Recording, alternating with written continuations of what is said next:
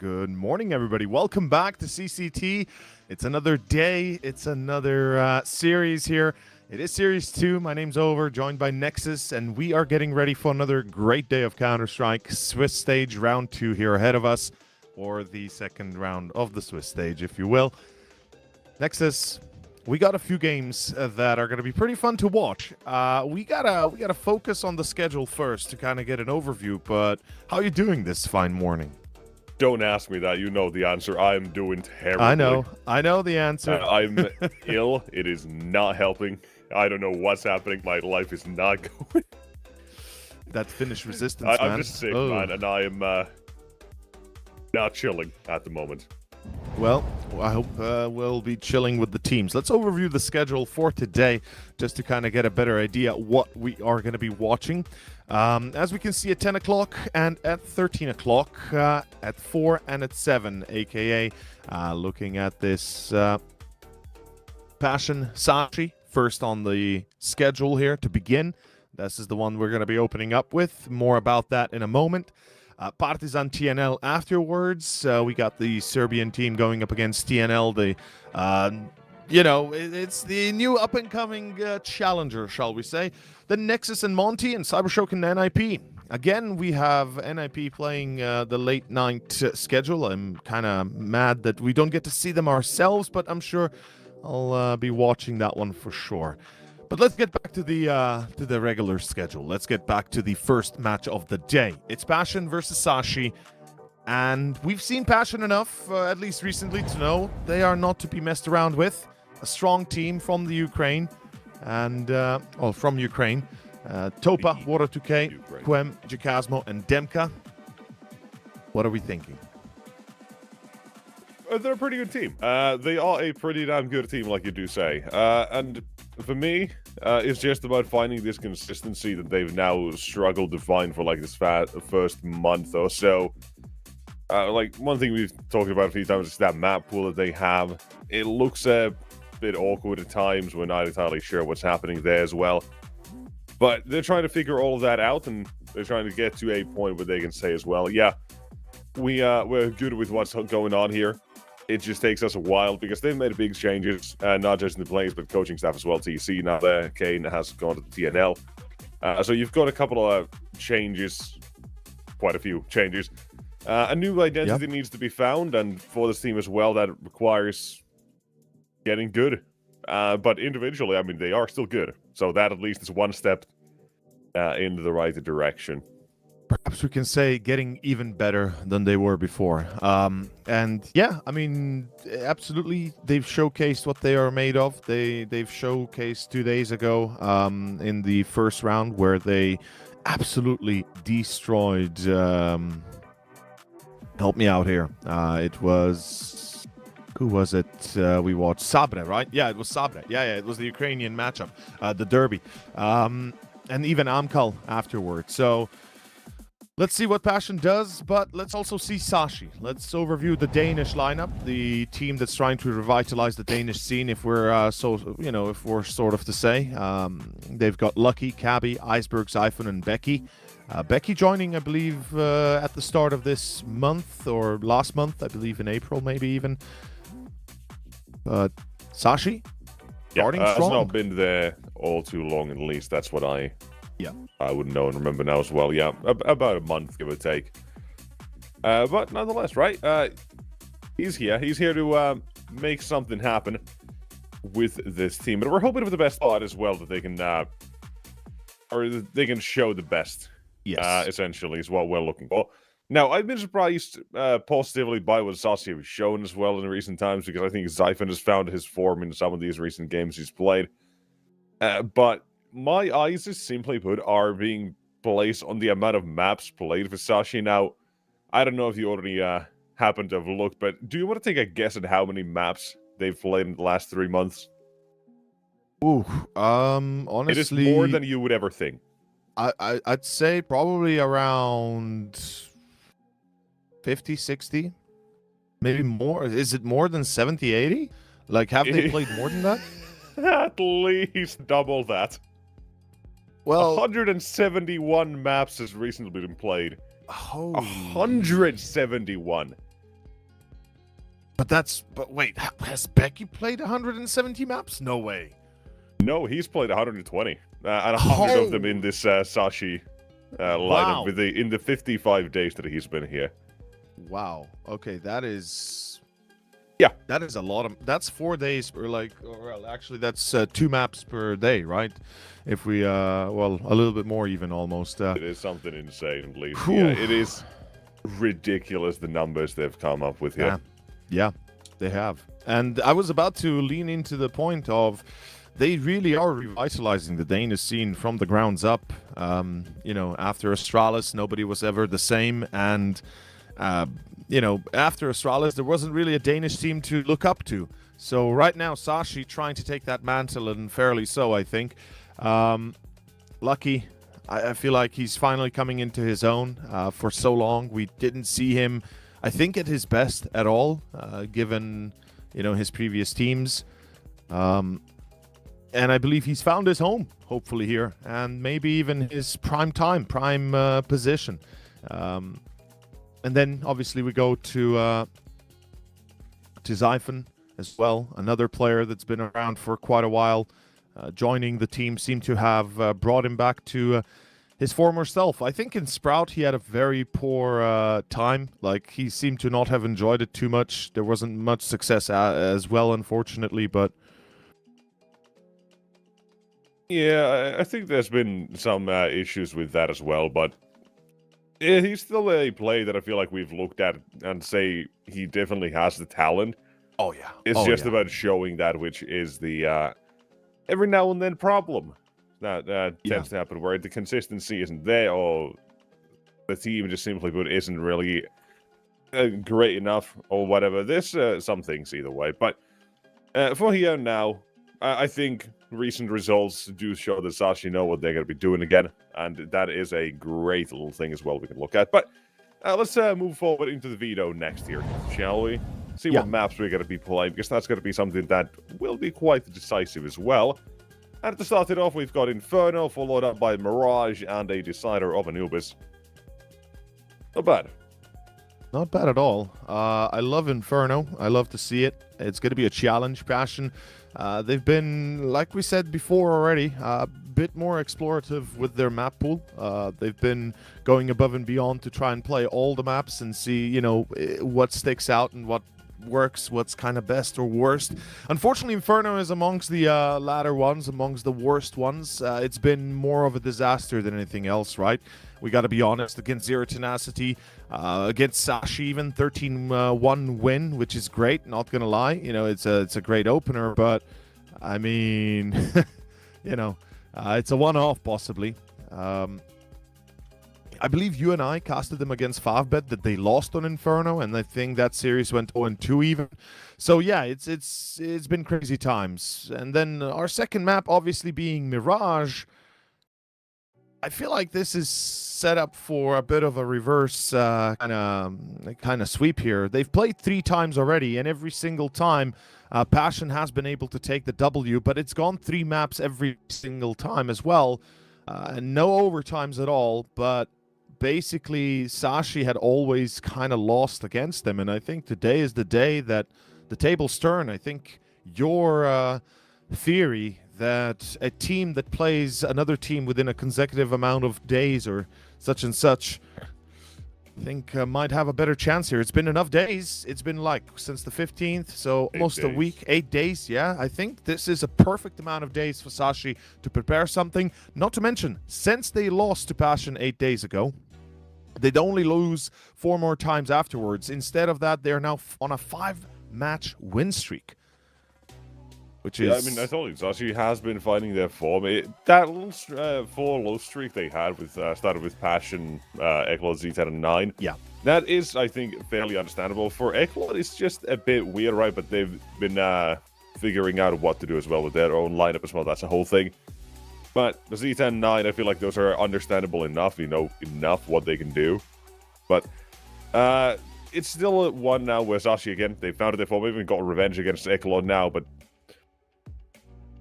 I don't know. I really don't know if I, weirdly enough, agree with this call that you've made as well, or with the theory that I usually have as well. No, you don't think that's going to work? I don't know.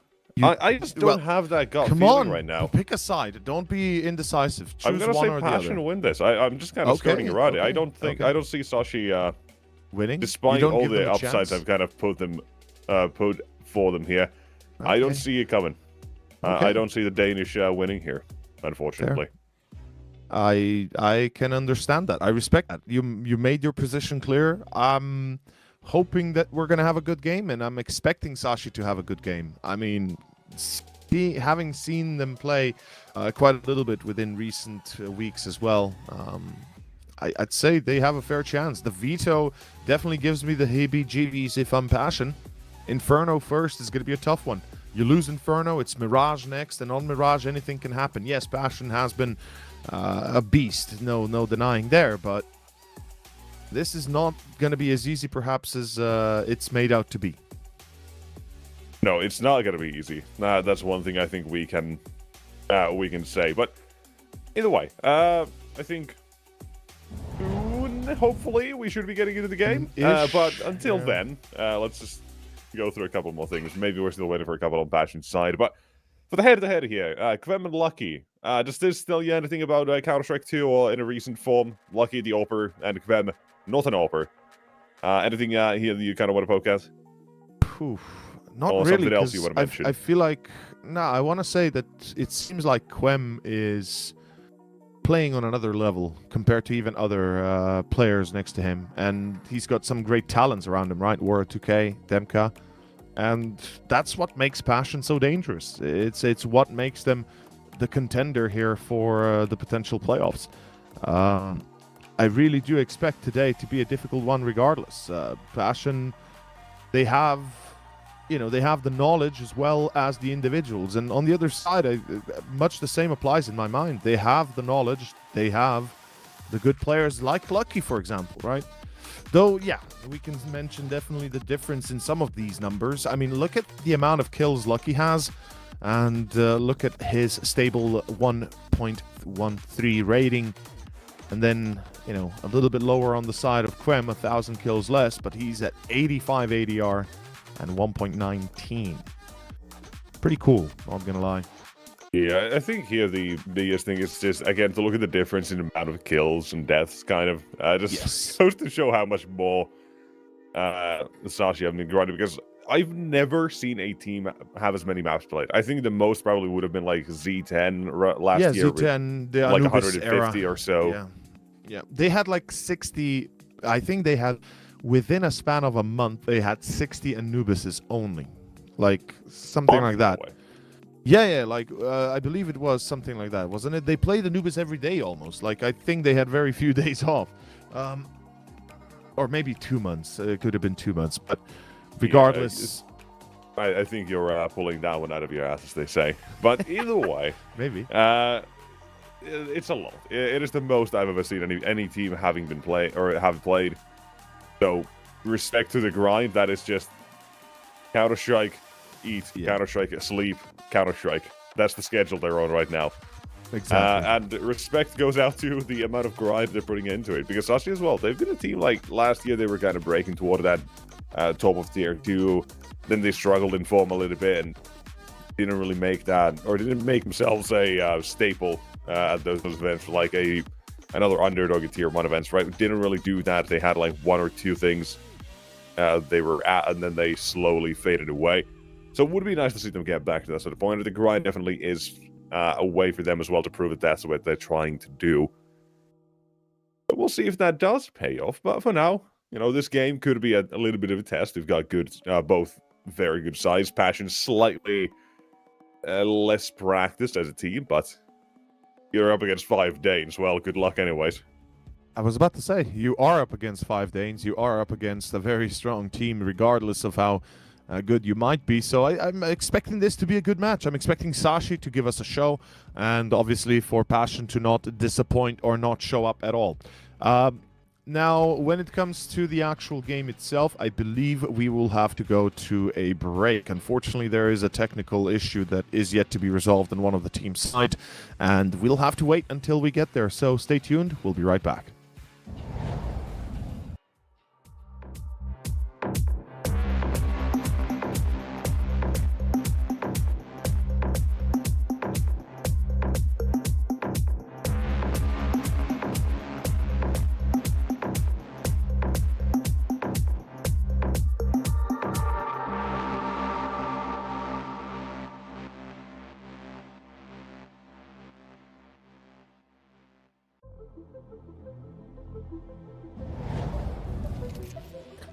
And we are back, ladies and gentlemen. It's Inferno. It is our first map in the best of 3 series between Sashi and Passion. A little bit of a wait, but we are live. With me is Nexus, which cheers myself over, and you are watching this round 2 of the Swiss stage here at the CCT Series 2, Season 3. Round 1. Fight. Should have said it at 155, though, honestly. That would have been a better move in. So, Nexus, we had the discussion. Passion versus Sashi. Who's better? Who's going to win? You said definitely Passion. I say Sashi's going to bring a fight. I say Sashi's going to give them a rough beating, potentially. Sure. A split through balcony. This is a dangerous endeavor, but it works. Holy shit, it works so good. What? I mean, yeah, Becky, you can do whatever you want. You can try, but it doesn't matter. What in the world did we just... How did they get 2 on top mid, I want to know. How did Topa steal 2 on top mid? And then, well, a hat trick, I guess, but look at Topa. Look at this man. Yeah, I don't know. Way too clean. Wow. That's one way to take the A sides, we can say. Oh, yeah. Absolutely. That's too easy, I think, is the argument almost. But regardless, we're live with round 2 and a stack. Passion. I mean, they'll read this, surely.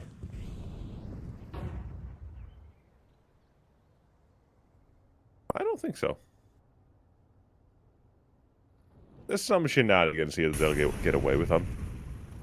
That's what I'm getting at myself. Sure. Doesn't matter. Does not matter anyways. Passion. Through long to be. They are going to be walking into that stack, most likely. Unless they decide to go through library. No. When we got back towards Banana, so... Final resting place of Sashi is going to be the B site. is the question if they can find that. I say 1. I say 1 kill is all they get. Okay. I think they'll get none, but sure. Yeah, fair enough. Either way, that's the boring rounds out of the way. Yeah. Here with the weapons come that's through. All there is to it. Yeah, that's it. That's it. That's honestly just, not much that the round can be talked with. But in any case, we're going to be back to reality now. We start off with our first one. And let's see.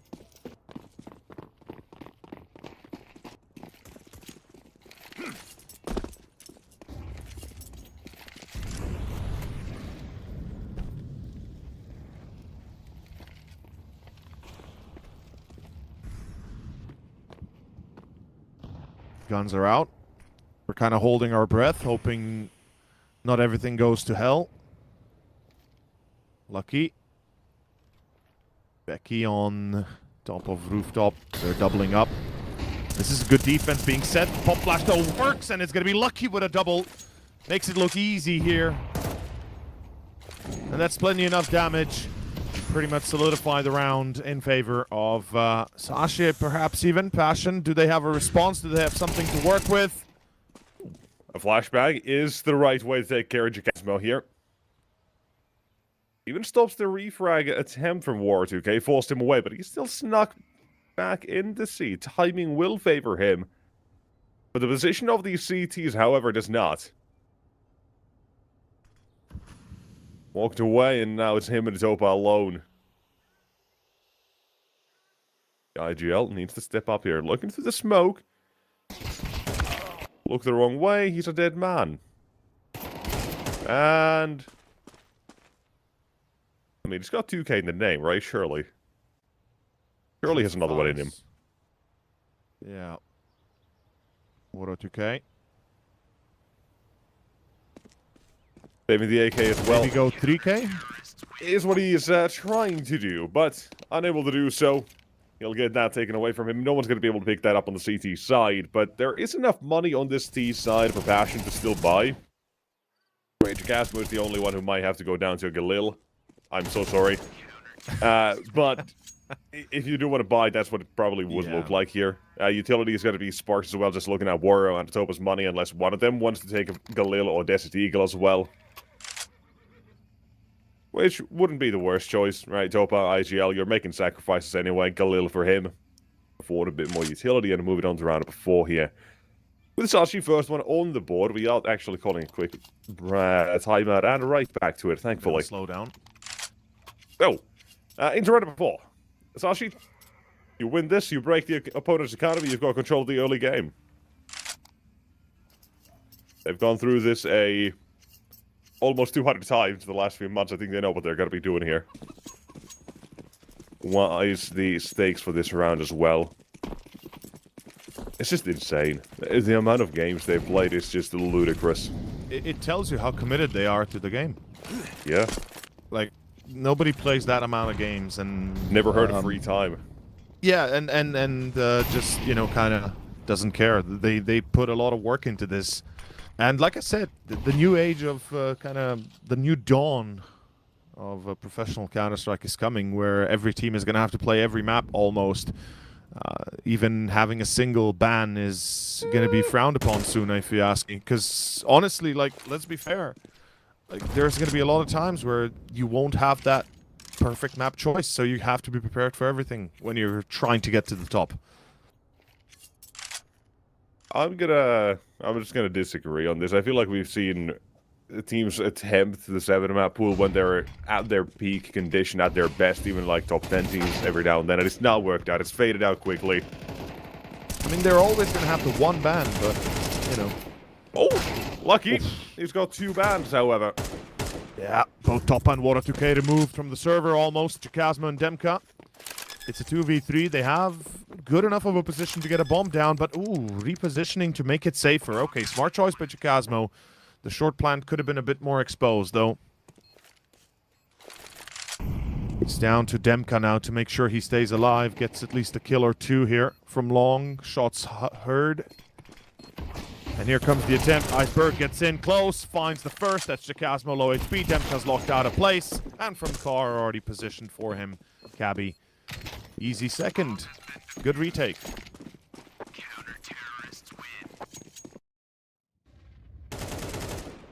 It's a wonderful hold for Lucky here.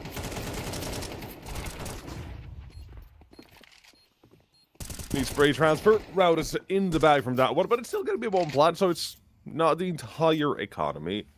But there you got something there at least for the T side still to work with. Yeah. Essentially just pistols anyway. There's a decent bomb plant, otherwise, right, Glocks, yada yada yada, that would have been a wash. Boring round. Here you got at least the opportunity to deal damage. Besides just pack tactics and all of that, but this is a audacious play for Sashi. Iceberg's gone ahead and cleaned up all banana, right? If you at least recognize the Desert Eagles, that makes sense. Those most likely are not going to be the one to run and gun you, so slightly more safe to Tech 9s here. But the push down is still something I'm a little against, just overall against pistols. Basic courtesy, I'd say you don't go ahead and do that. Usually not. Still jiggling for the next one. 1 and 2, they'll show that long stack as well. Lucky, he's still feasting on these T's, and Cabby collects a full house for this round. Quite simple, but easy. Sashi dominating some of these, let's say, less dangerous rounds is a very good sign of the preparedness of today's team. Tactical timeout already. Passion before the next gun round. They're going to be taking a moment here to talk this through. Obviously, it's going to be Topa having a few choice words, perhaps even TC chiming in. Noticing that Lucky on the op is getting a lot of kills, a lot of traction, right? He's already on 9. He's starting to really get into that dangerous territory of popping off enough to not be, to be unstoppable almost. Yeah, one thing we as well I can go back to real quick is when we talked about Passion UI and the map pool. This was one where they just didn't play for a month and a half, pretty much as soon as Quem and Voro joined. Demka and Voro joined. They started banning this out. They played it a couple of times. They thought about Nuke, tested the waters there as well a little bit. Yep. But they are back to now playing Inferno instead, getting rid of Nuke. It's a very odd choice, right? They were trying to find a new identity, as we kind of mentioned, right? Fear and Jambo, Chilla, Zetafix, that was the previous team with Gigasmo that was really good on this map. But you've lost, well, 4 out of 5 from that team, so the identity has to be reforged. You tried something different, it didn't really work, but the results that Passion have had here, they've not been wins, but there are, I think, 5 situations where they've lost 11-13 in these games that they've lost. Once against Sashi, then the next game they beat Sashi 13-1. But they have been getting close on this map to victory. They have been putting in the hours, trying to get it to work, but as of yet, there are still issues that they need to solve. And one of them, the defense of Sashi. Is Cabby, him and Becky finding the opening kills toward a shot. This is not going to be a repeat of the pistol round. It's not just walking toward the A site. It's Sashi online and wide awake. Pretty simple. Passion, another eco coming up. No bomb plant. Loss bonus might have been mounting a little bit, but not enough to afford those AKs. I guess Topa is looking to not save. That's... I don't know. I feel like the waste of a save here. You have the AK, you have the Kevlar, you've got no money, you've got nothing to lose. The loss bonus, yeah, it will help, but just keep the weapon, right? At this point, keep the AK. You save more than you gain with the loss, so... All 5 alive for Sashi, by the way. It spells doom when it comes to Passion. Because look at the money, right? 10k already on Cabby, I believe. My man is farming. Yeah, there's a fair bit of money flying around at the Sashi camp here. And Passion, they could do whatever they could try to do whatever they can to short them out, but I mean, the last 3 rounds isn't giving much confidence. I think it's 2, in fact, where they go back to, or flawless rounds back to back against the Desert Eagles, the Pistols first, and now this. It is a issue that should have to solve one way or another. Oh. Iceberg! First one found. Nade bounced back a little bit as well. I'm not sure if that was fully intended or not, but either way, they've been denied banana entry. Siphon still fights from the half wall as well. Got a Molotov, he's got a smoke deployed. There's no entrance to banana at all. No, this is Casa Doom right now, and Gandalf has locked it in place. Whilst Iceberg might not be as old, and he might not be a wise old wizard, but certainly he's playing the part well enough.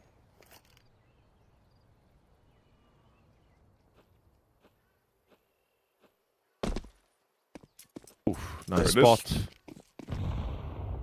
Perfect. Yep, and now Passion have to still take a fair few seconds just to approach.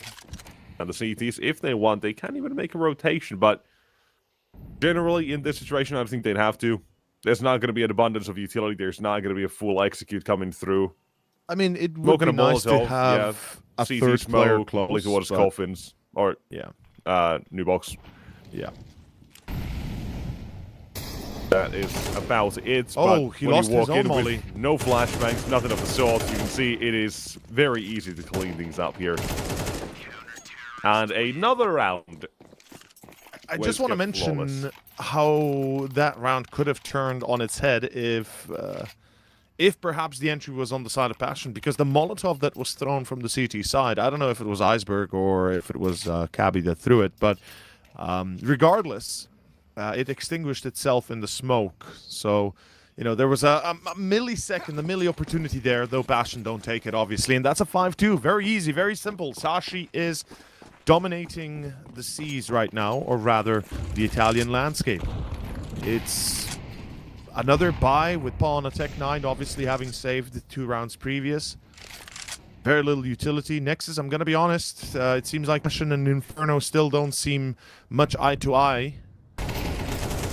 Right now, few mistakes here and there that have been playing them, but Chasmo, good entry. This opens up B, perhaps. Oh, the self-nade by Zyphone. Perhaps the self-own. Does he get a kill? He does. Lucky finds another. Zyphone needs a secondary. No, denied by Topa and the Tech 9. And it's a 3-on-3 retake. Oh, no, the C4. Oh, no, not like this, Passion. Oh, you made the most egregious error off the ball. That's the guys. They forgot the C4. Oh. One good thing is that they're not going to recognize this, but the fact that 2 did come down banana gives them an idea. Yeah. I'm sure that the staircase is being watched. Yeah, you can see him jiggling that. He's gonna... Yeah, he just noticed him. There we go. So he knows he went back in towards T staircase, which means B should be free. Lucky's gonna post up towards banana, and I think Cabby's just gonna lock in on A somewhere. Good luck for Topa to finding him out, right? Like, Topa's gonna have to be Inspector Clouseau or maybe Inspector Gadget to get something going here. Maybe even Sherlock, but 20 seconds, and the IGL doesn't have a lot of time to check the site, let alone to bomb plant. Let's see how he does it. He's still slow walking, dude. That's 10 seconds left. Oh, he's gonna walk straight into Cabby. There's no chance he checks him on site. Is there? Is there? Oh, Topa, it is! What was that position, Cabby, though? That was a misplay. Oh, I thought he's gonna be in a better spot, not gonna lie. Topa, through the smoke? No, he's just gonna go to chain. Okay. At the fence post. There's a bit of a lockpick here. We used to call this lock or chain. However you'd like it. Locking at the site. Smoking the defuse. And 5 seconds. He's gonna hold it. This one. Topa, oh my god. Oh, Topa! And looking the wrong way. What is this round? That is crazy. I was going to say that the position for Cabby there is one that nobody should ever play if they're walking into through the apartments and you know they're gonna clear sight there.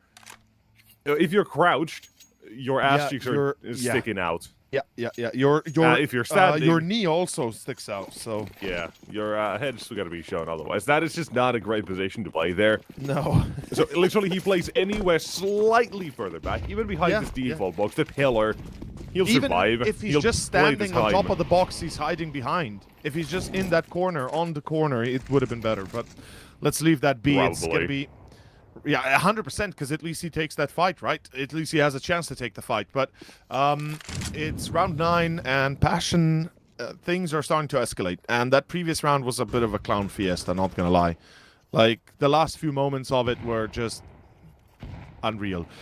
Topa, naded 260. We're going to have a top mid engagement. Lucky! Easy kill. Starts on Waro. There's nobody else from apps coming to support through balcony. The Molotov in towards Boiler as well kind of prevents Demka from stepping in here. Oh, don't tell me. Are they gonna... They're gonna check this. Yeah. You can tell that Cabby's anticipating somebody there. And... Ooh, missed shot. Lucky. Mistakes made, and look at Chicasmo. He keeps on pushing, though, losing Topa. The second player reporting in from short as well. Chicasmo fights Cabby. Still fighting, surviving here on the other side. Becky in pit, he holds the position, but it's Chicasmo alone. You said, since the addition of Waro and Demka, he has taken a step back here. He has. Become a supportive element. Hasn't had the same sort of numbers that we know and saw from him last year alone. Has been definitely hurting him. He's gone, I think, below 1 opponent all nowadays in the rate, well, like 0.99 or something along those lines. Or 98, I think actually. 0.98. 98. Yeah. Yeah. He dropped quite a little bit since this new iteration. I hope that, you know, this is just a momentary thing, but unfortunately you can't say it's momentary because it's been happening for a while, hasn't it? Yeah. The one thing we gotta say is, right, in a world where Chicasmo is your third best rifler, though, that is an insane world for Passion UA. When you have that dog just begging to be unleashed inside him whenever somebody is just trying to walk or go at him. Yeah. It's just about getting that, or getting it out of him a bit more often. If they can do that, I think that is almost the key to the evolution for Passion in this version of the lineup. Because you have Quem, who's been really solid. Demka, who was with one of the best player on Monty. Well, he kind of Monty what it was, yeah. And of course Topa, who's able to put out good performances every now and then as an IGL. That's something you'll be very happy to have. We talked a lot about the consistency of Passion, how it has been an issue before, more for an individual than the whole team. But let's hold up. Right now, it's consistently else on the attack. Into the site and out of the site. Yuck. Yeah, that's not gonna work, right? Topa dies. Now Water 2K, they know he's on short. He heard the deagle shot, sees him cross back. And it's still decent damage, not gonna lie. It's still something, but... No, at this point I'm gonna say no, it's not going to be. Next round is gonna be number 11. The money is all there for Sashi. There's nothing you can do at this point to wipe out that economy. Yeah. It's just stat padding, but the round itself has been a loss to this one yet again. I mean, this half is a loss by the looks of it. I'm not gonna lie, like 8-4 looks unlikely. Unless something magical happens and Passion bring up their A game, it's not going to be the case.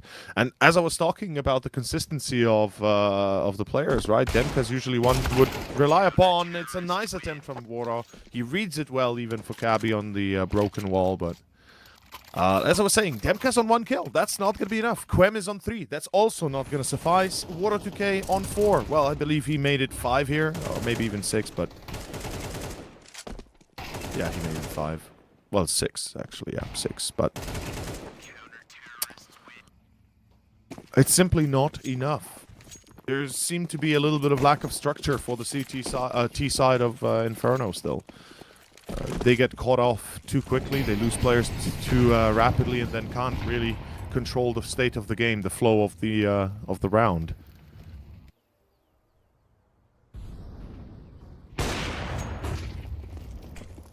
Good flashbang support. Top is gonna peek. Reports in. Oh, Oof, that's the molly doll, such the damage. util. And Becky finds Demka on the lurk on A, which means now they're kind of locked into B. They have no choice but to go to B here. They have to commit. Rotations are coming through. Nades flying in. It's a 4v3. Let's see Sashi defend this. Let's see Passion take this. Molly wants of the bomb plans, but this might eat if you're not careful. Barely finds him. Iceberg. The one getting sunk this time. Ooh. 2 plays low on that east side. They force him off the bomb as well. They can't get it down. Zyphon. He'll be the one getting down and groovy with it on the B side. God damn. Yeah, I think that's a nail in the coffin that you can't remove anymore. Passion. I mean, even if you've got your 3rd round in ya, I can't say they are playing well enough to win Inferno here. Like, this is not a performance good enough for Inferno. Simply enough. Simply put. You said it yourself. They played Nuke and Inferno as well. Reached out of their comfort zone. I respect them for that. And they're playing Inferno, which maybe in retrospect they shouldn't have. But it's clear that the T side needs a lot of work input. Or perhaps we can talk more about how the players have to hit their shots also. It's another factor that is being apparent right now. For example, this banana take. There's the flash. Toppa, good entry. Sacrifices himself first. Gets the info for the second. Zyphon falls. It looks like they will find the entries required. Do they take the site though? The bomb's on the other side of the map. Ooh. Missed shot by Lucky. Look at all the util Lucky has available, though. He can stop that bomb plant if he even hears it going down. But not anymore. World's gone through the smoke to find him. All picked up, and a 3rd round almost there. Now just gotta finish it. Add the final touches to this one.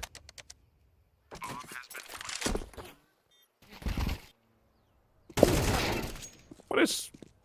Demka's still trying to lurk through top mid and get behind him as well, but Gabby's found him. Time is the big issue here. Both players at least have a kit.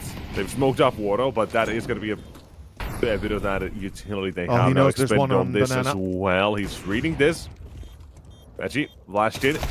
On sight, doesn't read it. Waro will find it on the second. And Passion will close out round number 3 at the very last opportunity. But my problem with this run is that ways Sashi kind of played that, right? Or more how Zyphon was playing for that. Of course, that's a setup where you're going all or nothing in the sense that your teammate needs to deliver, and then Zyphon, with the fact that he was left alone, just tries to commit to it and get a multi-frag to be a hero. I don't know if that was really necessary in any way. I don't know, but that's just very little to complain about. That's like the one thing we can say Sashi were doing wrong for this first half. I will say this, Passion at least, you know, at least in the final rounds, they react well enough to deny that banana hold. Top up plays it near perfect, pushes through the smoke, gets the entry, chases the second, gets the info. Then, as you said, Zyphon, he could have definitely been more defensive, absolutely. That one kill doesn't make that big of a difference, and in the end, Sashi do lose, but it's still 9-3. The halftime here is heavily favoring the Danish side, and Passion, unless they have a god-tier CT performance, I'm not seeing them win this map. It's as simple as that. It's a difficult map to play. Even for the CTs, you require a lot of, let's say, coordination especially, and the individuals now have to show up. If the T side was difficult, and your individuals are not there, imagine how hard it's going to be when they are faced with 5 players against them alone, or with the best one buddy next to them. So, yeah, Passion... This is now or never. Demka has to get like an ace or something to get that engine going. I don't know what's going on, man. He's on 1 kill. How is Demka on 1 kill? Like... unsure, yeah, but want to hear something really sad? Yeah, hit me. The game started 2-0 for Passion. They lost 9 in a row. Yeah, that's actually... And it looks like Well, it's about to be... got one back. It's going to continue Sashi's way here. Oh my god. Even Akabi's found Topa through the box. This is like, tell me, how do you win against this? Like, what do you do Danish if you're 5-stack, man. You can't do anything about it. That's what I've been saying, man. Sashi are good. Like, they're a dangerous team. You can tell how much they're grinding, and holy they're also accurate. So good. Xiphon triple. Everybody is showing up when they need to. Pistol is theirs. It's 10-3. It was a 2-0 start for Passion. That's the sad story, yeah. And I think the giveaway out of this one is, guys, it's nice to explore, you know, other venues when it comes to map pool, but goddamn, clearly you must have made a critical error in this one. If anyone from Musashi is listening as well, please give the boys a break if they feel like it. Oh yeah, they need Yeah, I mean, the summer when vacations things do start to go wrong, yeah, summer vacations come and player break and all that, but let them have a bit of a break. Give them like more games to play by that time. In the next 2 weeks, they're gonna play another 100 games. Yeah, I was about to say, like, until the 23rd of June, bro. That's a whole month left. They can grind another 170 games. Or maps, excuse me, not games, maps. Yeah, let's hope they make the most out of that break. Yeah, they sure as hell will, for sure. I think everybody will. Not us, it's going to be really funny when when someone on that team says, "Oh yeah, we didn't stop practicing for a day during that player break," and I'm going to be like, "Oh god damn it." Yeah, I wouldn't be surprised if something like that also happens. It wouldn't be a first-time thing. Nice swing, Dimka. Hey, 2 more kills for you. To be fair, but yeah. To be fair, we are going to have CCT events during the break as well, so even us, we won't be having truly the whole break. But that is going to be round 15 up next. And Sashi, well, they're looking to break Passion on Inferno. Let's see if they do so. It's a force buy. It's an interesting choice given everything, but then again, it's sense. You've lost the second round after the pistol, so... Let's see if you make something out of yourself here.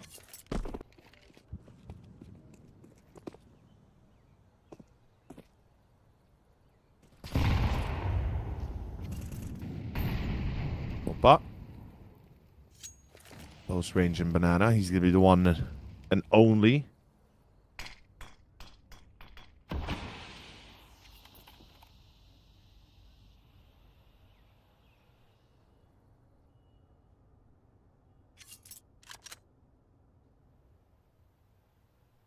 So much relies on a few individuals here. It's crazy because this is a domino round potentially for Passion.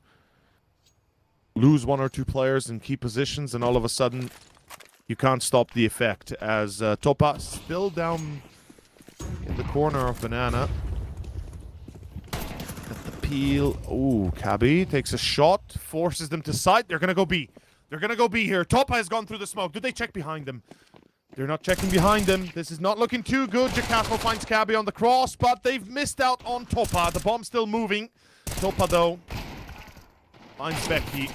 And Wara 2K is cleaning up. Well done, Passion. Good reaction, good recognition. Topa plays there masterfully. Without his double, without having stopped, or rather caught the bomb carrier and his courier, his assistant. This could have gone a lot worse.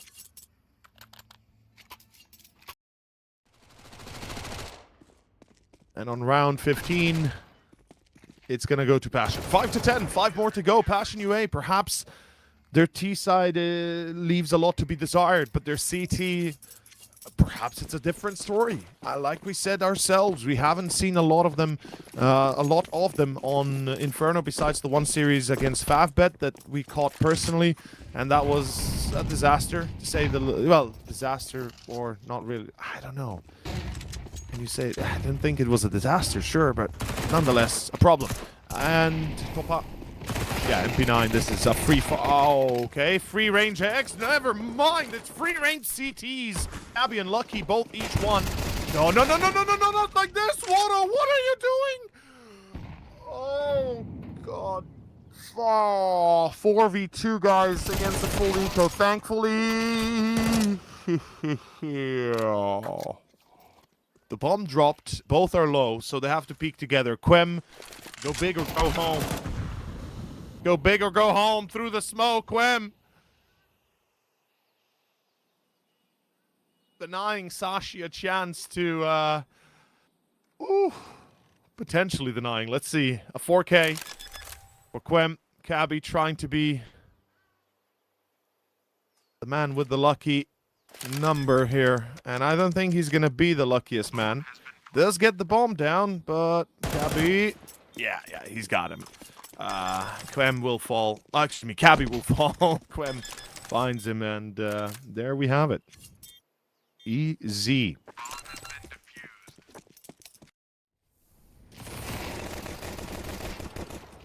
Oof. This is a bit of a heart-pounding moment right now because this eco almost finds purchase and potentially wins them an 11th round for free. I mean, we're talking about a full eco with Glocks only, rushing B, finding 2, trading for 1. Worst case scenario, Passion UA, don't do this to yourself. This is, it's gonna have an after effect as round 17, War 2K with his shiny pinky op.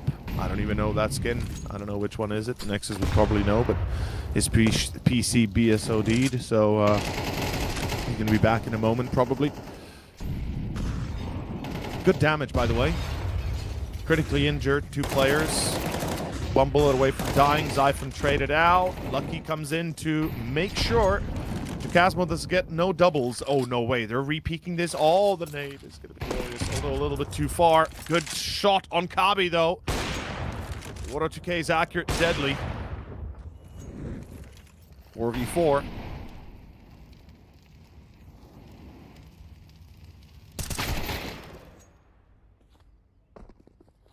Popa again chasing, this time getting... What is going on right now? How does Cabby on 7 get that free kill? Becky finds Demka? No way. Passion, have you done yourself in again? They have, haven't they? They've legitimately left Sashi to once again have a chance to win a round freely here. 4 alive with 3 effectively critically injured. Becky will be traded out, sure, but it's still a 3v2 and they're about to enter to B side. Quem pushing down middle. Yeah, it's a 2v3 retake with an op on Water 2K. They have the kits at least. They have a nade and a Molotov. But they won't even try it? Oh, that's mad. That's absolutely mad. Passion, they won't even try the retake. I mean, money is low. Sure, I'll give them that. They don't want to lose the money. They don't want to lose the weapons. I absolutely understand that. A B retake, not easy though. Honestly... I'd throw everything at this. I think, you know, you trust your teammates that they're going to be able to succeed here. It's a 2v3. They should be well aware at least of some of the damage they've done. And they'll get exit frags. That's nice enough. Zyphon dies. Sure. Damage into Sashi. Sure. But it doesn't alleviate the pressure or makes it better because it's 11. Sashi are about to pop off 12.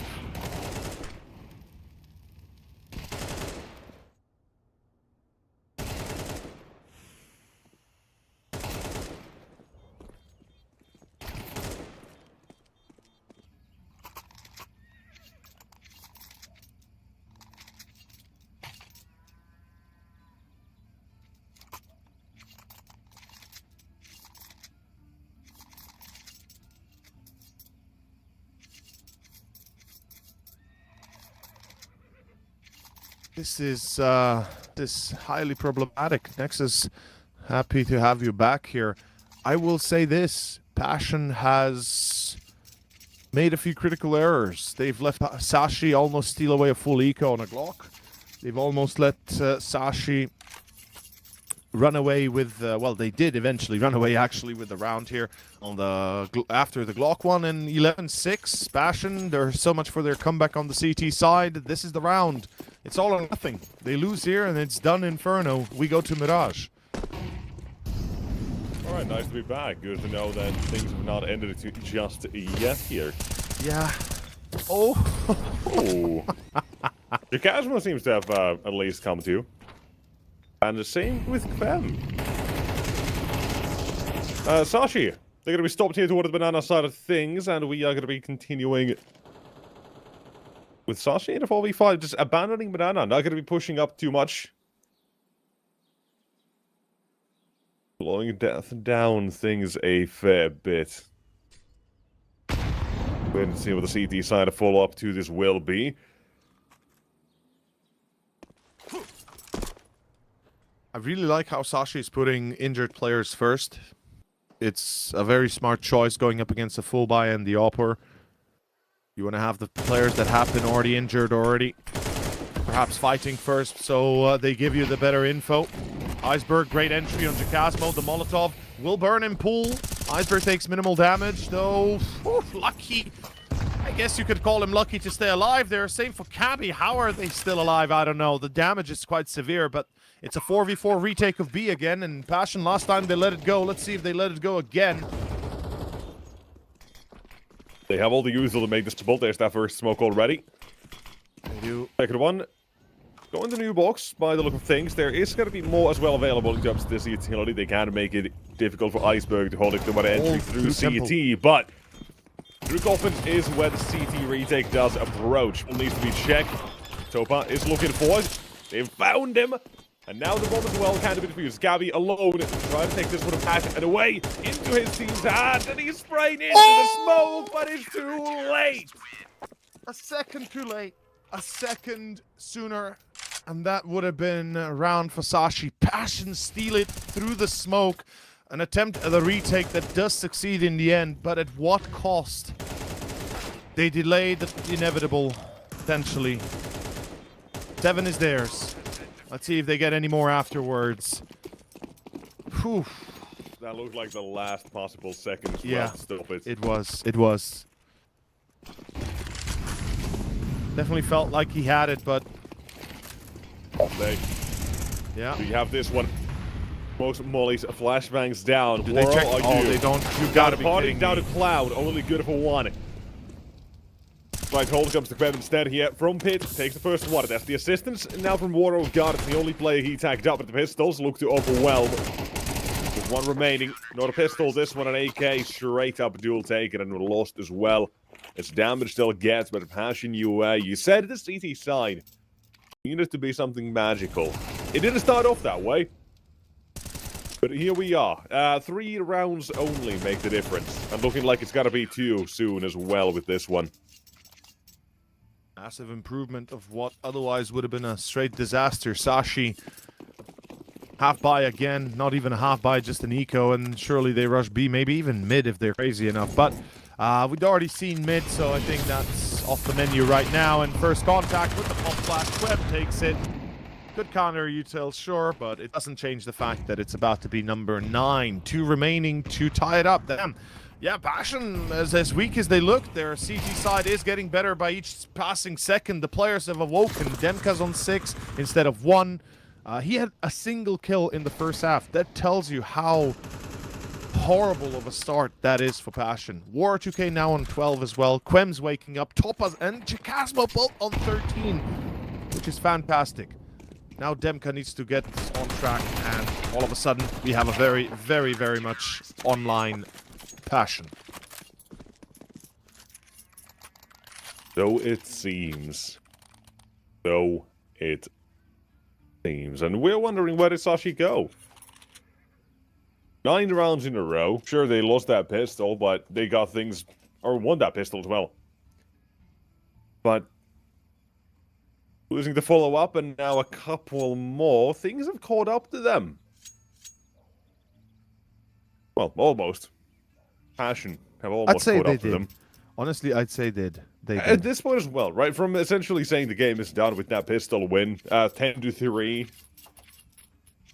Yeah, this is not on the bingo card. No. But then again, I'm going to go back to as well saying, when it comes to the recent results Passion have had here, many are losses, but 5 out of the games they've played, and they've played a total of 9, they've won 2 out of those, so you can discount those. 7 losses, and 5 of those have been 11-13. Wouldn't be the first time, yeah. They go to the end and still lose. They've already aced it with the 11-13s. Now it's about time to get things over the line finally as well. Jacasmo's opened up with an HE as well. The Siphon Guard taking a pose position. This is going to be offering up the cheeky first one with a little bit of assistance. Maybe not.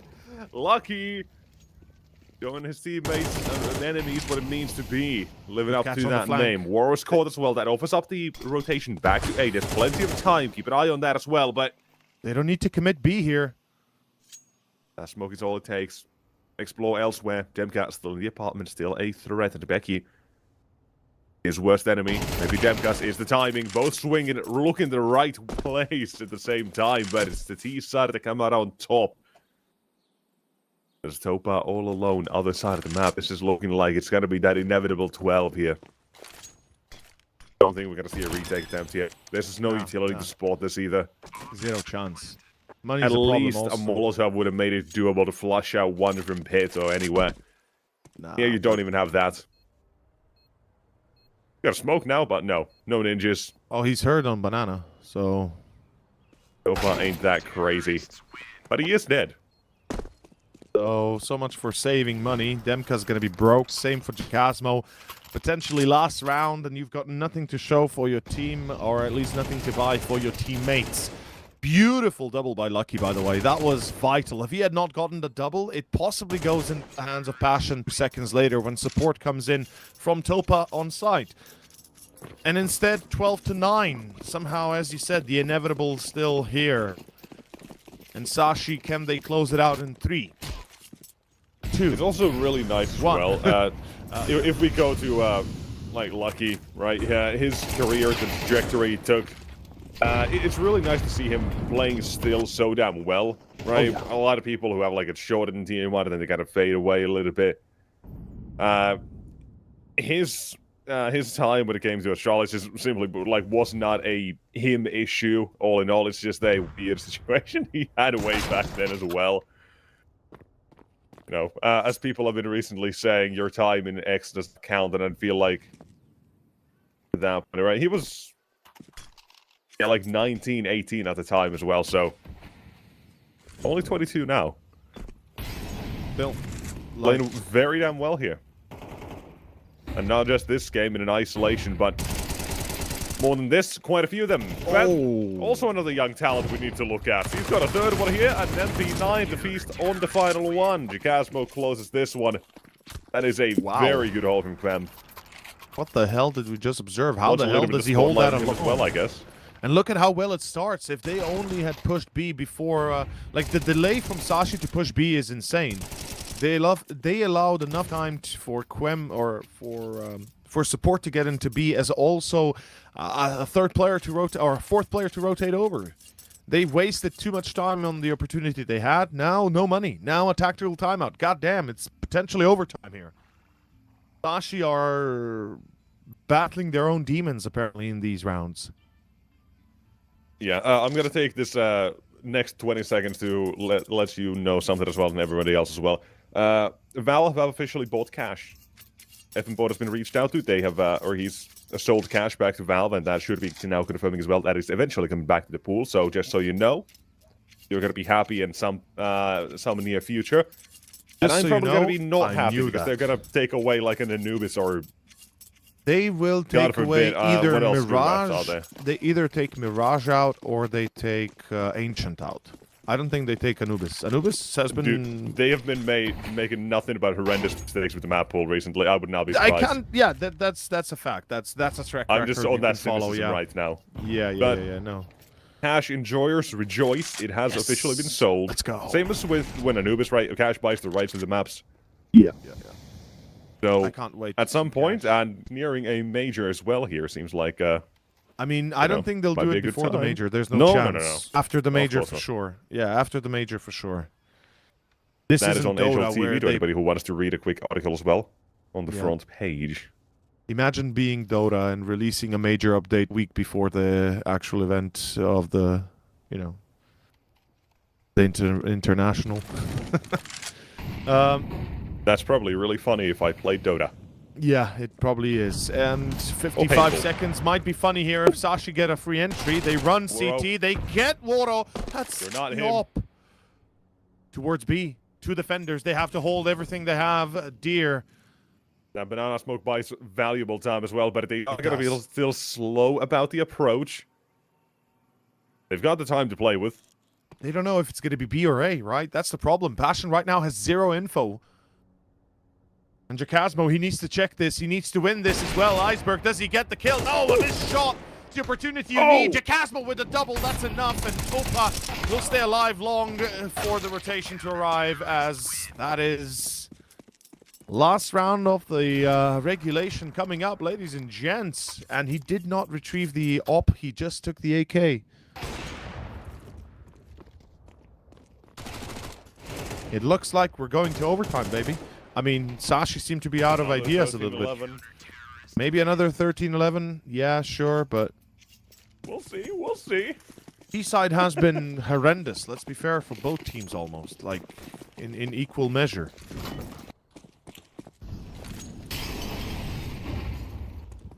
Let's find out what's going to be happening here, then. Sashi and mid. That's the initial approach here. Right, this is very much a default and basic of Inferno. You're taking you're taking map control here. You're gonna be doing so vaguely at the same time when it comes to top mid and banana. But here it's a full-on approach, and it is one that doesn't work out. Holy shit! Get shut down. Yeah. Shut up. Sit down and shut up. And Sashi, that was. Wait a minute. Wait a minute. Let him cook. No utility, so maybe don't let him cook. They don't have anything to support this fire they're playing with. I mean, they've got no counter util, which is a problem in itself. Look at the amount of util Passion is still carrying. They'll be clearing corners. They're all coming in from the same side as well. That leaves Banana completely alone. So Lucky has all free reign of the world. They just have to stay alive long enough. That's the core mission right now. Zyphon has to stay alive. He gets one, but dies right after. And so does... No! Oh, Lucky, what? No! No! Oh, no way! What? Luck, how? How is he allowed to do that? He just played at the edge of the smoke, I think. He played at the edge of the banana smoke on the railing. Holy hell! Can we just see the replay of that from Lucky's perspective before we go out of the game? Because that was... That should have been illegal, and that has to be illegal in some way. Another 13-11 loss to Passion here. They just cannot get it over the line, and that is very, very rough to see. They make that comeback from a 10-3 down. They'd only lost the pistol. It looked like it was going to be done deal in like 3 minutes afterward. Now, after that second half started. We get all the way to a full 24 rounds being played here. But the game itself, it comes to an end at Lucky's hands here. Just wanted this to stat pad a bit, it seems. I don't even know how the hell you can make that up. That was, you know, no script can cover that one, because that should have been a done deal for overtime, and we don't get to see it. It's Sashi that prevented. Next up is Mirage, the choice of Passion. Hopefully it's going to go better. Honestly, I don't know what to expect anymore. And Sashi... Great game, though lacking T-side. We can say both teams disappointing T-side performances.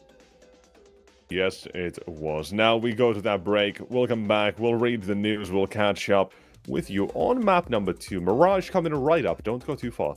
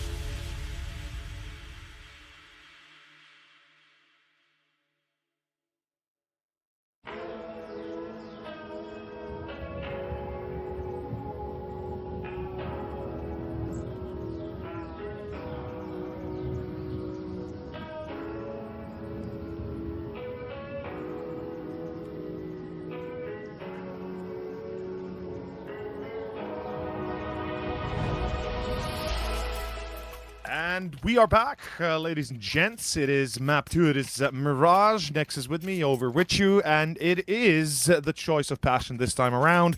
After another 13-11 loss on Inferno, it's time to showcase what they're made of. Nexus, do you agree?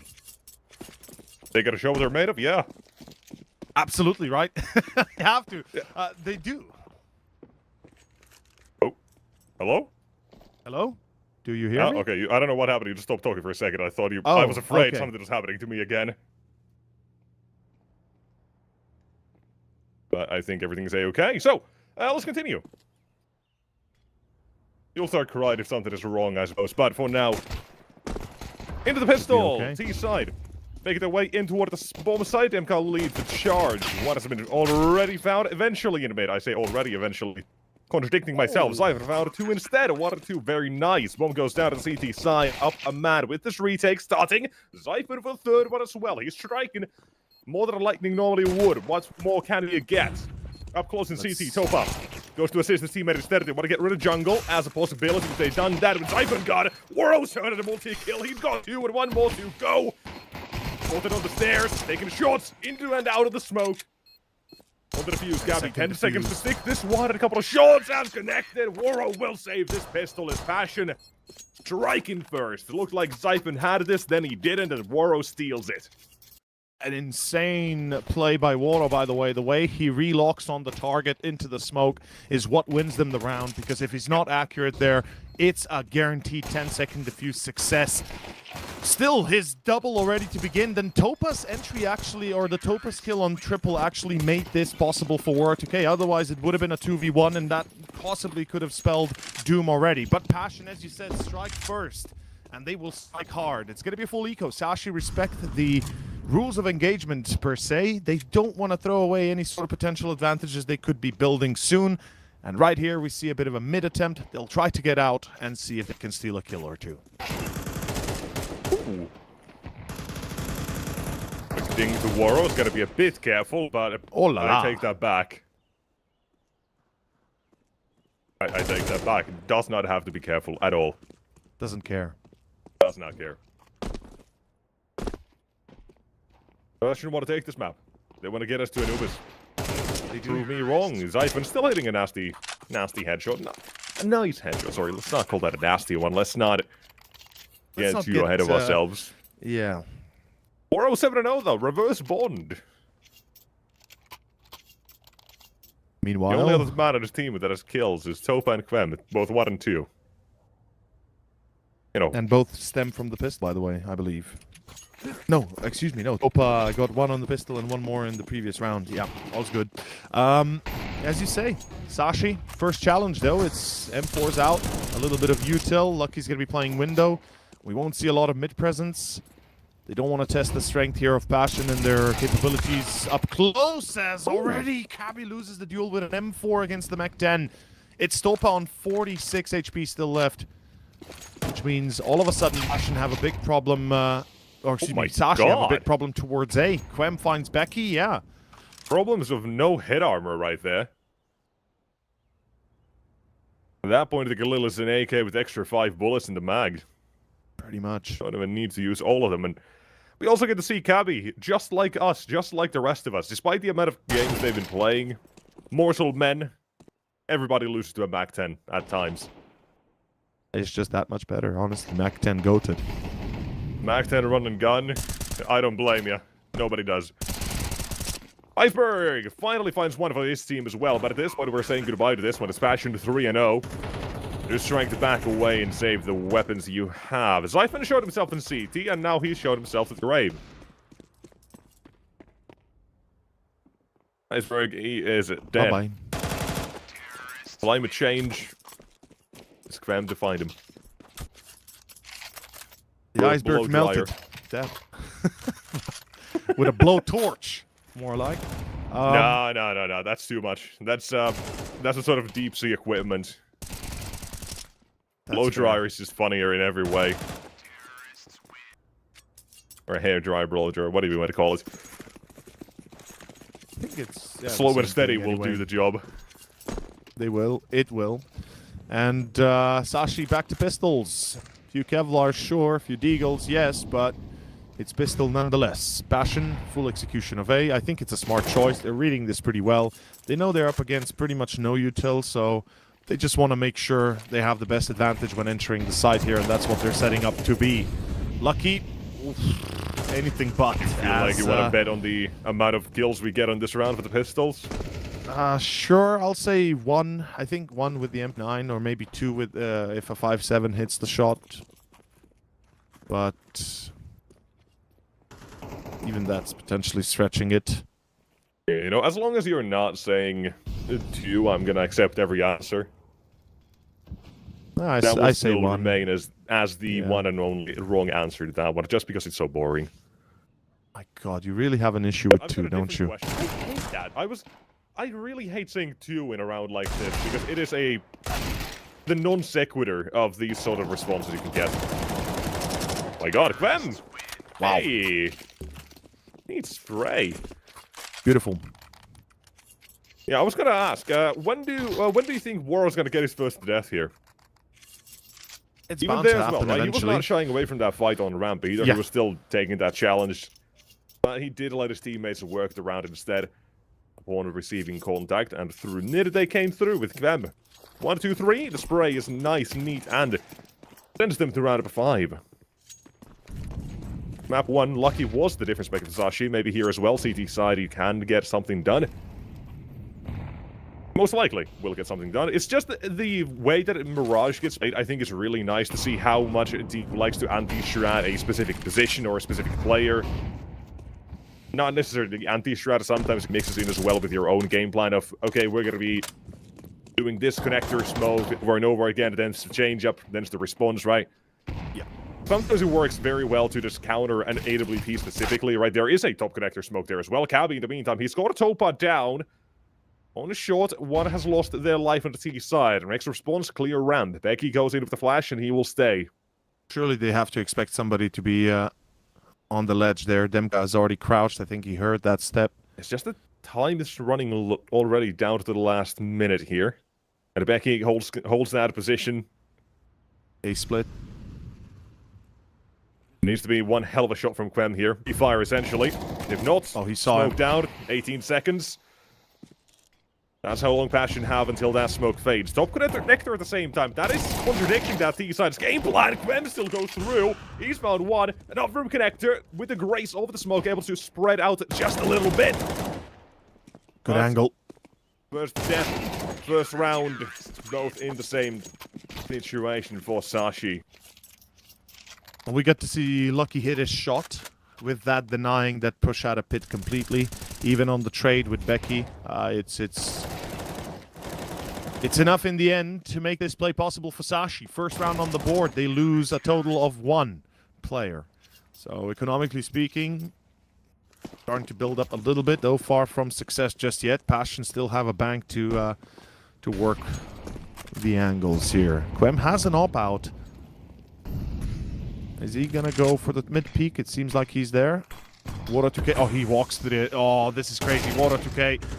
I was about to say I'm not sure how you thought that's gonna go, but didn't expect Cabby to be that close. Catches him off guard. They already pushed a pit as well. Sashi have full control of T base now. The information available here is incredible. It's enough for Sashi to basically put another player on B, one probably towards his jungle, and one should be watching Con from A, but I'm not sure why exactly they've left A completely instead. Because there is an expectation on the flank. Passion seem to be knowledgeable enough to know that there's potential T-base flanking happening. Becky catches Jakazma off guard just as Quem gets off the angle, and it seems like Passion is being caught in the worst possible timings.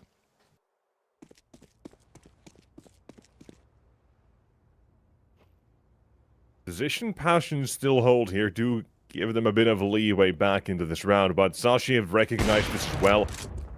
Played this enough times as to not give too many openings, but that is still one where Cabby falls life, and suddenly a shift for the A side may quickly happen. You see as well, Demka jumps to underpass and in from a connector to one of the A sides. Becky expecting connector only. One's already right by him. That's gonna... AWP hits its next shot.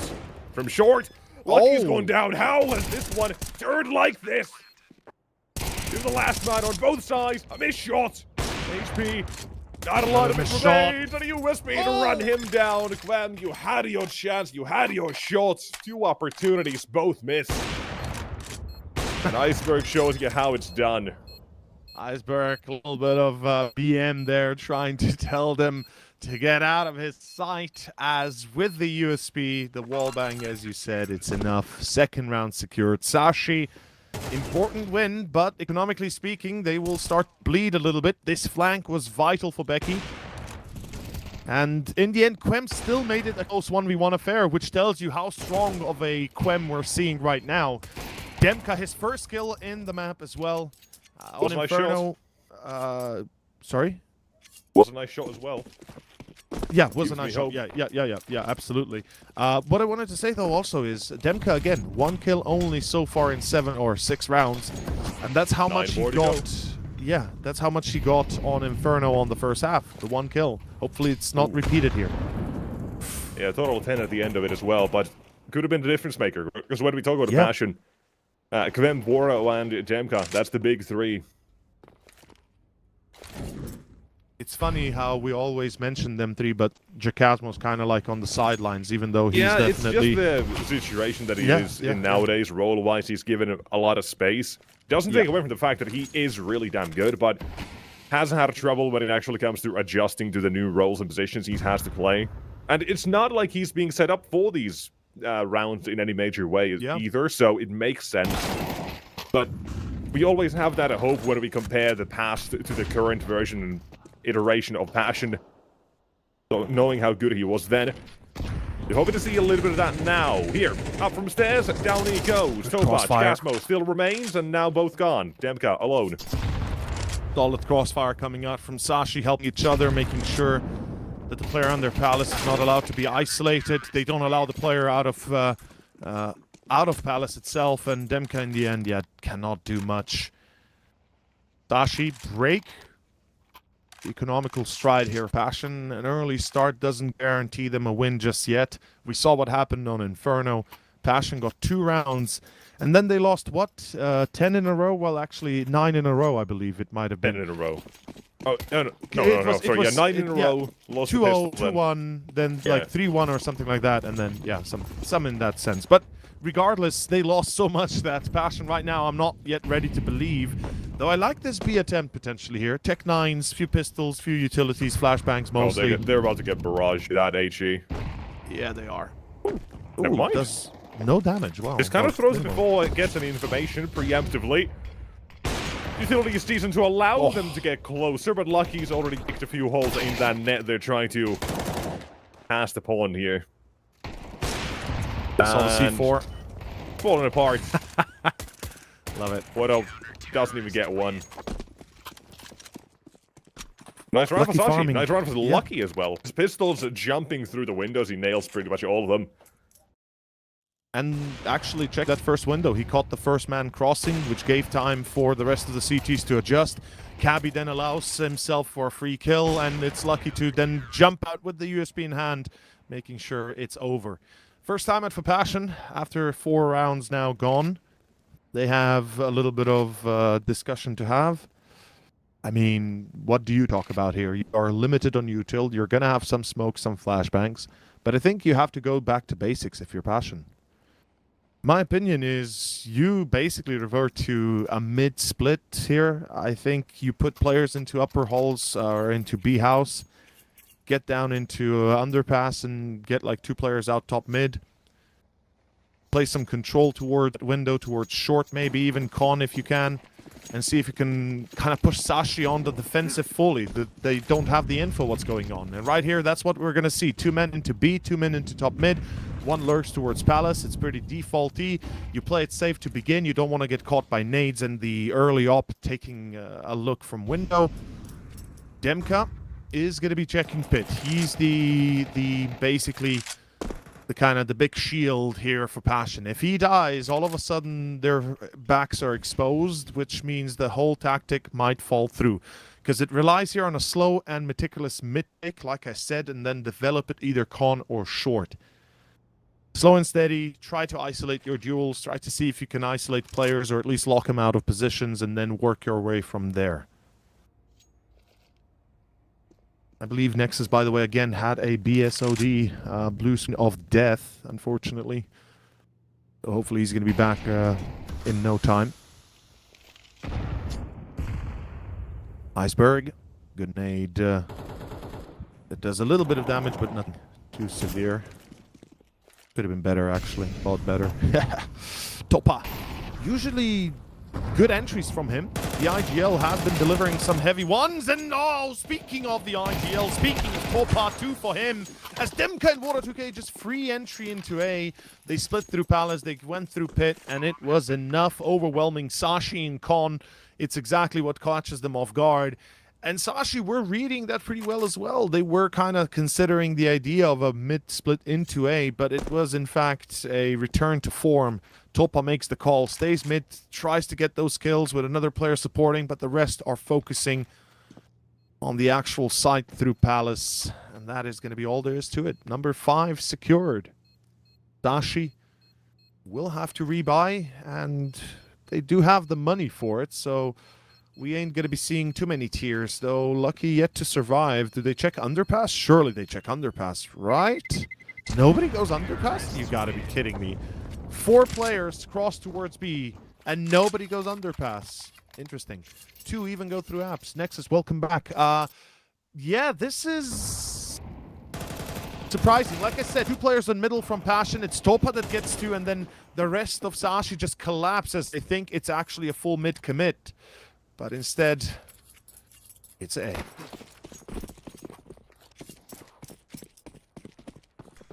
Yeah, how you doing? How you doing? I apparently my PC's taking an off day today, and I'm very upset. Well, you need to troubleshoot it when you'll be able to. For now, we'll handle it. It's fine. Let's rather see if Passion, you know, have enough energy to get themselves up to, let's say, what, 7? Would you be in agreement with me if I say 7 is enough here for Passion?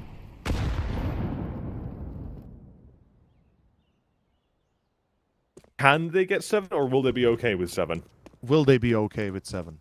Yes. Knowing how good Sashi and the individuals can be, yeah, I can see that. We're already seeing as well flashes of Zyphon here. 11 kills already when it came to map number 1.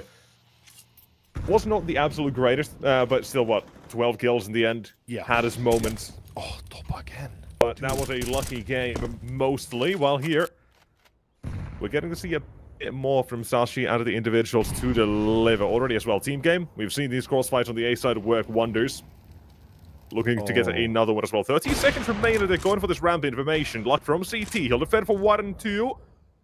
This is so good for Becky, by the way, as well. He moved out of under Palace. Now he's got a great angle. Yeah. They don't expect him there because it's Lucky to take first contact, which means Passion is fully focused on the player in CT and not being aware of their surroundings well enough. Topa, I mean, dude, the Topa has been securing crazy entries. Even on Inferno, he's been doing what he could. And somehow it's still not enough when your IGL is giving you so many opportunities by himself even.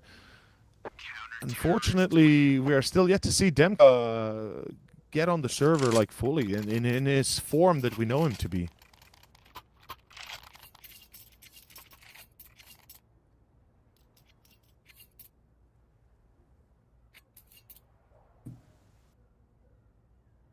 Life stuff when your Passion apparently has economy. Well, it's still there for a buy, but it's going to leave you wounded and wanting for more. Do we see another default? Do we go perhaps more directly towards B this time? Mid control going to be a bit contested. Molly classically into connector. And it's going to be a faster B push. An attempt here to try and secure an entry. Waro goes in first, but he's taking a lot of damage, down to 50 already. It's not looking great, Nexus. Got the openings already here, back and forth. We trade it out. Short on catwalk, able to hear Gasmo below. Becky still loses his life. Causing issues there for the CT or T side now. Mid taken completely away as a possibility for them.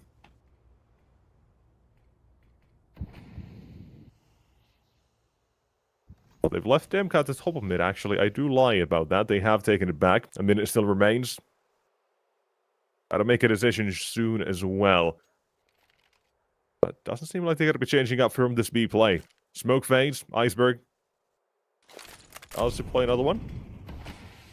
More time, off the clock. Deny that entry and deny access.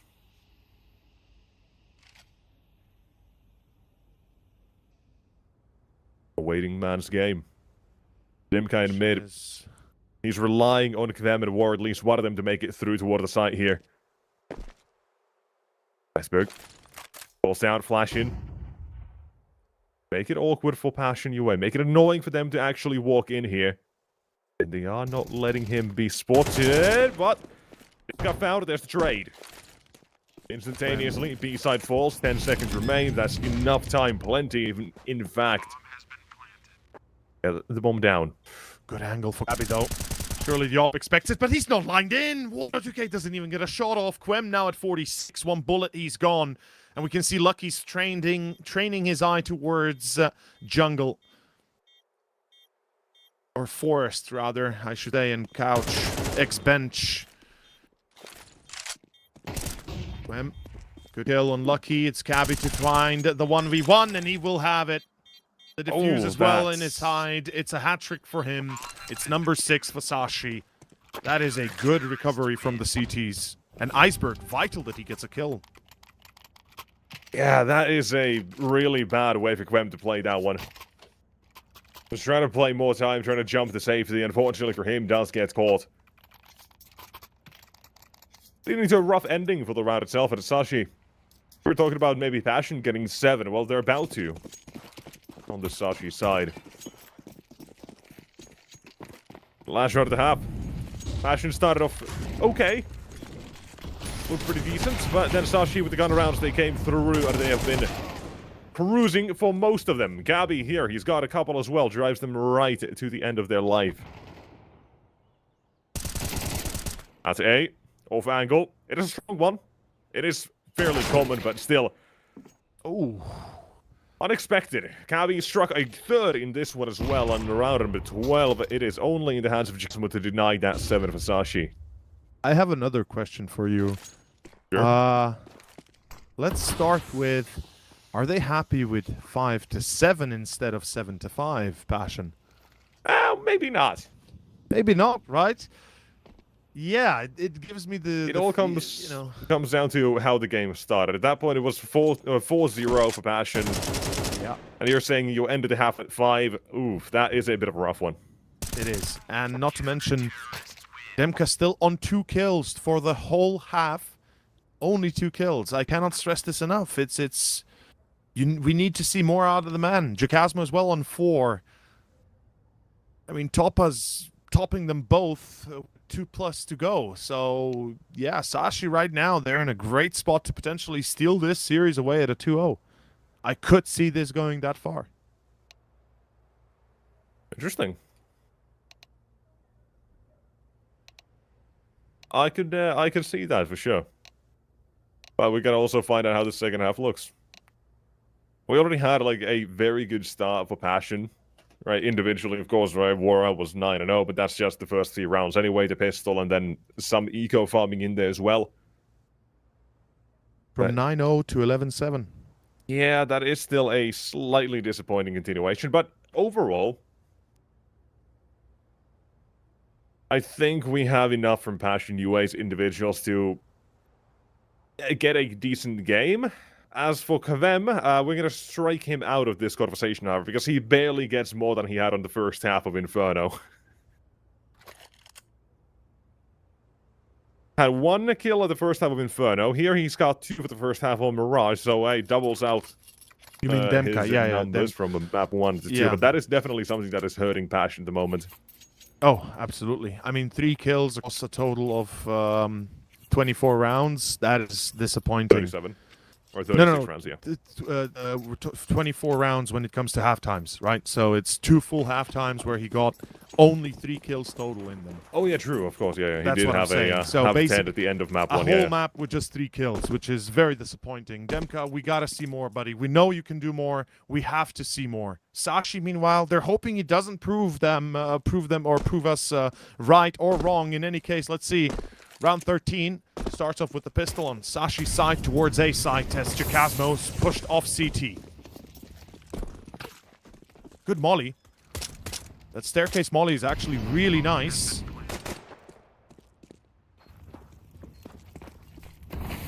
Auto dies. The flank now cleared. They'll have clean hands and Passion trying to go through jungle perhaps. Yeah. Point of entry is better perhaps from this angle. You'll have more to work with. 4 players approaching.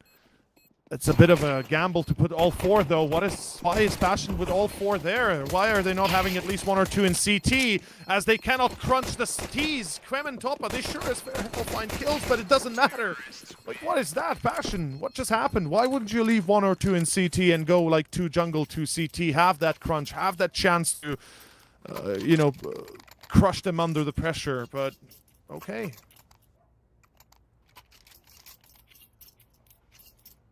Eight to 5. Full eco, surely.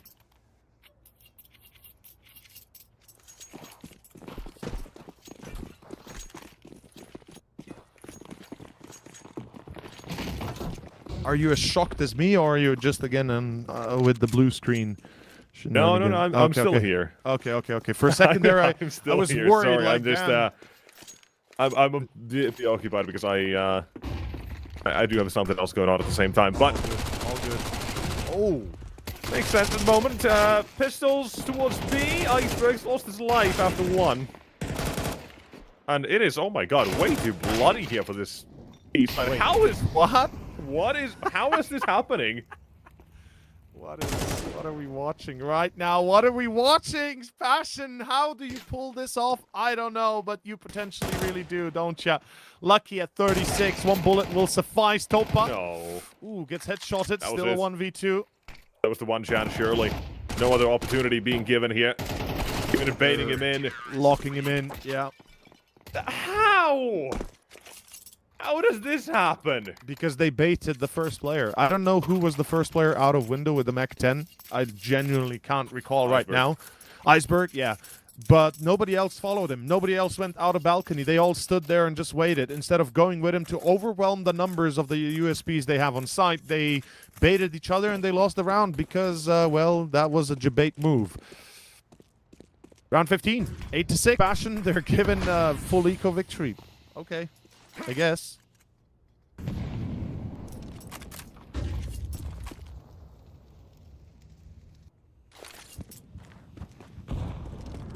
That's kind of super disappointing, not gonna lie. I expected better out of Sashi.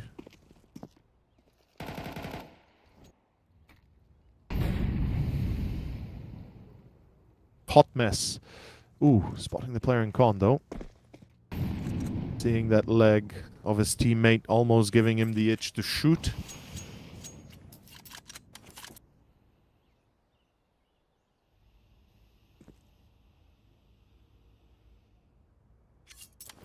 You see what really rocks my, like what really grinds my stones, shall we say, the old-fashioned way, is... Sure, going back to the Stone Ages, yeah.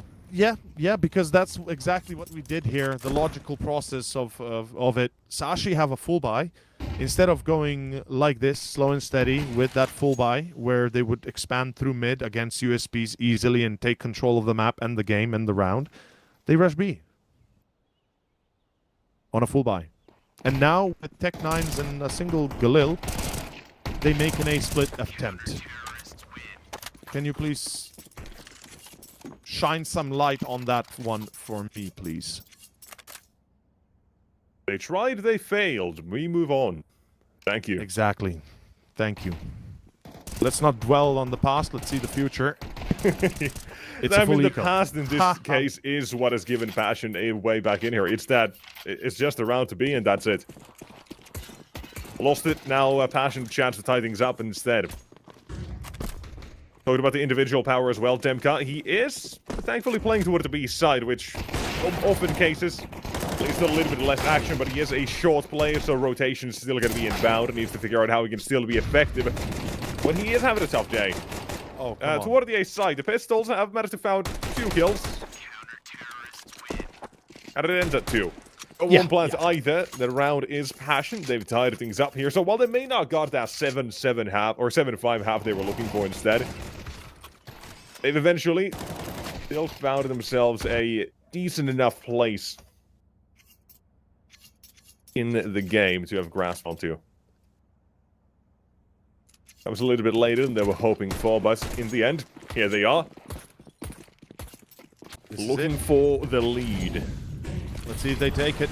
Quem pushing lower as well. That's a nice little idea. Might actually surprise whoever's going to... Oh, that's 2 players. Never mind. Quem jumping from the frying pan into the fire here. Sashi get the entry.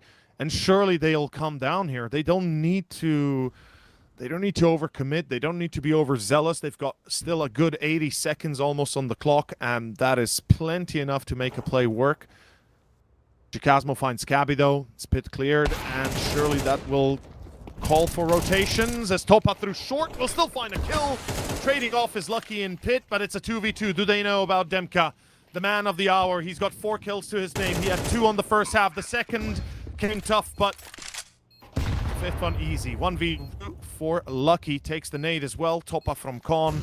This is going to be a tough one. And a near impossible one, I'm afraid to say. Yeah. Number 9.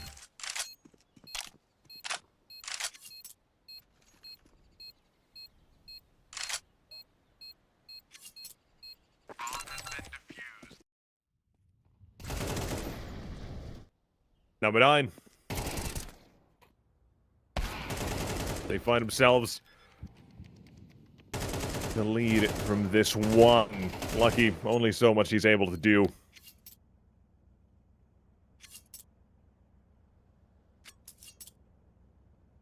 First timeout. Takes them long enough to get to it, but we'll see a mini investment here. This is where I wouldn't mind a B rush, an A rush, a mid rush, a short rush, underground rush, a main A rush, a B split. I don't know. Whatever you want to do it. You know, to your heart's content. Jump out of Palace. Go for the waterfall. See if it works. But when on gun rounds, you know, it feels like such a waste, especially on maps like Mirage and Inferno, where we know, you know, going out of Palace or Inferno apps or going out of B apps here on Mirage is always going to be a death sentence for the majority of the players doing it. It's an A play, and they will be trying this fully. Let's see if it works. A few smokes, a few flashbangs, Mech 10s, and Tech 9s, and a lot of hope. Perhaps a lot of copium as well. A little bit of copium, I'd say. Not all too much. Love that smoke. Lets you cross a bit safer, but it also lets the CT side have a bit more safety in here as well. There's a bunch of things happening. How? There is no who to shoot. The site, the hold, the defense. It stands here for the side of Passion UA. Last man under balcony. Like Sports Waro right above the smoke. Bomb still needs to be picked up. He's not even thinking about ramp, but if that's the case, It's round of 10, it will be coming through here. Dude, Topa is really good right now. He is owning the server. 16 kills. The man is enjoying his game. And Quem, not to mention Quem. Quem is a whole different story in itself. The fact that he survives for as long as he does here is insane. And in the end, Passion UA steal, well, not steal, but guarantee themselves number 10. Now 2 rounds in the lead, forcing Sashi on another timeout. There will be no AWP for Sashi, so perhaps the plan changes here. Go a bit more steadily. But it seems like Passion is ready to take us to Anubis, dude. Map 3 is waiting.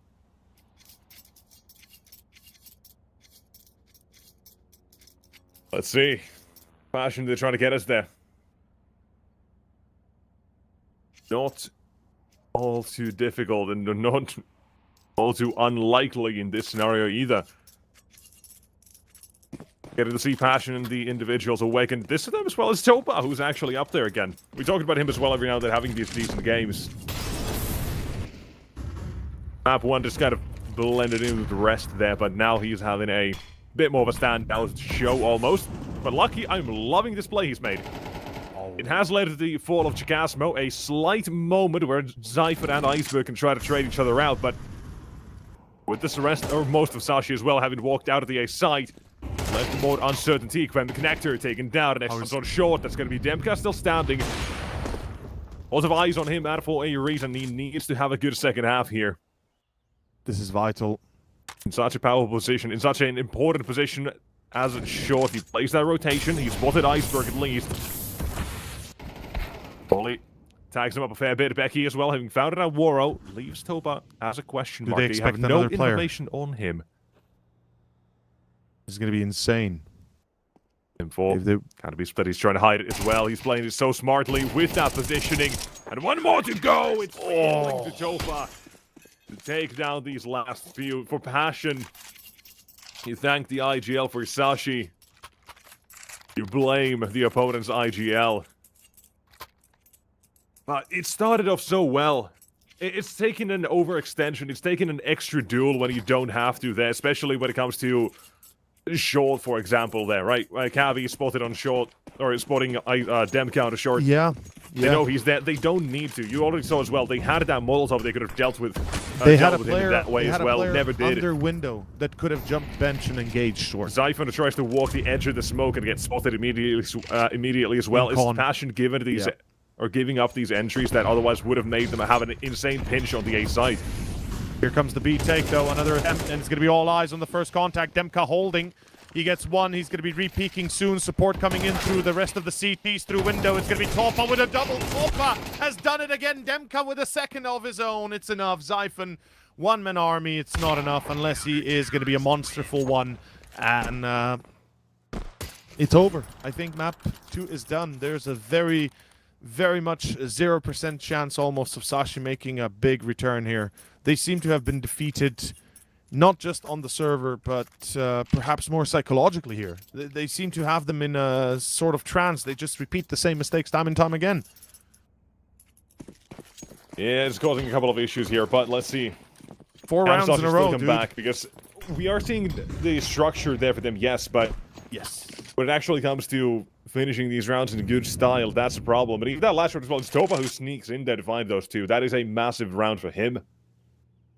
Yet again, showcasing what he can do when he's let off the leash, or when Topa says, Topa, go kill. It is working. Cabby, you are not, you're sleeping. Solo, man. Solo from Palace peeking into A without any contact. That's crazy. And now the rest are coming through pit. What is this timing? Why are you peeking 1 by 1? Come on, Sashi. You know better than that. It's over. It's done. This is map over. Yeah, this is a poor T-side ending here, unfortunately, for the Danish side.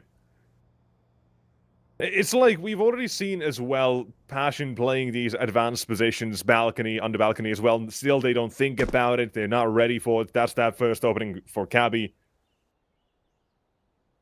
Given away, and from there it just falls apart.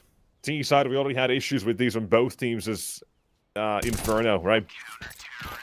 Here, it is Sashi unable to complete much of their own T side, and thus it leads to, guess what? A flawless second half. Passion.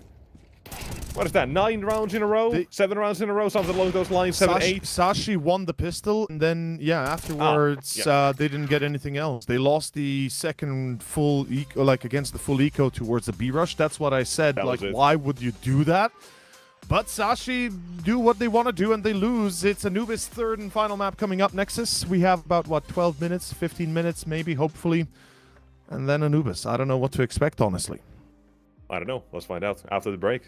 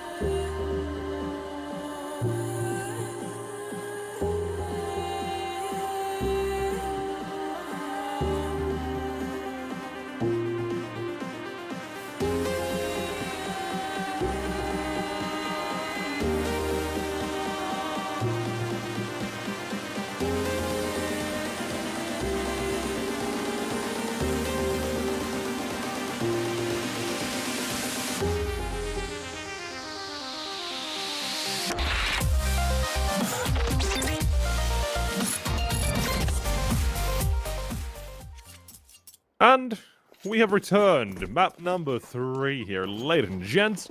Welcome to Anubis. This... Wasn't sure if we were going to get this for a while, but then the T side completely shut down from Sashi on Mirage, and here we are. Once again. Starting on that T side. The name is Nexus, joined by Overseer. And at the pistol, it is almost gone. It's down to the last 2 on both sides. 2 or 3, sorry. Close enough. One planted, play the post planted now, and away into main. It seems like it's gonna do here. Lucky and Iceberg. Tough position, low HP. Lucky finds Quem. Still gonna be a 2v2 though, without Kevlar. And on low HP, Lucky's as good as dead. They press the bomb, try to get the attention. They don't peek yet. They take the opportunity here to potentially waste another few seconds. They do, but it's not enough. Demka with a double. He'd been quiet all series long. We didn't get to see him in his best, or at his best, even close. Like I said, 24 rounds, a total of 3 kills amongst the 24 rounds. So 2 halves, 1 of each map. And today, already right here on the start of Anubis, he gets 3, man. This is great news. Finally, we see Demka to perform. Get to see at least a glimpse of him now, but there's still a lot more that is needed from him, so hold your breath just a while longer. We'll see if he can get to that or not. A round or 2 so far in terms of the grand scheme of things for me is not going to change all too much. But not yet, yeah. Second round. Guns out. Is the fun out? I guess we're about to find out. Toppa. Oh, Toppa again. Big ups for Toppa. A hat trick. Damn. Toppa has come to today. We'll take no prisoners. They're cleaning them up, brother. Sashi, they do get a bomb plant. That's great, but Passion is just on another level. They seem to have truly warmed up finally. A little bit early, maybe. We'll see. They're still getting these bombs down on the side of yeah, but Sashi as well. The one thing I am worried about, however, is that they let this get too heated and too tunnel visioned into saying we get the bomb down for a bit of loss bonus, and they just keep going at that, and they've yet again full spot here. So I am now getting that slight worry that they may not slow down at all, and are just tunnel vision essentially into this. You're not wrong to be worried. Absolutely, I agree with you. You are correct to think twice about it, but we have to admit that right now it's looking really, really, really good. And the way they engage, the way they find these engagements is quite surprising in its fact. In any case, let's see where we go. Iceberg and Becky, they refrag. It's back to a 3-on-3. They're able to catch some slack and get on track. Let's see if Gabby's iPhone and Becky can make this possible for Sashi. They're first. Bomb still dropped towards T-base, though. Few question marks for that one.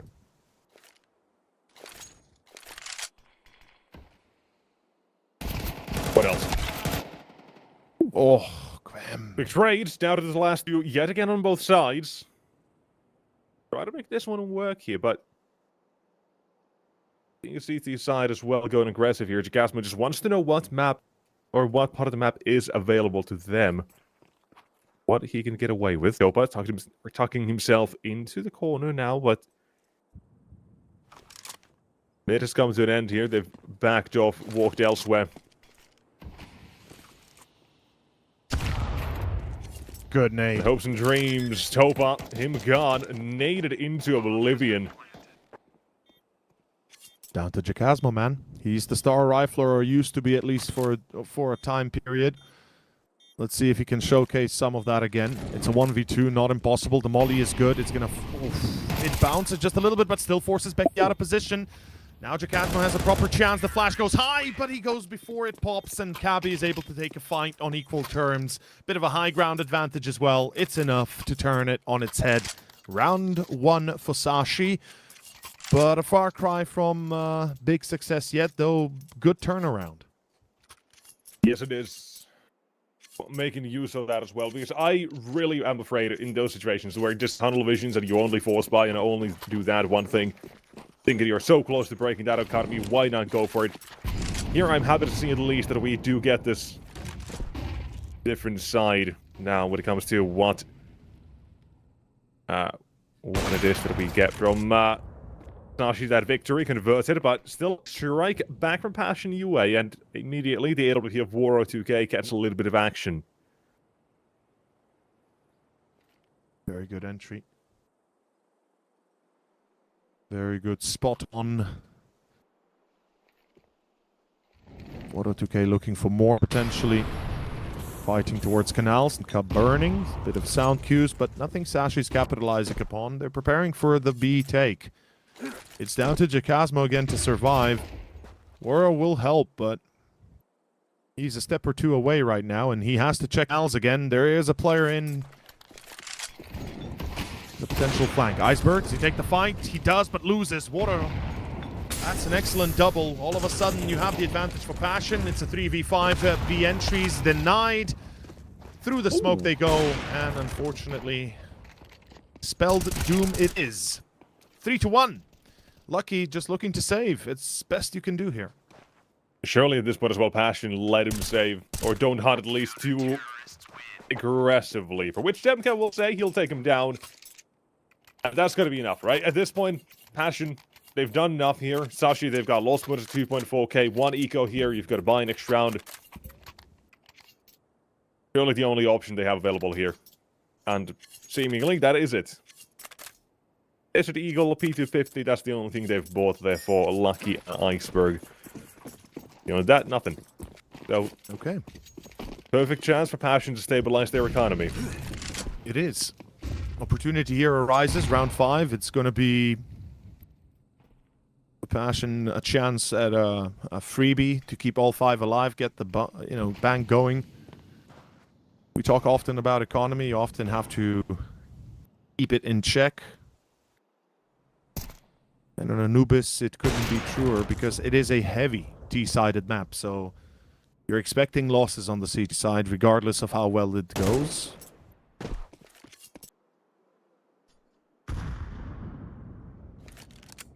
I guess it's going to be Demka put to the test here. Oh, what? That was a wall bang? Yeah, with through the whole wall. Yeah, I don't know how that goes, but Demka supported by Quem. It should be enough, perhaps. Oh, no. Quem gets headshotted. Not anymore. That dink makes things a little bit awkward because he has to force his way back out. As utility, but nothing to stop the bomb plant itself, just making this retake easier. This USB is not clean. Close your eyes, pretend that doesn't happen. Oh, maybe we laugh at it instead. Point and laugh. Look at that USP, it doesn't work. I mean, it's a broke USB, come on. It happens. It's the wrong skin. That's the problem for sure. Because clearly with Waro, there's nothing wrong. He's already got 7 kills. His aim is on point. But round 6, Ashi, full buy. They got a bomb plant, so utility will be prepared, shall we say. But they gotta cook something, man. This is looking bleak. No salt, no pepper, no taste right now, it seems like. One round. Well, this is the perfect chance. This is the chance, for sure. Spice things up. Iceberg. Good start. Already adds a little bit of salt through this one. Trying to try this next one as well. So, but forced away, and Iceberg will double down here. Beautiful. Waro, you're a dead man. Iceberg, third one. So far, it's only him with the kill feed.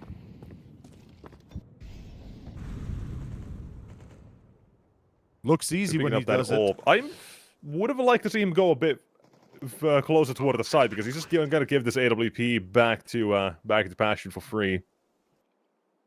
Just a matter of when, right? It's Jacasmo, he walks out, Demka forces the trade, surely, and that's maybe the 4K coming through, depending if Jacasmo wants to give it. No.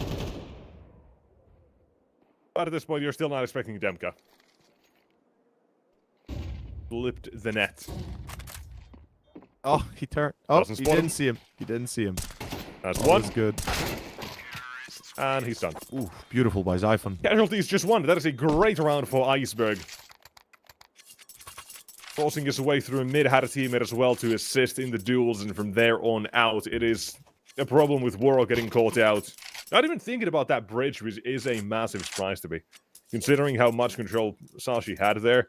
I was about to say, yeah, like they literally just kind of pushed, gambled on the fact that they would have let him go unimpeded.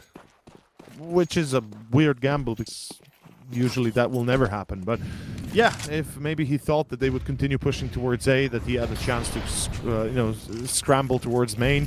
Water 2K though again begins strong. He's got his entry already.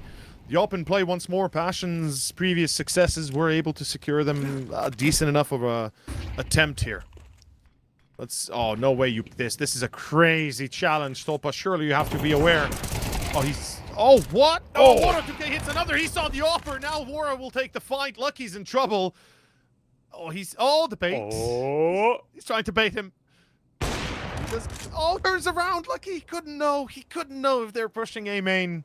Such a tough position. Tried to do what he could, but unattainable goals. And, yeah. Crazy round, Topa. That is either the luckiest or the best timed attempt I've ever seen in my life, because it literally gives the perfect opportunity to Woro. They see Topa, they start shooting, they're focusing on that close angle. Meanwhile, Woro just steps in and takes the first shot. Topa with the surprise hello, and it's done.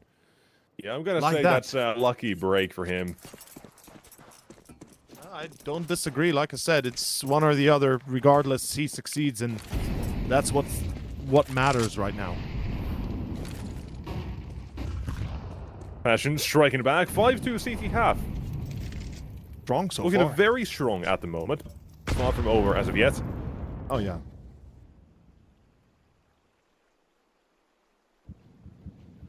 When it comes to as well Anubis, we know it's in the wheelhouse. They've played plenty of this.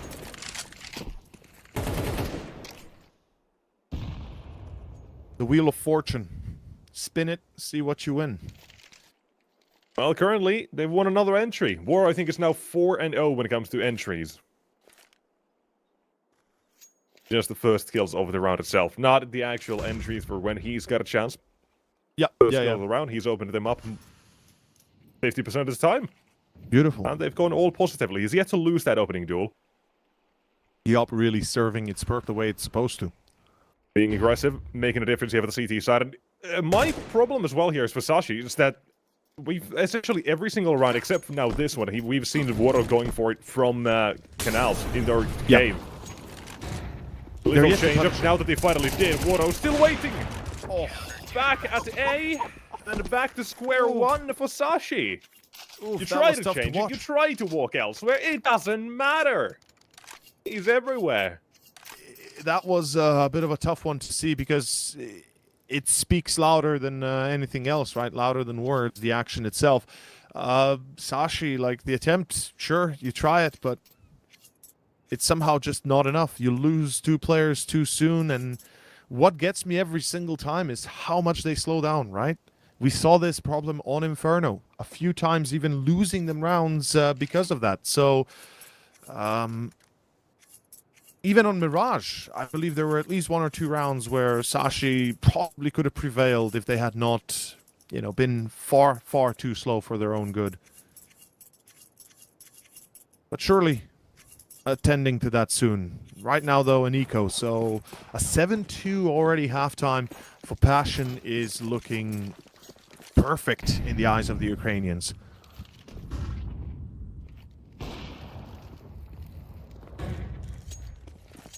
Again, 5th round, entry secured. And yes, eco, sure, but regardless, an entry's an entry. 14 kills. Woro is having a splendid time. Great support by Jacasmo.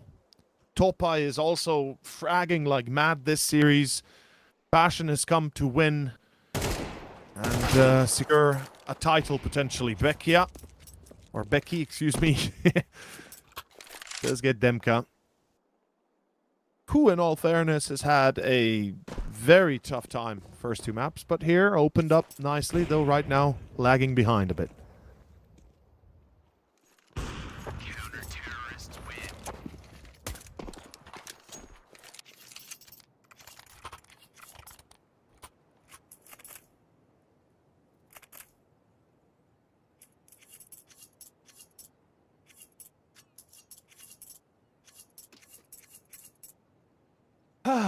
That is a hell of a CT side. Now, at 5-2, I was already saying, yeah, that's good enough. Very strong.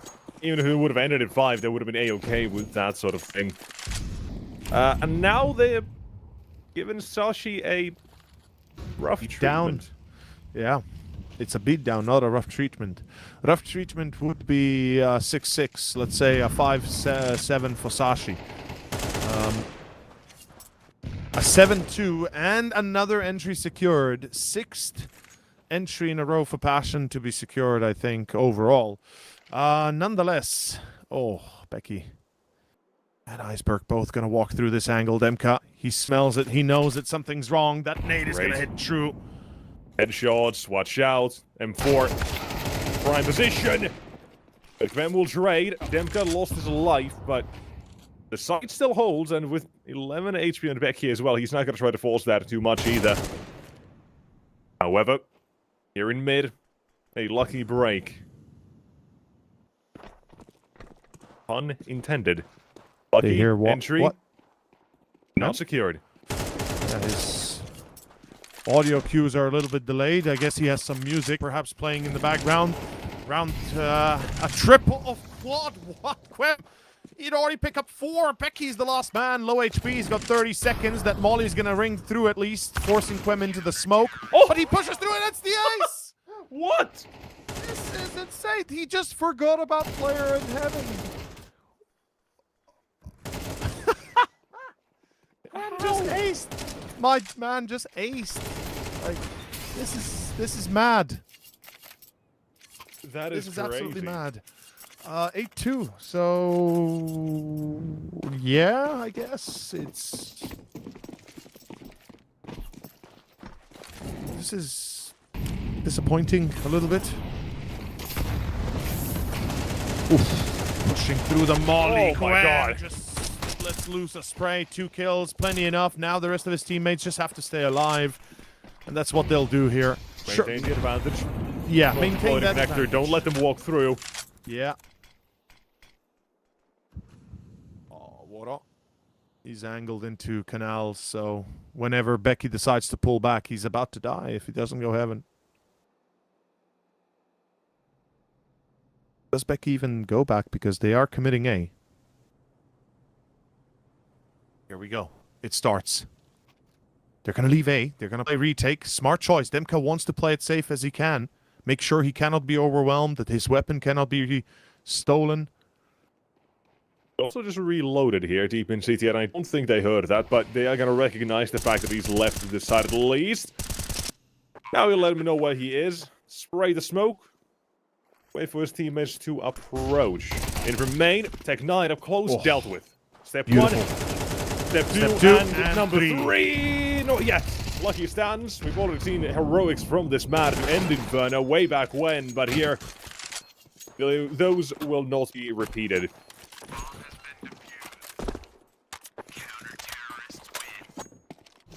There really is no answer. There really is not much Sasha can do.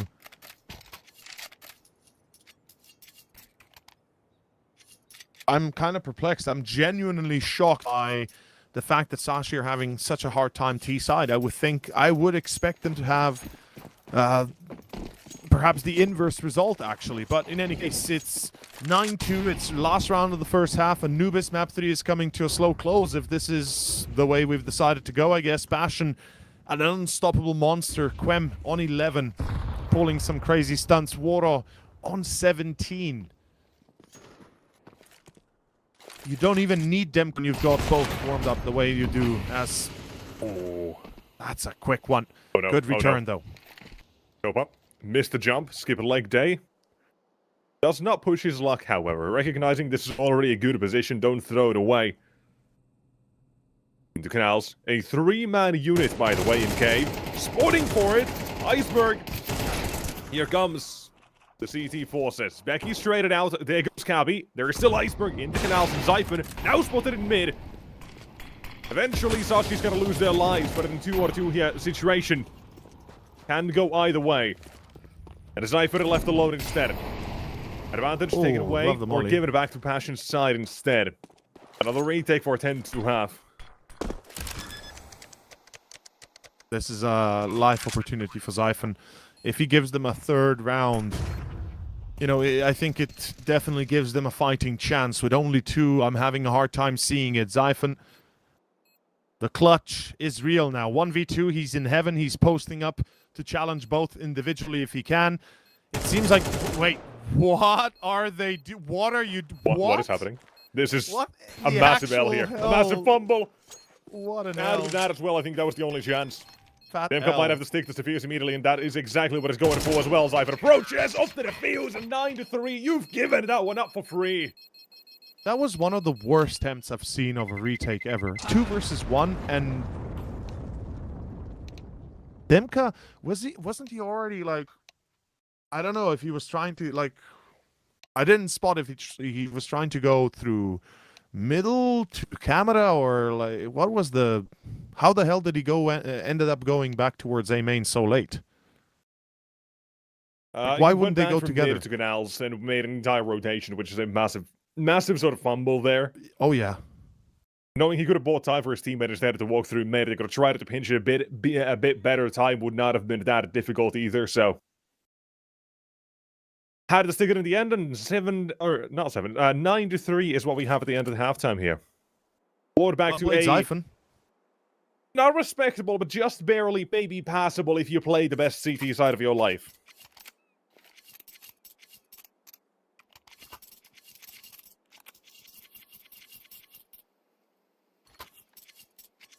This is it. Tashi, it's all or nothing. This pistol has to work. Becky gets the dualies. I'm now noticing as well, nobody's above 10, which is a bit concerning as well. Another factor, another piece of info that kind of speaks the tale for itself. All in all, Passion playing a slow round here. We're going to see a bit of an attempt possibly towards middle, just a bit of an engage if they can find some info, and then swinging back towards B most likely. At least that's where their crosshairs are aimed at. Denka playing the deep lurk. I'm not a big fan of pistol lurks. Maybe not on Anubis at least, because the rotation is kind of wonky. Top Boss somehow wins the duel against a USP with a Glock, and here comes the B push. It's an empty site. Sashi don't even know until it's too late, and they've already lost tempo. Yeah. This is not it, Chief. This is not it at all. Cabby's alone, that's going to force the CT side to instead go through Demka here. Took care of him too late. There's one. The second hasn't showed himself yet, but he knows now Iceberg remains. With the Glock up close, dead man before you even know it. His fate sealed, and with this, I dare say, Passion might have sealed the game. You have to assume as much. T side, you won the pistol, and suddenly you're on 10. We had the same sort of score, exact same situation on Inferno, but that was Passion then on their T side to make this comeback on Inferno. Not as expected. They still made it close, but Musashi, can we really, at this moment, give it the map as well? Give them the same sort of benefit of the doubt? I wish I could say yes, but I don't think so. Not after what we've seen on the first half, honestly. I just don't see them having enough strength to pull into a full overtime here. Or at least a full 7 in a row. Wem ended it. Demka stepped up here. Massively. Good push for the CT side at least, but guess what? They've given up the entirety of the A site as a response. There's a chance. Now that chance is lost. This retake, very important. That's a sick molly as well through the window to stop them from heading into main. They're going to try to isolate as many as they can in main. Not like this, however. Pistols are striking for 3 and 4. This round is being stolen. Oh, Passion. You do not fumble around like this. Reality is different from your own desires here. Ben's like the only man left again. To save Jamestown.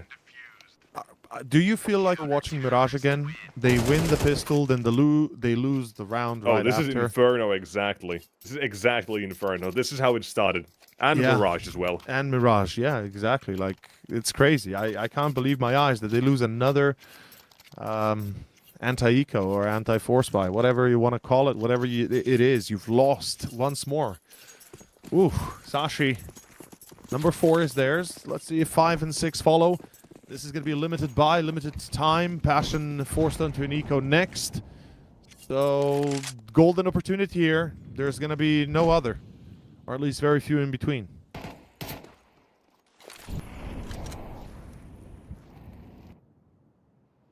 I said the best CTs out of your life, and Sashi, this might be the start for it.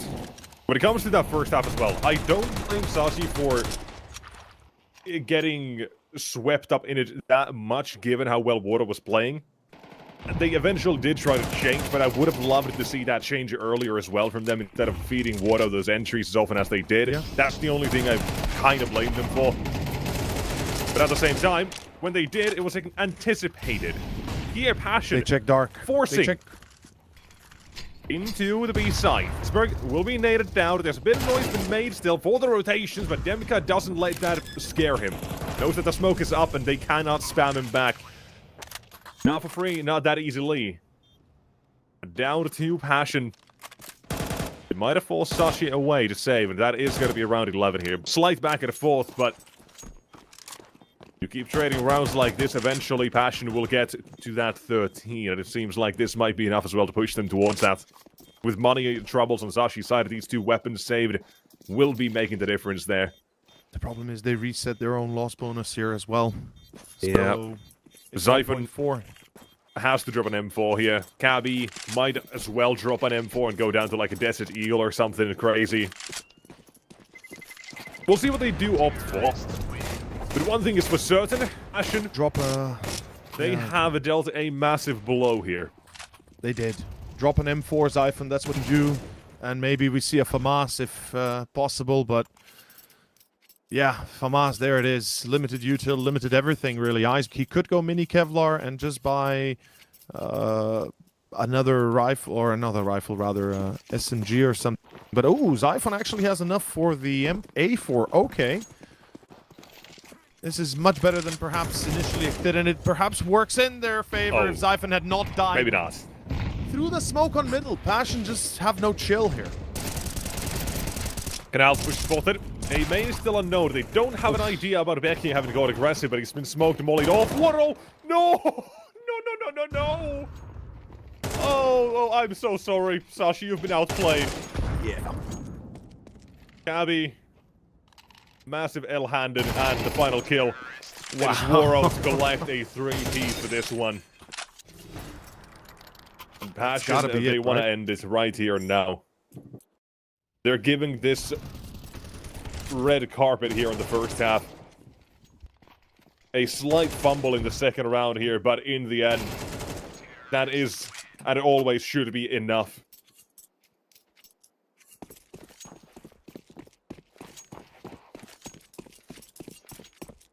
Eight rounds in a row. Sashi, do you have what it takes to get it? I wish, but no. Yeah, I don't think even a genie could get you this one, buddy. Yeah, even a genie is going to have a tough time. You ask for the comeback and then you still end up losing it overtime. That's coming into effect there if you somehow get there. That's what I'd expect to happen. If the supernatural were to be existing in this situation. Regardless, it's hard to imagine such a tough loss for Sashi almost, because they have been doing very well. Yet here it's just not coming together at all, and they're being baited into a full-on trap, but a nice little convergence. Cabby finds Topa as well. The reaction is slow as well. Passion don't take that opportunity to immediately try to crunch in. They instead have to look elsewhere, because look at Waro. Look at Waro. Yeah, I was about to say, look at where Waro's embedded himself, and they're expecting something like that. They're watching Temple. They're like, okay, he's got to be somewhere in our backs, right? Again, he's playing that deep lurk. Yeah. If they are coming back to B, they have to expect Waro. They are. They're gonna walk the smoke. 3 KD, 140 ADR, and he's wanting more, collecting more. Next on site, one remains. Squem, a clutch required. And 1-2 for Becky. Where is Becky coming from is his question. Temple. Canal's aggression. We've seen that plenty already. He's got to tuck himself into dark.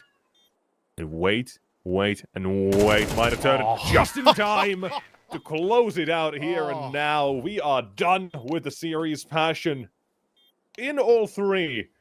will close things. Inferno starts off real bad for them. They make a comeback attempt. Another 13-11 loss for them. Mirage, they show up after Sashi fumble one round of the second half, and it is clean from there. And it is clean almost until this one as well. And with that, a win secured here. It's going to be 2-0. Passion. 2-1. 2-0 for Passion in the Swiss stage. 2-0 in the Swiss stage. That is correct. They are looking to zoom past into the playoffs. Another win required to get there. But that is not all for today. We have very little time, so we won't take too much of it. We're going to take a short break and then get ready for our second match of the day. We can quickly throw it to the schedule just for the day to kind of get a better overview for what's coming. Obviously, starting off next is going to be Partisan versus TNL. I believe about a 15-minute break, and then we get ready for the pregame. As simple as...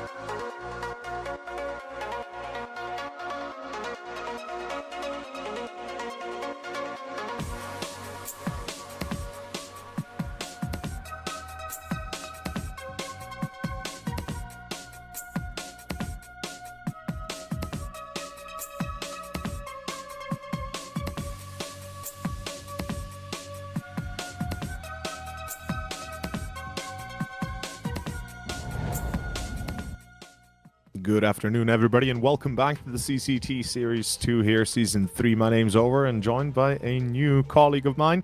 It's going to be Travis. Hey, man, how you doing? Everything good?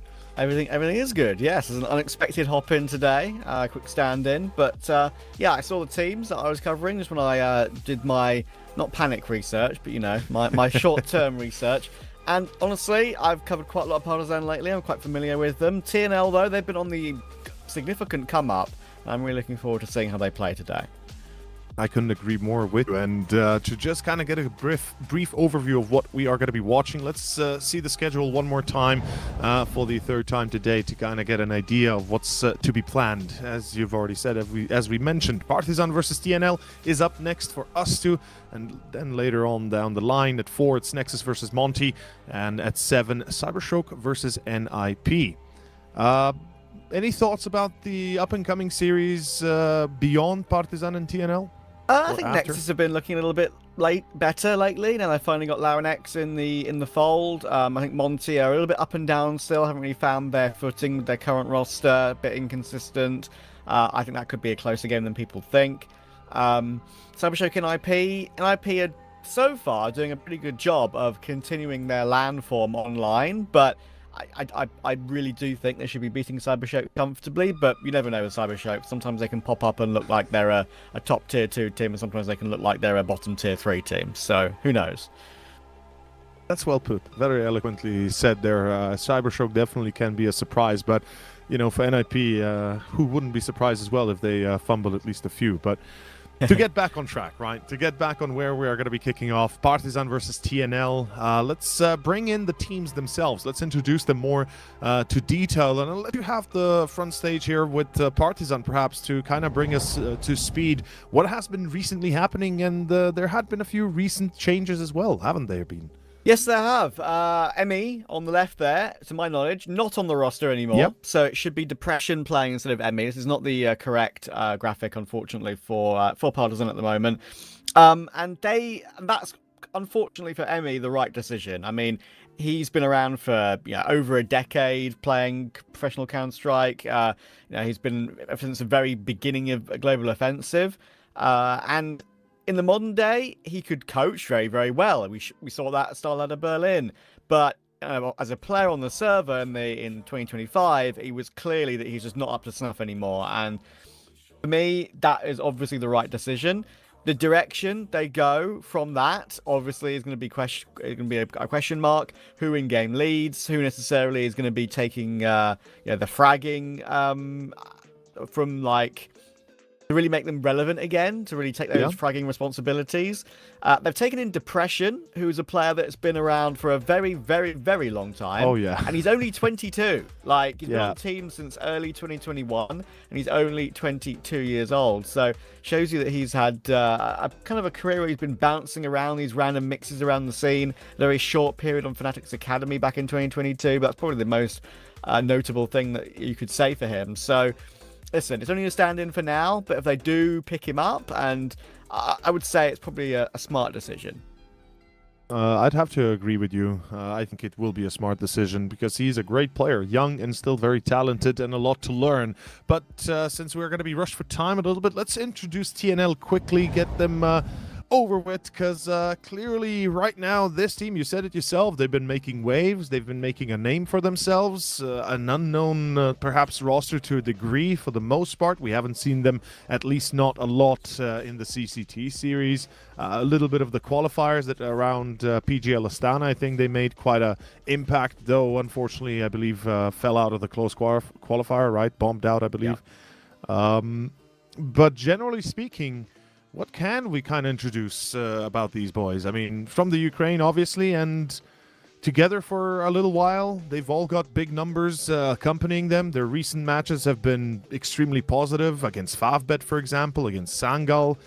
They've gotten quite a few wins against Nine as well. I think that was the bigger surprise of us all when we saw it at the start of May. So what else can we say perhaps more about the individuals themselves? Well, they've only really lost one BO3 in the last, like, 8, which is really impressive, right? I mean, they've lost to Paravision, which is an expected loss, but they have been on a really good run, and if I first had a chance to see them against Falcons, I casted them in the AM Dallas qualifier, and that was a game which Falcons only just scraped over the line on. It was like a third map overtime, and that kind of really put these guys on the map for the first time this year. That was obviously the Falcons with Nico as well. So, yeah, really impressive results there, and they're continuing to push forward. And I think Ken truly is one to watch. I believe we can have a quick look at the Veto to see where we're going to be playing, of course, today. I'm really looking forward to seeing how Ken plays on a couple of these maps, which are favoured maps for him. Partisan don't really have many favoured maps of their own right now, though. Their form is that rough that I'm not really confident in them. If you look at their recent results, I've mentioned TNL winning so much. You know, Partisan have lost 0-2 about 8 times, and TNL have won 2-0 about 8 times. So there's a bit of a discrepancy there. Dust 2 is a map I've seen Partisan play on a lot. Vladen is a very, very good B-site anchor on that map. I don't know if they're going to change around the roles a little bit now Emmy's not on the team, but I hope he's still playing B. I think he plays B very, very well. But TNL can play it and play it to an okay level. And of course, Nuke coming in, that is a very good map for TNL lately. And again, not a great one for Partisan. So honestly, out of pure firepower here, I think this has to be a TNL 2-0. I love the assessment. It's straight to the point, and you do bring up a very good reason for it. You know, the Veto is a bit shockingly poor for Partisan. Success has been very, how do you say, scarce recently, and honestly, I couldn't agree more with you, especially starting with Dust. I respect the choice here. It's a ballsy move, right? You've got depression coming in, so Dust might work out in the sense if you've got those players popping off. Vladan holding on B, depression hitting his shots, Collins not being, you know, at 1 or 2 kills on the halftime, and Dragon and Kindo both pumping those numbers up. Regardless, I think we are about to go live. Dust 2, our first map to begin the second series of the day. It is round 2 of the Swiss stage, so this is the 1-0 result for the teams. Winner does move on to the Decider series for progression. But to the current present, it's going to be the pistol, starting with Partisan T-side as expected. Looking to split towards perhaps a bit of a play, potentially, coming out through short at the end, though good entry. Yeah, I'm going to be interested to see how Partisan play today, because as I say, I've seen him a lot with Emmy, but not with Pression yet. I've covered him a few times, of course, as I mentioned over the years. But first game in this CCT, of course, you mentioned it's a 1-0 bracket. Partisan did do well to beat Copenhagen Wolves. It's a game that you should be expected to win, you would say for sure, but it's still a decent result. And now, Knifey, bit of information on that possible B Tunnels presence, but it looks like, as you kind of correctly mentioned, now they felt out that portion of the map might be going back toward a short play. It would definitely make perhaps more sense to go short here, though. Double doors mid with a smoke could also be an option. Would you take that risk if you were the Partisan perhaps here? Has Dowie able to find one. That's Dragon to fall. They've noticed them running through short, but they've let go of a control, so this will make it for a nice 4v4 retake potentially. On long in pit, it's one and only, hidden in the corner, Fillerax. So what? Collins just peeks into Davi. That's a problem. Nice shot by Vladen, though. Back to a 3v3, Travis. Yeah, that's a really important pick, because obviously he was just waiting there the whole time, and if no one retook through mid, then his position was kind of null and void. But now he realizes what's going on. He manages to dance away and get one more towards Dowie. Well played. Ken, though, with the dualies. Oh, I mentioned his firepower. I've seen it firsthand immediately. That retake was a little bit too easy, but he made it look that way. He certainly does. And enough time as well for the defuse, which means the pistol goes to the CTs. Well enough done with a hat-trick by Cairn, and of course Davi finding 2 as well. This peak by Collins, I get what it was. He just tried to get info, right? He tries to see how many players are there, but it feels like it's just a step too far. And unfortunately, in the end, it loses them quite a bit of an advantage that costs them the round itself. Well done. Yeah, beautiful. Ken already stepping up straight away. Small micro errors can be punished, right? When you're in this sort of situation as a team, when you're struggling for wins, Your recent form has been all over the place, and you're against a team who is on good form, who is clearly playing well with their individuals across the board. Every small micro error like that can be magnified and can contribute to losing these important rounds. The XMs just hit a one-banger there on depression. That is crazy. Love that. Onyx being an absolute nuisance over toward B. Yeah, this is lovely. He's a bit bionic right now, having 27 HP only, but as long as he lives with that, I think you're going to be very afraid that he gets another dragon. Let's find Karen, though. Oi, oi, oi. What are we watching here? Yeah, a bit of a fiesta in upper, and I think Dragon is well aware he's done for. Meat's back on the menu, boys, because Dragon ain't here for long. That's crazy. He's able to find that third as well. I mean, that's for so much money. Yeah. They did nerf the XM money, I think, a little bit recently, like earlier on in the year. Yes, yes. Instead of 900, I believe it's 600 now, right? Yes, yeah. The Nova and the Max 7 retain, and the Sawed Off retain, I believe, the 900 bonus. Or am I also mistaken for the Max 7? No, I think you might be right, because they are plainly worse than the XM, so... There's no comparison. It would make sense. Yeah, you have to admit that the Nova, for the price to performance, is amazing. It is, for sure. For sure. But yeah, Onyx made the XM look like the best gun in the game there, as we often joke, so yeah. Brilliant stuff. Obviously, it blows like a bigger gap in that smoke as well, so he just got all the information at the end. It looked pretty random, but you definitely could see him after that first pump. Now he will get run down in lowers, but there's more where that came from with this push toward long. Good kill with the Tech 9, to be fair, but I trust in Ken in this position, and he's got fly racks. When I first casted TNL, I called him file racks for the whole game, but I think it's supposed to be fly racks, I'm pretty sure. Okay, yeah, you're right. I said Fillarak. I thought it might have been like a dragon name or something. D&D. No, I got it wrong through the whole game, and I casted him for the first time. Like, it was crazy. I looked at it back because I saved a clip, which was a pretty good clip. He got a great clutch against Falcons. I was like, oh, I've been calling him file racks when he's clearly like fly or flea racks or whatever. Anyway, he's going to help out in that round, and now he's got the AWP out, of course. He's going to be a big danger. TNL 3-0 start. Ooh, they're going to cross through that molly, smoke it up, and they will find Down to open up long. It's a strong enough start to give them control without losing any players, really. And honestly, with Vladan at 13, if you continue to go long, you just send him in first so he gives you full info, and the Opera can refrag. Depression here, we see him coming in as the fresh addition. I don't know if he's going to be made a permanent member, but he is Croatian. He speaks the language. They understand each other perfectly, and they all know each other. Depression has been around the scene for a very long time. The local scene, even, I can attest to that much. Ooh, nice catch. That's going to force the rest of TNL to still keep a focus on A, so B might just be free right now. Although, am I seeing that correctly? It's Cern already rotating? I think this is something that Partisan have been very good on. I mentioned like Vladan on CT side is very good at anchoring B. They're actually, I think, Partisan quite good at taking B. Historically, when I've watched them play this map. Obviously, it'll be maybe a little bit different when they are up against a 5v5 rather than what is a 5v3. But if TNL want to go searching for something on this one, they are playing a bit cheeky around this smoke. I very much doubt they're going to give this one a proper look, though. They haven't really got as much money as they would have wanted to go for a retake like this. So maybe just putting Onyx in that position to go for aggressive exit kills, and that's probably it. He does have a kit. Waiting to hear if they run away through tunnel. Could be an opportunity to get one kill and get a defuse, but they're just sticking around too long. I don't think it's going to be possible. He's going to give it a go. Oh, he's got a Molotov. He's got a Molotov. Go. This is a mad lad. Through it. Yeah, I was going to say, incendiaries are so rubbish. Run through them, it's whatever. Nice try, though. I really respect it.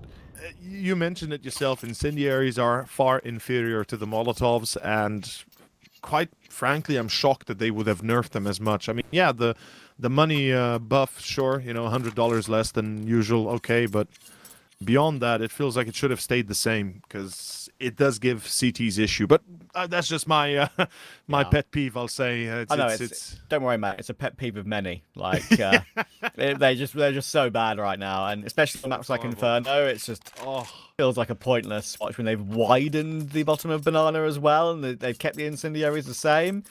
Oh, yeah. It's like, come on now. What are we doing here? Yeah. Okay, tactical. So we take a moment here, a bit of a talk through for TNL, I believe, if I saw correctly. The thing is, Flyrax has that up, so, you know, we can see him move around the map as speedy as he can. Peek long, pick mid, you know, maybe go short. Whatever the heart desires right here. The spawn full long, though.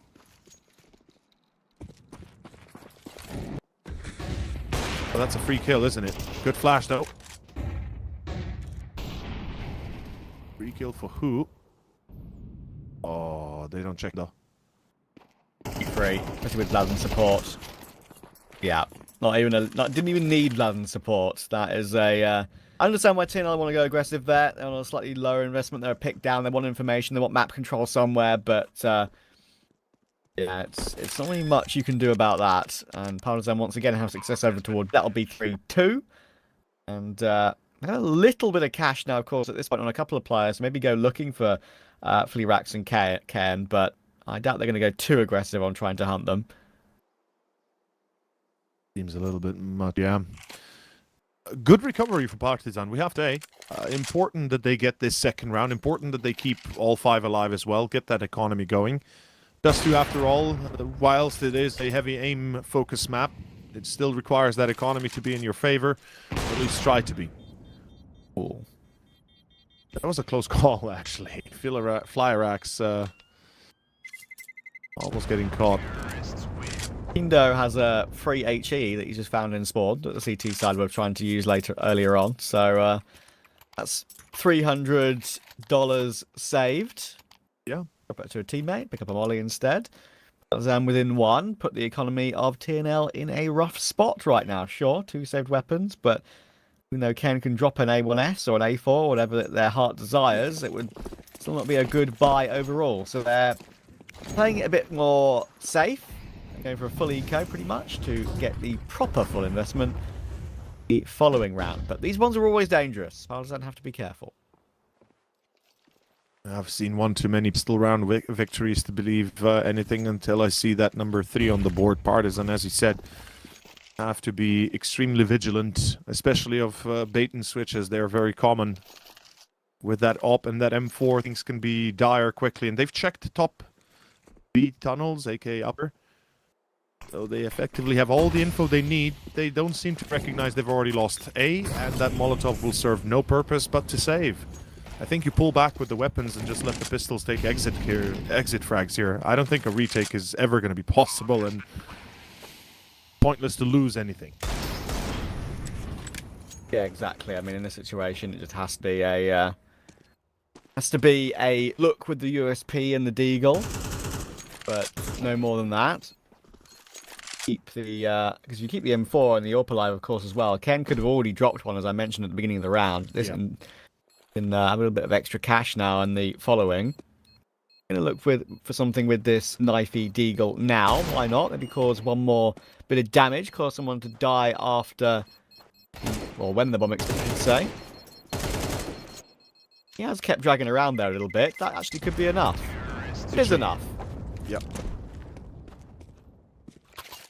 Another pet peeve in this game is the bomb radius on different maps. True. Oh, horrible. Never truly the same. But look, Partisan, they tie it up, right? We do get a decent, let's say, slap back. Do they sustain this, though? I mean, we have the op still on Flyrax. He's yet to really showcase what he can do with it. And I don't think I have mentioned it, but I haven't personally seen TNL yet, so I'm not sure what to fully expect. But whatever you've already mentioned, I understand that this is going to be a tough one for Partisan, regardless. And already here, Onyx Holding B, he's alone, no support even close. What's happening with a nade? He brings down Dragon, a second as well. It's Vladan, he's lining up for a third, and he's gonna get it, the Prussians to fall. What is happening to Partisan? How are they stuck at the entry to B? How is this even, like, what just happened? It's a single man. What a crazy hold from Onyx. It's the fact that he gets good damage onto the first, a tag comes through as well from a teammate, and the HE finishes off that first. That gives him space to breathe. And he can just, like, play the gaps around the site, play the corner, of course, where you hold that jump up onto close ton entrance boxes, then play the headshot angle behind the site, behind big box, and just get one more with all the flash support coming through from teammates. That rotation was very, very speedy. Helped out Onyx in the nick of time. Very well played from TNL. And yeah, you mentioned you haven't seen them before. I've only seen them once, as I said, and it was before they really became known. Like, they were known for playing in, like, smaller online cups, maybe some Elisa qualifiers and stuff like that. Like, they didn't look too bad, but they were most definitely a just tier 3 team trying their best to become relevant. And now they have, with their recent results. They won a LAN, don't forget, as well. I think it was over in Sweden, if I remember correctly. So, yeah, I mean, they're seriously a danger at this level at the moment, and should be on current form, which is, you know, even surprises me to say when you have these sort of 5 players, which no one really should know about in a way, because they're not really known tier 2 players. They're players which, at this point, should all be playing playoffs in every single event they play. I mean, if this is what they bring to the server every single time, I'm certainly looking forward to watching them in playoffs. And Partisan, well, we know they're going through roster changes. We know Emmy is pulling away from the game a little bit, you know, maybe moving into a different role within the team at a later stage. But with Depression now in tow, they'll still have to adjust a little bit. You know, I don't know how much Depression has been playing lately. I know he hasn't played a lot since, like, what, 2024, 2023, something like this. But yeah, it's going to be a tough one regardless. DNL is showing some teeth, and they're not scared to do so. B attempt a split through mid could work. They need a smoke up though, and they are being read like an open book right now. It seems like TNL is reading into this well, and they will get the lineups, but no kills. Ooh, damn. Skulls. Only a leg shot there. That's a bit unfortunate. And Knifey, you're absolutely right. But TNL have read this round like a book. They know exactly what's going on, but they might not still win it. Significant damage to Vladan and Dragon. They're going to force their way in now, and Davi needs to go down, will go down. Now that gives them a bit more of a relaxing B site take, because Knifey and Ken aren't too close. They want to try and window on a timing. It's kind of their only option to get back into the round. I don't think now that they're giving him any... Save, yeah, giving him anything. There's no reason to. Collins, make sure he doesn't pick that one again. So... they're going to fall away. Well done, Partisan, for figuring that situation out, because that was pretty manic in that back and forth from mid to B. A little bit uncomfortable to watch for sure. And if we had Davi pull a Onyx, it would have been done for already. He wanted to line up. He saw the, I believe it was a molly or a nade flying towards Xbox. He took the wide angle, took the fight. The flashes still came in at the right time. The T's might have been a bit blinded, but they caught him. And in the end, Partisan are able to tie it up 4-4. As weak as some of these rounds have been, equally as so, they have shown strength. And TNL somehow unable to hold the wave in. Second time already. I like this. I really do like it. You said it yourself. They are coming up as a team, not just as individuals as well, which definitely confirms that by seeing how many timers they've used before we get to the end of the first half even. I mean, a proper team will do this when they know they're in trouble, when they know they should be winning, but they're not because of perhaps somebody having not too much focus or not being focused enough, if you catch my drift. There's a few ways, like schools of thought for like why TNL are so good right now. Obviously, you've got hugely talented individuals like Ken is the guy I'm about. He can be brilliant to watch.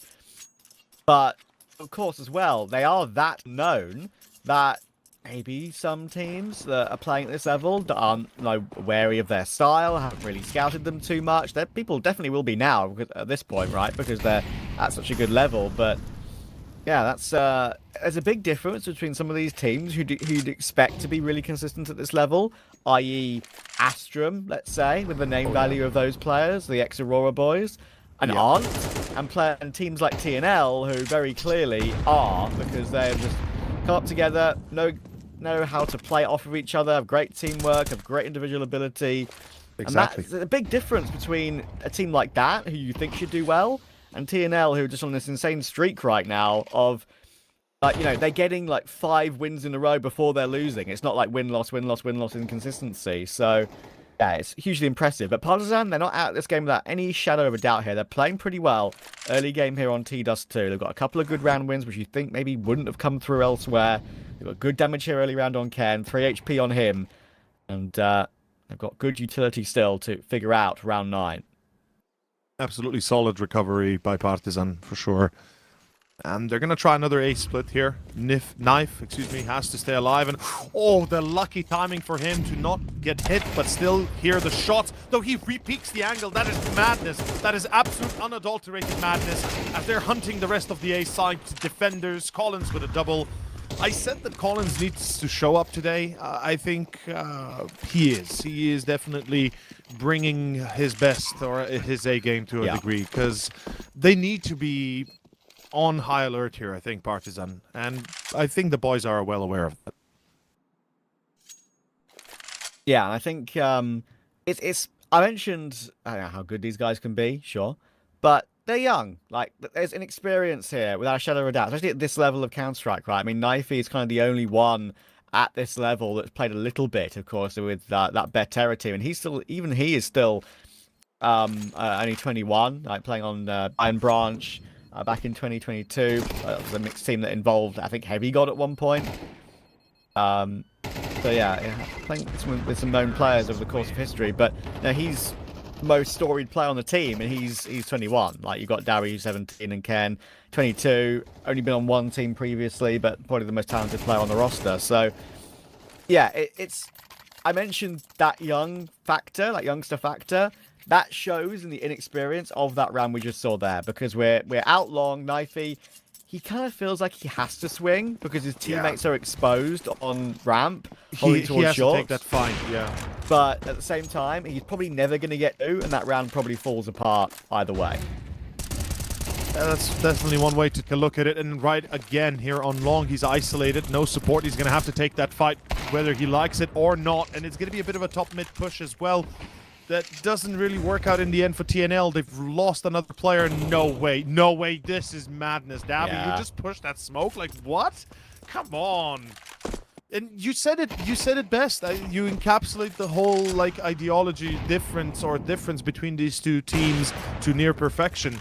It's TNL that are the young player, the inexperienced players on the bigger stages, right? And it's going to take a while for them to really adjust to this new level they are at. And I'm not saying they're not good enough, but exactly so. They need more time to fully adjust to it, because no longer you're playing against randoms that still do a lot of random stuff, right? This is now a team that knows their business, that will have set executes, that will have prepared contingencies, shall we say.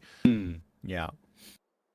And, like, here, clearly, right, they do seem to be, I would say, maybe a tad over-aggressive on some of these rounds. I mean, I think we've seen it a couple of times already. I understand why Dowie pushed that smoke, because he thinks it's a great timing, but there's the second player over or toward long to cover for that, so that's handy. Lyrax will throw the AWP out the map. That's not going to hurt Partisan at all, because they've got plenty of money. But, yeah, it sounds like that, where it's like, okay, I understand you're being, like, really pressing the issue, really trying to be giga aggressive. 4 on CT might be enough to keep this game still very competitive. But as Lyrax does, must keep the AWP alive. Sometimes you can maybe push the issue a little bit too much.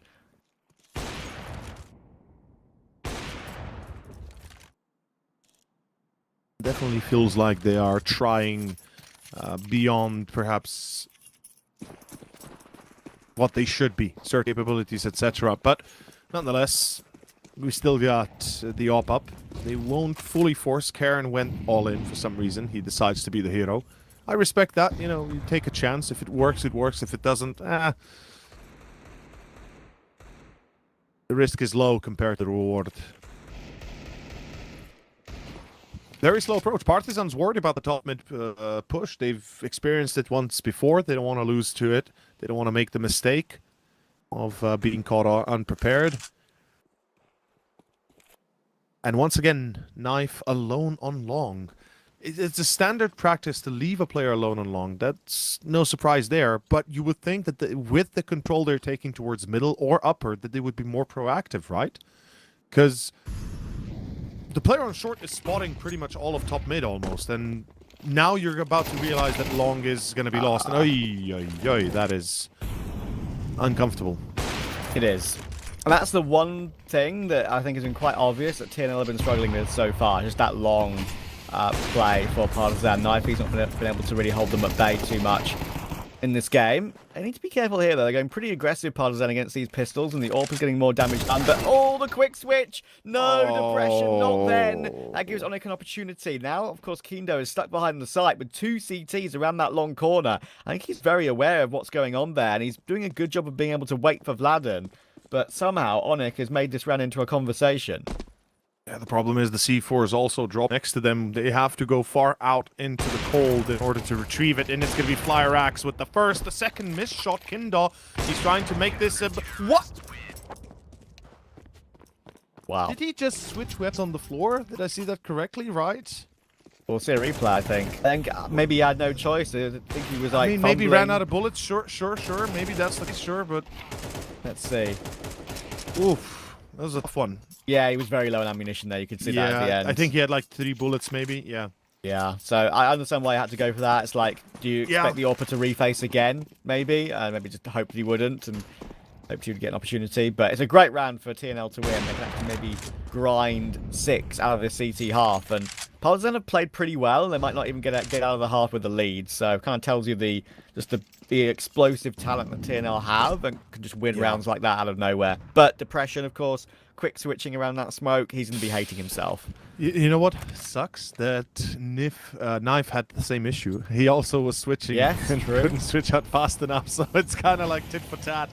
And it sucks. It sucks anytime it happens. And what in the world is... Ooh, that sucks. If you're a Partisan, you lose Vladan, you don't even get a shot off. Rough. 6-all could be on now. Ken toward Goose. There's re-incendiary in mid for Flyrax, and he will fall back with that. And there's going to be support from long and CT. Very quickly, Partisan go up towards short here. They've been having some like small amounts of success across each position of the map, to be fair. And again, they're getting good entries here. They've recovered it into a 3v3, and TNL are priming for a proper retake.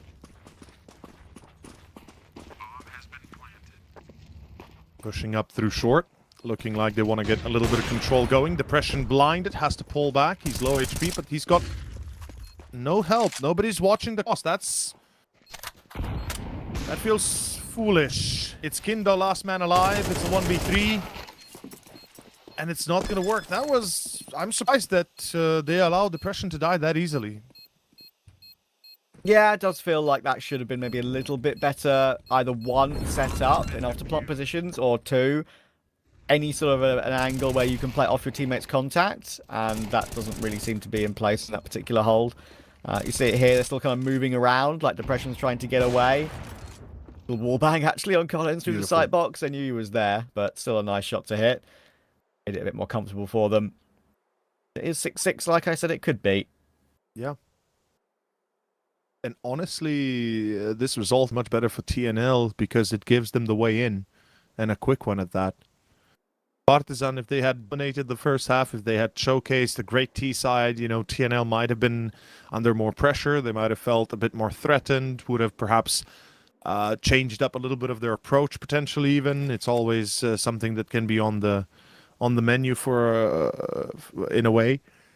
But here on the pistol, I feel like right now TNL is just going to pedal to the metal kind of thing, right? Just rush somewhere, everybody, all 5, try to overwhelm with the numbers. And Partisan, unless they're going to be stacking the right position, I fear they're going to have to play retake. So I hope to see a defuse, though we don't get one. It's going to be interesting to see how TNL play this T side, right? You mentioned how, group up as a pack, go together, overwhelm with the firepower. I do think maybe a team like this would just plainly prefer T side anyway. Like, it's a T-sided meta, T-sided map, Dust 2. And wouldn't surprise me if it's a T-sided team, because I think when you're a team coming up at this sort of level, sometimes it can be easier to do well on T side than it is on CT side. Kindo had a chance, but he gets leapt upon, and that opportunity is removed in an instant. Now, Collins on site needs a couple of kills. Oh, he's struggling for that second. And now he's down to 46 HP. All get overwhelmed. And this Vladen big flank through long needs 2 and a defuse. That's heard. See if he's made enough steps to be heard, or has he? Flyerak still not recognizing it. Vladen with the duel. He's accurate, deadly, jumping, taking the shots. Instead being hit himself, and that Glock Lego is getting its connection in. It's a beautiful skin, by the way. I just noticed. I'm like, what the hell is that? And it's a 9 HP Vladen that somehow has to hit. Oh, never mind. Jumps, that doesn't work. I like the way Dowie plays that, right? I mean, it looks messy, and sure, he's missing his shots, but he plays behind the barrels, like around Goose, right? And it's actually really difficult for the dualies to hit that. Obviously, a little bit more inaccurate at longer range. At that sort of range, you want the USP, probably. And he plays that position well, gets the headshot, then dances around for the one bullet he needs to finish off the clutch. It also helps with the barrels, right? Coming down from the low ground, the dualies, you're aiming a little bit lower usually when you're hitting, like when you're really fast shooting.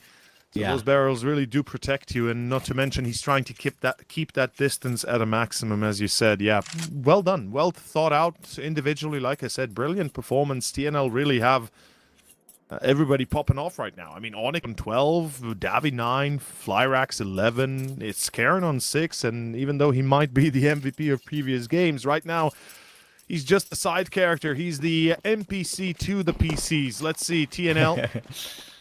How do we do this? Or how do they do this? Wait, am I seeing... Oh my... Am I seeing this correctly? It's a full buy. Dragon goes for the Nova. Hello.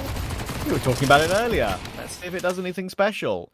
I think if TNL do go toward B, they could be in a bit of trouble, but they could still be in trouble if they go toward long. Oh, this is very, very messy. Come on now, guys. Don't give them another opportunity to get that reload off, and thankfully for Ken and TNL's sake, they don't give Kindo anymore. Messy take toward long, but Partisan, still a 1-for-1. Either team out of this round, and Dragon in a good position with that Nova if Onyx tries to force his way out mid.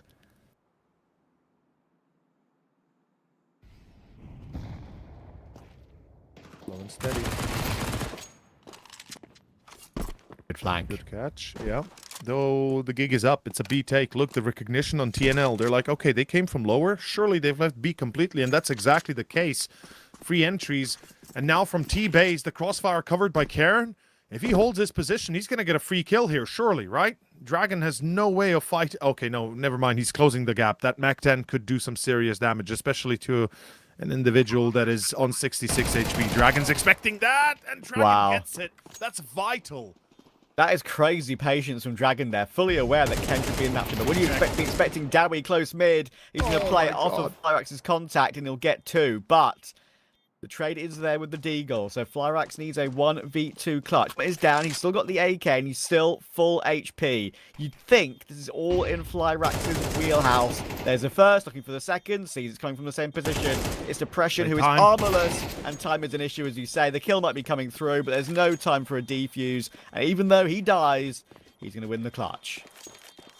I wouldn't mind if he had tried to play around that box a bit further, just to make sure that in case of a kit, that there no time remains regardless. But yes, in the end, it still works, and number 8 is secured. This kill on Karen was vital, but somehow they don't check the corner on Davi, excuse me. I know it's absurd. I know it makes no sense that when 2 players are alive against 4 that somebody would remain on mid, but exactly because of that, you have to take a look, because it's the only way really to make a dent, to make a difference, to make a possibility happen.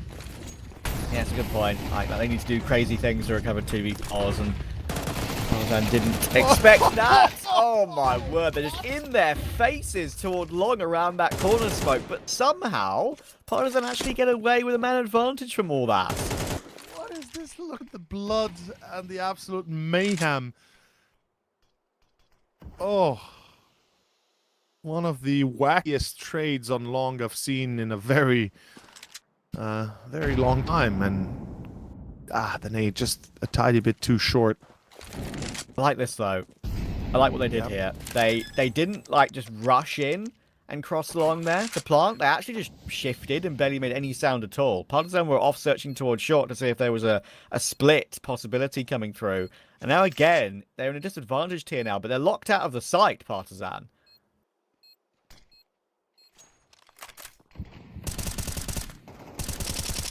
Yeah, oh man, imagine if Depression gets that kill. All of a sudden the retake unlocks a second later, but it's not against Karen. How? Oh, Kindle then replies. He knows approximately where to shoot, but there is just enough time for the defuse, I believe. Did he click it at the right time? I believe Yes, he did. Yes, he did. Oh, God, Just that was enough close. time. Just enough time. That was because I heard this. I heard the diffuse and the pinging chain, like the ping change in Beeps, yeah. the beeps. Yeah, thank you. Like, if the ping had changed, that's probably a problem. But Very true, very true. Yeah. But yeah, that is really.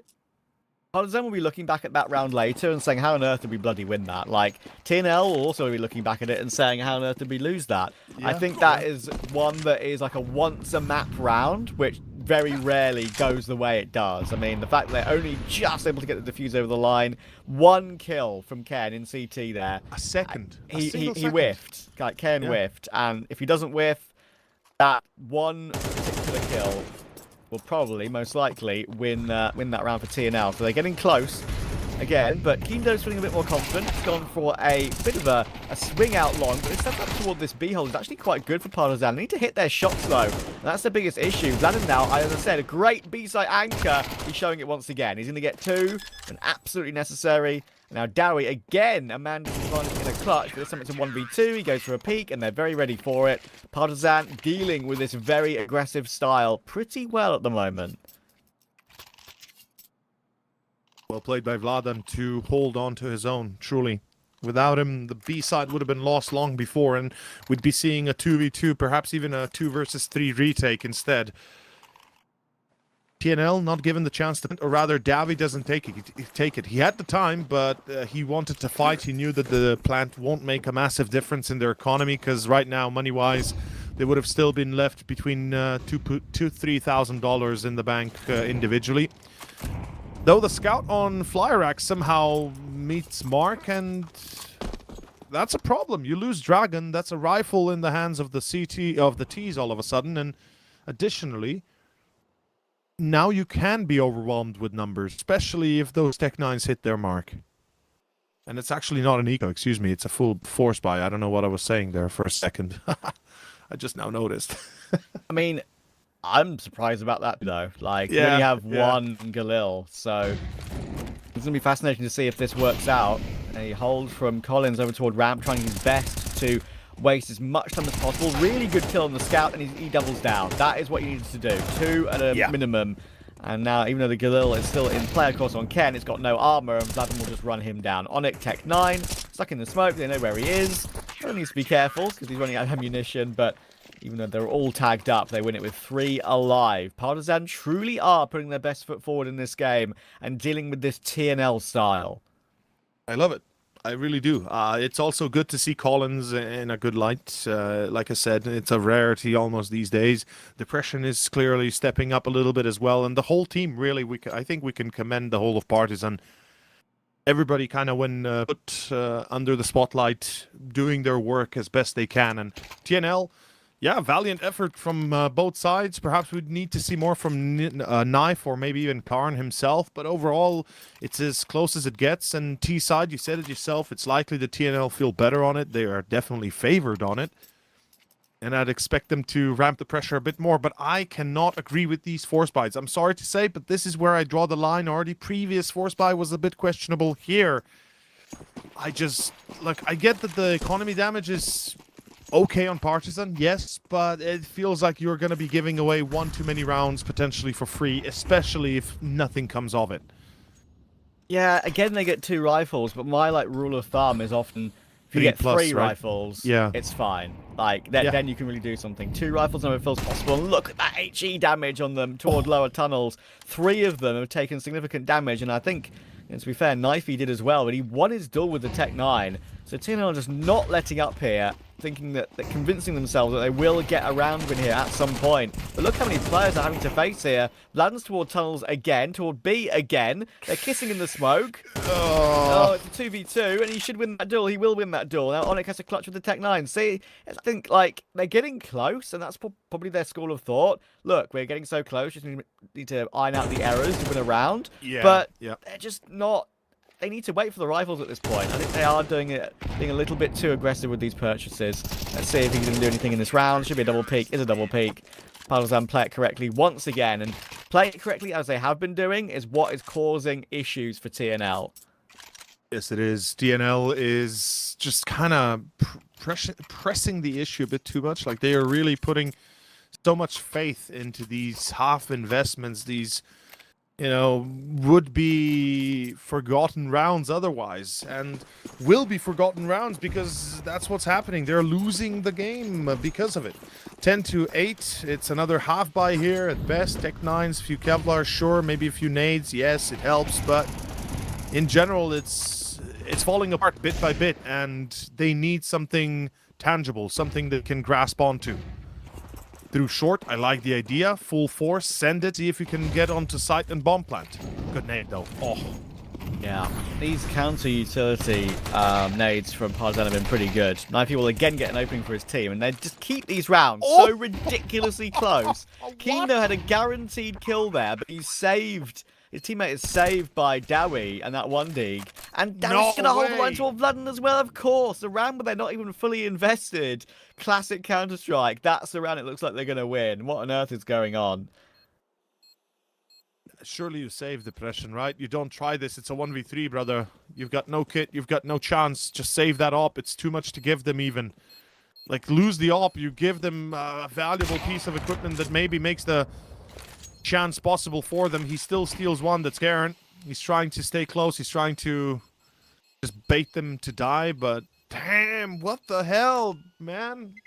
Trav, we've just seen the half-buy obliterate a full A hold with proper counter util. We even mentioned it, how good it is, and yet it still doesn't suffice.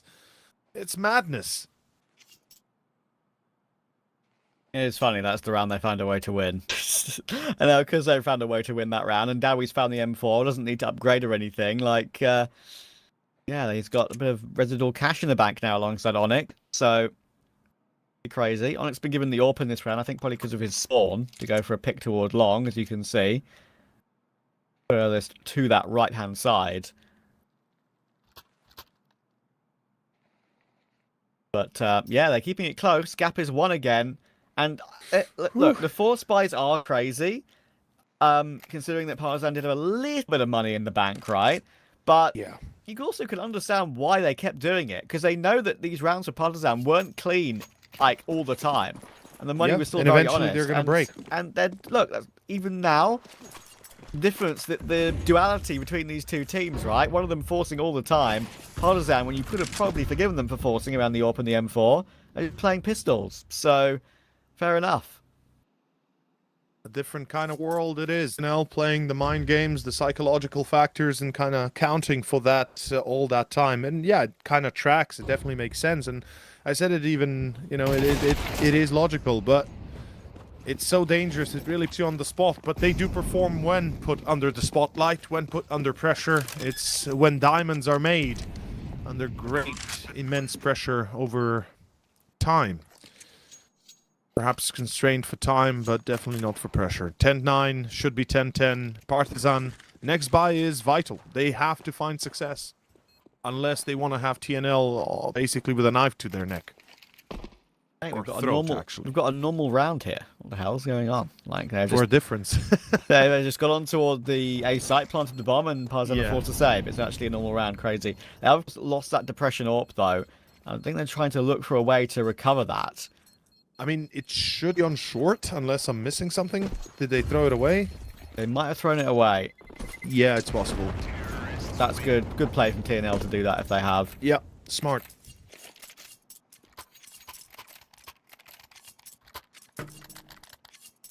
I did mention that Partisan will have to be online with the individuals, and the fact that they're putting a fight on Dust against TNL, right? How much of an individual team they are. It's at least giving us a show. It's not a one-sided affair. It's not a 13-0. It's not a utter disappointment.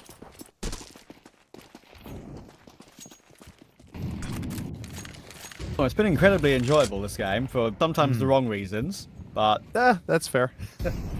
You know what, I didn't expect anything less from an aggressive team like TNL, and Partisan on a little bit rough form lately. Walk short here, TNL. Again, Passion kind of just wiggle peeking mid. They don't really have much presence there, and TNL are going to again use that pack-based mentality and just try and entry their way through, and now this round should just fall apart. Pressure needs 3 kills and he's on his own. It's pretty much impossible, and he gets none. So that's going to be TNL retaking the lead again. 11-10. Like I said, Partisan, what do you do when TNL take the lead once they have you by the throat and on the ropes? I mean, at this point, you'll have to make a decision to try and retake something, right? Not here, but within the coming rounds, they're going to have to attempt it, or they're risking maybe overtime, maybe, but that's a big if, big maybe, especially if they don't survive. Regardless, looking into the future doesn't help. They need to focus on the present. They need to focus in the moment. First surviving, then winning. Simple as that. And if I'm counting loss bonus correctly, this should be 2.4 loss bonus, or is it 2.9 already? 2.4. Okay, yeah, You're it's 2.4. So,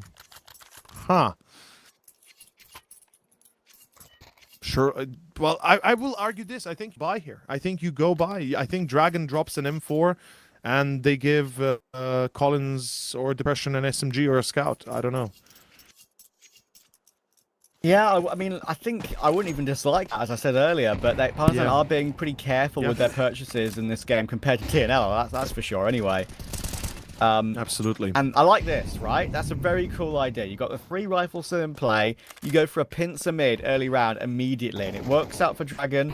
Getting an opening kill on toward Onyx, and TNL now need to recover here. Need to group up again and do what they've been doing so far, that to the great success they have been finding with these pack-based plays.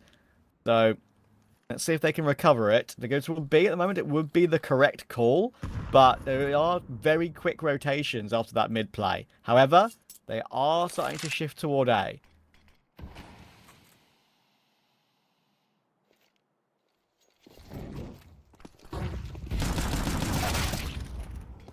Quick trade. Very important here, Davi to get 1, but it doesn't help. Dragon steals 2 away, and now Davi against the world. It's just not enough, and it works.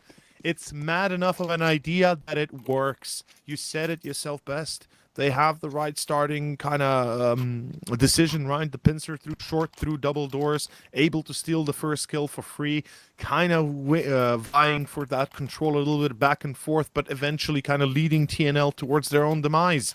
And in the end, it's exactly what happens. It's 11-11. Somehow they tie it up, and we have ourselves quite a close match. Flyer Axe not going to be taking the op because it's knifey on the spawn, but completely missing the mark, unfortunately. Partisan proactive and lower, though. I like this. Searching for answers. Going to have a pretty fun end to the game because TNL have enough money for the last 2 rounds of regulation, and so do Partisan. Win or lose for both. They'll obviously be struggling a little bit on drag depression, but Vladden's got a bit of residual cash alongside Kindo, so should be all right. We're going to have proper gun rounds, and Dowie has started well. Depression will go down. The stand-in for Partisan can't deliver. He's just toward long and B tons, where they've had like a 5-7 or a FAMAS in the corner, have worked out pretty well. And if Knifey tries to force his way out long now, we need to clear it properly, and he does clear it properly. Well played. Flash will come through. That will now force him up long. There's actually no one close at all. And with Onyx still in mid, being a bit of a nuisance to cut off rotations, it's going to be very, very hard for Partisan to force their way back in. It looks a near impossibility, even if Onyx steals the kill on short, and he will find Collins. Yeah. The young stat has gained here, and unfortunately, Nell, I think, steals here number 12. Partisan have no choice but to save. They're going to hunt Onyx, sure. I get that. And they'll get him. But I genuinely believe that they need to try a retake, or they would have to try a retake here. Like a 2v3, look, I know it's harsh, but come on, it's about to be the end of the map if you fail. Yeah. Yes, it's 12-11, but... Oh, and Dragon, like, if you're going to commit to saving, go and save properly, yeah, dude. There please we go. don't dilly-daddle. Yeah, exactly. Just Yeah, he's off. It's fine. So, yeah, I agree with that, because Vladden, obviously, 70 HP, not that low. He does have a kit. You do kind of feel like they could have gone for it, but they would have been AWP in the final round if they didn't save. So maybe that is just the you play for overtime, count your bets and count your blessings, I suppose, and saying, okay, well, give us the best chance possible in the final round of the game. Let's see, though. TNL have a chance to close it in reg here.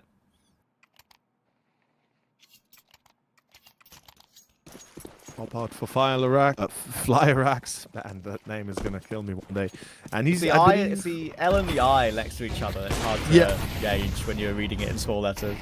Exactly, they didn't well, and it kind of just gets you every single time. Though, the timing spot on long doesn't work, so you know TNL's denied any sort of early advantage, which is always a good sign for the CTs. But they are setting up a pretty heavy B exit. Like all 5 are now grouped up to take this fight, and Vladan, we said it before, great anchor on B, should not change him for anyone. Dragon is there to support. Their crossfire is usually damn impressive and gets them multi-frags, and I'm expecting them again here. Honestly, if TNL just decide to fully commit to B, not even exploring options towards middle, it kind of feels a lot lost cause already, almost.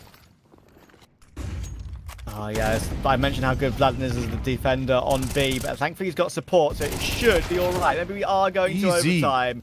Vladden's got 2 again, and he's still alive again, but there is the recovery kills. Very low HP. They do need a flanker. They do need Tunnel's presence, I feel, because these rounds can go awry. Collins, I wouldn't be giving up your life here. Though it's tempting, but you've got a man advantage. You need to wait for your Tunnels player. Bomb will now come through. We've got Flyrax close. And he wants to try and go for a peek, perhaps. Try and get ahead of the game before the Tunnels peek comes through.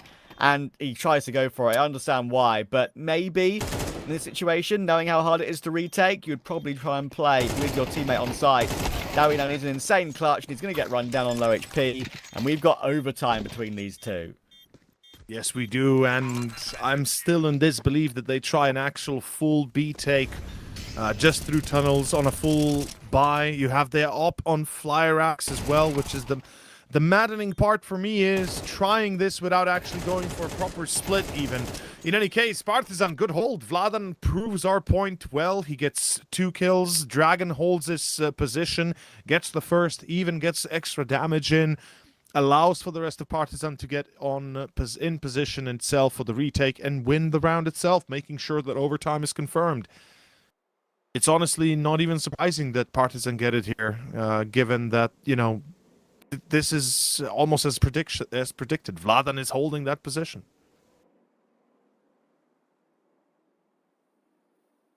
One thing you can just always rely on, and it's actually crazy how often that works out for him as well. Seen it once or twice before in 2 or 3 separate BO3s for Vladan. So just shows how much expertise he's bringing to this roster. I do think probably the best player on the team, if I was to really... Oh yeah, for sure, 100%. There's no doubt about it. Down. The only one that really, I think, has a chance at tier 1, truly. Like maybe depression in some time if he's really be stepping up massively and being able to at tier 2 level, but you know, Vladan, if it wasn't for Bleed, I think we probably would have been seeing him in a team like that at one point. Yeah, and a couple of decent outings, of course, and other EU mixes, and we didn't think he did too badly at all. I think he's quite a respected player in that sense. Any team is lucky to have him, in my opinion. Sure.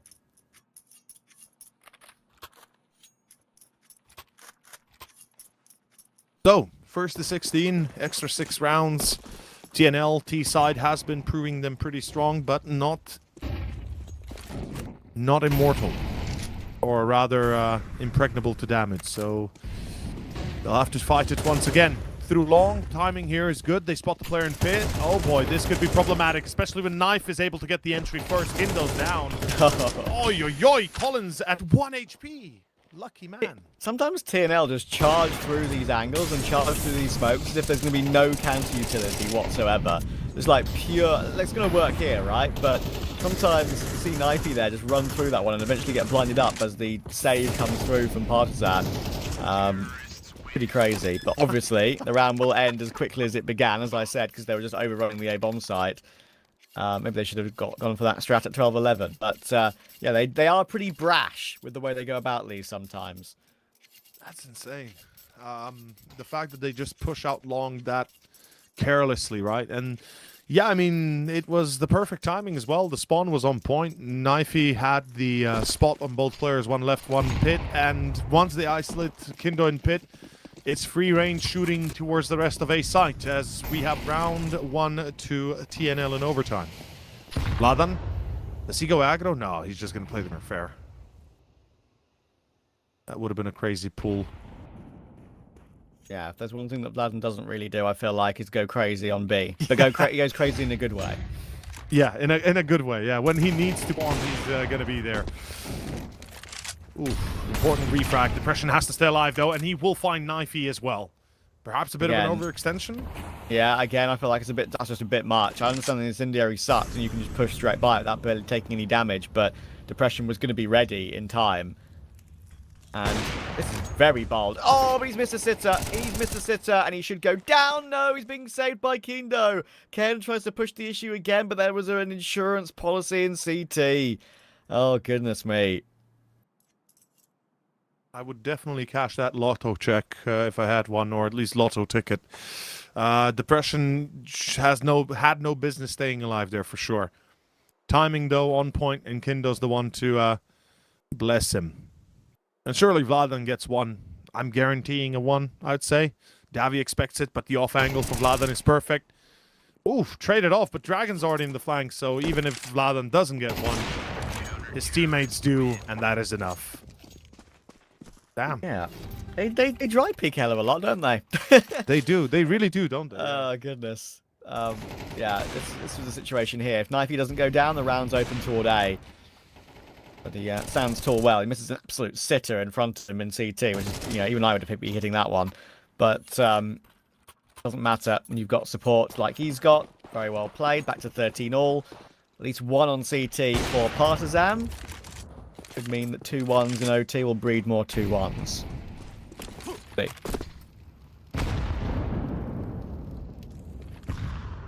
And TNL again determined to start their round from upper B halls. Whether they or not they commit, it feels like there's a bit of a lack here of actual decision making, or at least proper decision making. Pretty straightforward. No smoke. You have full util. You walk out double doors mid. You're able to get Collins, sure, but it's Dragon on B that's giving you the headache.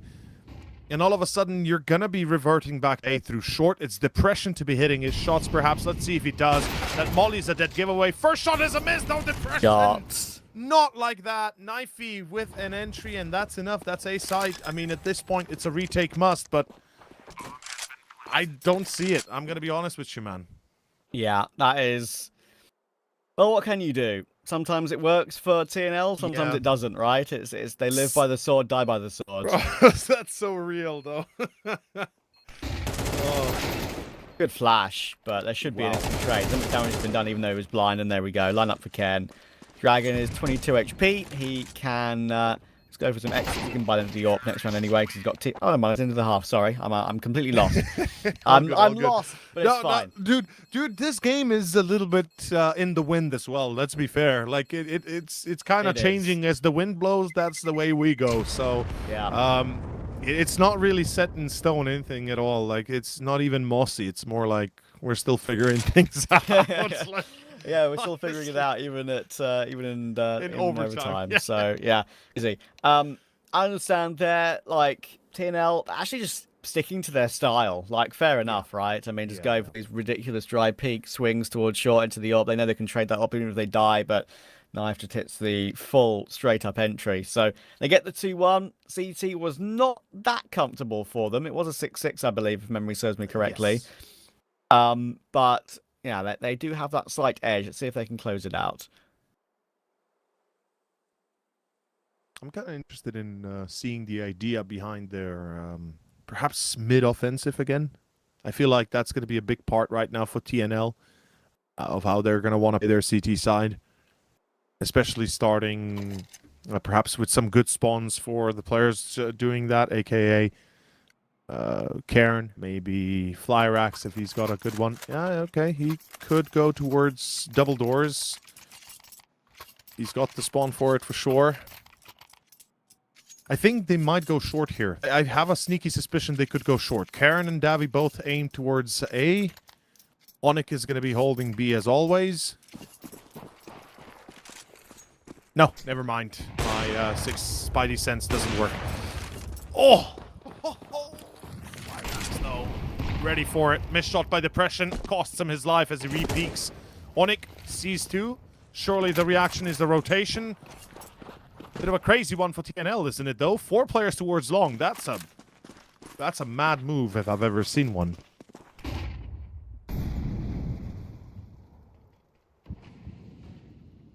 Already losing depression to that Flyrax AWP. Clones will pick that back up. Flash through to try and send Vladden out mid. Won't see anything in the immediate vicinity, but TNL are actually playing this one, I think, relatively smartly now. They're a pick-up, not going for anything too wild. Themselves up in decent positions, and Incendiary will force a player forward, though, and Flyrax does stick around a bit too long. That's always going to be a tough angle to get some work done with the AWP, but thankfully Ken is here. Knifey's here as well. Quick trade, though, and that should be the site open. 3v2. Bomb can go down. Again, TNL just falling foul, getting caught in the open at weird timings. This could potentially lead to a 14-14, though I wouldn't hold my breath for it. Davi and Onyx try this. Like I said, once in overtime, once in this position, you always try it. You've got the money, you've got the balls for it, you've got the chance, although the smoke walk is not going to work. There is no chance you survive this. I am surprised they didn't try to boost. I genuinely thought they were going to try and elevator this, but... Actually was kind of the one where I think they get back into the round there. That's like much better than a smoke push. I completely agree. I was about to say, like, I'm genuinely surprised that they just walked the smoke. Like, just go elevator. All of a sudden, you got a free kill on the guy and boost potentially, and then it's a 2v2 against the guys on long that you have a Nog with. You can fight. Like, there's so many factors that go your way if you just make one smart or rather right decision. But you know, hindsight 2020 and all that.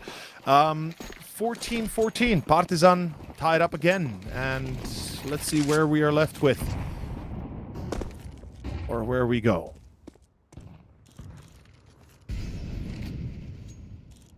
Two in a row for either team gets this game undusted.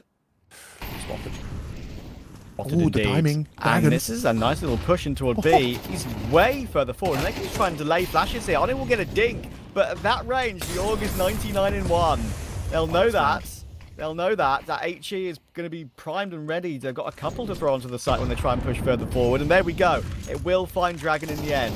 So they have a 4v3. They try and pinch now, and the trades are good. That is a one piece of aggression from TNL I've seen, which does make a lot of sense. And it's worked out for a chance to win this round. But Indo has forced it out mid, and he's won his duel on Knifey. Now, headshot angle has to be played for Ken. He's 12 HP. It's 12 versus 28. And now, we'll have to see who hits the shot first. He does clear it properly, does Kindo, but Ken was always going to get the angle first. And TNL will get another map point. How many more? How many more are there going to be? That was another round that would not have any sort of purchase for TNL, but it does in the end because of a specific few individuals. And that crossfire, I'm not even sure who hit the shot. Was it Flyrax? Was it Onyx? But whoever crossed double doors from Partisan getting caught after Dragon walks onto site. Crazy. Important, vital. And timeout used for Partisan, the one they get in overtime. They're going to talk this one through for secondary overtime. Potentially TNL, do they use their own? The answer is no. They don't care. They're like, yeah, you know what? We're good. We ain't in the business of new extra 30 seconds to think about us.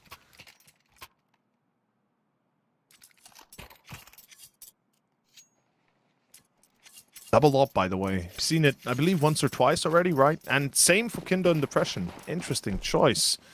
So B spot with the double up.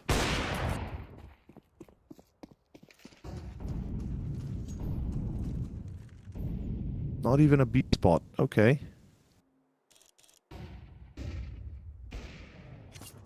Oh, and again, there we go. Could be getting ourselves back to OT. Another one. Ken needs to be ready. He is. He needs one more. Leg spotted. Goes for the spray. Finds it. A tag from Depression is so unfortunate. He's going to be frustrated at that one. Again, TNL wrestling back an advantage. And Flyrax is just waiting for Dragon to walk into his crosshair. 4v2. Could this be game for TNL right here?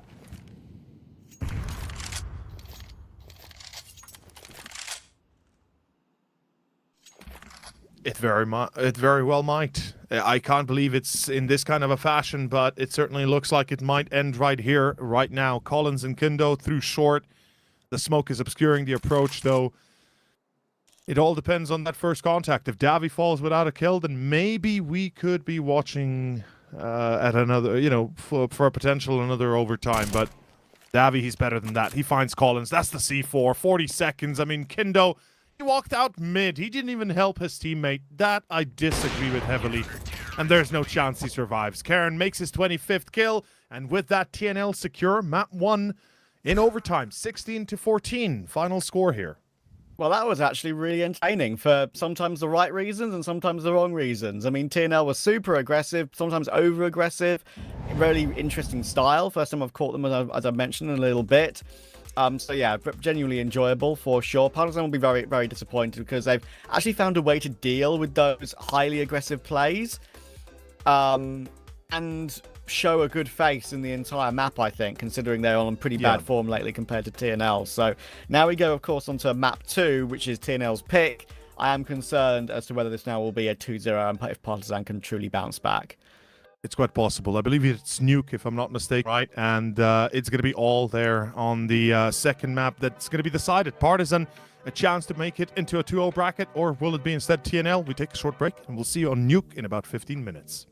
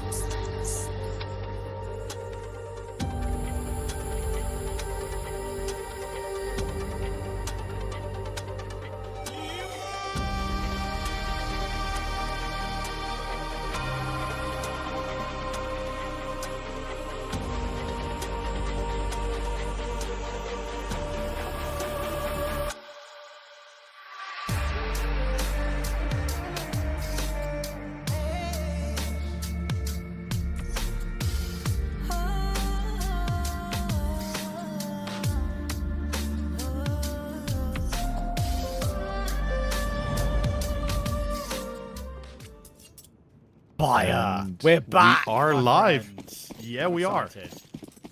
Same. Same. Absolutely.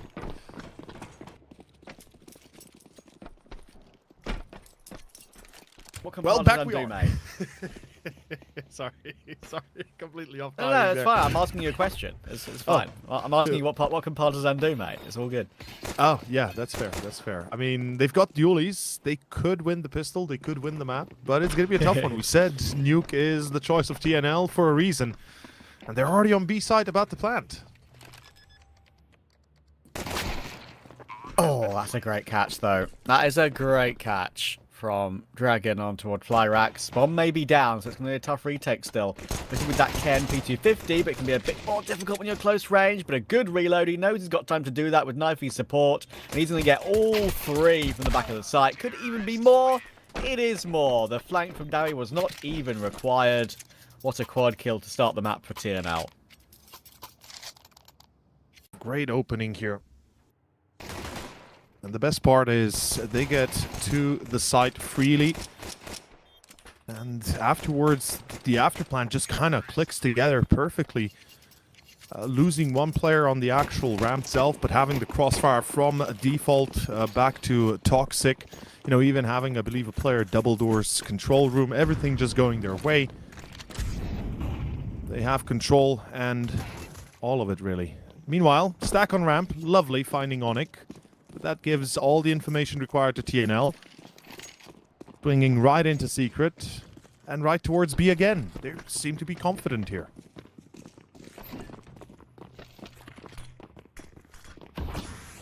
Really enjoyable dial to just watch, I feel like, TNL.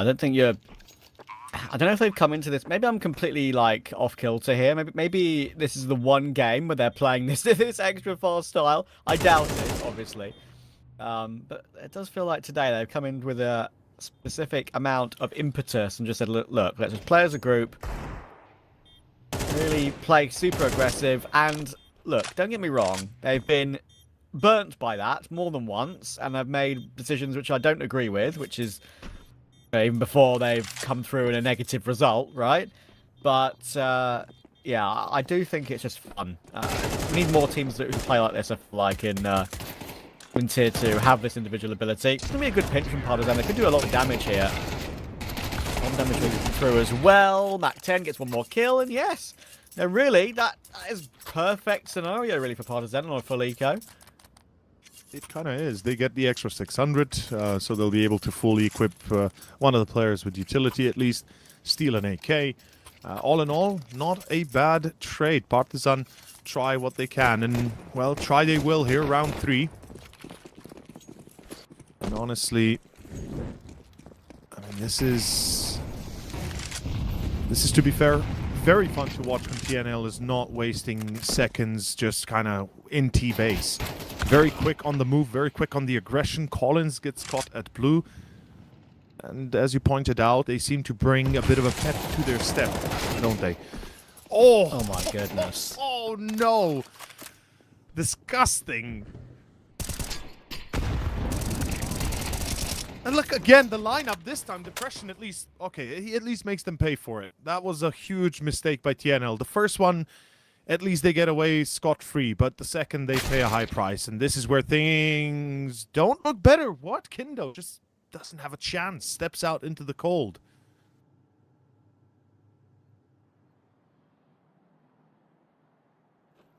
Somehow the round switched round once again. Depression, 24 HP after his heroics with that 2k from hell. Very aware, Dragon, that this is probably going to be a risk. And there we go. That's a huge kill. It does remove the healthy player from TNL. And it does drop the bomb up there. So, Depression, this is not a clutch. That should be impossible. But Dowie just so ready. Checks the site properly. Has a proper peek. Hits the headshot. What can you do? Even when they're bombless and healthless, they find a way to win. It's like vampires, man. They drain you of life until in the end they finish you. And yeah, right here, Partisan, a bit of a tough loss. It's a closer call than it perhaps could have been at the start, but unfortunate one. Dragon has the M4. The rest basically buying up what they can muster up, what they can afford. That saved rifle is the one thing they can hope to kind of lean on, and surely they should.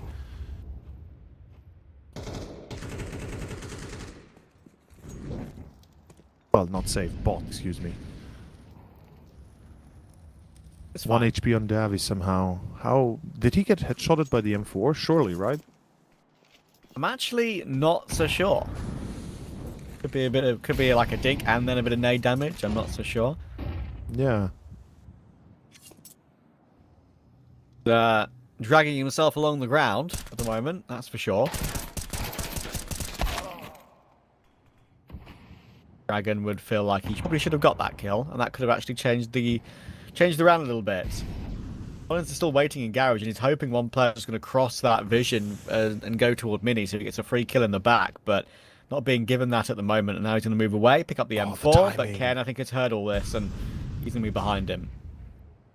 Yeah, and Karen also that he doesn't go through it the first time is kind of an indicator. He had an idea, perhaps somebody could be there. Didn't want to test that theory. Lyrax checking lobby, meaning they're flank secure until he dies, and TNL should be getting this fourth one easily. I mean, a bit of a wonky start with Davy getting headshotted, but they clean it up. They don't lose anybody. This is impressive. This is very impressive, and honestly, look, I'll be kind of putting all my cards on the table here. Like Partisan, I've been watching them for a while. They are a very solid team. They are not to be underestimated on a good day, and even on a bad day, they usually perform better than this. Not gonna lie, but yeah, I didn't expect them to have this much trouble with TNL. I genuinely did not. Going into this, I expected to be more leaning more towards Partisan. Yeah, current form is just so skewed. That's the issue, right? I mean, Yeah. Partisan have lost so many games compared to TNL recently. TNL have had really good wins against good level of opposition. Very respectable. And, oh, that's a big mistake. How he's got away with that, I don't know. You've used your entire 30 bullets from your M4A4 and still got the kill with the USP. That is a kind of a rookie error, but he's got away with it. There is a path down toward B though, but it all hangs and with a fly racks and get this kill on toward Dragon on ramp. Does he check close there? There's quick switching going on. It's a bit nervy and Dragon's going to miss the shot. What a reaction from fly racks. That now opens up that B bomb site in its entirety. No, and Collins, not like you're walking the this. smoke at a terrible timing. No. It leaves Depression depressed. It quite is, truly is depression at its finest. Oh, that gets me there. I mean, the fact that, Vladan's still able to get a kill is fantastic. Like you said, it is kind of wonky there, but at least he lives up to the meme. It's faster to change to your secondary than reload. Honestly, it truly is. Oh, depression. He hears the A players. That bomb plant is not out in the open. Oh, sees the jump, but he's been seen instead as well, and he's not given a chance to react. What? Oh no. It's crazy. Like even at the end there, with that little jump over the pallet in the middle of the site, between the silos, seeing him, it even takes a bullet to the head through that. Yeah. Then the swing wide comes through to finish him off. Absolutely crazy. But the fact that was a 2v5 so quickly and recovered so quickly is just truly wild. I mean, Partisan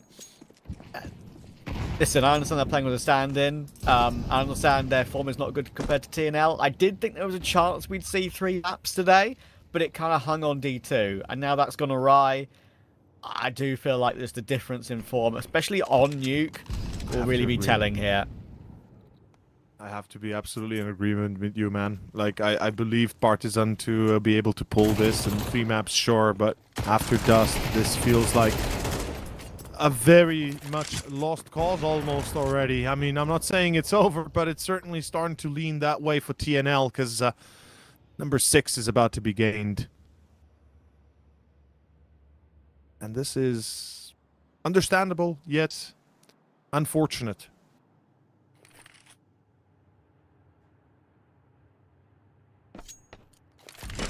TNL is going to be happy, though. I mean, they're looking at a potential 2-0 start in the Swiss stage.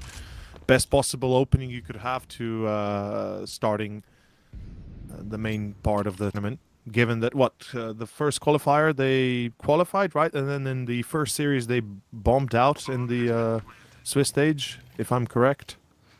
Let me double check real fast. This can be a bit up and down for them. I mean, it's actually... Yeah, surprisingly, it is TNL, really. We've got that. Look at the name value. Right, TNL, who have found those more consistent results over the course of the last month or two.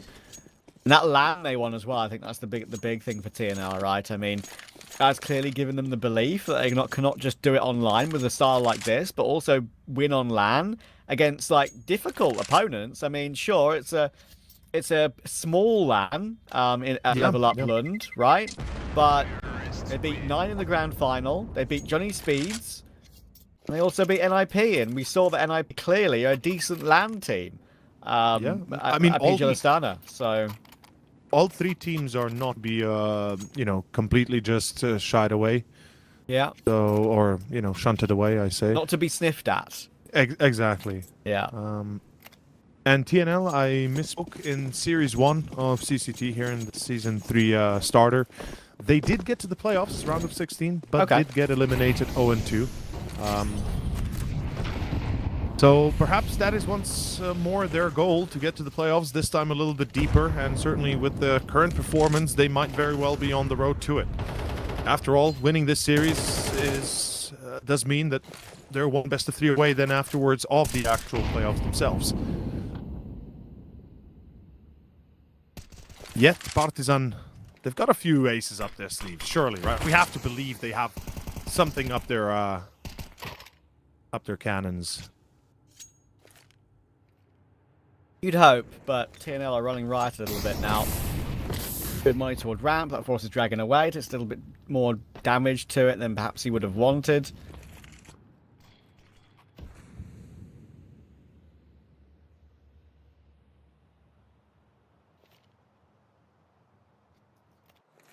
Bit of a contrast between our first few rounds and these last few. Playing around the smoke, get burned. Smoke criminals are usually tried and executed, and justice seems to be prevailing today through that smoke as Karn finds 2. That's 7. And Dragon was the first man in the round who took any contact at all, right? He was the first man who got information and fell back toward ramp, fell back toward B. And then he's like waiting on B, thinking, okay, well, I need to be the guy here that waits to see if they actually go toward a B play down ramp. And then he's the last one left thinking, where's my mates gone? Like, listen, I was in task with this. I didn't die. Why did you guys all die? Joking aside, clean work from TNL. Dragon will get instantly traded, nothing to save. TNL have all the money in the bank in the world to keep on hunting as well, which makes it difficult for the CT side. It's a tough watch right now. Leaves a lot to be desired, I think we can say. Especially with a few ideas, the way they've been running. And you posed a great question. Who is going to take over the IGL role? Will it be, Collins? Will it be Dragon? Maybe now that Depression is the new opera, will it be Kindo? I don't know. Like, who has the who's going to take that mantle of responsibility? Because it's not easy. Trust me. Anybody that's tried it knows. And, 9. This could get 2. Oh my word. Dowie's 3 HP again. Look at Charmed Life in this game. He survived on 1 HP earlier. Now he's surviving on 3. This could finally be a breakthrough for Partisan. I could be wrong. I have heard that Kendo might be trying it. Yeah, it makes sense, right? I'm not entirely sure, but I'll have to maybe get confirmation on that from either the team or from Twitter or something. I'll have a little bit of a closer dig on that one later. But they're going to win their first round here. Of course, again, it's on one of the lower investment rounds. It always seems to go that way, doesn't it? But Onyx, a bit too disconnected from the action here to win this clutch. So he'll be flying up into his death. There we go. Plenty of damage taken. There's more where that came from outside as well. Oh, he's just too clean with it sometimes, isn't he? But, of course, the 5-7 will drop in and take the trade. So 3 AK saved over. Finally something to work with for Partisan. Let's hope they build up something more as well. It's going to have to be a bit of a tower. And right now, first time out for TNL. That's actually surprising. We talked how on Dust they would use those timeouts immediately after losing rounds. And right here, again, they do the same thing. So perhaps not so much surprising for them, but rather for Partisan. To lose 7 in a row and not take a timeout yourself, indicating, you know, the changes in leadership, for sure.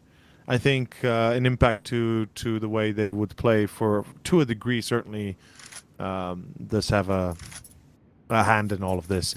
And if it is Kendo, it does also make sense. I was about to say earlier how, you know, with Depression coming in as the primary new opper, you know, Kendo, Dragon, they would usually wield the op, kind of interchanging depending on the day. Sometimes Dragon, sometimes Kendo even. But works with bringing Depression in, getting more stability. Yeah, hopefully it's going to work for some more rounds. It's also perhaps a good point to be made. They're going to need it, yeah. Quick trade onto Kendo, playing top side silo there. We shouldn't have been allowed to get one, actually, if he had a chance to remove him. But, you know, I'm going to go too aggressive on this occasion. Let's get that trade and then wait around in lobby for a little bit. Might decide to set up for a proper execute, considering all the utility they've still got in their back pocket. Right-click smoke will come through. The utility that they're putting into play does seem to read like a vent drop, perhaps. But the amount of positioning of Vladden and Collins, you'd think maybe there's a chance of Vladden's in the smoke with them. They have got one player down, but Ken is the player with the bomb, and he's not got anywhere near. So much damage being done. Vladden forcing his way through.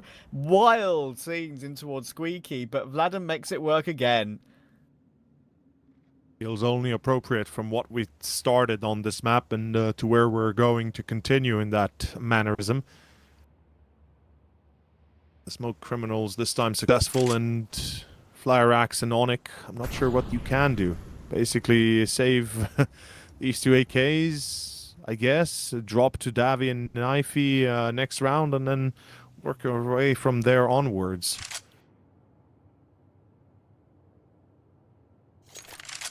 Love to see that Partisan's dying breath is not a last gasp, but perhaps a bit of revitalization.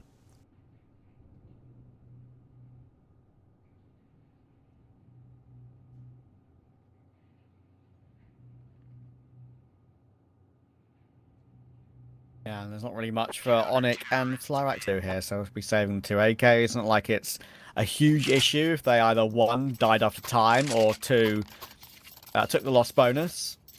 Or, sorry, not taking the lost bonus, I should say, because obviously they're saving. So with having 4k in the bank, they can drop a few weapons over, keep the buy consistent across the board. Now Partisan are looking to try and regain some consistency. Often these games can close up a bit quicker than you realise, right? TNL are just cruising 7-0, but out of nowhere they can turn into a 7-5, and suddenly it's a game on again. So TNL do need to be careful. They need to stay on the front foot here. We need to keep a focus on these open moments. It's going to be vital now for Depression to start hitting the shots. On ramp alone means any sort of towards him has to be answered with severe action. And right now we see outside well contested. Dragon's going to find one. Devi Goodness. does refly, but Collins with a Molotov to burn him down. Dragon with the secondary to pop off, and that should suffice. Karen is, what, on 12 HP? So at best maybe gets a kill if he's lucky. And Knifey is currently lost in the sauce. He's still in a lobby. Dead, actually. Plant will be available, and that actually will be vaguely helpful, right? So that's a little bit of an injection of cash here for some of the players on the lower side of the money. If Ken was full HP, I'd actually give him a very slight chance here, but let's see what he can do. Damage-wise, I think he's going to make a decision to save the AWP here, and I really like that. Often players are, like, delusional in their thinking of, listen, I've got the first kill, I'm ready and raring to go now. I'm feeling it, but on that low HP, it's never going to happen. You know it's the AWP you've removed. Grab it, run away, let Partisan defuse. All good. Dude, that is so well said. I love it. I love it that you put it as it is. Like the delusion, the grandeur, the idea of, okay, I can do this 1v5. Let me ace this bad boy, you know? For real. Yeah. It's sometimes jarring. He goes for it, I think. I mean, yeah, if he's full health and if maybe it's a 1v3. Yeah. Maybe then, or a 1v4, excuse me.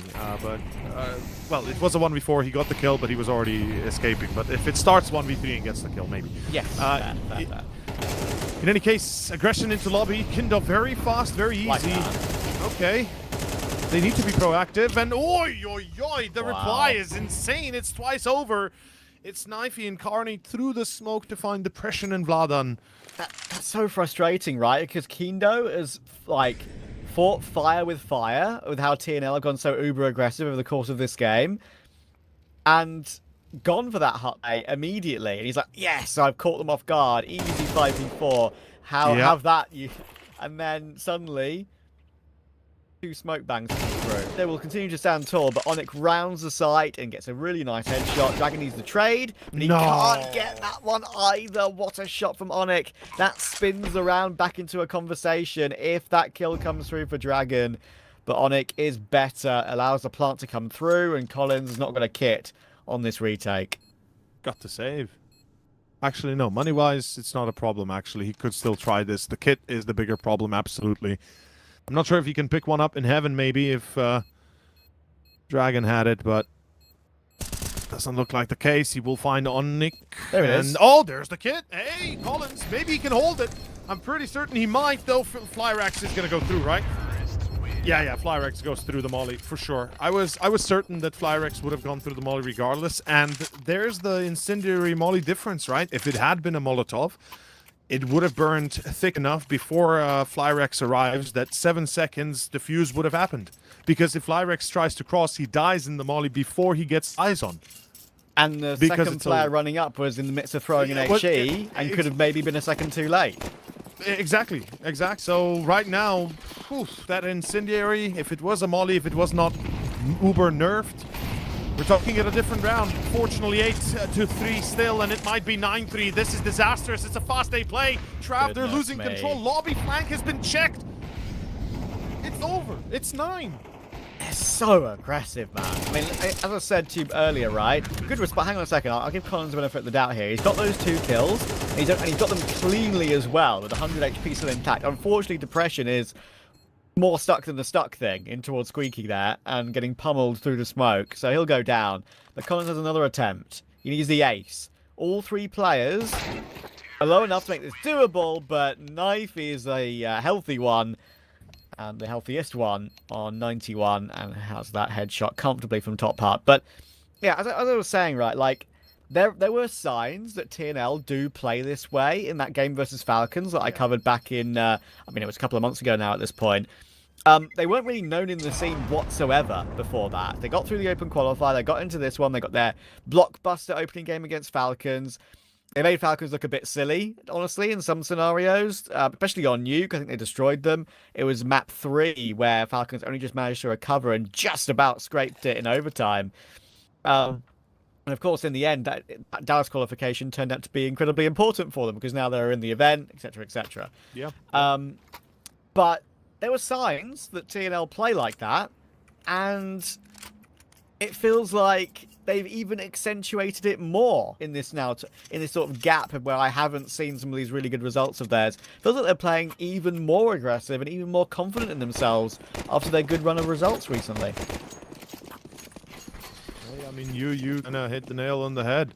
It's not the first time that you can see how they play, and it certainly shouldn't be too much of a surprise to Partisan. Young and hungry for the glory here, players are going to be looking for fast and steady engagements. And Partisan right here, T side. Let's see what they muster up. It's gonna have to be something special, because losing the pistol is not an option. In my eyes, losing the pistol is pretty much losing the map.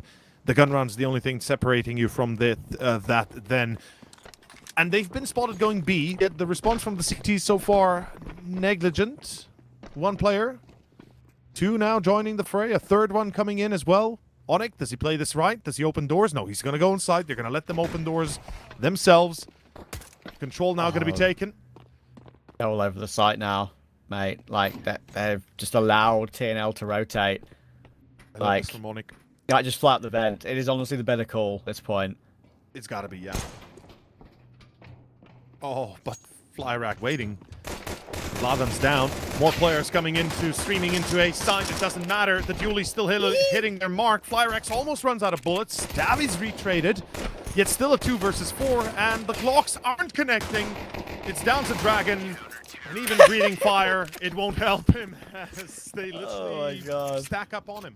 Damn. They're literally like totem poling, flying up the vent, trying to kill him. It's actually just like so much W key from TNL in this game. It's actually just fun to watch, man. Listen, I'm glad I was called on to stand in today. This is enjoyable. It is, because it's different than what we used to get, what we get to see, isn't it? Like, most teams don't do this anymore. Like, this reminds me of the good old days of, 2019, 2020 Counter-Strike Global Offensive. Before the online era, where it was more straightforward. But right now, it's even more so than ever before.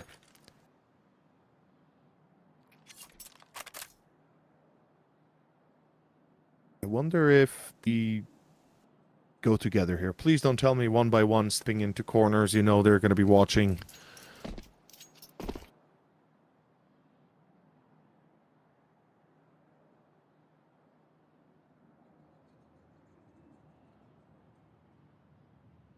I guess on the top of this eco, I can finish the thought I wanted to do earlier as well about the saving, right? How players tend to save. It's jarring sometimes how some teams are completely oblivious to that, and how some players are like as if they wouldn't care about the economy. Like how many times that actually happens more often than not. And to me, that's completely unacceptable in some cases. Like especially if you're 3 maps in, if you're in a position where you're going to lose if you make too many mistakes, you have 1 or 2 opportunities, maybe you really have to make the best out of it, and then you see some crazy things like force buys going into oblivion and stuff like that. Yeah, it's certainly some teams don't risk the law of the jungle, that's for certain. Even smaller things, right? Like a CT side very clearly having a T player stuck in the corner with like 5 seconds to go and killing them straight away rather than taking the opportunity to kill them after time. Small things like that I feel like teams don't do enough. That's actually a good little minuscule detail that adds on top of the whole picture, right? Yeah. It's in the game for a reason. If you have a chance to punish them for saving, especially T side, why wouldn't you, right? It should be pushed to that you should be pushed to that objective more, perhaps. I certainly agree with you, yeah. Like especially T-side saving, it's become sometimes so crazy that you're surprised that teams don't try to punish that. Ooh, what is this? Ify will lose the duel against Depression. Good damage, but no way. Do they check this corner? This is the worst corner on Nuke itself, but they do check it. Collins knows. Few more where that came from, though. Got yeah. Lorax and Dowie both here. Thankfully, these smokes should be enough to hold them at bay, but damage is significant. Dooley's out. Tries to fall away, but in comes the MP9. AK can be switched to. Oh, he should have found one more, and he'll know it as well. A bit of a wobbly bit of control on the spray there. Partisan are going to get away with this opening to their gun rounds, and honestly, I don't know how they did, because Depression probably shouldn't have got that kill from Silo. It was so much damage done by Knifey in that position, but just couldn't complete it, and there were so many more players where that came from. TNL trying to, once again, just sort of revel in the madness, in the manic situations around those smokes, but Partisan managed to find a way on this occasion. They really do find home in the chaos of it all, don't they? I'm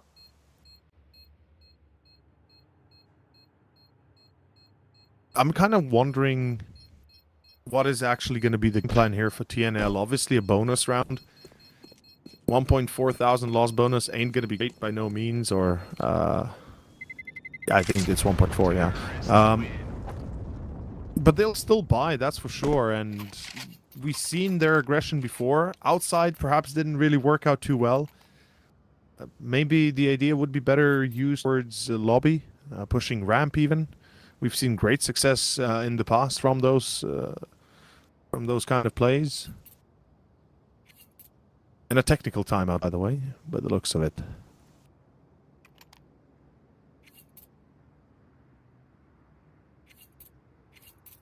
It won't be too long. And now that they're on the favoured side of the map and only 2 away from a great little win here.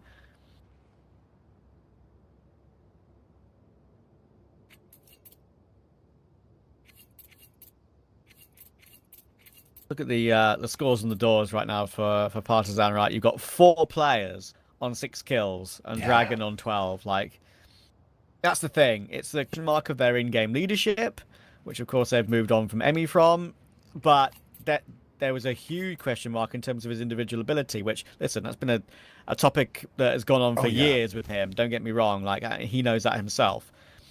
But they've moved on from him. Now they need to find some X-Factor players who you can rely on in Tier 2, and you need to have some good leadership. And clearly, that's kind of what... You know, TNL are a bit of a mad team, as we've seen today. They're mad in a good way. They really play off of each other well, and maybe that's what Partisan don't have yet. Yeah, it's TNL style. Aggressive, in your face, you know, supporting each other in those actions and continuously trying to pressure you into making mistakes. And it's a legitimate style until a team comes along that's better at aiming than you, that's better at reading the game than you, and they beat you. And right now, Partisan, it's going to be an A split. I like the idea, but Vladan goes out alone. The Molotov does not let the rest of the team come out of hut. Depression finds another. It's Knifey alone that has to hold the door kind of here. A 2 versus 2 means it's Depression and Collins now having to go down vents, possibly to B, or do they hunt Knifey? They don't know. And neither do TNL. Tight. It is tight. But if Partisan gets set up in an after plant on B, they should be totally fine, I think. With Knifey low HP. He creeps down the vent. He's a dead man. There we go. And the instant trade from Ken is not going to be possible, even because that incendiary is plopped down in front of him. No kit as well. There's one man that I'd give a slight chance to. Maybe it's Ken. Been quiet enough, and he jiggles with the ladder to show a bit of shin. See if there's still a player in the vents, and now Collins has figured out where he's coming from. Door will be closing his face. There are 2 angles he has to worry about, of course. A little right-click flash will give him a go. Little jiggle. Perfect little bait. Always a chance. He's doing amazing work here, and he'll go down, will Depression. Ken finds a way to win in what was an impossible 1v2. Fantastic. She comes out of the vent already looking like the safety inspector, and then obviously sees the shadow of the player in mini or in at short.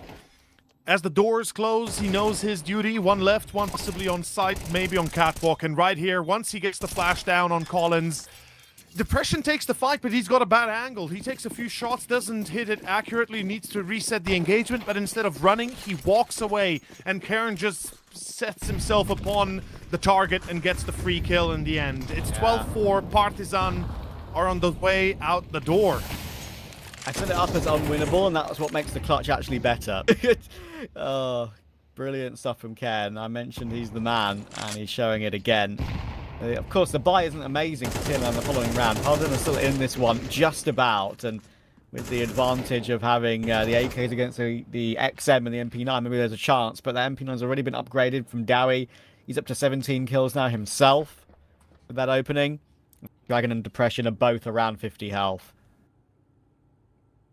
Yeah, this is a tough one again. Partisan, every one of these rounds after the initial 5 that we began the map with had been close affairs. Like, a lot of them had come down to individual duels, to 1 or 2 players alive. And the timing, Onyx, the XM almost connects there perfectly. Lucky for Partisan, it doesn't go through. Lyrax. Yeah, I think it's clear as day. Round is done. Good cross-up placement from Dragon, and the final kill will come through. Now, I have a thing lately, my friend. It's called Trav's Law. Okay. And I tell you what, Trav's Law happens, I swear to you, at least once a series, maybe twice. Okay. It's when a team reaches 12, whatever the scoreline, 12-3, 12-5, whatever, even 12-10, they never win following round after that. They never just finish it off 13-5 next round. They never finish it off 13-10 next round. It's obviously a mental thing. Like, you get to the winning line, you kind of like, you get to 12, slight relaxation. It's like, okay, we're at 12 now, OT confirmed, breathe. But clearly there's like a mental explanation to it. But it is insane. Now I'm taking note of it. And it's not even confirmation bias either. Like, how often this happens. No, you are absolutely right on the money, and I didn't know we have a Trav's law because we have Hayes' law as well, and now I'm gonna use that. Absolutely, yeah. Like, honestly, it's true. It's something that happens every single game you see. A team gets to 12, it's 12-4, and then every single time, almost always, it happens to have for them to lose like 3-4 rounds, something like that. Like, rarely it's just the one. It's usually, you know, if it's one and done, it's very much an exception. It's more usually lose like 5 in a row, 6 in a row, and then win one on top of luck of a Nico or something like that. It's crazy. Yeah, it's honestly, like, I'm not lying when I say I think we're wizards, man. We really are. Like, sometimes we make these calls and they just happen to be true, right? Jokes aside, it is pretty funny. I'm not. There's no like. It's just a cheeky thing. Right? There's no like. No, it's more like, look, we have to keep ourselves occupied with something, right? We have to have something to keep us sane after watching so much Counter-Strike. Yeah, it's nothing like, you know, calling a law after myself. There's nothing like, you know, self-indulgent. Yeah, it's not self-indulgent. It's not like ego-filled or whatever. It's purely just like, I've seen it so damn much, and kind of like no one else has really picked up on it. I'm just gonna designate it and have some fun with it and see how often it happens. And I swear to God, it happens way more often than I ever realized. It happens all the time, like all the time. Honestly, like. It's hard to even describe how common of a thing it is, really. And yeah, I mean, you said it self your best. It's something that we are used to, and Partisan right now are hunting for number 7. They should be able to get it given their positioning and where they're going. TNL, I will admit, I'm a bit surprised. They've stepped off the guess battle a little bit, right? After all of that aggression at the start, after seeing their dominant side in a way, they really cooled off. They slowed down, and you said it well. Once reaching that number 12, they seem to, you know, the adrenaline lets loose a little bit. You kind of calm a little bit, etc. And that changes the approach, apparently, so much that in the end, they get caught in a few rounds themselves. Yeah, TNL just taking their time a little bit as well, right? Like, this is the last couple of rounds are actually just showing a bit more, you could say, hesitance with their purchases, knowing they're 12-6 up. Round was a bit more of an aggressive play with the MP9s and 5.7s to try and push the issue again. Partisan were ready, some good control over the map, and it should be absolutely fine. No, Onyx wants to try and look for Dragon, throwing all his utility outside here, pretty much in the open, but it's going to come down to a timing, whether he gets away with the AK or not. It'll be 12-7, and then we'll get their guns out in the next round and finish this one off.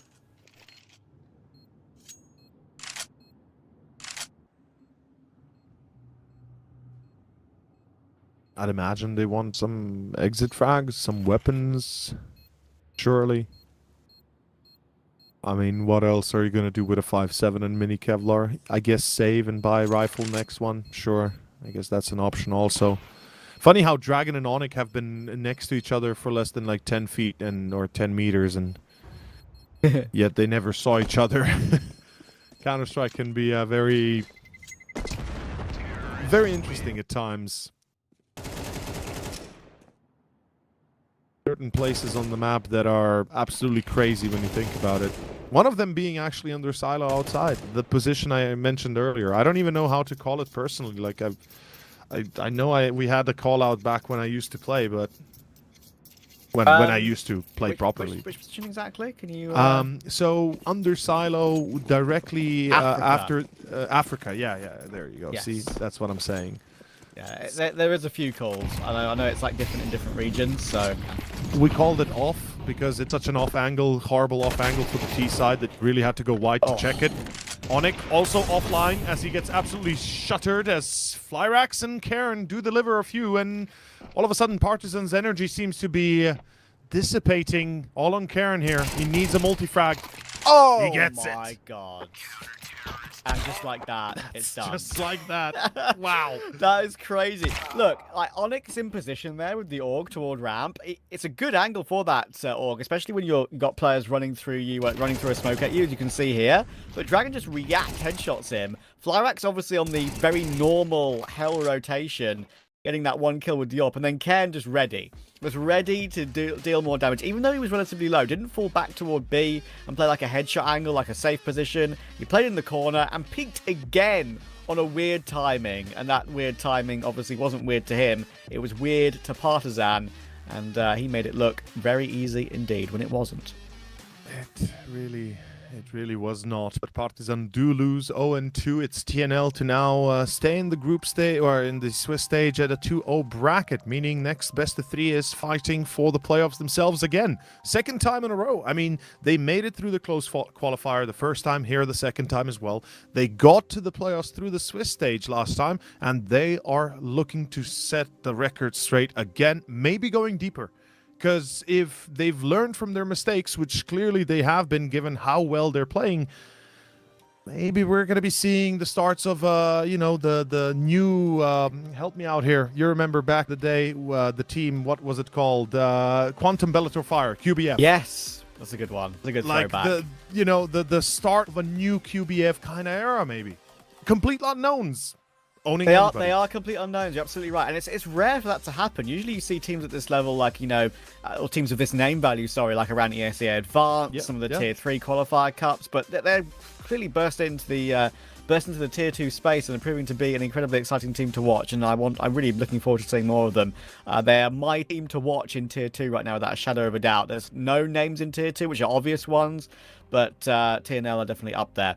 I believe we have a quick look at the schedule to see, of course, the 2 games we've got coming up later on today. I will be hopping off of those. That was just a quick stand-in for me. But Nexus versus Monty at 4 o'clock. That should be an interesting one. That'll be coming up in around about an hour and a half or so. And CyberShoke versus NIP. Some interesting ones there, so make sure to stay in touch with CCT and keep your eye on these interesting results that could be coming through at the end of the day.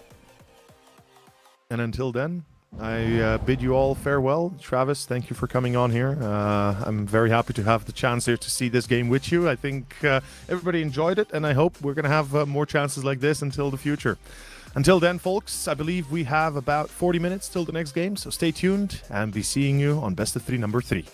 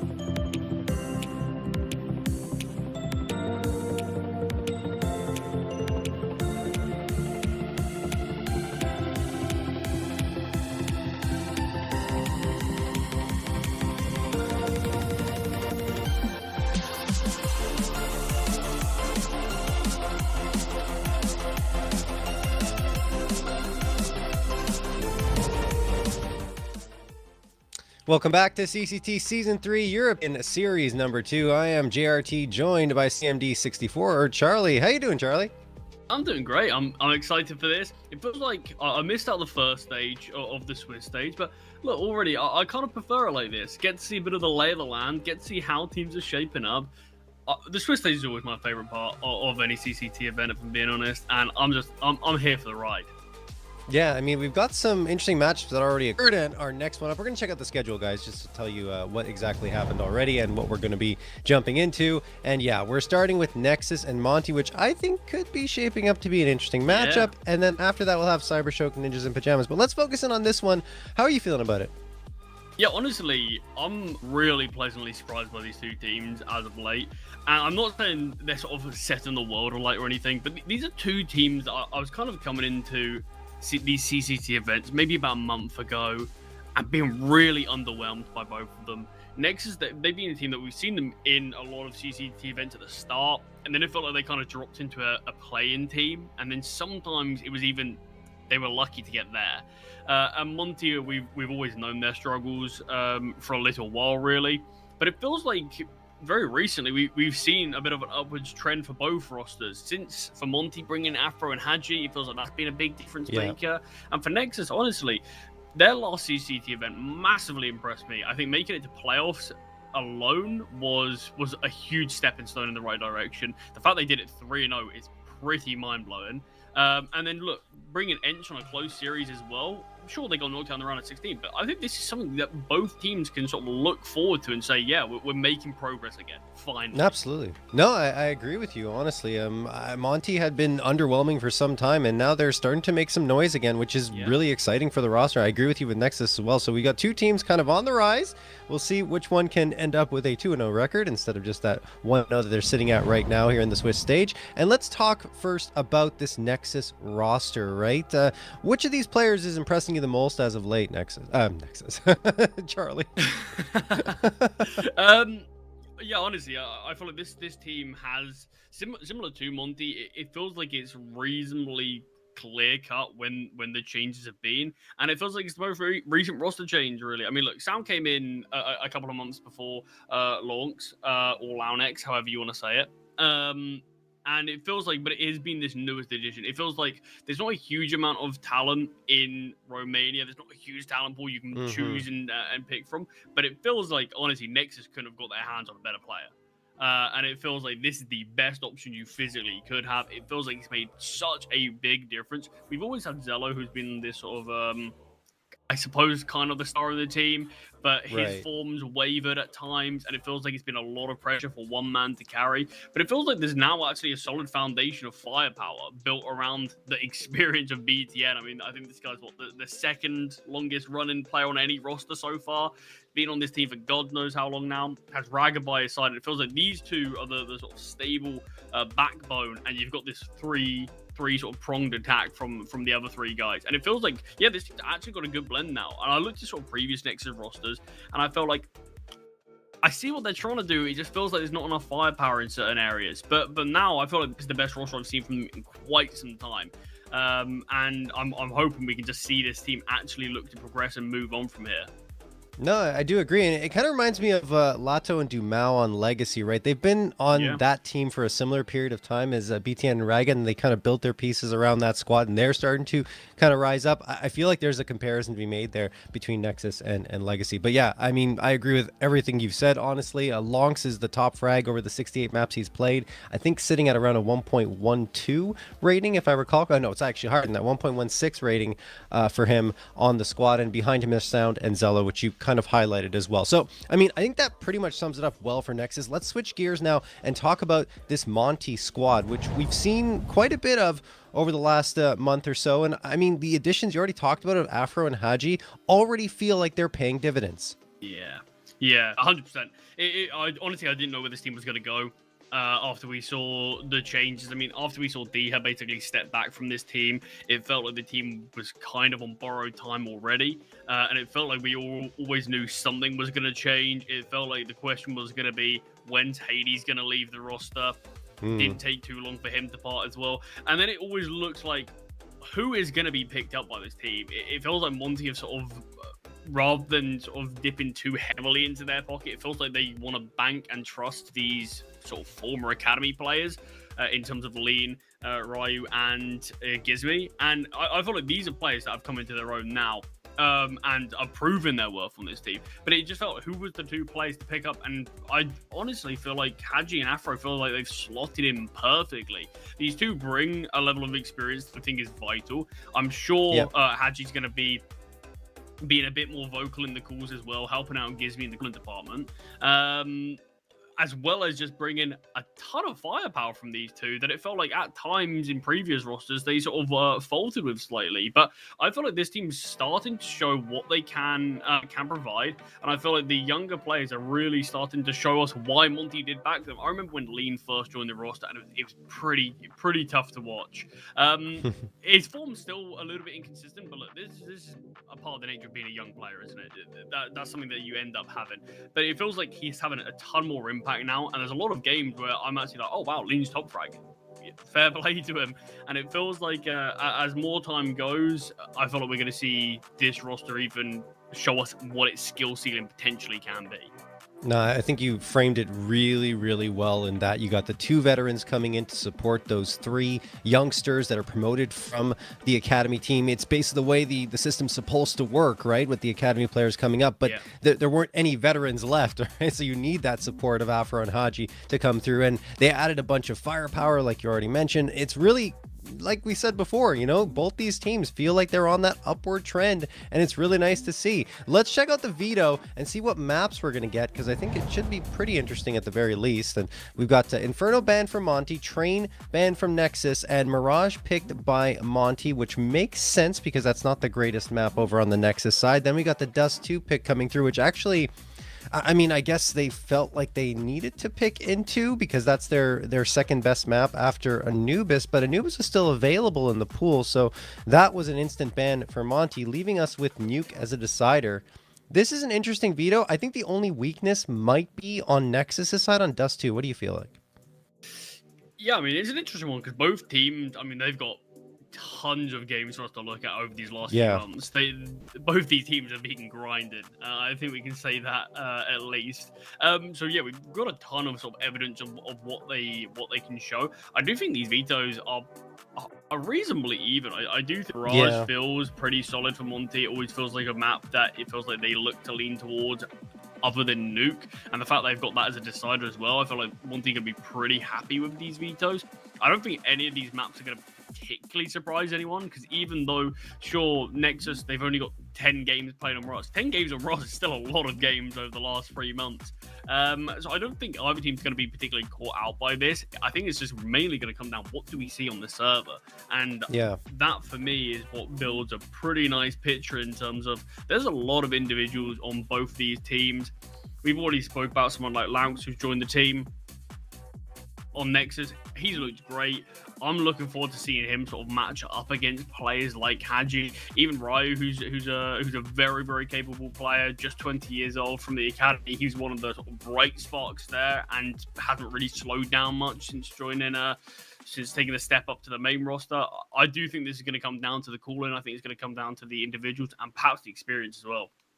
No, I do agree with you. And if you look at the previous Veto that they played, it was the same maps, just in a different order. Monty picked Nuke initially, and it didn't go their way at all. It lost 7-13. So this time they switch it up. Instead of having Mirage the decider, it's Nuke as the decider, and Mirage is going to be their pick. So they're going to see if maybe that will give them better results. And I mean, like I was alluding to earlier, it is a little weaker on the Nexus side. It's a good pick for Monty, but you're right. I think that both teams are serviceable on the map. So I think it's going to be down to micro decisions, or what's happening in the server and the strategies that are executed and the little mistakes that can make those differences that can tilt it in one direction or another. That said, in the previous engagement, it was Nexus taking it 2-0. I think it was back in March, though, and 2 months is a very long time in Counter-Strike, and these teams have both had their chances to grow since that point, especially like Afro and Hadji being implemented into the roster. I think that's going to make a very significant difference here for that Monty squad, because they weren't there in that last battle.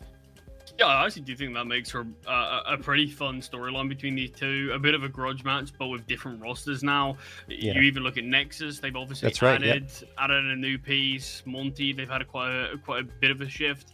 Obviously, Demga and Hades moving on and bringing in the two Frenchmen. Yeah, I think it makes a fun storyline. But chances are these teams probably prac and scream against one another a ton of times. Yeah. And the fact that that they played these maps before, I do think they're probably going to be reasonably well versed in terms of what each one of them do on pretty much all of these maps. It's just going to be what can we see on the day, and that's always the most important thing. I'm really pleasantly surprised to see both these teams are the ones in that 1-0 record, because I was hoping it wasn't a bit of a purple patch for Nexus at the last CCT series, and I was hoping it was something a bit more concrete, and seemingly it looks like it is. I think the addition of having Longs come back to this roster after, I think, 3 years makes for some really fun CS and some really fun things to talk about. But, John, we are jumping into Mirage now. No, we're not actually. We're having a slight break, so just getting baited out there. But it gives us a bit more time to talk about this series. Yeah, I mean, maybe we can hit the head-to-head if we have a little extra time and see which two players are going to face off against each other here. I would imagine, one of the new additions of Afro or Haji will be featured, and I think it's probably going to be Afro since his rating's sitting at 1.13. And on the other side, we already alluded to it long, so I think maybe we don't have the graphic, but we can talk about it a little bit. Those two going head-to-head against each other. Obviously, Lonks isn't the Opper, so that's going to be a different story, but we do have it. Here we go. So you can see the story being told between these two players. I think regardless of their roles, they're both the most integral pieces right now, right? Yeah, I think they have to be. I mean, look, obviously we are seeing a better rating from someone like Afro than we were on Fnatic, for example.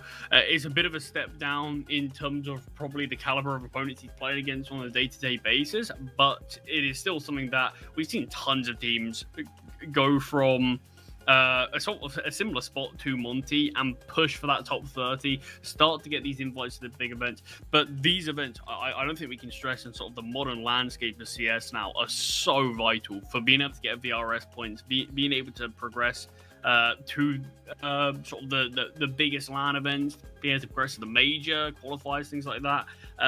We do need to see good results from both these teams. So I don't think by any means is any less of opposition that you have to play against. And I think in terms of this head-to-head, I think this is as exciting as it gets. Because yeah, Afro's playing out of his mind, but obviously we've had Lonks' return, the prodigal son coming back to Nexus. Still BTN on that roster. I mean, I think he's been on the roster almost 9 years now, so that's pretty mental. Yes, since 2017. I mean, that is pretty crazy. I don't think there's not many players who sort of have that claim to fame, but I think 2016. You're right. Yeah. 2016. Yeah, I mean that is pretty crazy. But yeah, like I said, I think the addition of Lonks now, he is the player for me to spearhead this Nexus roster forward. And I think if he's not able to do so, I mean, fingers crossed for Nexus, he doesn't get sort of picked apart from this team again. I think if he can't do so, I think Nexus probably has to go back to the drawing board. But I think we're not anywhere near that now. We are jumping into the game, and Mirage is underway. Nexus starting on that CT side, of course, that is Monty's map selection. All right, well, let's see how it goes in the server. You kind of set it up well. It's going to be a good benchmark, right, to see how these two teams have evolved since they made those roster changes. And, well, since the addition of Lonks over on the Nexus side, and, of course, Afro and Haji joining up around the three young guns of Ryu, Lean, and Gizmi. All righty. Last time it was Nexus pretty much handling things up against Monty. We'll see if that changes here. We're into the pistol round. BTN looking to fire off some shots, and, well, he won't get anything. Ryu runs him over with the Glock. Zello, along with Longs, are in position, but they also are completely deleted. Yeah, that's a tricky one there for Nexus, because it felt like the goal was as good as it can be. You've got three players towards the B-bomb site early. You've got BTN sort of trying to get up in the faces, but the bullets for BTN just not connecting.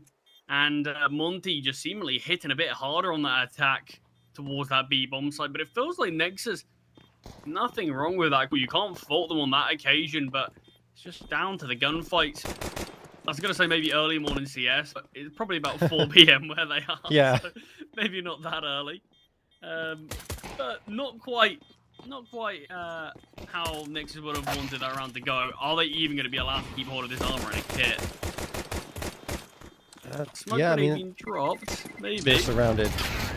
Yeah, they're surrounded. There's no chance, you think. And yeah, there you go. Afro and Ryu taking care of business. No kit, no armor, no nothing saved over from that pistol round. And Nexus, are they going to force up? The meta indicates that forcing is becoming the more common choice here for the CTs. And looks like they are half-heartedly going. No, there's no way. They're all going to go in. Like, if 2 players buy it, the rest will follow, and that's exactly what's going to happen here. A FAMAS and a UMP, along with some pistol upgrades for Nexus. Up for Monty, though, 5 rifles, not a single SMG in sight. Yeah, I'm curious. I'm curious to hear what you actually have to say about it. Like, I was speaking to Hayes about it maybe a few days ago, talking about sort of these amount of force buys that we are seeing now. I mean, I've been a big advocate for force buys, but it feels like we're seeing, in my opinion, maybe even just one too many occasionally, and it feels like sometimes it is being pretty costly, especially with it now being MR12. I say now, it's been like 2 years. But with it now sort of being MR12, it feels like just going for sort of force buys on so many occasions, you kind of just give up one too many rounds for me.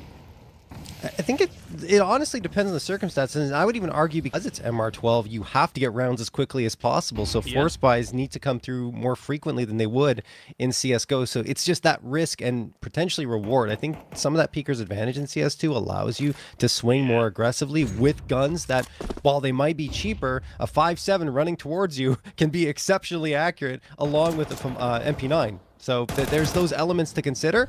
This time around, though, Lean does take care of Sound, so we'll be a 5v4. Now, Monty are full on executing towards this B-side. Talk about that 5-7, and there it is. Gets a collection onto Gizmi, but Haji will find the instant trade, and Ryu sidelines Zello.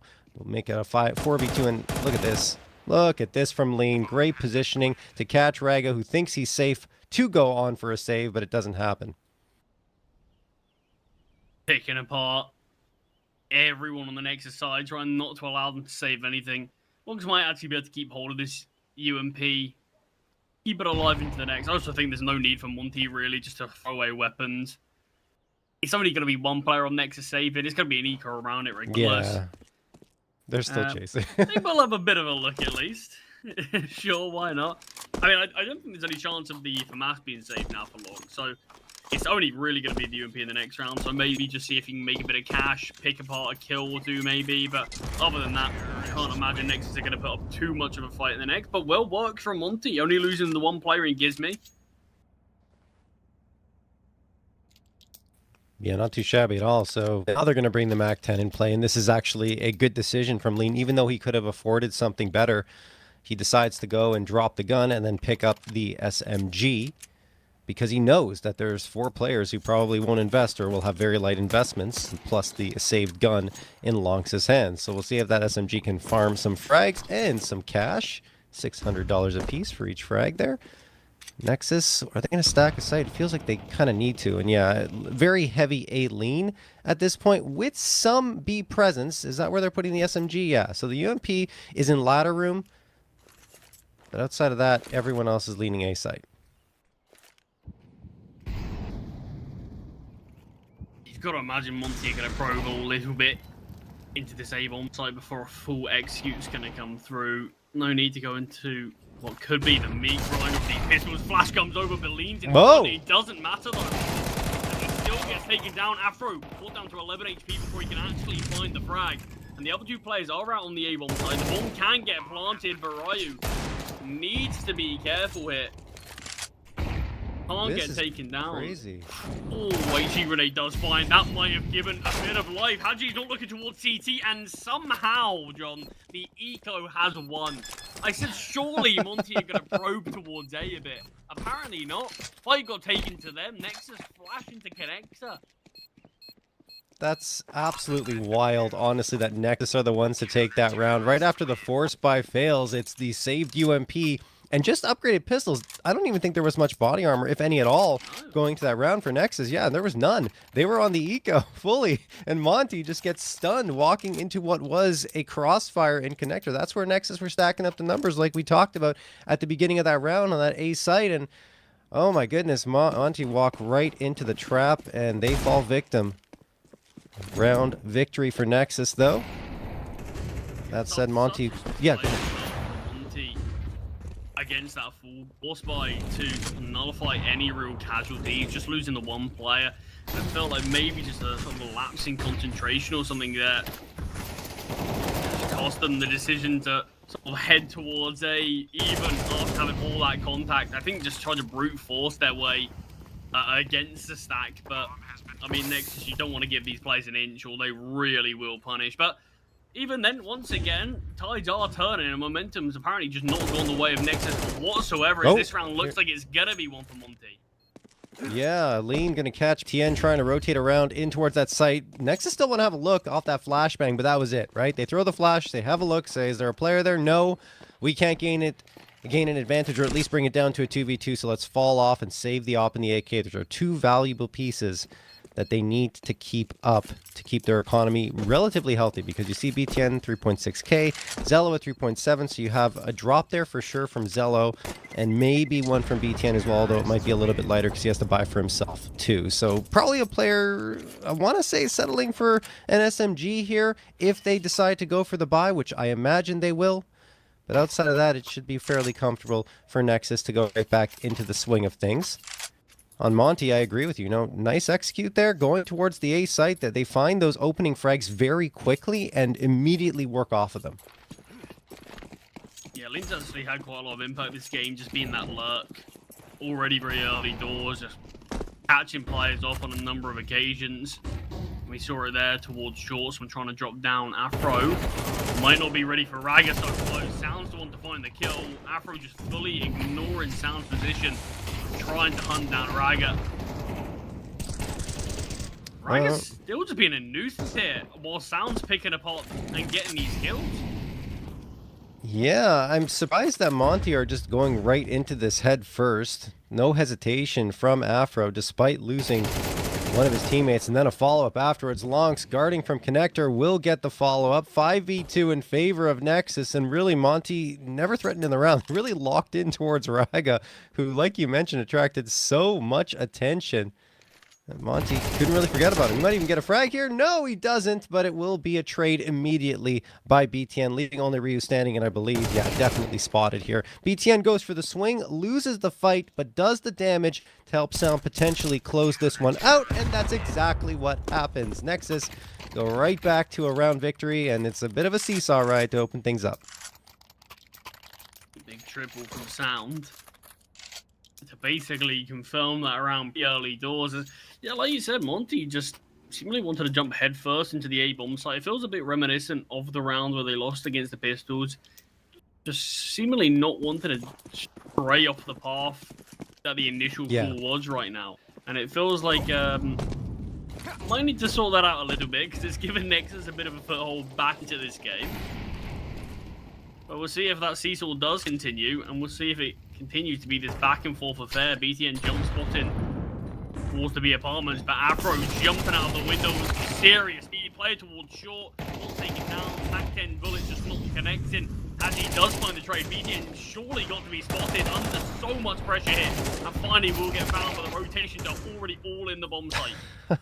There's that force spy again that we talked about that Monty go for, and now it's a 3v2, doing good work. I thought the opener was going to come through from the Mac-10, it didn't, so that gave Nexus a window to really shut things down, but Monty just never really stopped with their foot right on the gas pedal. Gives me fakes the plant to try and draw out the preak, and he does exactly that. Lean coming in on a flank, in fact, take care of Zello, and now Raga, the last one standing, noses a player behind. A missed shot from the op gives him a chance, but Ryu closes the gap, hits the AK headshot, and Monty win again. So, I mean, I'd be surprised if we get a force buy out of Nexus into this round, but 4-2 in favor of Monty. I think they actually have to. I mean, do you Raga think? at least couldn't have actually got a proper buyout in the next, and I don't know if not great. Someone else did. I mean, that's the thing, it's a pretty abysmal buy. But yeah, I suppose you've still got the AWP, you've still got logs off a mass, but yeah, it's certainly been a chaotic start to this series for these two teams. But it's great to see two of the academy graduates kicking things off as well as they are. Ryu 9-3, what a start from him. Lean, so much impact on these lurks and flanks. I love the idea there from Monty. Instead of going, pedal to the metal there in towards the A site, they back off. They hold for a push to come through because both teams have been fairly aggressive in the opening moments, and Afro catches off Zello down that ramp. But still, the two big pieces are up here for Nexus, the op of Raga in particular. And Monty have just really slowed things down after a very torrid start to this one. I think in every single round so far, we've had one of the two teams trying to engage within the first 30 seconds, or Monty at least going for an execute. And now they're just setting up their util, getting the smokes towards mid. Definitely been a speedy start to this game. And I feel like this is always a tough spot if you are next. As you can see, they have gambled quite heavily towards B, leaving that AWP Raga alone in A, but there's a good chance as soon as he's forced off by any util, that could just be the save coming through. Wants to bring this AWP over for Zello. Here comes the Molotov, and yeah, Raga just backing away.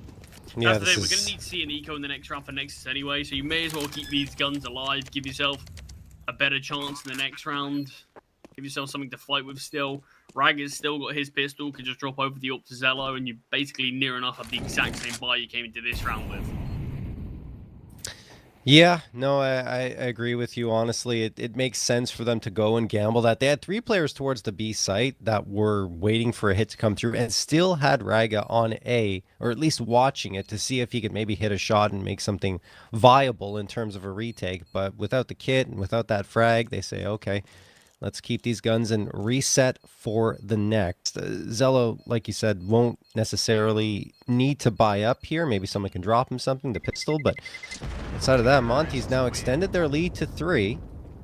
And their economy is starting to stabilize in a significant way because no one dies in that round. Timeout called by Nexus. Yeah, I don't mind this. I'm out nice and early. Things are starting to slip away from them. Had a bit of a chaotic start to Mirage. I don't really know if either side's game plan's gone exactly as they foreseen, as it's been quite an interesting way to kick off this series. But look, it's a way to get everyone sort of focused up. No really slow, long, drawn out rounds. It's been, it'd be quite a bit of chaos. But Zello back on the AWP, just needs to reinvest in armor. And we near enough have the exact same buy that we did in the last. A little bit of util invested on sound, though. And I think with these pistols, we do need to see some aggression. And I think that's why Monty played so well in the last. You highlighted Afro, just getting posted up towards ramp, playing things slower. But Nexus is really tough just to sort of sit back with these pistols and hope you find the kills. You kind of do need to take some risks. Don't know about that risk, though, BTN. Yeah, a little bit rough there as he gets cleaned out by Ryu, and absolutely no trade possible in that type of engagement. So will be a clean man advantage for Monty as they gain this full mid control as well. Molotov toss for window. They know that's clear. Look at Raga. So they can. Oh, Ryu needs to be careful not to step in that. Raga, yes. All the way through T-spawn. He is being held by Afro, actually, and will get found. That was the gamble that Nexus made there. Had Raga push through, they rotated every other piece that they had towards B, but Afro just one step ahead, posted up with the AWP, and that feels like most of the danger of this round is going to be nullified. Unless Zello can try to find a way to get into this round, try to find a way to sort of position himself with the AWP.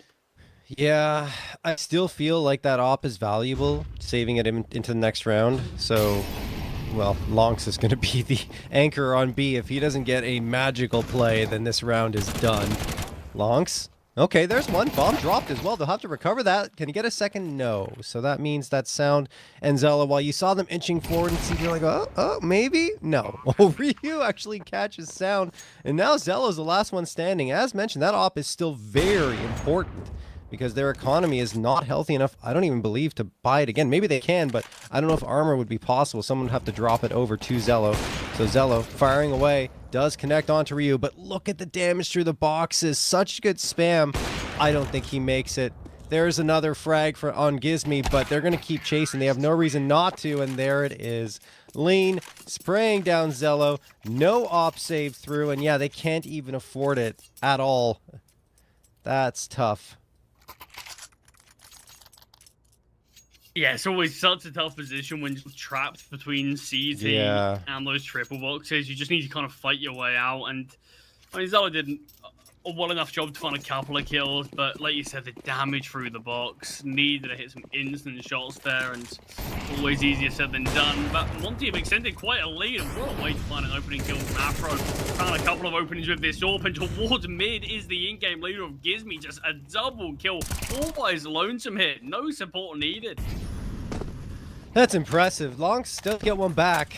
4v2 in favor of Monty. BTN and Lonks, what do they do here, right? They've already lost the A site, and this half is really starting to slip away with the aggression that Monty's been bringing forward. Yes, they've slowed it down on occasion, but then they ratchet up the pace immediately. The slowdown is just the change-up pitch. Yeah. The standard is the push, and Haji is going to get that frag onto Lonks. BTN, as you see right here, just trying to save in ladder.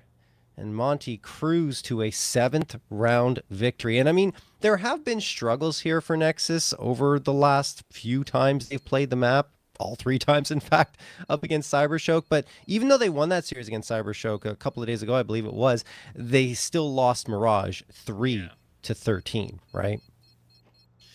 Yeah, I think that's the thing. It's you can occasionally see glimpses from Nexus on this map, but it does feel like one of those pieces that more often than not they do struggle with, and it does feel a little bit more of a rarity that we see a good performance from them here on Mirage. But I mean, look, I certainly believe that we can see the individuals get warmed up onto the server. I don't really think it matters what map we see Nexus on.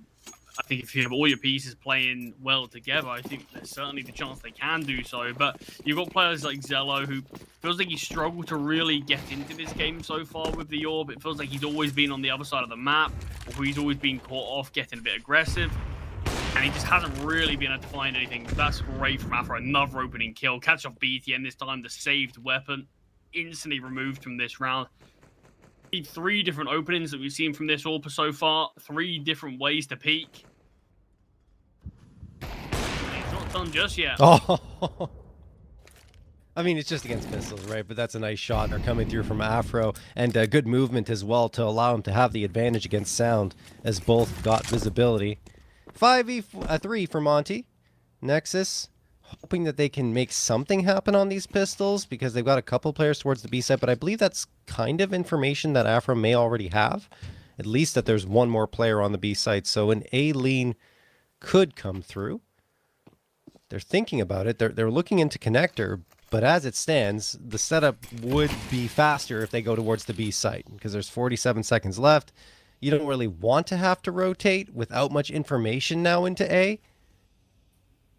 They're really taking their time. They want these pushes to come through, and they do, but Zello catches Afro a little bit asleep, it seems. He finds a frag. 32 seconds now. Monty needs to make a decision. Zello's going to be tested. This is a heads-up duel. This is just a 1v1. Rio's got the bomb as well. If he goes down, oh, nice. Danger's probably being alleviated there. That could have been the win condition in that round.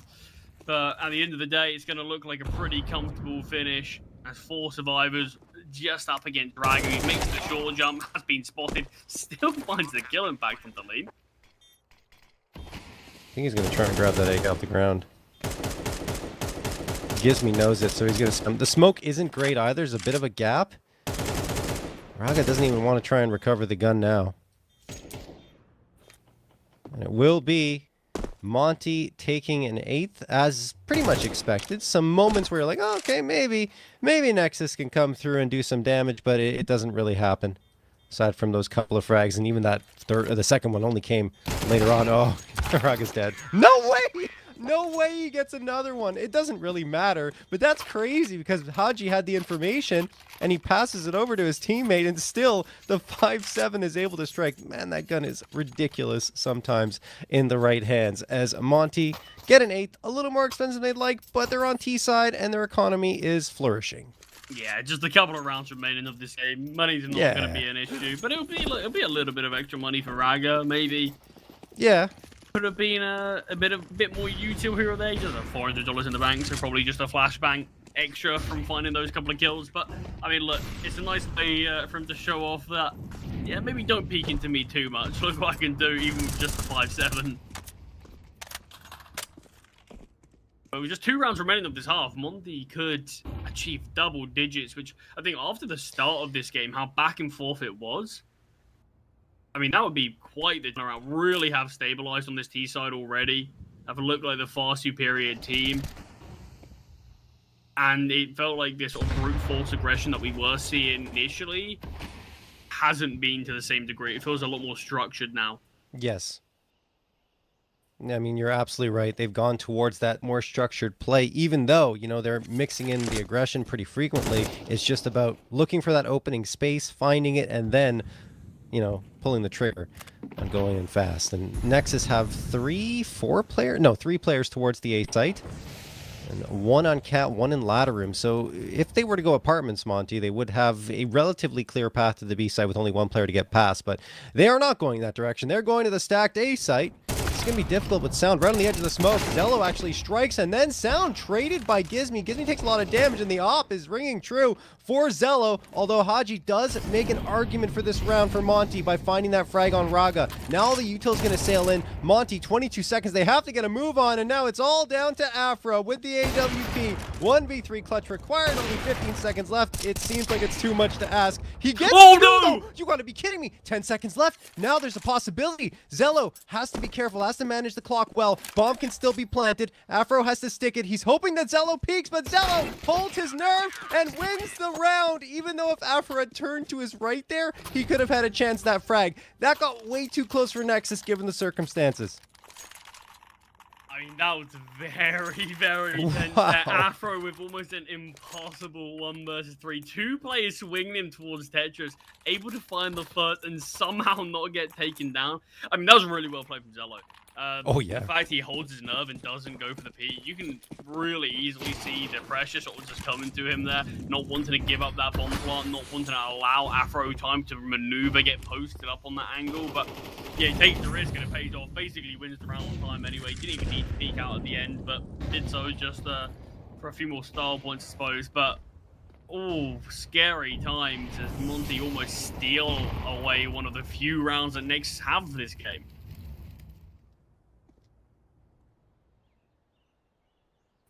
All right. Well, all that bank account that Monty built up coming in handy for this round because Afro can get the op right back in his hands. 4 AKs as well. Space gained into mid. Nexus are kind of giving it to them now because they haven't really won the fights into mid, so they're hoping that the more passive play can pay off here. A couple players exchanging spots here in CT, but Afro rings true for the first. That weakens the A hold significantly. Tons of space opened up into connector. Monty are still waiting, biding their time. They got 54 seconds to work with. They want Nexus to be panicking here, maybe hoping to catch rotations coming through for the B site. There are still 2 players here, 1 from CT and 1 towards Palace. There's the Molotov thrown for Firebox. Monty clearing out all their angles, being very methodical about this. They have to expect the Palace player, and they actually find Lonks here trying to come into support.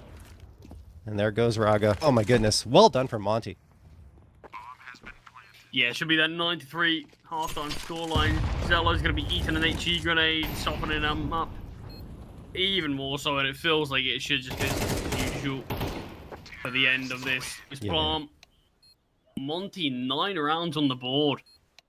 I mean, quite the first half from them when you can do it as that 2 to 3 scoreline. Nick's only able to find 1 round since then. And even then, Afro almost took that away with what would have been one of the best which I've seen in quite a while. But now, look, they're moving on to CT side. The side that's actually got decently stronger since CS2. It feels like unless we see a big turnaround for Nexus very soon, I think it needs to be spearheaded from this pistol round. Unless we see something change, we could be heading on to Dust 2 pretty soon. Yeah, and I think that Nexus shouldn't rely on their previous success against Monty on Dust 2, because since Afro's joined up with this squad and Haji as well, Dust 2 has become far more potent for them. Yeah. You know, they've been playing it a lot. They want to get better on that map, and over the last 5, they won 4, you know, against Partisan, Amcal, Delta, and 9. You know, some of those names not too shabby. The loss against Sangal, but still, I think that Dust 2 will be a very different story compared to the last time these two teams faced off against each other. Nexus cannot be feeling good about this scoreline right now. Yeah, I'm right there with you. The fact that Monty want to look to play this map a lot more, want to sort of allow it to be played in vetoes, I think that says it all regardless of results. And then, like you said, throw some wins on top of that for a decent bit of a recent form. Yeah, we could see quite the change up there. But pistol round could be the lifeline the Nexus need in this one. As they take mid through underpass and top middle. Lean is surely going to spot one of these players. Has just backed away. Might get a bit more than he bargained for. Haji by his side. Oh, look at that. Look at how much information Haji got just from that frag. He does damage as well as Ryu gets the opener. That said, Long's doing work here, and he gets a second despite being flashbang. BTO joins him. A-site all of a sudden collapses, and it's only Haji left who had that information, but his team couldn't collect the frags off of it. 1v3. A chance still, it is pistol round, but he's going to have to isolate some 1v1s and get the defusal without a kit here. Yeah, it feels pretty reminiscent of Nexus's initial pistol, to be fair. They had all of the information, it felt like they had a good call in it, but the bullets just weren't connecting. Haji does pass the first challenge. Is he going to be ready for 2 players towards round 1 in Tetris? I was going to say has retrieved it. Just retrieved the decoy grenade as long as completes the quad kill, finding that final kill. Big pistol round from him, but more importantly, necessary round for Nexus.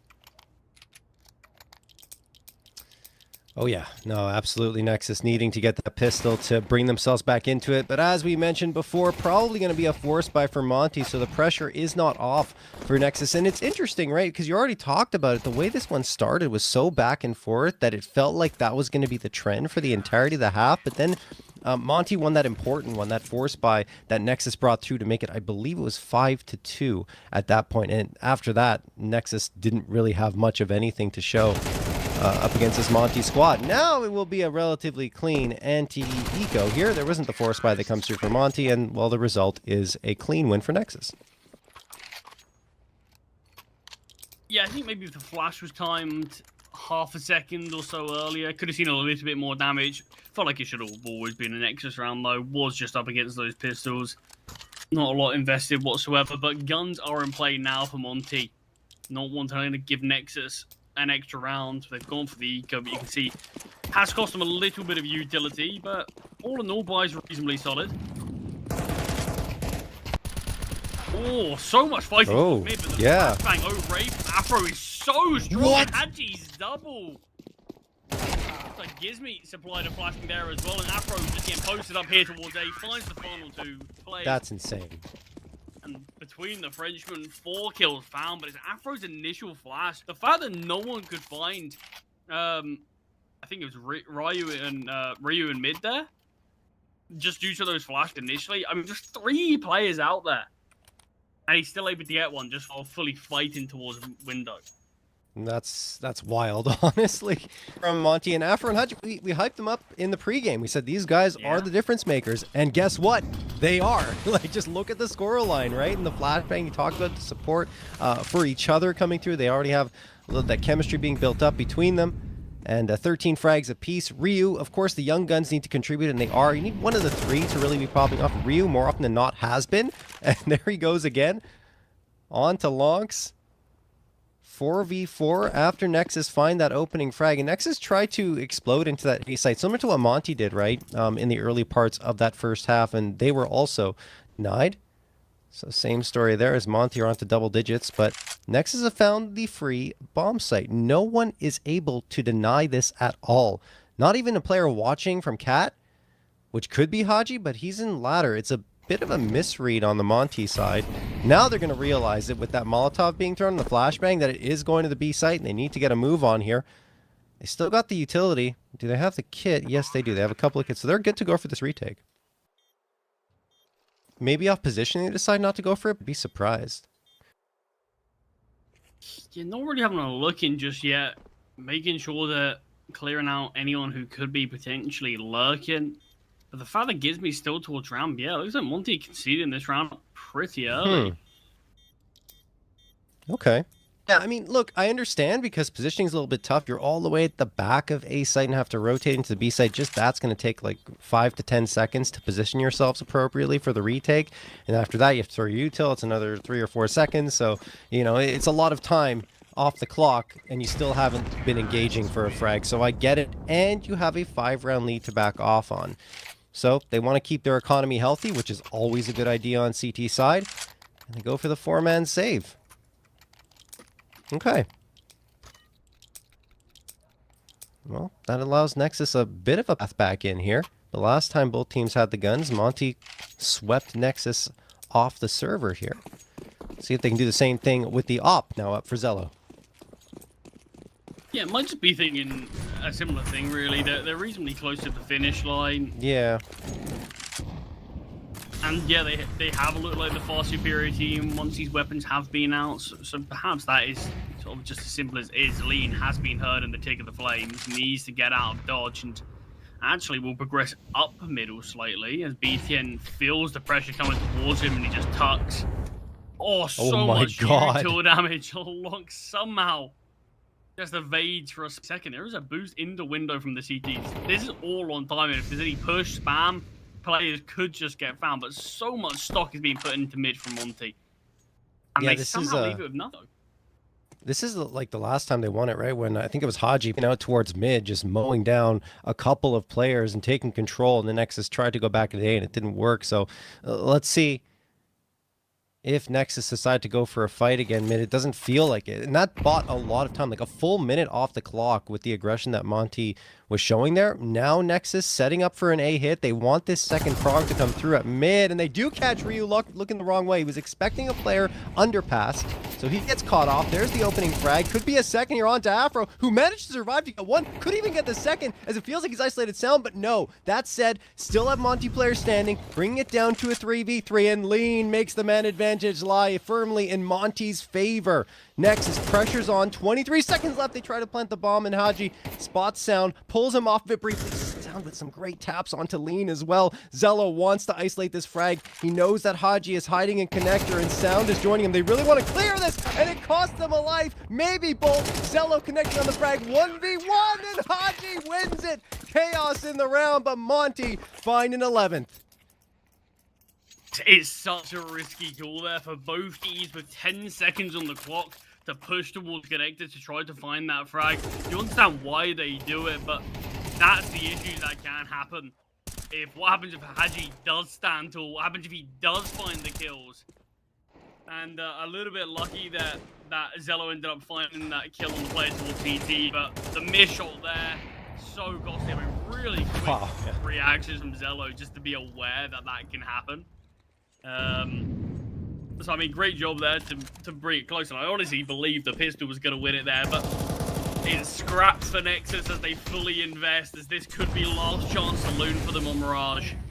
Well, Lean underneath Palace, gonna get one, but traded out. Sound doing work, and Sound's really deep into jungle. That's a huge position for him to find. He gets two off of it, maybe the third. Haji exposed, and there it is. Sound with the AK doing the work, and Raga mopping up the rest. Ryu is gone, and gives me the last one standing. Can Gizmi do this? He can. He gets two, maybe the third. No. It still gets scary for Nexus in the 1v4. They haven't been safe in those 1vx situations throughout this map, but they do manage to secure Sound to stay alive here. Yeah, a bit of an awkward spot here for Monty as well, as it's just a 1.9k loss bonus.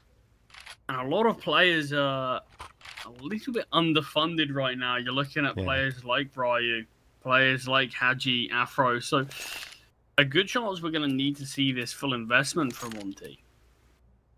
That's what they'll be discussing now with their first tactical pause of the game.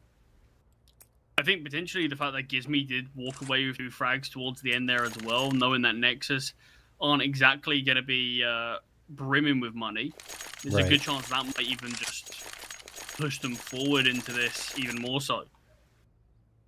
Zello's trying to hype himself up here in T-spawn, getting ready for this next round. I don't necessarily disagree with you to go for this one because you have Gizmi and Lean who've got enough money, but they decide over the timeout that no, they don't want to force the issue here. It will just be the pistols, means the stack is on. Or maybe not. Wow, okay. Splitting it up a little bit. 2 players. But now we've even Towards seen A, Hacky yeah. invest in a P250, so he's going to be sitting at around Mhm. 3.5k in the next. Is this going to be a double eco? Or is this going to be a pretty weak buy? Either way, I'm not a huge fan of it. Yeah, it's weird. Yeah, I agree with you. We'll see. I think it's going to be a weaker full buy is my guess. Maybe they can swing an op in there, but my assumption would be no, and they're going to go for the rifles. Anyway, look, this round's not over yet. They could still pull something off. Stacking up the bodies towards the B site now. With a player that could strike in ladder. Gizmy hopes to get a couple of headshots quickly here, but gets absolutely nothing. Long's hard clearing that corner every single moment of this round, and then gets that headshot onto Ryu. Yeah, it's all Nexus. There's nothing doing at all for Monty. So yeah, I'm curious to see as well if they're going to buy up after this round, or if they're just going in for another eco, or perhaps a half buy in the follow-up. Afro, some damage. That's something. But now he's likely going to get flushed out. Okay, what's happening, Afro? How are you hitting these? There we go. Sound finally ends it. Man. The fact that this game's making us believe that a USB can win and a Yeah. possible clutch just shows the amount of chaos that we've already got to witness here. Yeah, so we all seen the buy here. You can see actually no utility whatsoever. Afro a bit limited. We don't have a diffuse kit in sight. Oh, Round no, is going to be restarted. But yeah, I'm not particularly convinced by this buy. Look, it's certainly enough to win a round. I think we can say that for sure. I hope that Monty have an intention. I hope that their tactical pause wasn't just used to discuss what buy they'll go for, and I hope it was also an intention for this round. Because your util can get pretty heavily drained, especially if you fight towards mid. Look, you can always give it up, but it offers so much room for your opponents to breathe that, yeah, I'm curious what Monty are looking to do. And the fact that we've had a lot of bombs down recently, the lack of use kit always could be an interesting talking. Yeah, I'm surprised. It always shocks me to see not a single diffuse kit purchased up. Like, just sacrifice a flash or something if you have to, a couple of pieces of util, because that diffuse kit is so critical when it comes down to those clutch situations. But anyway, we'll have to see if it makes a difference here. I believe Monty will have to make the exact same buy up into this round. Yeah, I know Zola is definitely in the same boat as you. He gets very infuriated when no diffuse gets a ball. And he always highlights if no one's bought a diffuse kit and they have enough for it. I think part of him deep inside wants him to lose the round by a lack of diffuse kit, just so he can sort of prove him right. I've always been in the camp of I want myself to have a weapon, and if that means limiting the diffuse kit, so be it. No, I mean, I agree with prioritizing the weapon over the kit, but sometimes, you know, an extra piece of util or a kit on one player, I'd rather have the kit in certain instances, you know? That's what makes buys like this be so difficult, because you're already sacrificing a ton of util on Hadji having none, Avro having just a few pieces. True. But in general, it makes Gizmy has bought a kit. Oh, that wasn't there before. Is that okay? Can you do that? It's difficult because it's not CS:GO now, is it? Because technically Gizmy could have sat at spawn 5 seconds after the round started. That is true. Stole and he it still could have bought the kit. Back. Yeah. So I don't necessarily know how it works, but obviously, yeah, in CS2, if anything like that, CS:GO, sorry, if anything like that happened, yeah, you've got to have the exact same. But I'm not entirely sure now because obviously the new buy menu, how things work. But I think just the fact that in theory you probably can, but yeah, look, it's making the util even weaker here, and it might make Monty's chances in terms of what they do a little bit more restrained. I wouldn't mind them looking to fight towards mid, but it does feel like they have to get a kill from it, because you'll be sacrificing a ton of the utility you have, and basically anything you can do in this round feels like it will need to come from that. In reality, you're probably... Sorry, go ahead. Yeah, I mean, unless they've got some sort of progression. But yeah, it is towards mid. They want to take this. It doesn't surprise me. I was going to say, I think they're going to throw a flashbang, set up Hadji, who doesn't have the util, to be like forward prong, And, well, Lean's already gone. Long spots out Ryu as well. Haji could be that snake in the grass because he's still towards top mid. They're bumping into each other in the smoke. Maybe they realize it. Yeah, BTN figured it out. And that'll do it for that round pretty much. Gizmy has a chance potentially, but it's a 1v3. He's got that kit, and he's hoping maybe to catch him on the periphery. The bomb has a long run to make. I think that Gizmy might have heard those footsteps. That's why he's a little wary here about his approach in T Apartments. But as it stands, lots of time left on the clock for Nexus to work with. And you look at the economy here of Monty, I think a save is the best decision. Man. They went all in on that mid. And, I mean, this is a game that I think... I mean, tell me if I'm wrong, but I think looking after the first half, probably both of us, and I think probably a lot of people at home were thinking Monty could run away with this pretty soon. And the fact that now Nexus are 2 rounds away, Monty, their buy in the Nexus is going to be a bit more strained. Nexus are right back in this game, kind of out of nowhere, and it feels like Monty's just really struggled to put the final piece together in terms of how to close out this map.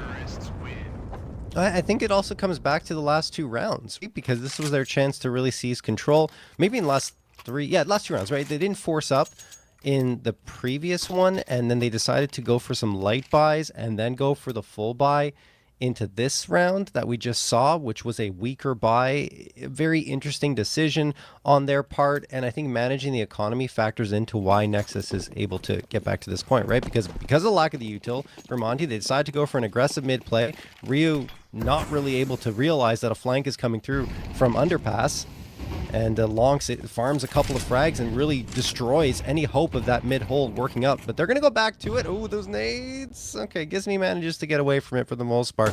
But he's still down to 67 HP. And now you see Monty stacking up towards the A site. Gizmy's that big piece. He's got the AK saved over from the previous round. Everyone else onto either upgraded pistols or just the default pistol. And Gizmy gets an opener on Raga.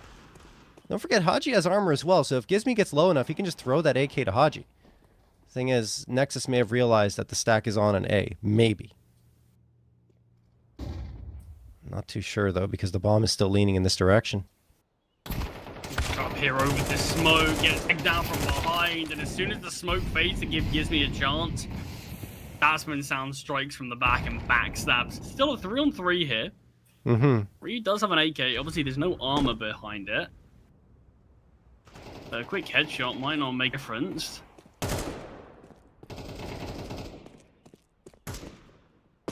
Haji's just so far away now. I mean, he's got the armor, like I mentioned, but was actually playing towards that B site. Now he's going to go for an aggressive flank, and okay, could activate. BTN's watching, but he hasn't heard anything just yet. Lean around the corner, gets long, so that'll attract tension towards CTN. It may make this flank even more potent. BTN still wary of it, but now they find Lean, so that should make things easier, and it does. Haji gone. Nexus hang on in what was just the eco round here for Monty. We see a completely different round there if Lean's able to deny that bomb before it actually gets planted. Because you either have BTN or Zello having to leave their position in Sandwich or Palace to retrieve that bomb, get ready to plant it. And then I think that's where we really do see Haji initiate. That's where we do see what positions have to be given up. Positions having to be sort of dodged from the vision, and I think we can see a completely different look there. Still a competitive round, and full buy is in play now, but Monty, their big lead is now just 1 ahead of Nexus, who have the chance to level things up here. Yeah, this was 9-3, right? Like you talked about at half, and since that point, Nexus have 7 rounds and Monty only have 2. So a very similar start to the T side for Nexus that as Monty had. Here's their chance to shut it down and bring it to map point. Haji, oh, timing, yes, there it is. Haji gonna spot off BTN. 5v4 in favor of Monty. And you see Lonks, because that frag comes through, gets really wary about how he's going to approach this one. Nexus backing off entirely from the B site. The mid-round adjustment's been made, but you look at the problem here for them is the util isn't great. They only have one smoke left. I mean, yes, you have lots of flashes, but it's not enough for a proper set piece. And they're going to use that smoke into mid. That means they're going out into the A site just off of flashes, hoping that they can get perfect pop flashes and win duels. But there are 3 Monty players here and only 30 seconds left. Yeah, this is a big hold. There's no real util hold of this post, but the advanced position of Ryu could be enough. Actually, a thing down by Raga. Afro caught off. Lean is able to find one as well as Haji. So it's a 2 versus 2 still, but what a few openings from Nexus there. Oh, that's a big miss. And follows up with a deagle headshot from Zello. He's now in another 1v1. Gizmy at 6 HP. There's the flashbang. Zello's got the pistol out, so he might have confirmed damage on Gizmy, and there it is! 2k for Zello this time. He's victorious in the 1v1, and Nexus gnawed it up at 11. I can't believe what we're witnessing here. What is happening? Everything that we see from Monty just crumbles. A strong A setup. They find 1 kill between all 3 of them. That's gonna lean. The setup was so good. You had Ryu in such an advanced position, gets nothing. Afro so late to react. Maybe miscommunication. Maybe just thought they wouldn't push out as quickly. I don't know what it is, but whatever it is for Monty, they need to sort it out quickly. Otherwise, Nexus are going to steal away Mirage. I mean, that's so bold just to play contact, too. That's all they did. They didn't throw flashes. Raga's just playing contact, and he gets 2 frags. It's a snowball effect, and now, I mean, Nexus are looking like they're going to be the ones on map point, which is not a conversation I thought we'd be having at all. I agree with you. It looked like Monty were just going to walk away with Mirage and go on to Dust 2 with the chance to steal it away, but instead, Nexus are absolutely, yes, going to be the ones to head on to round number 12 first. Thought for a moment that Haji might be able to do something, but no. It's all down to Afro in a 4v1. Wow, what a turn of events. Yeah, this was not on my bingo card for this series. Not after seeing the first half, at least. And it's just been round after round, and I really thought Nexus would just fall so flat on this T side as well, and yet they just impressed me. They're a team that I'm really struggling to sort of count out now, because I think for the last 6 months, 2 years really, they've disappointed and underwhelmed so often that I kind of always sort of got burnt by them one too many times. But now watching them this sort of last month or 2, every time I do sort of think, okay, this is where they fall, this is where they falter, they always sort of have something else to say and prove me wrong. Afro does eventually go down. It is just a 1 kill found from anyone on Monty, but somehow here we are, 5 rounds in a row from Nexus to deny Monty being the ones to find map point on their home turf, and instead it's Nexus, the Romanians, to do it first. And unsurprisingly, tactical pause. Yeah, I mean, obviously this is a super important round for Monty to try and keep hope alive here on Mirage when they felt like they were in control and then things were snatched away by Nexus. That's the big play I was talking about before, where Longs comes in from underpass and just surprises everyone into mid. No one's watching it, which is a shocker in itself, because you have a 3-man setup in mid, so they allow the player to slip through the only angle they're not looking at. And then, well, you know, I think it was a little unlucky for Haji because he gets bumped into in the smoke, and they're like, whoa, that's not right. Something's wrong here. And then the frag comes through. So, I mean, this has been a fantastic resurgence from Nexus.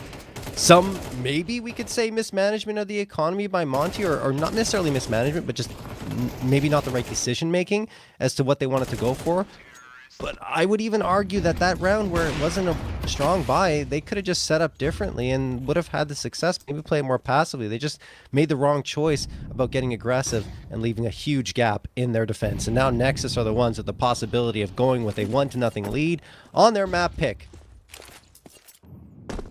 It's just this B lean here. So much damage with that HE grenade from Gizmy. Has spotted out one. Drops the smoke and calls for backup in Haji. But BTN's already quick outside the apartment. 1-for-1. Gizmy at least gets something before going down. But it's a 4-on-4 with the bomb down now. Zello posted up. This is going to be very tough for Monty. The Molotov actually allowing rides across there, and 1-for-1 trade is still this 3 versus 3. There's no defuse kit, John. Oh no.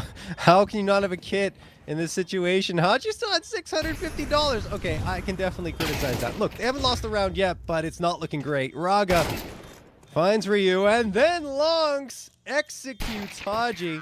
Afro's gone as well. Lonks carries them in that last round with a 3K, and even in the map with 23 frags. Sound woke up with 21. I think he was very integral in this resurgence and had a big play, I believe, earlier on in this half. But look at this, 13-11 for Nexus. It just felt like Monty was getting abused at every single turn. The B site in particular, Gizmi was anchoring it down, but it felt like Nexus just had too free of a path inwards. And we recall at the beginning of the half when they choose that 4-man save, when they had the guns, they had the utility, they had the opportunity to get in position. Sure, it would have taken time, but they choose to fall back thinking, well, our lead's big enough. Well, guess what? It wasn't, and they lose the map. Yeah, I mean, there's a lot of rounds where it feels like we can sort of highlight for Monty in terms of their chances. I mean, I think one of the most notable things is it didn't feel like that second half was Nexus get all these opening kills. They're always advantages in these rounds. There was tons of rounds in that second half where Monty were the ones in the advantage, and yet they still slipped, and they just could not find that 12th round, which at least gives them a buffer, that overtime to play for. I mean, look, that's going to be probably a map that I think Monty have a long, hard look in the mirror after and sort of trying to pick up the pieces, because they've got to reset for Dust 2. That should have been their map. I think everyone can agree that that should have been their map, but somehow Nexus, they had the resilience, they had the resolve to be able to battle back, and somehow they deserve that map victory after what we saw in the first half. No, I do agree with you. Like, I think Nexus worked hard to back into that one, but that was Monty's map. That was theirs to take, and it just melted away right before their eyes. Now, instead of going into Dust 2, where you're like, oh, we've been better there, we might be able to take this 2-0, they're down 0-1, and of course, the confidence lies in Nexus's camp, because they know it's their map pick, and they're confident on it. I don't know. This is going to be more difficult for Monty for sure. We'll see how it goes down, guys. Before we get there, we're going to take a quick break.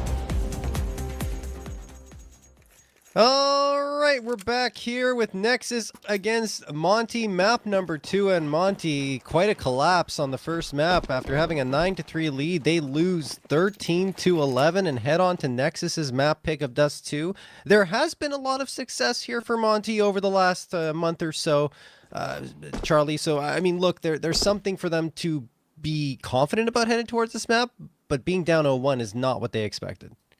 No, I mean, definitely not in the fashion that it happened as well. This is, like you said, I think a collapse is the perfect way to describe what happened there. It felt like it was sort of near enough guaranteed that map number 1 was going to be theirs, and it somehow just faltered and weren't able to take it over the line. But the pressure's really on them now. It's against the wall. You've highlighted Dust 2 has been a pretty solid looking map for them, and Gizmy finding the opening kill here on the pistol round is only looking like it's continuing that. Hadji with a double as well. Flashbangs from Lean are excellent, but Sound does get Sound is to keep it interesting. Look, Sound has been ridiculous, honestly. If you look at what he did on Mirage and their recovery, and right here, trying to bring it back in this round, but it is too tall of an ask, at least this time, as Afro will get the 2K, and Monty do find the pistol round to open things up again. And Afro's a player, obviously, that deserves to be highlighted here. You know, on Dust 2, I think he's made a big difference for this squad. Since he joined, he's helped with that AWP. If you look at his Dust 2 rating and impact, I think it's over 10 maps played. Yeah, 1.45 impact and a 1.27 rating, firepower 97, and averaging 86.2 ADR. He has been integral to Monty's wins here on Dust 2. Yeah, gonna need to see quite a few players like that step up for both teams, really, if there's any chance of them being able to take this. But it is just a full eco from Nexus. Gizmy a little bit caught out towards long, only able to find a 1 in fact before getting shut down. Deals a lot of damage to a few other players though, and Hadji might look to just walk in and clean things up from here. Yeah, Raga recovers the moss, but that's quickly taken out of his hands by Hadji, who loves to take these aggressive fights down long, and there he goes again. Last one standing, and no longer is long, since he is put 6 feet under. Monty will get the follow-up round, so 2-0, but here come the guns for Nexus.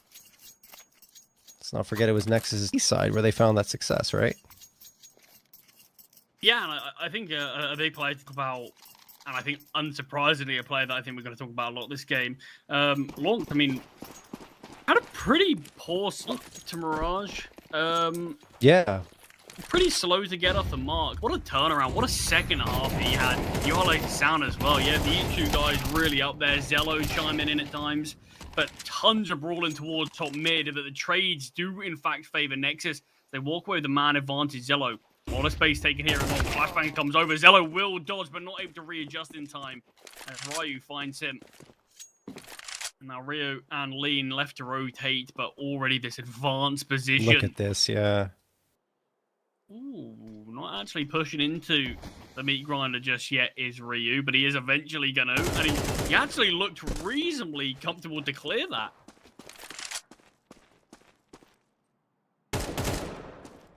That smoke's not the best for doors, but it doesn't really matter. Oh, Lean, what are you doing? Pulling out util in that fight. He does manage to recover and take down Long, so now a winnable 1v1. Both players 1 bullet away from death. Each having AKs in their hands. Oh, Lean, oh, there's the nade, and it works. It flushes BTN out, and Lean will win the round for his squad. There's the 3rd for Monty. I thought Nexus had that one hook, line, and sinker, especially where Lonks was posted up on the scaffolding. But somehow Lean manages to not only get him, but find the follow-up as well on the low player remaining for Nexus. So that's a big 3rd round victory for Monty, because that was the bonus round, right? For them, they had some MP9s in the mix, which is why I do understand their aggression towards mid in the early part of this round. yeah, a lot of that in that 2 versus 2 was on Longs. The player with all the HP between them, really. But the fact that he does so much damage to Lean and then just tries to escape, it gives Lean that chance to get the kill for free. He doesn't need to take this heads-up duel, just gets a kill on a player trying to back away, and then with the HE grenade in hand, played it very well up against BTN. A big round for Monty. Look at that nade damage too. Lonks and BTN down to 58 and 62H respectively. Afro wants to find an opener here. Now he fades into the smoke, but he's on the edge of it. Gizmi not really pressured here. They have to clear a car. They might think it's clear. They do. Oh my goodness, Gizmi. A little bit of triggerness when he decides to go for the frag, which will result in his trade. Shot through the smoke is not going to click, and then Zello finds a follow-up. Nexus are pressuring now, and it's all down to Haji because everyone else has been wiped away from this A site. Haji does get one on the flank towards long, but now his position's been exposed. Flashbang tossed, hopes to find a follow-up, but they don't have to plant A, and they're not going to. Haji, in the meantime, could isolate some 1v1s as a result, and nope, won't happen. Sound the headshot, and Nexus find their first. Yeah, that was really scrappy there between both teams, just fighting through the smokes, flashbangs galore. And Nexus, I mean, they came out on top, but you saw the HP in that 1 versus 4 for Haji. I think, honestly, combined health of Nexus could have been about 100. Everyone was so softened up, but still, 4 players to find is always going to be such a tall order. And Haji only able to find 1, and the bomb already evacuated towards B. Yeah, because they played it well enough, and tactical pause nice and early for Monty, dropping 1 round and instantly wanted to bite back. You can see Finance is a little bit tricky. You've got Gizmi and Haji on full weapons. I think the rest of them are going to have some limitations here or there, but this is where sort of those gimmick strats, these pocket strats you can pull out in a round like this, something maybe a bit aggressive, push them off, really can work. I wouldn't mind a bit of lower tunnels aggression, actually. Yeah, no, I mean, Monty have been aggressive into mid on their CT sides, both on Mirage here and here on Dust 2, so it's definitely something they'd like to do. But they need to be cautious, because once you have that read and you're on T side, you can just start throwing util out and waiting for it to come through. Will be the 4 spy coming through from Monty here into this round. Oof, dodging bullets and managing to evade the fire at Long, but Long's kind of been lost here.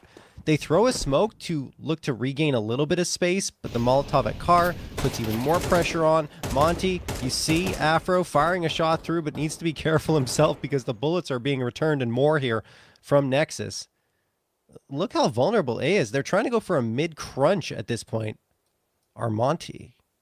Yeah,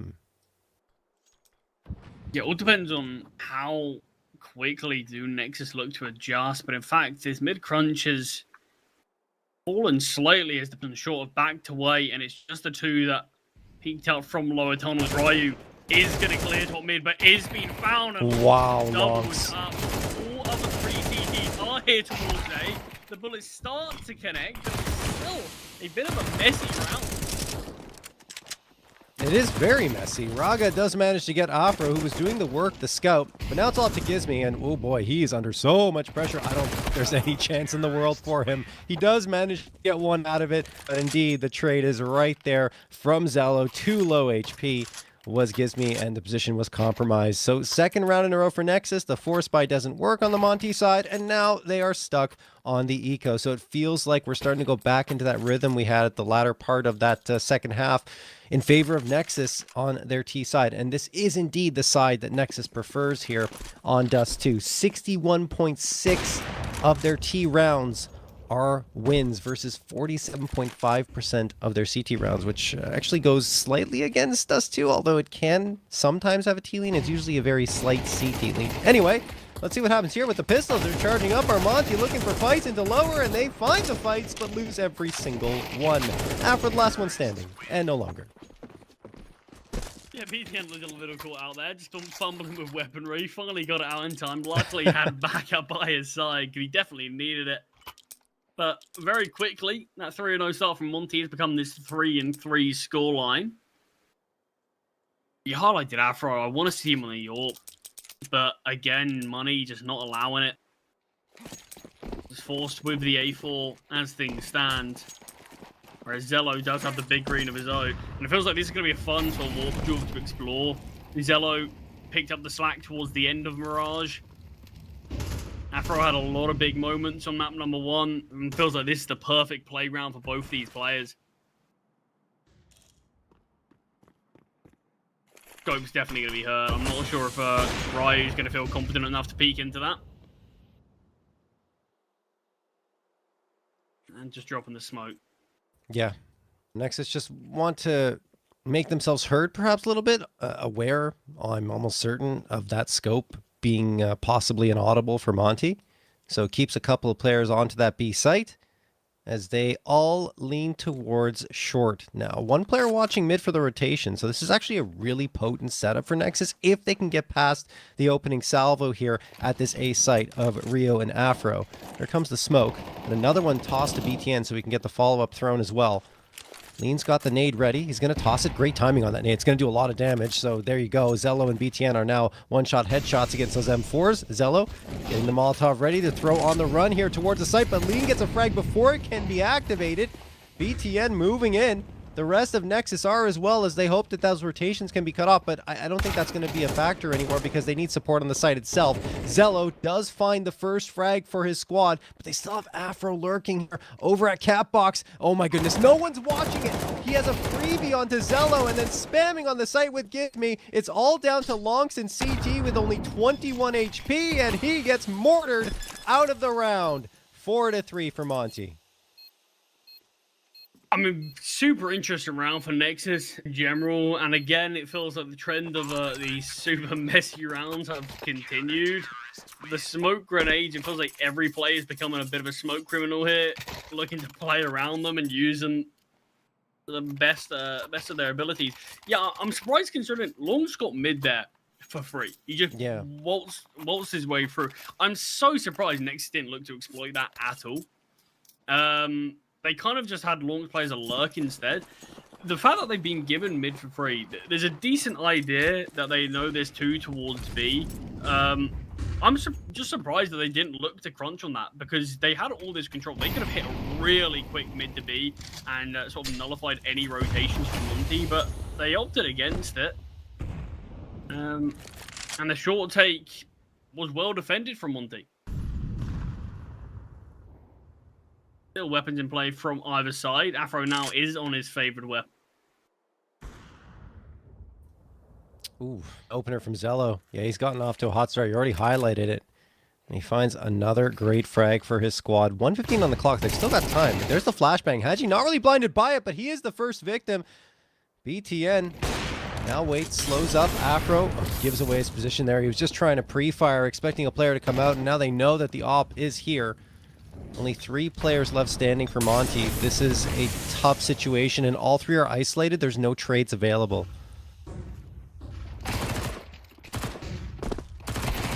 Right alone though, Zello can't actually go for the trade. No. Zello's down his own teammate.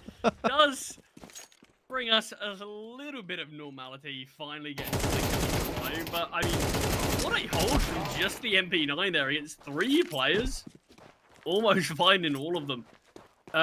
And again, another round from Nexus, and another one of the most scrappy rounds of CS I think I've seen. Yeah, that was a little wild, honestly. Zello, obviously not his fault.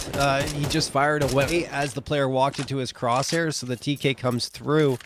But Ryu is the one who made it all happen with the pressure he's applying with the MP9. You always have to play those MP9s in close angles, and I think boosted up on top of that box outside of tunnels is a great spot to be. And you can see why. It just still wasn't enough because Nexus walked into that with a 5v3 edge. And even with the TK, it didn't really make that much of a difference. So, and of course, thanks to Zello's recovery afterwards. Nexus back in the lead, and you might be looking at that and saying, oh, it's tied still. Excuse me, not back in the lead, tied up at 4. But the problem is that, for Monty anyway, they've lost 4 of the last 5 rounds. Yeah, and obviously, that's the thing, isn't it? Money's not exactly in a great spot for Monty. It should be the lead for Nexus here. I have to say, though, Nexus, they haven't exactly been in a spot where these 4 out of 5 rounds have yielded them a huge amount of financial success. You can see they are still reasonably humble in terms of their the actual cash they do have in their bank. Flashes way too deep. Longs dodges the first. Oh, man. Has the awareness to turn on Gizme there. And I was going to say, this is a round that Nexus do need to look to actually win dominantly. Because although they won these sort of 4 of the last 5 rounds, they have lost a lot of bodies in the meantime. So haven't really been able to build up that much of a bank. But this should be the round to do so. And the fact that we see the double in tunnels, I mean, I can't believe that the flash comes over, you find the person instantly just turn, spray down Gizme, the M4. It's He's a just player. it's just really good awareness, right? Because usually you throw that flash and you try to pincer in from both angles. Not always, you know, sometimes it's just to get that player outside of tunnels. But you're right, like to think, okay, they threw that flash. Maybe they were trying to pincer in from both sides. We'll get this first. I'll immediately swing around and expect the second. And, you know, it's the perfect call. He does end up going down to Haji here. So that's another AK for Monty to recover, assuming that Nexus allows them to save it. But you talked about it already. Nexus wants to keep their economy healthy as well. So BTN, while he's looking in lower, he doesn't want to do too much here and expose himself. And you see that they do manage to escape with a couple of AKs. So considering the investment into the round here for Monty, that's not too bad to walk out of it with 2 AKs.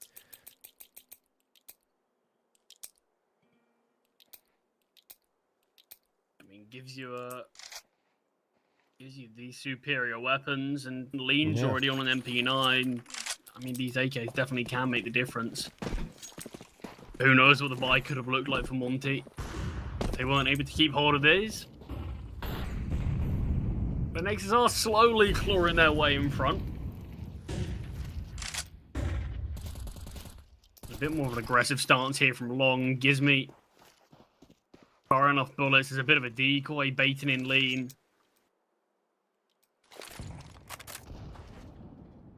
But no fight's going to happen towards Long just yet, as Nexus, a bit more of a passive approach. You can see even towards tunnels, very timid in clearing out this position, and rightfully so, as Haji has made his way down towards the lower tunnels.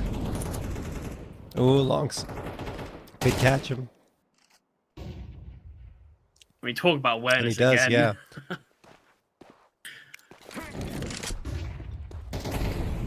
That's something in my throat there. All right, we're good. Zello going to get the frag onto Afro as well. 5v3, and they continue to tear through. That's good, though. This is better if Rio gets it, and he does. The problem is, in the meantime, they lose Lean. So while it looked like they might have a 3v2 momentarily, Lean losing that fight, and then Gizmy finding BTN could make it interesting. But as I mentioned already, the trades come through again for Nexus, and they make it a 2v1. Gizmy, last one standing on the wrong bomb site, 22 HP. His mission, well, maybe to cut off the bomb from crossing over. He doesn't know where they are, though, and there's just no health. That means mission becomes save.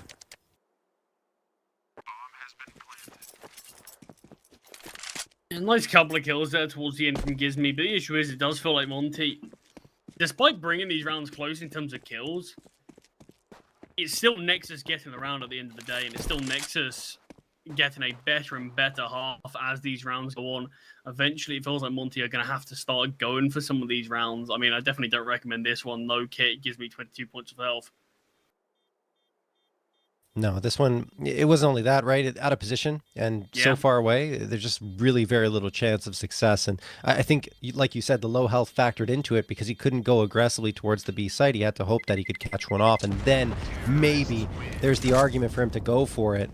As that bomb explodes, Sound takes a lot of damage from it, but survives. That's the important part, and they bring 2 guns over. Economy, while it was maybe an issue a couple rounds ago for Nexus, it isn't anymore. They've built up enough. They're comfortable on the other side. Obviously, the same cannot be said for Monty, and they're going to buy up here. Won't be the greatest buy. Or is it just a hero? No, there's no way. This is interesting, actually. I take it all back. They just bought really late here, Charlie, so that's what happens, and they do invest down. I thought they were going to keep 3 players with 1k or something. It was really strange. That's a lot of utility damage on Raga, though, who tries to go out and get that early op frag, but just completely flushed out.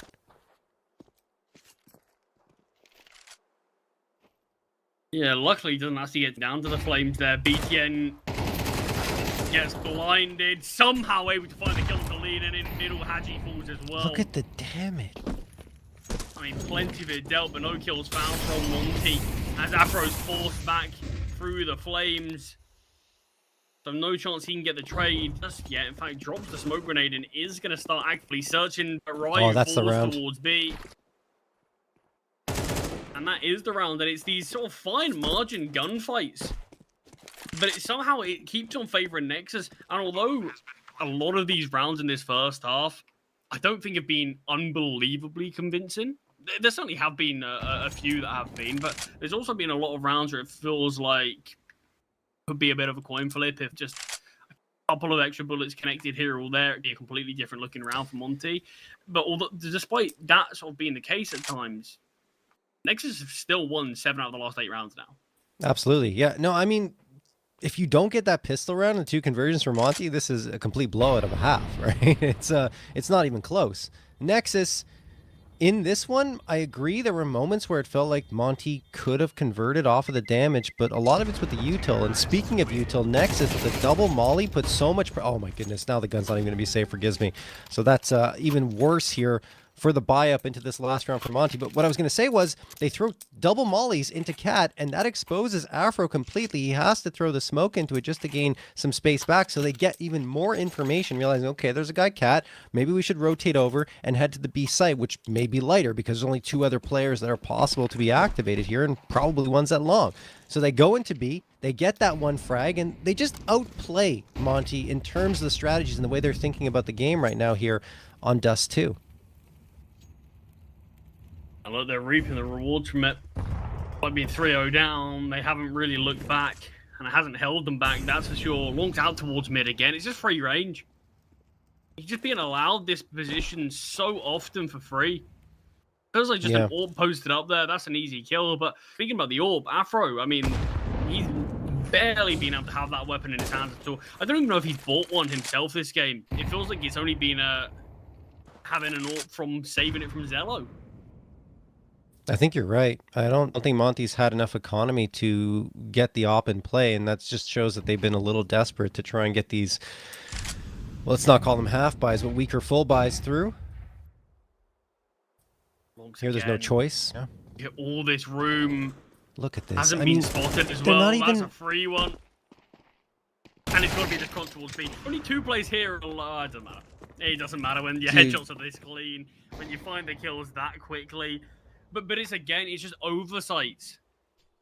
Monty, you've given up this room in so many rounds, and it feels like it was just a matter of time before Lonks fully exploited it to its max. And he's just going to get 1 tap towards mid on Gizmy. 18-7, John. I mean, since that second half of Mirage, he has been on a bender. Yeah, like you said, 18 frags. That's a breakdown to me, complete breakdown in communication and defense for Monty, because those 2 players on B are relying on information being relayed to them from their mid player, and the mid player wasn't even watching mid at that point. Lonks just walks through, could have been seen, isn't, and then is provided the opportunity to get 2 for pretty much free. Obviously, the first one's free every day, but that second one, the player is trying to react quickly, but Lonks had already closed the gap. I mean, look at this. Looks, walks out. I don't even think there was a smoke in oh, excuse me. This is not the. Yeah, in that round, no smoke at all. He's just walking out. Yeah. But that's the thing. Hadji was tasked with holding mid, but it just exactly like potentially lack of understanding in the map, just jump spotting, but not being able to jump high enough to exactly get all of that intel. And when Lux hears you jumping, he knows exactly what the game plan is. He knows exactly what that B defense is. Spotting out look at Ryu this. as well. I mean, it doesn't get easier than this for a player of this caliber. It's ridiculous. No smoke. I just can't believe that there's no visibility into mid in that situation. And you're not going to win against Nexus if you're doing that. That's for sure for Monty. Anyway, let's see if their T side's going to yield a little bit better results. Their T side Mirage was certainly stronger than their CT side. And they are going to slow it up here in towards top mid. But Nexus have a stranglehold on the map and the series if they get this pistol. I mean, the pistol in the first half gave Monty a nice buffer and gave them a bit of room to breathe. We'll see if it does the same thing here. 1-for-1 trade on Cat. As the push towards A actually does come through now. BTN's USB does connect. Oh my god. And necessary kill, but the flanks have already come through. 2 players behind. Afro's got it all to do, and the Jewelies have launched 20 kills already. These are 13 rounds of play, for God's sake. Almost 2 frags per round. A little short of it. Maybe like a 0.3 or 0.4 short of it. I'm doing quick math in my head, but he's definitely doing quite far off. Yeah, he's pretty close. Nexus. They got the pistol round. And that's the stranglehold, really. I've seen teams force up, right? Even after not getting bomb plants on T side.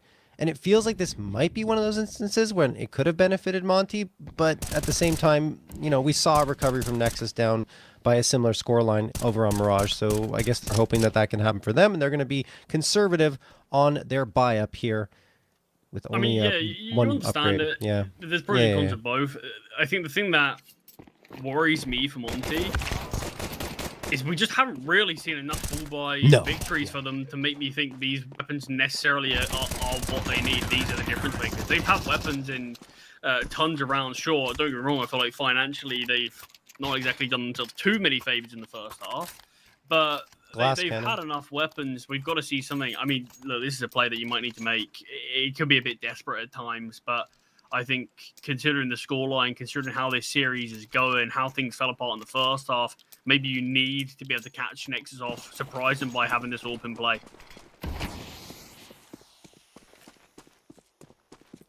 All right, well, let's see if it works out. Yeah, it's the problem is no one's really peering towards mid. Nexus with a heavy lean towards long A.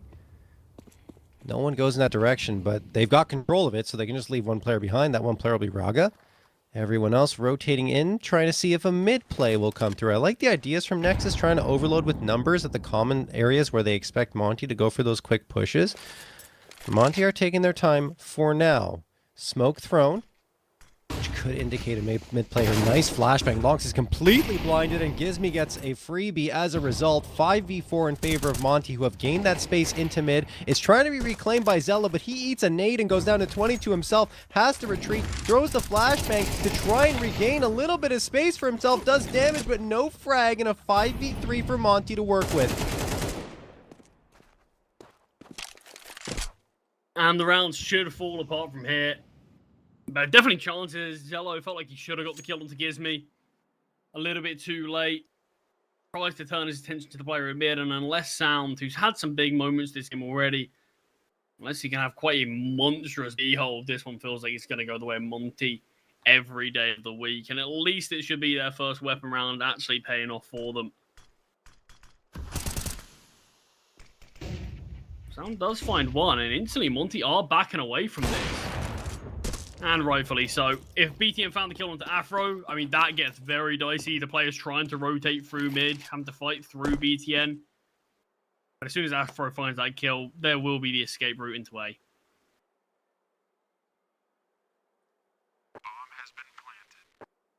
And around secured, I feel like it was a good call from Nexus to actually rotate a few more players towards middle. But Monty just sort of isolated the gunfights from dropping the smoke grenade. It forced, I believe it was Raga back slightly, and then it just allowed them to isolate onto Lonx. The flashbang was perfect through the smoke. And whereas Nexus initially had that prime to be this two-man mid-hold, it ended up just being two 1v1s that was really well handled by Monty. So some signs of life here for Monty as they get a fifth aboard. And you look at the economy here for Nexus, they have enough to get a mixed buy up and play Lonx. So what are you going to do with that auto shot? The XM1014 comes through for him. Where do you post up? Yeah, that could be it. Or upper tunnels towards that B site, I would guess, is where he's heading.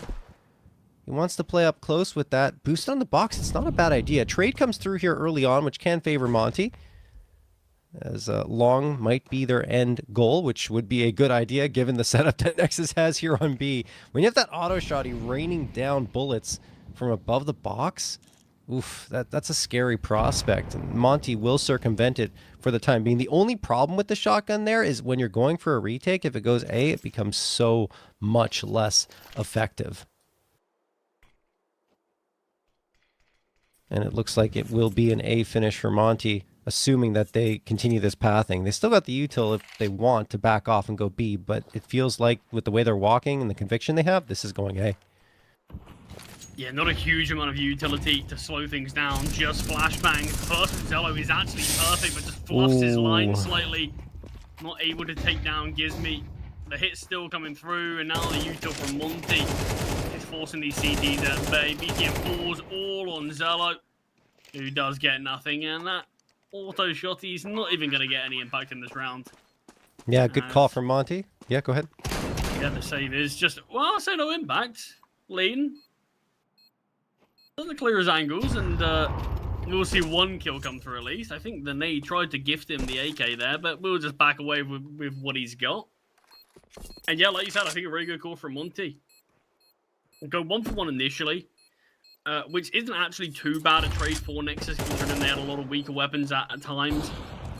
But it just splits the defense so heavily, and we know what Dust 2 can be like into rotating from A to B. Can pretty easily just have to be forced into a save call before you even get to rotate in. And Monty seemingly like they're aware of the lack of utility that their opponents would have. And yeah, util good enough. It was only the flash for Nexus to try to delay, and as soon as Zello fluffed his lines on the first, Monty just overpowered and swarmed into that bomb site there. All right, well, timeout going to be called from Nexus to talk things over. Obviously, forcing up again here would not be a wise choice. Do have a couple of rifles saved for it as Lonks managed to upgrade himself to the AK. But yeah, I mean, overall, Monty building up well after losing the pistol round, right? We thought that that would be enough for Nexus and a pretty clean follow-up afterwards. But Monty managing to at least make a case for themselves here with a couple of round victories in a row. This was a nice execute. I really liked it. You know, like they managed to dodge the bullets. The flashes are strong, as you mentioned. You know, the util advantage used very, very well. The flashes were dealing so, not dealing damage, but were making life so difficult for Nexus towards long that they didn't really see those players advance forward and gain the advantageous angle. All right, well, it will be a full eco here for Nexus, but Sound, what are you doing? What are you thinking? Charging up mid, does the damage, and Nate chases, and then he manages to almost get the transfer for 2. Problem is, okay, Nade comes through for lead. I was going to say problem is they got a couple of frags back, but that Nade still keeps things interesting. Yes, the gun is lost towards top mid, but Lonks has the AK and armor. Yeah, and if there's any player to make things interesting, it's certainly going to be him. If somehow Nexus can force Monty towards B, I think that's where they have a chance. But now the Zello falls, Ryu can just clear this out and allow his team to advance up through long. BTN's got himself a gun there as well. Longs can't rotate towards CT before the T's can actually go, so maybe still life left this round, but maneuvering back towards B. Monty being super cautious about this. You can see Afro's even just posted all the way towards long with the bomb while Gizmy clears things out. Confirm the A bomb site is clear, and it's just another save for Nexus. But get to leave with a couple of AKs. Round got very competitive at times. I think if Sound found that double there, he's towards top mid and really advanced and has a little bit of time to breathe. Maybe we could have seen something else even more interesting happen. But Monty, look, they stabilize, they do convert the round, and they will find 7. 3 rounds now away from Nexus, who themselves are just 3 rounds away from taking this series. Well, yeah, no, I do agree. Like, a good damage done. Sound gets that second. We have a different round, but not going to happen. And Monty managed to power forward off of Ryu's 2K to give themselves a 7th, and the lead, like you said, to only 3. B10 and Lonks keeping the AKs up is actually really good, because let's not forget, that was just the ecos. Now B10, they could both drop here. Lonks is actually just going to throw the op on the ground for Zello, and it's going to be a much more potent buy-up than they've had for, I would say, a good chunk here of this second half. See what Zello can do with the op. He was very effective with dealing with Afro on the other side in that first half. Where are they going to post him up? It looks like A will be the call here for the op. Afro didn't fire the shot. Felt like he had tracking there onto Sound, but decided against pulling mouse 1. Or pressing mouse 1. Smoke's going to get tossed here by Lonks into Tons. Nade flies through, and Monty just want to make some noise towards the B side to attract attention, but Nexus are not really buying what they're selling at all. I'm curious if Monty is just going to have in their T-side game plan. Just avoid B. Avoid launch in general. Yeah. Look, he had a monster first half. Kick things off with a nice pistol into the second as well. I think if you can just kind of alleviate him on the map and just try to dodge wherever he resides, Monty honestly have a pretty good chance of winning the game by that alone. And I think that's kind of the difficulty when you are an anchor player, especially an anchor player of this caliber. It can be pretty easy just to look to dodge that bomb site where you do reside. Well, we'll see. The thing is, on the Nexus side, you have to force them to go in that direction, right? The A players have to be stronger on their hold. Otherwise, Lonks doesn't really have that opportunity to activate. I would even argue, I know obviously his role is to anchor, but just put him on the A site, see what happens. You know, swap it up for a round if things don't start going away. Even just swap him and Sound around. Just Yeah, mid who can rotate between both bomb sites. Yeah, I mean, I wouldn't mind seeing something like that. Flashbang's good enough for Zello. Unblinded just in the nick of time to find Lean. Still posted. With just 19 seconds on the clock, this is going to get a bit chaotic towards the bomb site. Flash comes over, but Afro not blinded and finding the kill. Haji late here at mid's going to create headaches for Nexus, and there it is. Yeah, Sound gone. 4v3 advantage for Monty. Even though it's looking good for Nexus having that opener, it's just Monty, great util again to find their way to the site. Great trade, in fact, as well, but Zello a little bit better. Oh, misses the second shot. That could have been the round on his fingertips. Instead, it's now Raga in a 1v2. Chasing down Ryu, trying to find him. Gonna get the frag. Yes, does he find the last player? No, he's Cat. Well, the problem is no util left, and it's just going to take a peek around the corner from Haji to end the round, and there it is. Monty, do not falter. They've got an 8th on the board. And we could be seeing a repeat here of Mirage, perhaps. A great first half from one team, but just can't seem to get off the mark in the second. And somehow we're seeing the same thing here. Nexus in the pistol, they win the conversion, but not a peep out of them since. Just gonna have to be an eco again. Zello on a hero glass and orb. I've just got an M4 as well, to be fair. Gives me peeks towards mid. Zello will go down, just 1-for-1 for him. He wanted to win the round alone.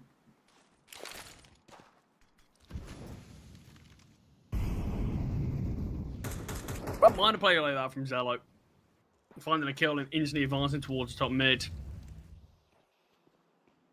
Doesn't work out for him here. Mid is being reclaimed by the T's, but we've still got Sound and BTN in some deep positions.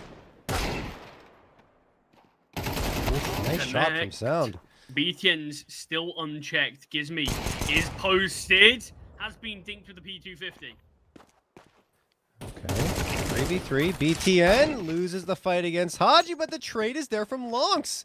This is going very awry for Monty after it looked like they were getting back into the second half. It's down to a 2v2. Lonks could rotate around to mid and pick up a gun, but instead he's just deciding that the 5-7 is enough for him. Raga in an important duel. Maybe. Looked like they were going to fight. Feels like it's inevitable. Raga, Ryu facing off, and Ryu wins the fight. That opens up all the space towards Ryu. Instead, they're walking into Lonks' 5-7, and it doesn't matter. Ryu is good for it as Lonks falls down to dirt. So if we look at the CT side round victories here for both teams, we've only had 4 so far. So that's out of 42 rounds, 4 CT side victories. That to me is absolutely insane, Charlie. And I think that's something along the lines of 9% of the round victories have been CT side. What is happening? I mean, talk about a T-sided couple of teams. Seemingly, yeah, CT has been, I mean, lackluster to say the least. It's been really difficult. Sorry, I meant anything. Yeah, like second half CT side victories. I should clarify. Yeah, I mean, even still, isn't it? It's just teams seemingly are really crumbling after such a good T side. It's been super underwhelming, and the fact that we haven't even seen a full buy victory yet for Nexus on this second half. Have weapons in enough of these rounds. Just cannot find the solution to Monty as of late, and it feels like Lonks being out of this half is a big difference maker. It just hasn't had impact. Monty haven't looked towards B whatsoever. Need some second half CT magic from both these squads. 2 rounds is not going to cut it for Nexus here, and it certainly didn't cut it for Monty in their second half of Mirage. Was very close though, and of course that was the eco, so good for Nexus to at least do the damage. But like we talked about before, damage is not good enough in a match like this where it's so hectic and there's so much chaos, so many tightly contested rounds. Haji walking into the angle, shadow advantage. Raga, does he expect the second? Oh, he doesn't, but he manages to escape and dodge that op shot. That was his life flashing before his eyes, but he fades away back towards long. BTN close here and short. Lucky enough to back away, Gizmy and Ryu on the other side. All 4 players up here towards short, but this has to be the round for Nexus. Lean does find one, but he's got it all to do, and too many players. Quick rotations in that one for Nexus as your BTN towards the site. Sound and Launx both chiming in with Zello nearby in support as well. I mean, that all came from the man advantage in long, though. I mean, very fortunate that Avro couldn't get the trade onto Raga. Just because being able to hold that long position is such a valuable bit of real estate as well. But more importantly for Nexus, just having that man advantage. I mean, look what that's done to the money of Monty. Yeah, I mean, look, there's been a lot of close rounds. Oh, what are they doing? They're going out of the open! Sound and Launx farm away. There was no flash, no smoke, nothing. And they just get sprayed down. Monty, what happened there? Zello gets the op shot onto Gizmy. But that's just, I don't know, either a flash missing. I don't know if I saw the flash at all. There was full visibility for both Nexus players. And Monty just losing those duels. Goodness me. 4v1. A collapse there. I mean, look, one mistake from Monty on this on this second half, and that's probably cost him the game. It's probably cost him the series. We already saw a weaker buy in that one. Look what they have to fight with to deny Nexus winning this series. Look at the money they have, about 2.5k average. They've got scraps. This is scary times for Monty. Yeah, it just feels like, I don't know, Monty, on map number 1, they had the advantage, they had the rounds, everything was going their way, and right when it got to clutch time, when they had to actually push to get it across the finish line, they fell flat. And here, T-side looking great, everything's excellent in terms of execute, and they go for this weird B execute where they had 3 players out in the open, no real util had been tossed to make life difficult for Nexus on that B site, and nothing. Just a completely flat, dead round for Monty when things could have been 11-10. Instead, now it's a 3-round deficit and their lives are on the line with what? Like you mentioned, 3 Tech 9s, a Scout, and a Galil up against AKs for pretty much everyone except Launx, and Zello with the op. This is dire for Monty, and they're going to want to have a look back on the demos here, assuming this one ends here. Yeah, it definitely does feel like that. It just feels like some risk contact play that Monty tried to call. Maybe just hoping that they conditioned Nexus into expecting them not to hit towards B, but it's a very bold call. And when Sound and Launx are the 2 defenders there, we've already seen a great series from the 2 of them. I wouldn't like to sort of poke that there. You were talking about it, right? They were avoiding that completely. As Lean, okay, gets a couple here onto BTN and Raga. I don't know how that goes down, but hey, Monty are absolutely going to take it. Nexus, maybe they're the ones that are going to let things slip away. Still, 3 players left up. The problem is they're so out of position. I think this is an instant save call. Yeah, I've got no idea how that slipped. What on earth? So majorly. That was essentially Lean by himself. Gizmy was nearby, but not close enough to actually really get any sort of trades. So you basically just had Lean with a Tech 9 push into the A-bomb side to buy himself no util, just a Tech 9 and find a double kill. Everything's falling apart here. Everyone goes down. Not a single kill up against what was the weakest buy we've seen from either of these teams. And look, Nexus, I think they've been pretty fortunate. Look, they basically won 1 round, and then Monty gave them a heads-up duel towards B, which they just outgunned them on. I don't really think Nexus are in a sort of position where they can lose rounds like that. Not in a series like this after they've really struggled on their CT side. Mm-hmm. I mean, they've managed to put together more CT side round victories, of course, than Monty did. But Not that that's too difficult to do. Yeah.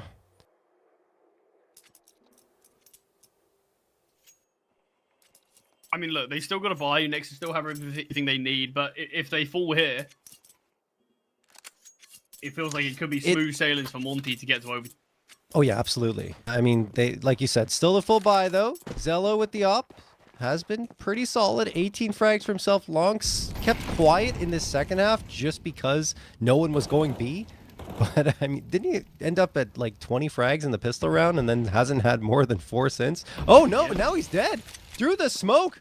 Afro, a little bit of fortune. Maybe that was a smoke pop that we didn't see, but either way, 5v4 for Monty. Sound is immediately here to try and react and close the gap, but Monty don't even want to go to B. They were hoping that a heavier rotation would come through, I guess. Look at this stack. Is that 3 players up cat here right now for Nexus? I believe so. Oh, I love the call, though. I mean, it feels quite desperate. It feels like a heavy gamble, but it's all being played off of the noise. Zello's also who does connect, and everyone swings now, but it all goes blue. The 3-man cat setup for Nexus does yield success. Bomb luckily not dropped. Afro still wielding that. Another timing shot, perhaps? Maybe. Doesn't pull the trigger. I mean, this is risky from Raga here. They've got the man advantage. I wouldn't look to push for a smoke just yet. Sound finding the kill onto Ryther. It's all on the French AWPer. 1v3 for Afro. 36 sec left and has the bomb on his back. Pushing out towards mid. A chance to isolate a 1v1 with Sound. Misses the shot though, and now the pressure will be on from the flank. Raga finishes the job. That'll do it. Nexus take the map and the series away from Monty here, Charlie. And it felt like Monty had a pretty good T side, but it's just one round where it felt like they weren't coordinated in what they wanted to do. Maybe just going for dry peaks out towards B, and that just didn't work at all. Nexus deleted them there.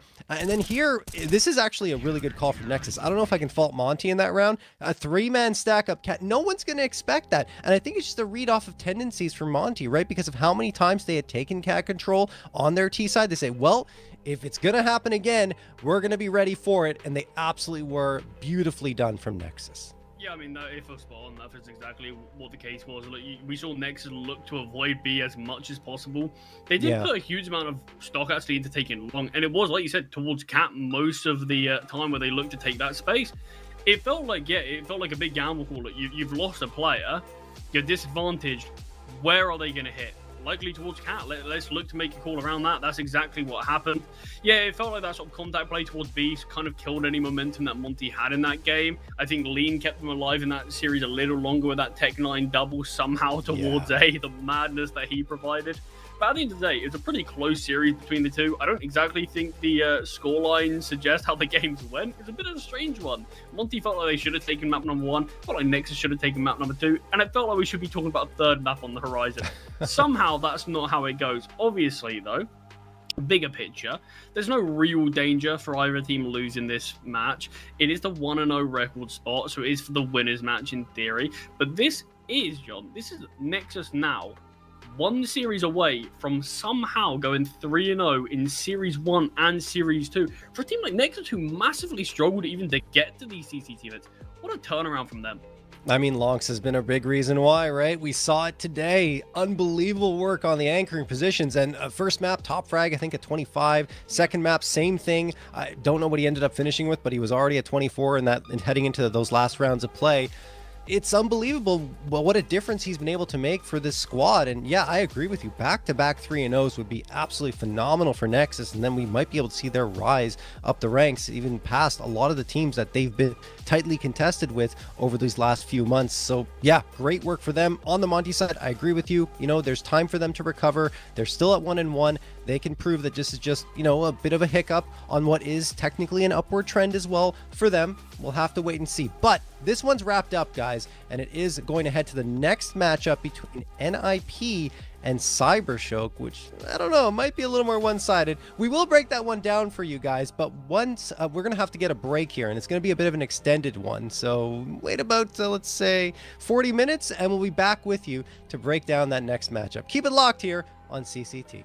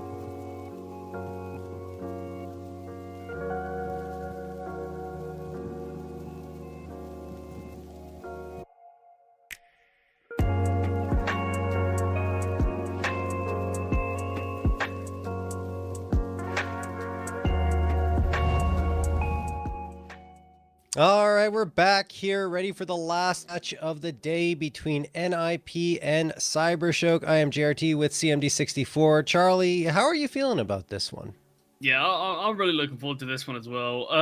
Look, we kind of touched on it a little bit beforehand, just before we went into the break, where you said you think this was going to be slightly more one-sided than probably what we were expecting beforehand. I certainly think on paper it would be, I think, a bit harsh to NIP to say anything other than that.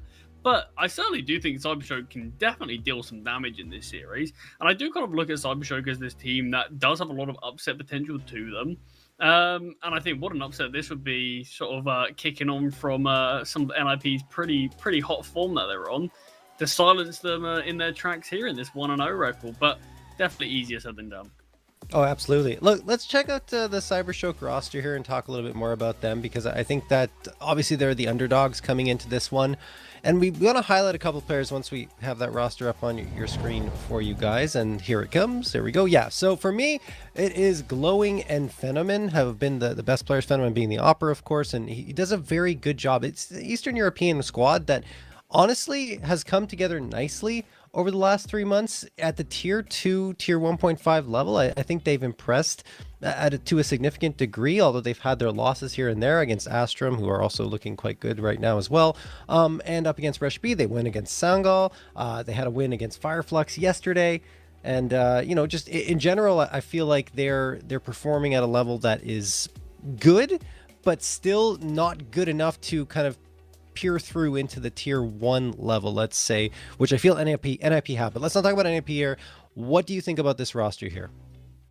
Yeah, I mean, this is a strange roster for me, because it feels like it's kind of going in a bit of a different direction to what the pieces should be.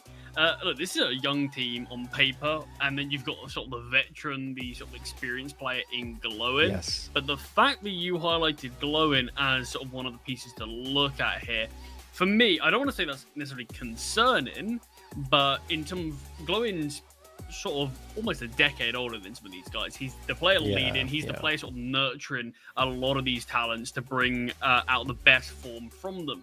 But it's not quite working out like that, is it? Glowing's normally one of the players that we're seeing at the top of the server, as well as being the in-game leader, as well as being the player to try to set up some of these guys on occasion. And for me, that is a bit of a strange standpoint, because we've got a lot of teams in similar level to CyberShoke right now that have sort of tons of really talented and stacked rosters. But this is one team that it does have that, but we're not necessarily seeing these guys have the greatest run of form. Phenomen's still up there, but even Phenomen's had a bit of a dip of form. We've got players like Blixie, Notaneki, and Lovikus all sitting around that 1.0 HLTV rating. Some slightly higher, some slightly lower. But these are guys that not long ago we were seeing decently above that, but it feels like form's just been a bit of an issue for certain players on this team, that this team desperately needs to be able to step up, in my opinion. These are young talent that need to show us why individually they are brought onto this team, because I feel like Glowing's taking so much of the pressure, and he's really the one sort of leading the range right now. And it's, for me, a bit too much to ask, and it feels like some of their recent forms maybe been a bit up and down due to that. No, I do agree. I mean, if you look at everything, Flashes as well, Glowing is the one with the brunt of the turn, though Phenomen supporting very effectively, as you would expect of an Opera, and then opening frags, Glowing is leading the charge there with a 1.18 rating. So, I mean, yeah, he needs support from the rest of his squad, from the fraggers that are young guys who are supposed to be fragging out, and we'll see if that comes through. I think... you know, Blixie maybe might be one to look towards that needs to be performing a little bit better for this squad after being picked up from Aurora Youngblood, but we'll see. Like, a lot of these are tentative performances on some occasions, and other occasions they're doing really well. I don't know. It's a bit of a question mark right now for CyberShoke, and we've seen the up and downs over this last 3 months for sure.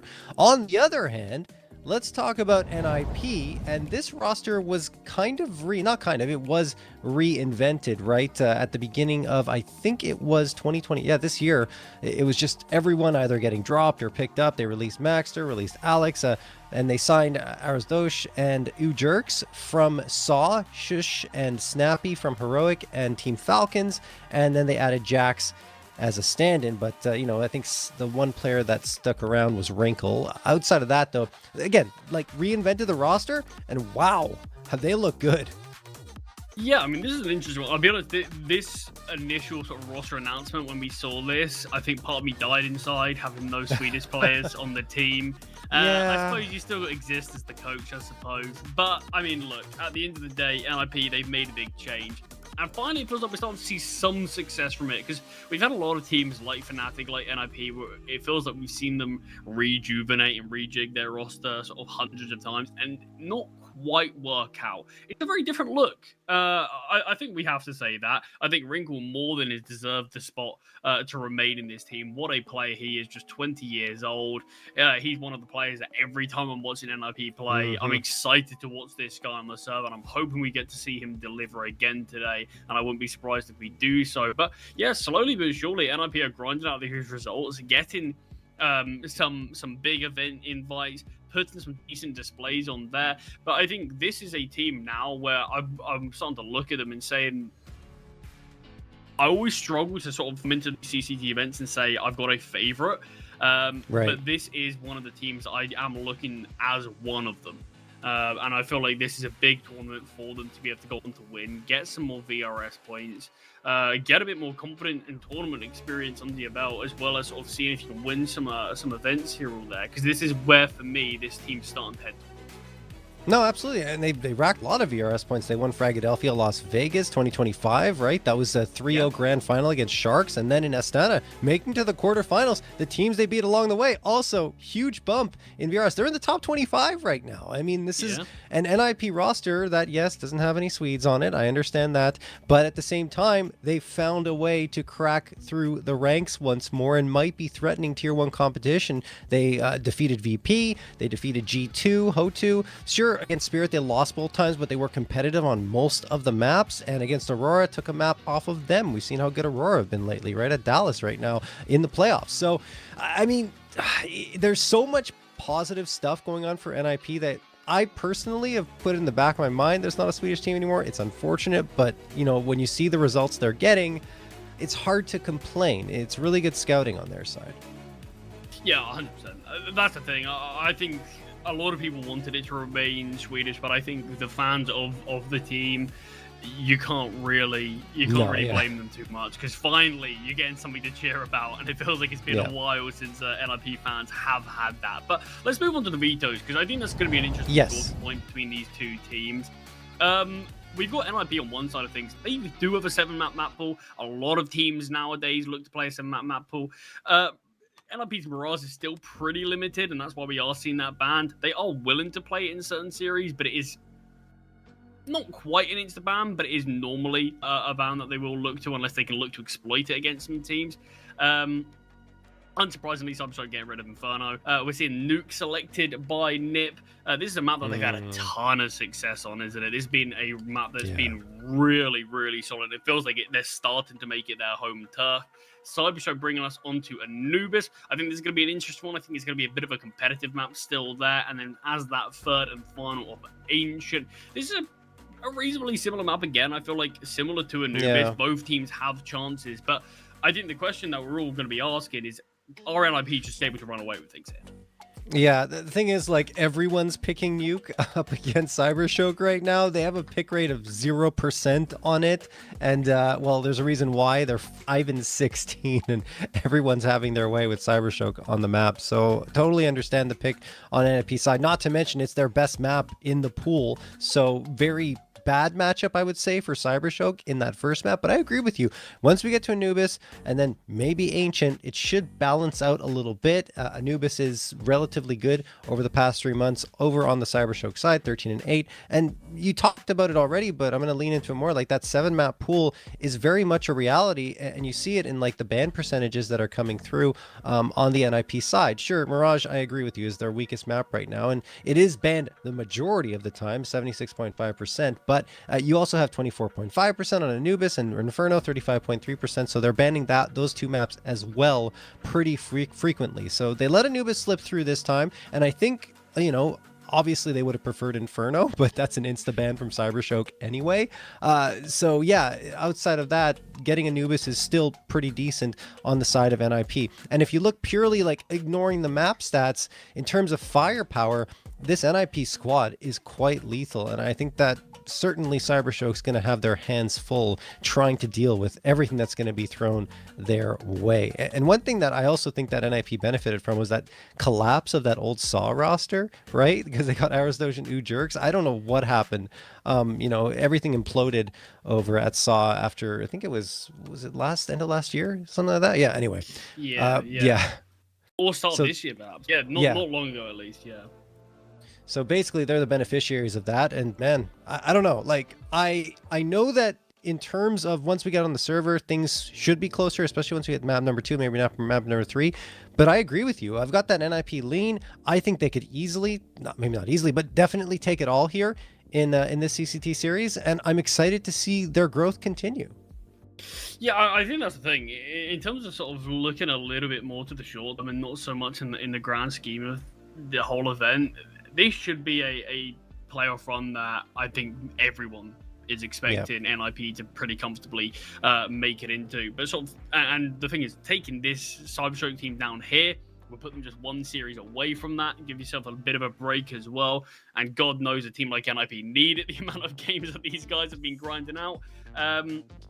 But I definitely do think this series alone, you touched on the firepower of NIP. I think on the flip side of things of CyberShoke, when we have had a bit of a downward trend in form in sort of some of the other 4 sort of bar glowing, it does feel like it tees up a really good opportunity for NIP to kind of maybe take this one in a 2-0.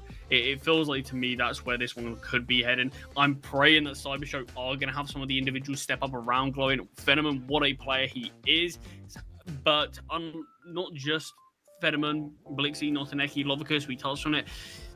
They've all had a bit of a tough time in terms of just sort of their individual moments and sort of their firepower. We need to see these guys up because NIP, what a statement it would be for CyberShoke to be able to be the ones to take it 2-0 or to be the ones to get the 2-0 record and sort of knock NIP down a peg. I think we're going to need kind of everyone to step up in this game for that to be the case, though. And I think if we just see glowing, I think we could see a pretty easy 2-0 for NIP. No question. Yeah. And I mean, look, if somehow CyberShoke can take Nuke, then we're in for a fantastic series, right? But the thing is, NIP have been farming tier 2 right now on this map. Vagrants, Game Hunters, NRG, Sharks, HO2, and G2. Only one of those teams was able to get double-digit rounds. It was G2, which, you know, tier 1 maybe slipping into 1.5 because they lost Nico and Monacy, but still, you know, they're playing up against tier 1 competition regularly. That's the only team that really was able to do much of anything. Oh my goodness. So it's going to be tough, suffice to say, for CyberShoke. I think we've kind of framed that up pretty well. Painted a nice positive picture for CyberShoke in this one, but not an eggy. Nice couple of taps. Fenomen chiming in as well. It's a big ramp there. Bleak as the picture we painted, NIB gets silenced on ramp. What a couple of kills from Nortoneki early, just delaying for his team to rotate in. Already had backup in ramp in the form of Fenomen, but allowing Blixie to rotate in as well, just absolutely shutting things down for LIP, who just tried to brute force their way into ramp, but instantly silenced on round number 1. But a buyback from them, Tech9's invested a Mac 10 and a Deagle in play, so they're not going to let this game slip away just yet. Yeah. I mean, look, it's pistol round, but still convincing for CyberShoke. Watch, they're going to win like 13-2 or something, and everything we said will be irrelevant. That would be absolutely hilarious. Honestly, I would love to see if CyberShoke put on a display like that. What a showing we'd have here. Oh, absolutely. Very much easier said than done, though. Oh, absolutely, no question. It's going to be very much David versus Goliath here in terms of CyberShoke up against NIP, at least on this map in particular. Notaneki gets one, traded out immediately, so this forest buy doing pretty well for NIP. What a shot from Wrinkle. You talked about him being an exciting player, already delivering there with the Wandig. They get some upgrades and immediately go down towards that B side. Lovicus does get one. That was a trailing player on A, but it doesn't matter because B is about to be lost. Lovicus trying to get down there and support quickly, but he doesn't get there in time. Bomb planted, and what a shot again from Wrinkle. He just got a beat on every position. And let's not forget, NIP, no bomb plant in the previous round. They still forced up, and they still find victory, which we were kind of talking about before, right? In terms of the meta shifting towards force buys, even if a bomb plant doesn't come through, and you see why. Yeah, I mean, just the Tech Nines again going towards ramp. NIP not shying away from that position despite what happened in the pistol round. And it's a 1-for-1 trade. Not to make he does decent to find one, dodges the flashbang. But the issue is, when you're up against the pistol, the 1-for-1 trade isn't really great. You've lost the superior weapon to just the pistol. Wrinkles, Deagle, like you highlighted, absolutely domed the rotating player. And at that point, a couple of weapons have been upgraded. You've got a lot of real estate and just can sort of swarm towards that lower bomb site. Trading was good enough, but NIP's shots were just better. And CyberShoke, this is the worst thing, is when you win the pistol and lose the second, especially on that CT side. The buy's often so bad. But Glowin has got dropped over this. Has he got dropped over the Smash? Surely. There's no way he's able to buy a FAMAS armor and sit on 1.1k. Yeah, no, he definitely got that drop for him. So he's kind of like the raid boss with the FAMAS right now that they're relying on. We talked about how important Glowing has been fragging-wise for the squad, so this makes sense to see them lean in that direction. Still, you know, I think it's even more heartbreaking if you're a CT side winning pistol round, denying plant, and then losing the follow-up because you know that there were no rifles that resulted in that round victory, at least none that the other team bought up at the beginning. Blixie going to throw that smoke in for Squeaky. And time is ticking away here as NIP are looking for an opening frag before they make a move. Pretty much bunched here in lobby and on T roof. Just keeping things slow. I can see if there's any sort of aggression from CyberShoke, because if they're giving them anything towards the lobby. But as things stand, CyberShoke quite disciplined in their approach on this defense. Just will get the opening kill onto Blixie, some room put up to the T's towards A, and there's a big lean everywhere but the A-bomb site, seemingly. So just one kill is all that needs to be found for that bomb to go down. But Glowin gets caught, the FAMAS eliminated. Maybe just Operation try to save these weapons. I don't know. They're going into mid here. It feels like, or outside, excuse me. And that's not going to be great for CyberShoke. Not at all. Lovicus does manage to get one, but they can't recover that gun off the ground. Snappy's guarding it. So it will just be the MP9 and the 5.7 carried over to that next round. And you'd imagine that there won't be any real investment from CyberShoke either. So good job from NIP. Isolate a fight, take the A site, and then prevent any further real damage from being done on their side. Yeah, no need for NIP to even look to hunt these weapons. They've got 3 M4s, they've got an AK. There's no need to give a rifle up to CyberShoke. You know the buy's going to be limited. It's just a 5.7 and MP9. As long as you play it well, that's not going to have any real repercussions on a round like this. But pretty comfortably handled there from Nip, as they will reclaim the lead. First time in this series that they have done so.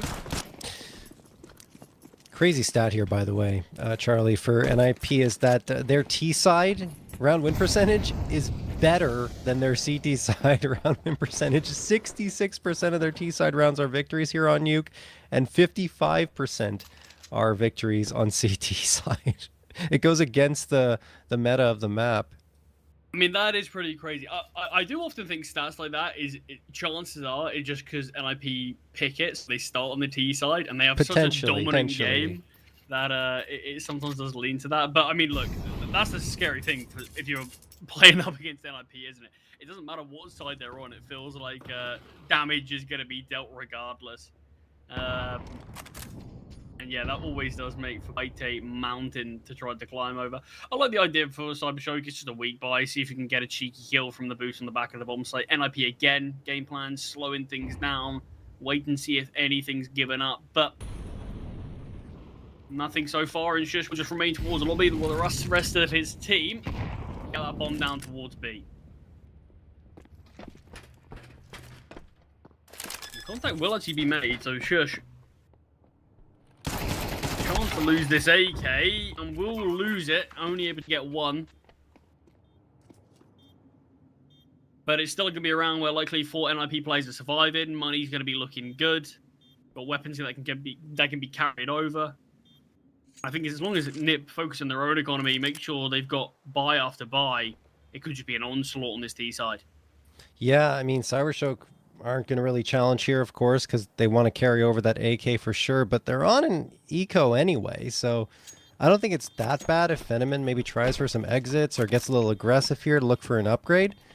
It doesn't appear that will be the case. I'd be I mean, maybe not surprised if he carries forward the MP9 because you want to stabilize that CT economy, but they need a rifle round through. They need the full rifles coming out to really contest with what NIP is throwing their way. And yeah, that MP9's gone. There we go. So it ends up going down to dirt, and they will indeed get the rifles out. No AWP just yet for Fenomen, so they won't be able to utilize that against NIP. Yeah, I was kind of hoping if he got rid of it, might get to your glass cannon. Yeah. He's opted against it. Maybe just wanted to get a bit of a lay of the land first in terms of how NIP are playing, where their util's coming from. Not wanting to get dunked down with too many nades or something before he looks to get that AWP in play. But at least we've got weapons in hand of the CyberShoke players, as it looks like it's going to be a quick pop towards any. Blixie does get one, as the smoke pop doesn't favour Ujerk, but Shush on the flank. Blixie with a second snappy, just Glock in hand. And the hit towards A is quickly halted. Blixie gets a double and forces NIP to look elsewhere. Wow, they just have all the angles here. Notaneki pushed up into trophy, not expected at all, and CyberShoke, the clean sweep up against NIP. Okay, reminiscent of the pistol round there, except more bodies left standing for CyberShoke. I mean, you saw that NIP was trying to gain space in towards the A site, but Blixie's right there. I highlighted him in the pregame, stating that we need a little more out of him for sure on this CyberShoke squad, and that's great that he delivers 2 frags on the defensive end, rebuffing NIP, and then you just saw a couple of individual efforts from NIP trying to gain some space or win some fights, and they lost all of them. So just a dominant round from CyberShoke. Now NIP still have enough cash, plenty in fact, to get AKs across the board. Could have had an AWP in this round, but chose not to. Instead, want to keep Wrinkle on that AK, although we'd love to see him go in the AWP. We might have to wait a little bit longer for that.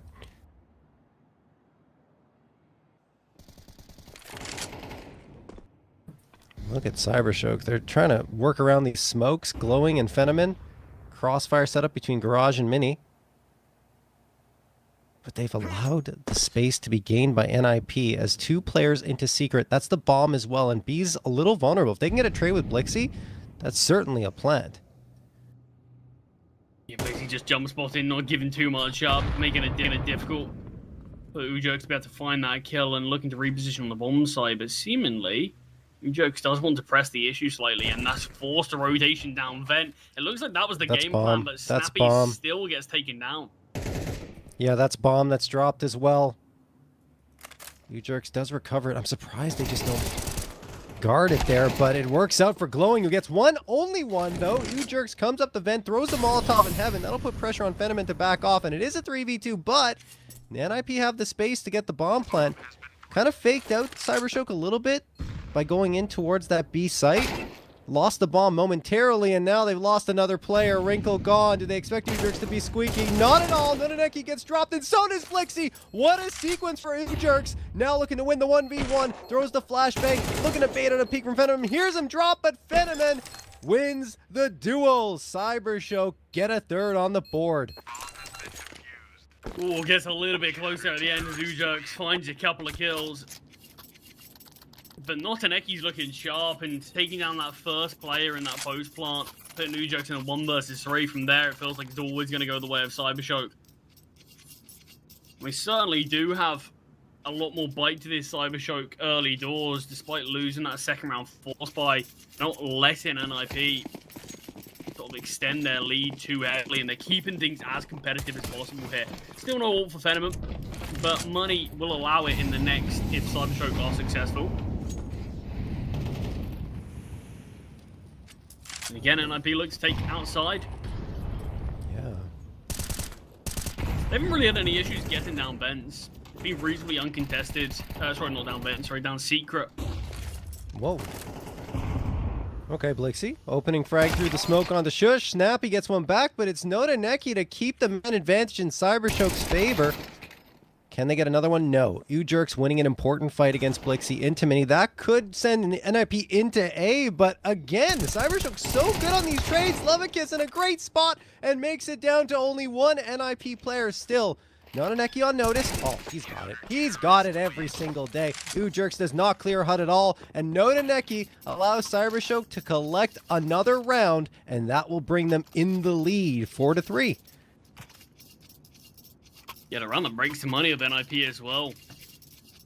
And what breaks the money, they are fully investing this. They had the money to buy an X, but they want to go for a buy. There's got to be something behind this. Snappy must have some sort of hit strat or some read that he thinks they can abuse it around like this. I don't see why you would go for a buy like this if you don't have proper intention and reason behind it.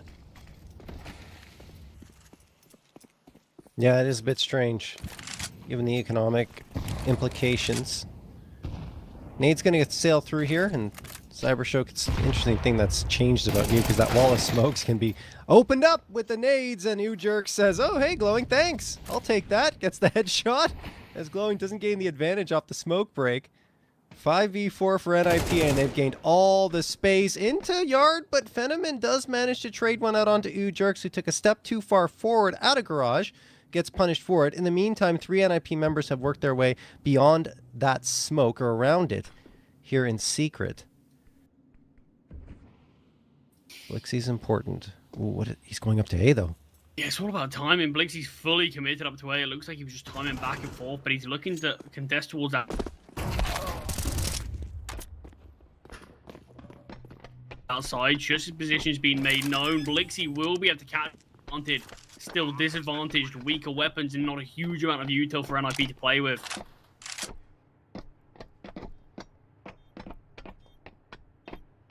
Nonaneki and Fenomen working their way in. Wrinkle up close here, taking fights, loses it immediately. Fenomen makes it a 4v2, only briefly though, as Arasdosh does manage to connect with his Deagle.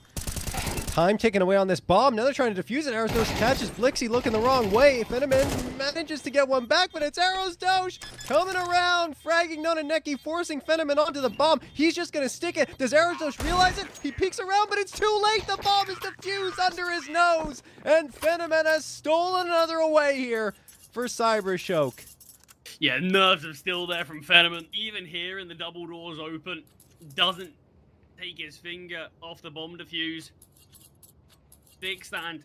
Heroics from Arasdos isn't enough. Just tries to call the bluff that was the real thing, sadly, and CyberShoke got another round on the board, but NIP so close to taking that all-important round that they need to turn the tides of this one. But it's again sort of free range for Nip down towards B, but they're just losing kills outside. Not losing them on the low bomb side at all. You see Ujerk finds the opening kill, then like you highlighted, just takes the step too far, looks to take a second fight when there's no real need to. And the same thing, just short of just as this lurk outside does cut off. I don't really think there's all too much he could do there, but that's the thing. Nipper had sort of free range of just running down towards the lower bomb site. CyberShoke aren't even fighting it too heavily, but it just feels like Nipper's struggling to properly capitalize on that just yet. Look, I mean, they're going to keep forcing as long as the economy remains frail here for CyberShoke. And Ujerk gets the opener and the follow-up. Here we go, 5v3. As mentioned, because it's been so close in these round victories for CyberShoke, their money is in a difficult spot, and it could be punished right here if NIP can push this one across the finish line. But Lovakiss gets one, and Blixie another as the smoke fades. 3v3 just like that, and the advantage has disappeared for NIP, even more so because Arasdosh is taken down to 31. Ujerk has gotten everything in this round so far. There's the third and the fourth on for the ace, and he might need it because he's one of 2 players left standing. Arasdosh coming out, and he will finally contribute to the fragging here, but a 4K from Ujerk with the Galil gives NIP the round victory. Yeah, heroics there, and necessary ones. Just again, the same game plan for Ujerk. Look to take these fights towards outside, but on this occasion, massively pays off. The first 2 kills. I mean, CyberShoke bit back pretty hard, bringing it to a 3 versus 3, and gave themselves a bit of a fighting chance in that round still. But NIP finally got the reward for all these force buys. They've broken the money of CyberShoke. All on their tactical boards now. They know they're up against the force, and this is NIP's chance. I guarantee at least 6 at the half switch, maybe even look to push for that 7th.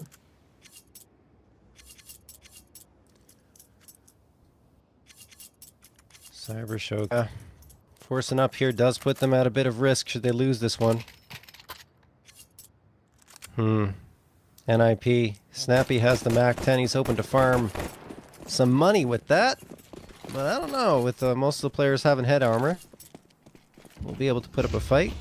We'll see if that MAC-10 even gets to have an advantage or win a fight. That said, lots of util raining in towards the A site early on for NIP. They want to attract a lot of focus there. Not sure if the final execute will actually end up towards the A site, but here's a bit of a push. That's tons of noise made by Lovicus. He's trying to draw out a fight in the opening moments of his push, but eventually no one bites. So he will fall back. Glowing opening frag. Snappy gets caught lurking towards outside. Now they're in a bit of trouble. Oh, Blixie's back is seen by Shush, so he knows there's a player mini. As he slowly but surely works his way up, he'll hard clear this angle. Should be fine. Oh, Blixie turned around. But Arizdosh and Shush take care of business. Now the A site has been cleared out. NIP going to quickly realize that. Yeah, what do you do now if you're CyberShoke? Is it just be give this a go? Do you save? Do you look for exits? Because obviously money's not going to allow them to get a buyout in the next. And this is always these really tough spots. You know, basically once you sort of give up the advantage, your chance of the round's so slim. Yeah, I'd say, you know, you have two players with full armor still. That's probably enough to justify the save. Maybe they play for exits at most. And you see Glowing going up. He wants to see if he can find someone or keep them on the bomb site. Cost them a little money on the NIP side, which is still kind of important. Shush at risk. Well, he's very at risk going out here. Firing off a couple of shots. Does fall, but gets one before he hits the dirt. And, well, the bomb will take care of the rest, at least for the CyberShoke side. Two players left standing for NIP, so money-wise, they should actually be okay because of how much money Jerks and Arizdosh have. Yeah, and that's the thing as well. It kind of just nullifies any chance the CyberShoke are going to be able to do any real damage in this round. When you consider that as well, this should be a round that NIP should be able to win reasonably comfortably, so shouldn't really have any issues going into the final round, unless quite a few mistakes are made in this one. But you can't imagine, so it is just these pistols.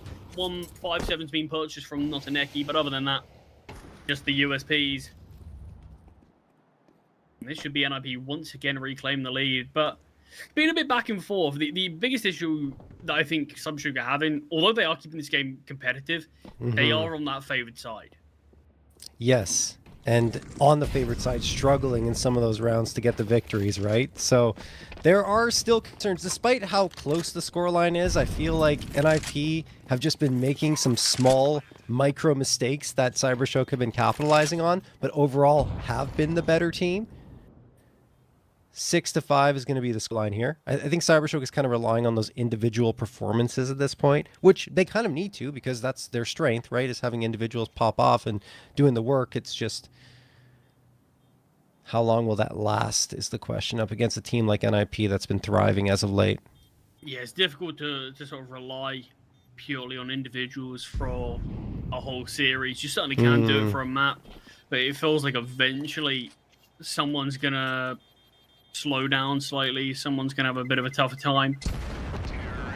But, I mean, I'm happy to see Phenomen up there. We've seen some big rounds, especially towards the first part of this half from Notaneki. We've certainly seen some of the names that we need to see and hear a little bit more of starting to thrive. And Phenomen on the AWP now, glass cannon. It feels like a weapon that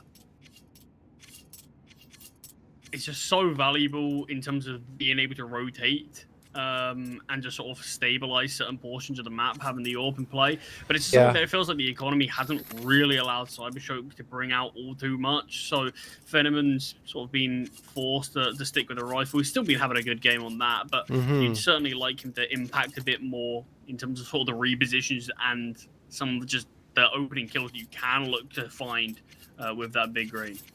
No, absolutely. I mean, it changes the complexion of the CT side. You're not wrong. You can go towards Garage. You can have it into Ramp. You can have it into Heaven, which is the most common spot, of course, for the op to be placed. But, I mean, it just allows you to get more space to find an opening frag quickly and keep the T's on the back foot. And it's been a game changer for so many teams on this map. So, yeah, I mean, the economy didn't allow them to get the op in play. They still get 5 rounds here at a minimum. Maybe they'll have that 6th because the op is available this time, but look at the space that NIP have already gained. Nodoneki's expecting a push here through the smoke, so that could be to his advantage. But no, what a shot from Ujurks and a flick to the head of Nodoneki. 5v4, NIP glowing. Oh, nice Molotov thrown, but it's not enough. Ujurks is still going to get that frag onto glowing, and now a 5v3 materializing with all the space in the world for NIP to take outside. They could quickly surround Lovicus. Am I wrong? Was that Snappy's molly to bait Ujurks in? It might have been. You might be right. I was wondering that myself. I think it might have been, and if it is, I love it because Ujurks didn't take a lot of damage from the flames, despite having a fight in there at all. And that often happens when it's your team's molly, and I'd love that if that is the bait. Just sort of make glowing question. Maybe someone's not actually gonna peek here, despite holding the angle. It just looked like he was a bit caught off by it. Great stuff there from NIP, and they will secure their 7th, sorry, unless we can see this 2 versus 5 from an unarmored AWP and a 5 HP Blixie. Okay, there's one for Fenneman. And you are absolutely right. They were baiting him into thinking that was safe, and it was a team ollie because you heard the glass breaking, and no way that CyberShoke had a team ollie in their hands because they died in the previous round. So yeah, no, well done from NIP to win that fight, sacrifice a little bit of health on the Ujurk side, but it doesn't matter because they're going to win the round here. It's over. Fenneman, you don't need the op next round, so yeah, this is a save into the void, 7-5 in favor of NIP, and he dies to the bomb anyway, but it's irrelevant in every way, shape, and form. That's a fantastic T side from NIP. That could have been even better, right? Because what was that, 3 1v1s that CyberShoke had to win to get to those 5 rounds? Yeah. Crazy. Something like that anyway. Yeah, there was a lot of very close, very tense rounds. But CyberShoke kept things competitive, but it felt like NIP just outlasted them. CyberShoke, it's always tough to try to challenge against the onslaught of NIT. And eventually just their economy broke, and with that the momentum went fully the way of NIP. And yeah, great first half from them. 7-5, moving on to that favored side now. Of course, this is a map that I think we're both building up is always going to be quite a mountain for CyberShoke to try to climb. And I mean, look, they're still in the game. I do think this second half pistol is going to be pretty important for them to win as well. Just to try to allow them to at least level things up now they're on this weaker side. But it's still certainly going to be a challenge. I mean, what a first half from Ujurks, by the way. Yeah, unbelievable. It really was fantastic for him and Arizdosh as well. You see those two guys coming from SAW. They're used to playing with each other, and they have been gelling quite well on this NIP roster. 24 frags combined in that first half, and we thought we'd see Wrinkle more, but with the lack of the usage of the AWP on their T side of Nuke, which is very much by design because they had the money, we don't necessarily get to see him pop up. But the CT side, maybe that will change. All right, let's see what CyberShoke are going to do here. They're going to charge into ramp. Ujurk's under pressure, falls off, has the information. Snappy could activate late and maybe catch off a player. But no, instead he goes to heaven. So Ujurk's tons of pressure still on him to hit some headshots. He's got Wrinkle by his side. Wrinkle's gone, though. Ujurk's pops off for a couple. But Lovicus will trade him out, making it a 2v2 and now, excuse me, a 3v2 and now a 2v2 as Lovicus gets the second. And this is where we get a bit more calm before the storm as sides slow things down after the initial chaotic push. Aristo's going to be under pressure here. Does he clock what's happening time? Won't be spotted by the 2 Ts just yet, but the jiggling has been spotted, is going to be found. It's going to be, can he turn in time? No, Lovicus is third of the round. Snappy. Still Where's he around going? Gowling that they're going up towards A. No, they're not, though. They're definitely going B. Snappy. And he's realized now. Now he's realized it, yeah, okay. Glock in his hands. Might be better off with the USP, but if he can close the gap quickly, then this Glock will become an advantage. Comes around, needs to hit the shots quickly. Nodoneki around from Silo, and Lovicus supporting him. Snappy gone, and CyberShoke win another pistol. Yeah, tons of advantages there for NIP, but Lovicus just kept on finding impact. Kept on finding kills, picking apart the NIP defense. 4 kills in total for him. but it was the reposition. The fact that CyberShoke slowed things down, pushed through to control, cleared all of that out, cleared all of double doors, and started to flank round. And timing was a bit unfortunate for Arizdos, but look, that's the nature of the game sometimes. And CyberShoke's the one to find that timing and get the man advantage from there. And Snappy, you can see the lack of armor, the Glock, the desperation spams. Just a matter of time. But buyback for Nick. Can they make the force buy work in the second round of both halves each time? Did it in the first half? Maybe. You jerks. You gonna hit some of these shots? Not yet. Almost. Almost. There we go. Finally gets one, but it's a little labored, and as a result, Lovicus able to get the trade immediately. Bodies are here for NIP, but the site is under full control by CyberShoke. Oh, shush, what an opening up the doors. Doesn't take any damage either. Swings around trying to do even more, and now Phenomen's gone as well. 4v2. NIP trying to win the force by once more, and it's looking pretty good. 2v1 after the chaos settles a little bit. Arizdos and Wrinkle on the outside, and the bomb plant still hasn't come through. Notaneki waiting for pushes to come his way. Might be the correct call. He gets one. Can he get the second as well? Arizdos trying to close the gap at the 5-7. Only one bullet needs to hit for him, and it does. It's a headshot to boot. Arizdos clutches out the 1v1, and NIP, for a second consecutive time, win the force buy after losing the pistol. Yeah, so devastating from CyberShoke. I mentioned it feels like they need to win that pistol just to be able to bring the scoring up to level playing fields. The fact that NIP forced it would have given CyberShoke the chance to actually take the lead there, but it goes against them. Shush, he's only got 8 kills this game, but how has he found that double? With the 5-7, he finds the first opening of the door. That's brilliant kill to find. Somehow swings across a player's view and can take down Phenomen. I mean, that is just madness from Shush there. Gives that advantage to NIP, and then from there, they just sort of played the trading game. And that's all NIP need. And what a way it is for them to clinch that second round of the second half. Now Snappy wants some fights out of secret. Blixie, the opener. Uh-oh. Maybe the force buy is going to win the other way now, as Wrinkle's gone.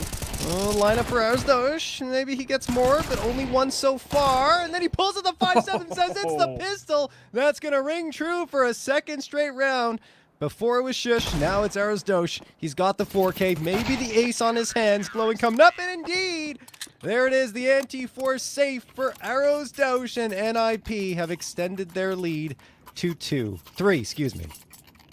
I mean, you already said today about the power of the 5-7. I mean, look, it just shows superiority to the M4. M4 doesn't quite do the job. Pull out the pistol and just absolutely mows them down. 4 kills with the 5-7, 1 with the M4.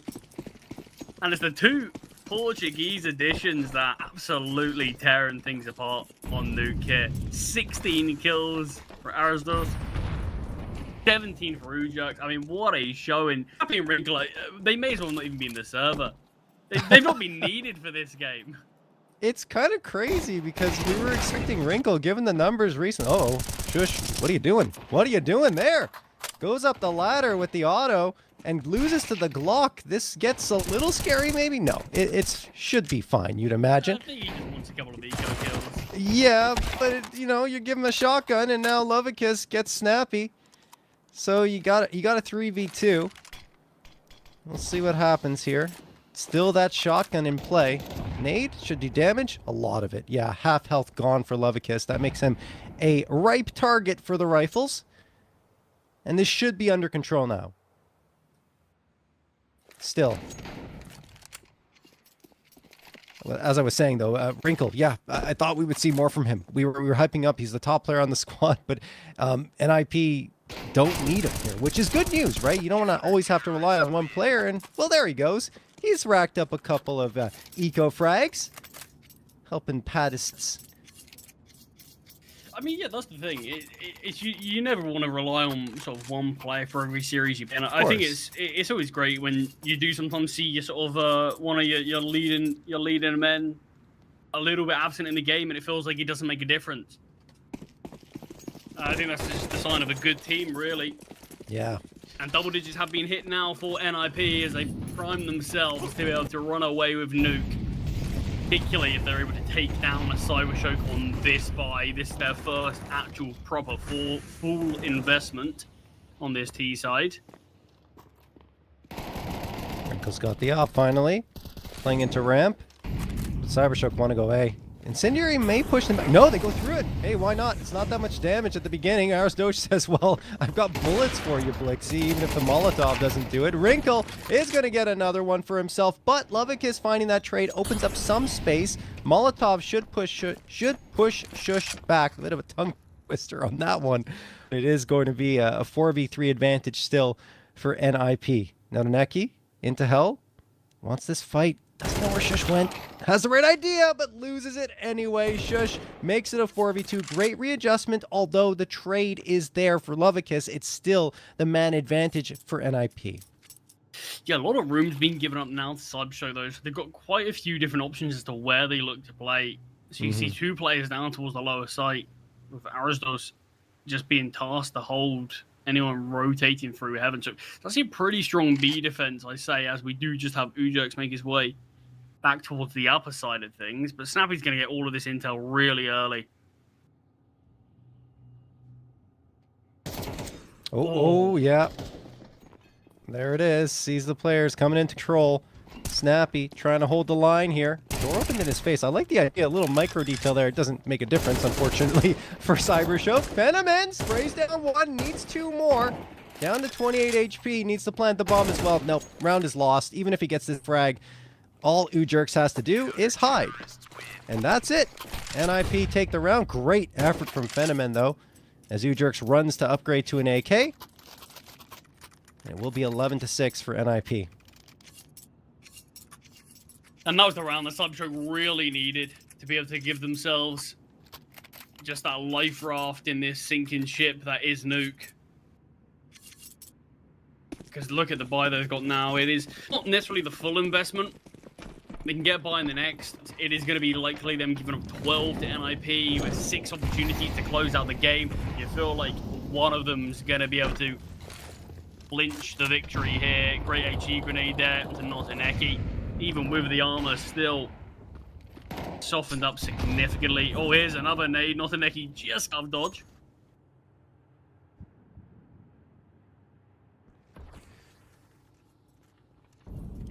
Around. Right. Ujerks.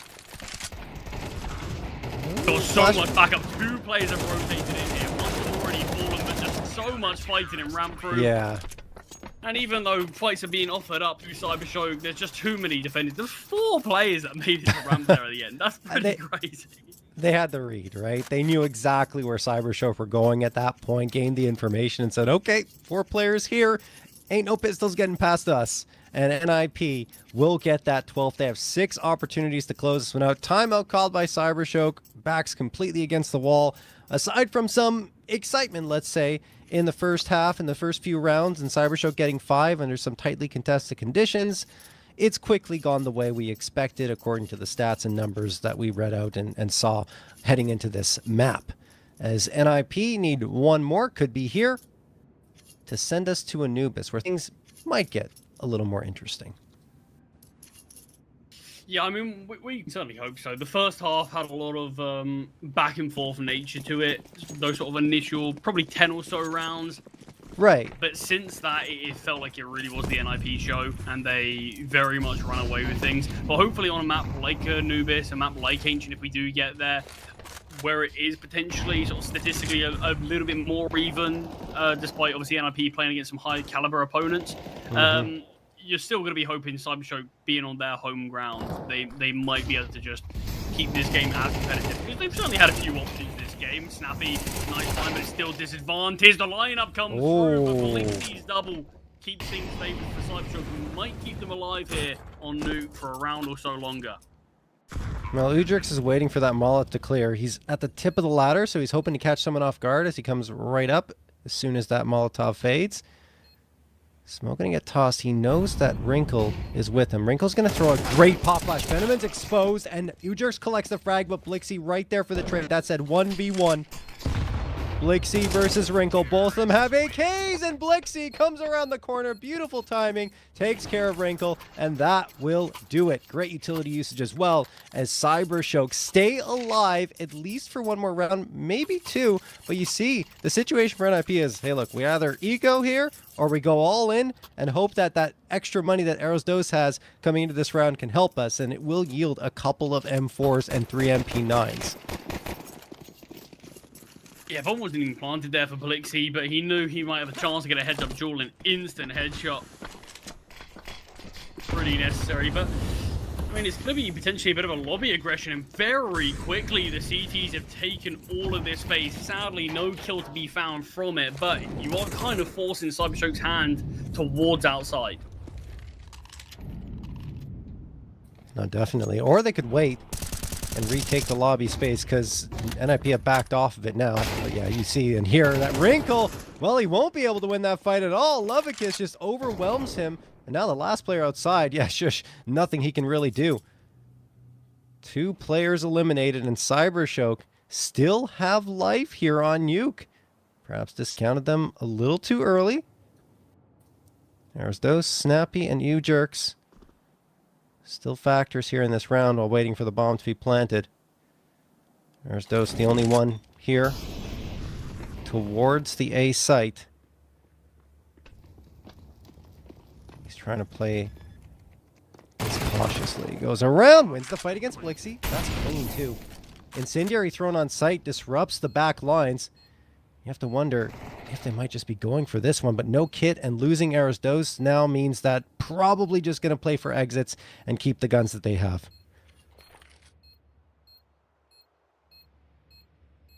Yeah, looks like they have just been able to slip away for now. CyberShoke will find 8, so 4 rounds more needed just to bring us to overtime. It still does feel like NIP surely are going to be able to find that all-important 13, but if CyberShoke can continue like this, and Ujoke's dealing a decent chunk of damage, will eventually get taken down. Snappy has been able to upgrade to an M4. But I mean, if CyberShoke are able to continue like this, yeah, there's no reason why we can't make it to OT, but with finances not in a good spot for NIP, likely going to have to concede 9. Yeah, no choice. Just gonna have to settle with what you got into the round. Maybe a little bit of utility. Yeah, you see 3 smoke spot up, which could indicate they try to go aggressively into yard. We'll see if that actually comes to fruition. It wouldn't surprise me to see a riskier play come through on the NIP side. But yeah, now they got a benefit of CyberShoke calling a timeout, which is their last, so they can talk things over a little bit more and decide on the strategy they want to execute. Snappy with the A1S. Look, if you have 5 players just snowballing towards yard, or maybe into a lobby crunch with the M4 in the mix, something could happen there to lean your way. But as it stands, CyberShoke not doing too badly, acquitting themselves well here with their backs against the wall. At least forcing what could be another round after this one, unless something heroic happens for NIP.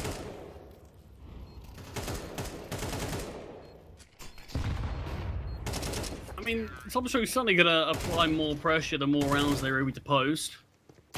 Definitely put NIP in a bit of a tough spot, but they're just so close to the finish line now. On this stronger side, it does still just give off that idea that they are just so close to the finish line, and surely they are going to be able to take it. But we're in a bit of a tech pause, right now, as Nope, Shush gone. Nexus is gone. So hopefully not going to be too long before that all gets sorted. But yeah, I mean, how are you feeling about not necessarily the rest of Nuke, more in terms of Anubis now? As I'm starting to see a bit more battle, a bit more fight from CyberShoke. How do you think their chances fare on map number 2?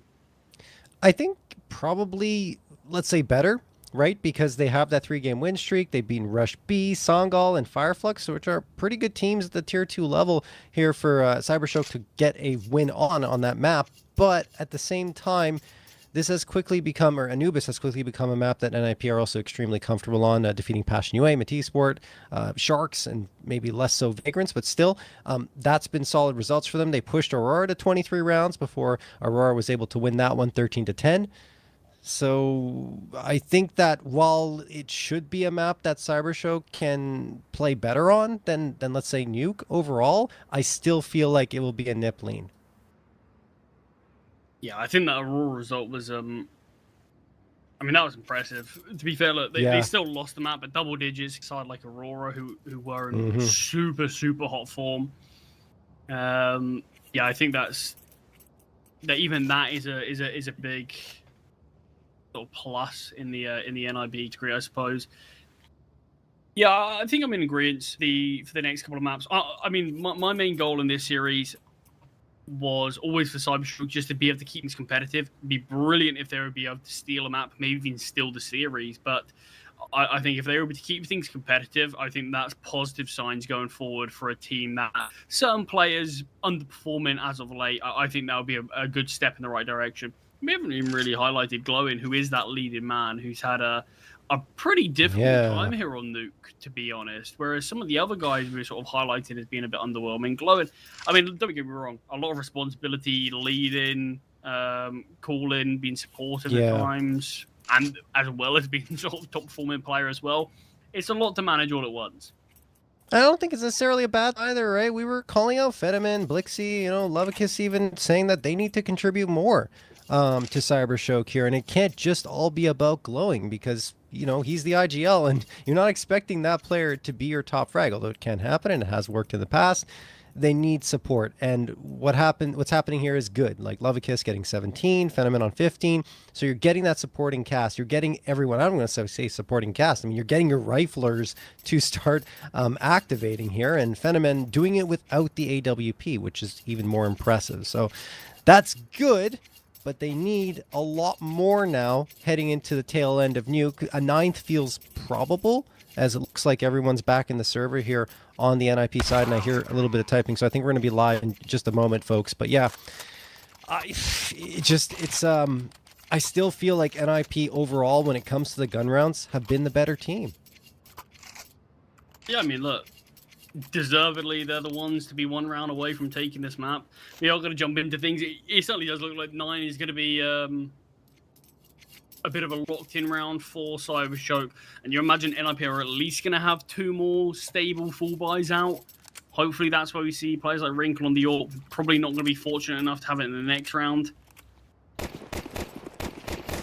But we are definitely going to need to see, like you said, a lot more of these players on CyberShoke just sort of keep this level up and keep showing us some of the form that we've had. Because we've had moments. I mean, Lovakiss, since this second half, I think he only had sort of 5 or 6 rounds in the 5 or 6 kills in the first half. He's had quite a turnaround, really sort of been spurred on from that 4K in the pistol.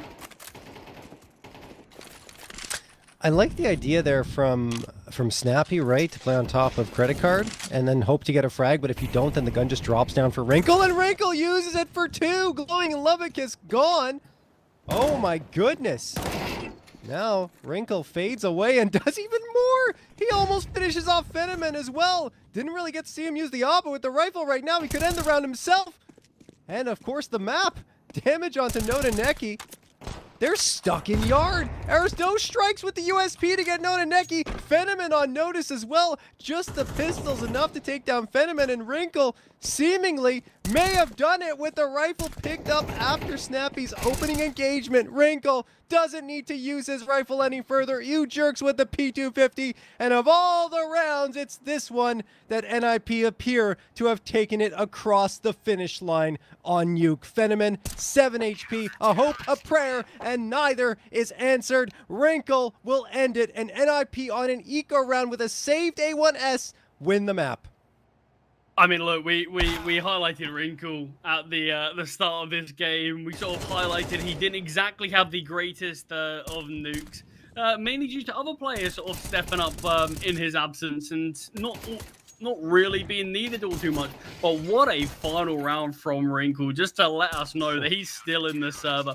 So much impact with that M4. Honestly, I would have loved if he died so we could have seen how much damage he did, because that was insane amounts of work he did with that M4. Didn't even have armor behind it as well. I mean, what a finish to that map from NIP. 9 felt locked on for the CyberShoke. I guess we went a little too ahead of ourselves there. But still, it always felt like it was going to be an NIP map victory on map number 1, and that's certainly where things did lie. But you already highlighted CyberShoke. They certainly do feel like they are going to be more competitive on Anubis. This has been one of their better maps in recent months. They've got a lot of maps played on it.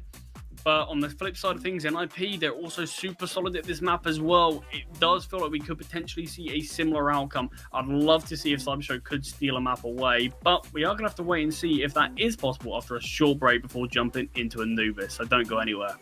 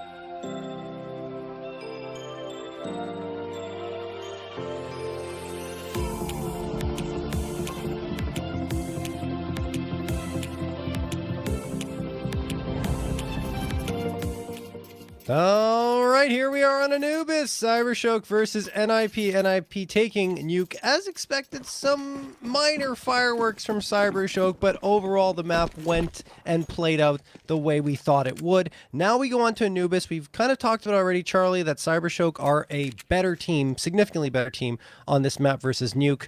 The question is, can they overcome the firepower on NIP, especially, you know, with Arisdos and you Jerks doing really well, Wrinkle as well. It's going to be difficult, I think, even still for them. Yeah, definitely worrying times. But look, we've got to see a bit of fight from them on map number 1. I think that's the least we could have hoped for. Right. They were able to deliver. Hopefully, they can do us a bit on better here. Lovka's fighting towards E-Box. Back and forth trade, but Blixie goes down and Wrinkle through the smoke finds Glowing. So 2-man advantage. Blink and you miss it. And the bomb site's being taken. Final 2 players still towards A main. Arisdos, that is his angle to watch. Gets that intel. And this one is just going to have to be a save now. CyberShoke, you've got no foothold into this round. It was a great opening kill from Lovkas with the Julies. But next thing you know, 3 quick kills comes through. I'd love to see the replay of how Wrinkle found that kill through the smoke. No, absolutely. Maybe we'll get to see it, but I mean, either way, NIP explosive onto the B site. They gain the information on the E-Box players and isolate them effectively. There's that bomb plant that comes through, and yeah, picking up where they left off on Nuke or NIP. CyberShoke, though, won both pistols. We can't forget that on Nuke. So 2 of the 8 rounds were pistol runs, but they lost the follow-ups each time. So just imagine if they would have been able to convert and then pick up a couple of rounds off of those pistols, how much better they would have performed, and maybe even taken the map away from NIP. That might have still been a tall ask, given once the guns came out, NIP had the advantage. But, you know, usually when you get those pistols, you set yourself up for, you know, a much more favorable outcome. It just didn't really happen for CyberShoke on Nuke, and right here they lose their first pistol on their map pick. Yeah, I mean, definitely could have been the difference on Nuke. Even just to potentially bring them to overtime or give them a bit more of a chance to bring it there. But it's just the fact that NIP have the ability to bounce back. I like the idea in this round from CyberShoke. They don't actually go for the force with these armored weapons. They look to try to take the fight towards A main. The flashbang is great. You can see they had backup in the form of Wrinkle supporting his teammate there and not letting things get out of control. So 2-man advantage early doors, just up against the 3 unarmored pistols, all swinging together. Aristos doesn't actually find anything, and Blixie securing that kill. That's going to be the intel for the rest of the NIP players, though, to head towards B and get that bomb planted. Yep, should be pretty smooth sailing for them now. Shush waiting. Glowing, actually going to jump up towards upper here with Lovakis. Heading into mid, so they did manage to recover a Galil off of Arisdos' body, but I mean, I don't know if they'll be able to save it. Probably NIP don't want to hunt too aggressively because their economy still, of course, hasn't stabilized. We're only in round number 2. But they will spot Lovakis. That leaves Glowing, last man standing, surrounded by players, so probably going to have to take a fight as NIP slowly but surely creep in his direction. Just waltzing his way past. Oh, no. Not clear of the angle. So Glowing actually might have been able to snap. I think Snappy's just clocked on that. Maybe he's missed an angle here and does go back for it. Will eventually find the kill. So sort of just baiting Glowing into believing he might be able to survive till the next round. But there's no weapon that can be upgraded for Snappy. So just got to stick with the Mac 10. I don't think he's going to mind. There's a lot of space where you can take quite an aggressive stance. We can look to sort of get in the face of your opponents with the Mac 10. So I think certainly can be utilized. Weapons in play now, though, for the CT side. I would imagine they want to send a playthrough because of the Mac 10 and being in place. But let's see how it actually goes down. Mac 10 not the first player in at all, and Notaneki does a little bit of damage onto you Jerks. Sticking around A main. Good flashbang thrown in support by Phenomen. Now the smoke by Notaneki, just trying to slow them up, but it doesn't work! They go right through it, and Snappy gets the opener with that Mac 10. Now they've got control of the A site. No one's here! CyberShoke out of position. Util's in. Set piece has been effective for NIP, and now CyberShoke, I don't know, might be a save. Okay, that could help. That could bring them back in with Blixie fighting one, but it's still a 4v4. Yeah, and there's no defuse kit as well, so CyberShoke, there is a time crunch. in terms of this retake. There's a final prong to this attack. There's a flank coming through from Wrinkle, but it might not matter as the kills are still going the way of NIP regardless. Wrinkle finally does strike. And that kill through the smoke might have just lured them into a false sense of belief that they can actually win that round. Yeah. Don't find a single kill since. I mean, that was actually such a clean hit. You see Snappy find the initial kill, and then really quickly after those players start to burst onto the bomb site, that's when the util rains down. There were 2 more players close to be able to rotate in, but they're blocked by the Molotovs. If they pushed through the flames, there were 2 more mollies in front, like a big line of flames, that the players would have just eventually went down and burnt to death. So they had no choice but to give up that bomb site. Really great util usage on a follow-up, and it was the fact it was so quick thrown after Snappy finds that opening kill with that MAC-10, but everyone goes down for CyberShoke, nothing to fight with in the next, and NIP, quick 3-0 here.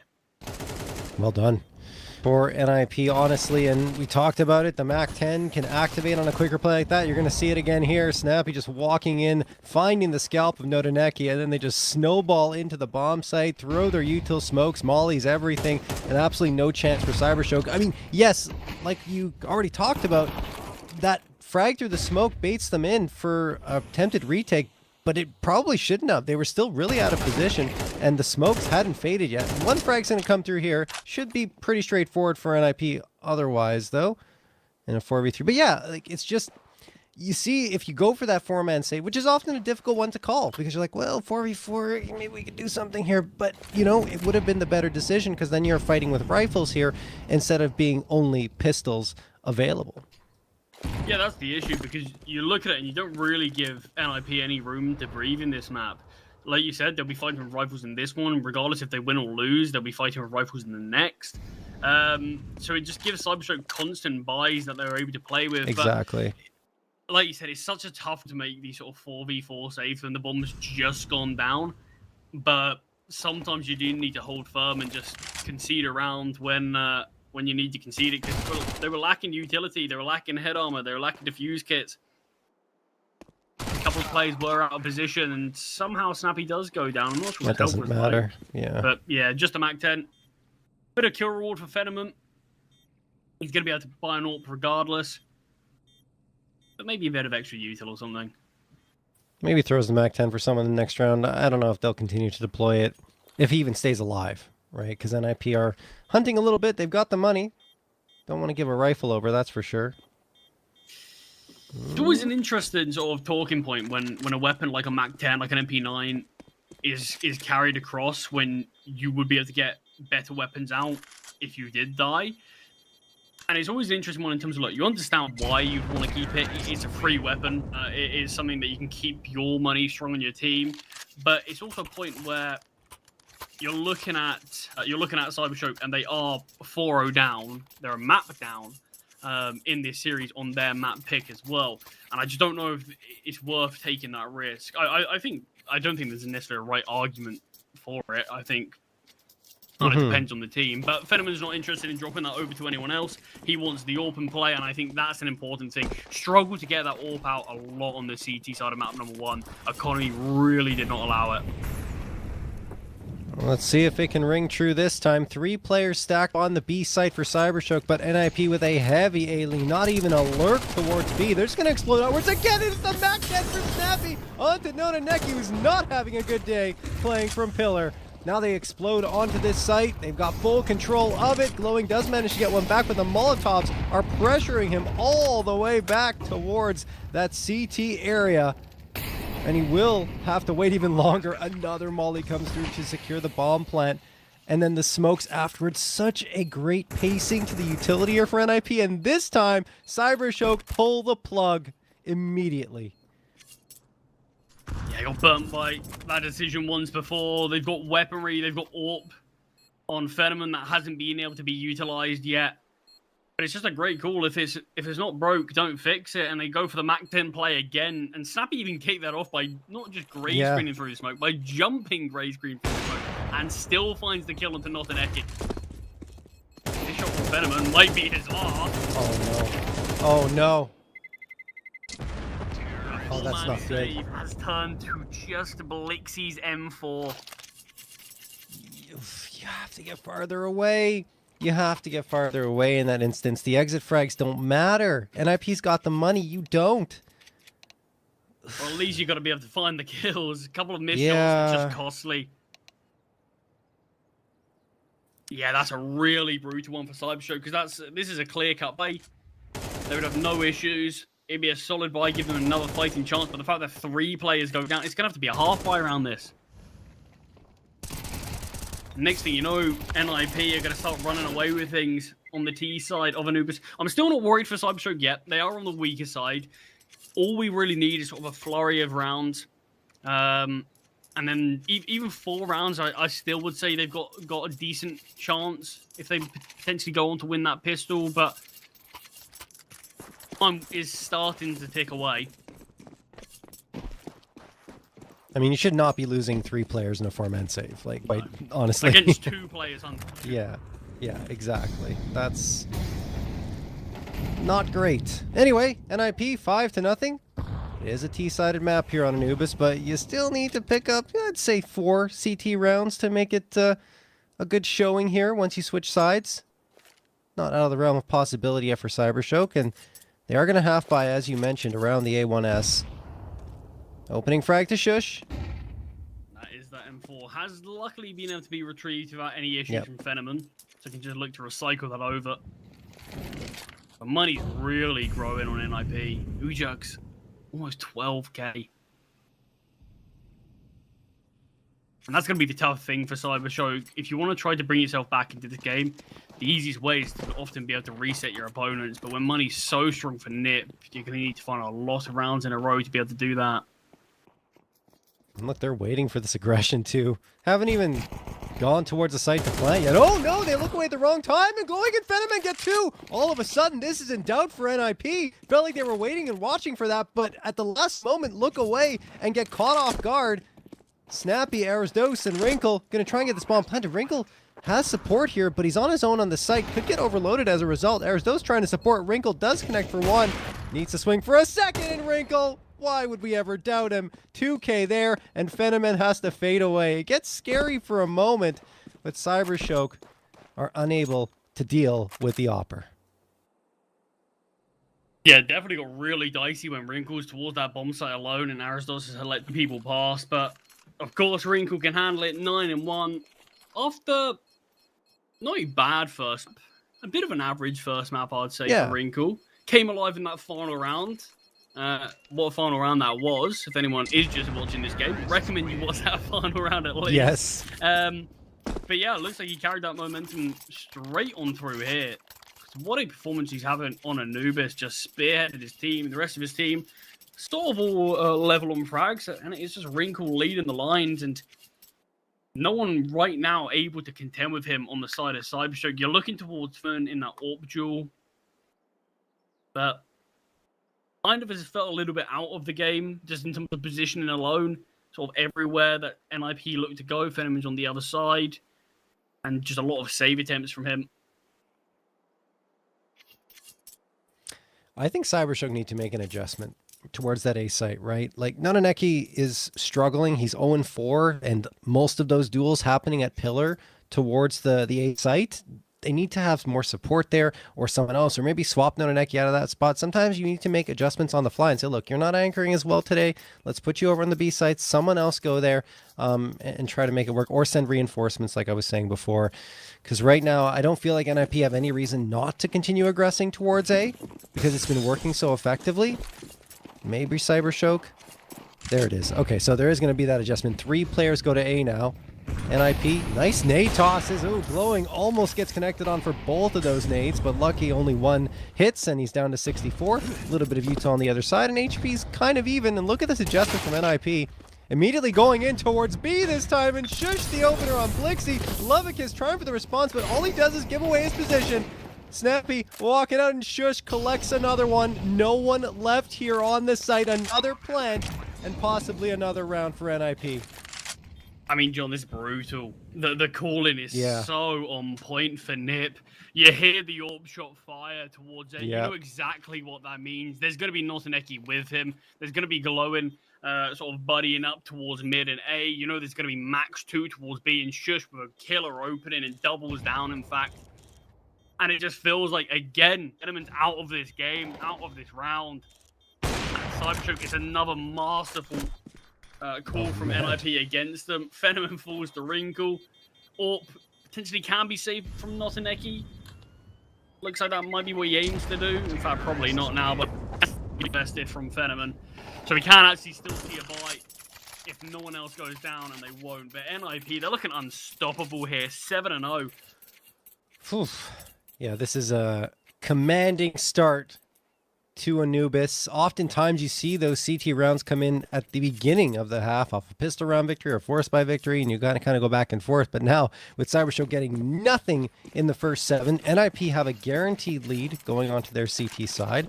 And obviously they're looking for more as well. Venom has the op again, but even with it in his hands, he hasn't really been able to deal with Wrinkle. He's losing a couple of duels already in that regard.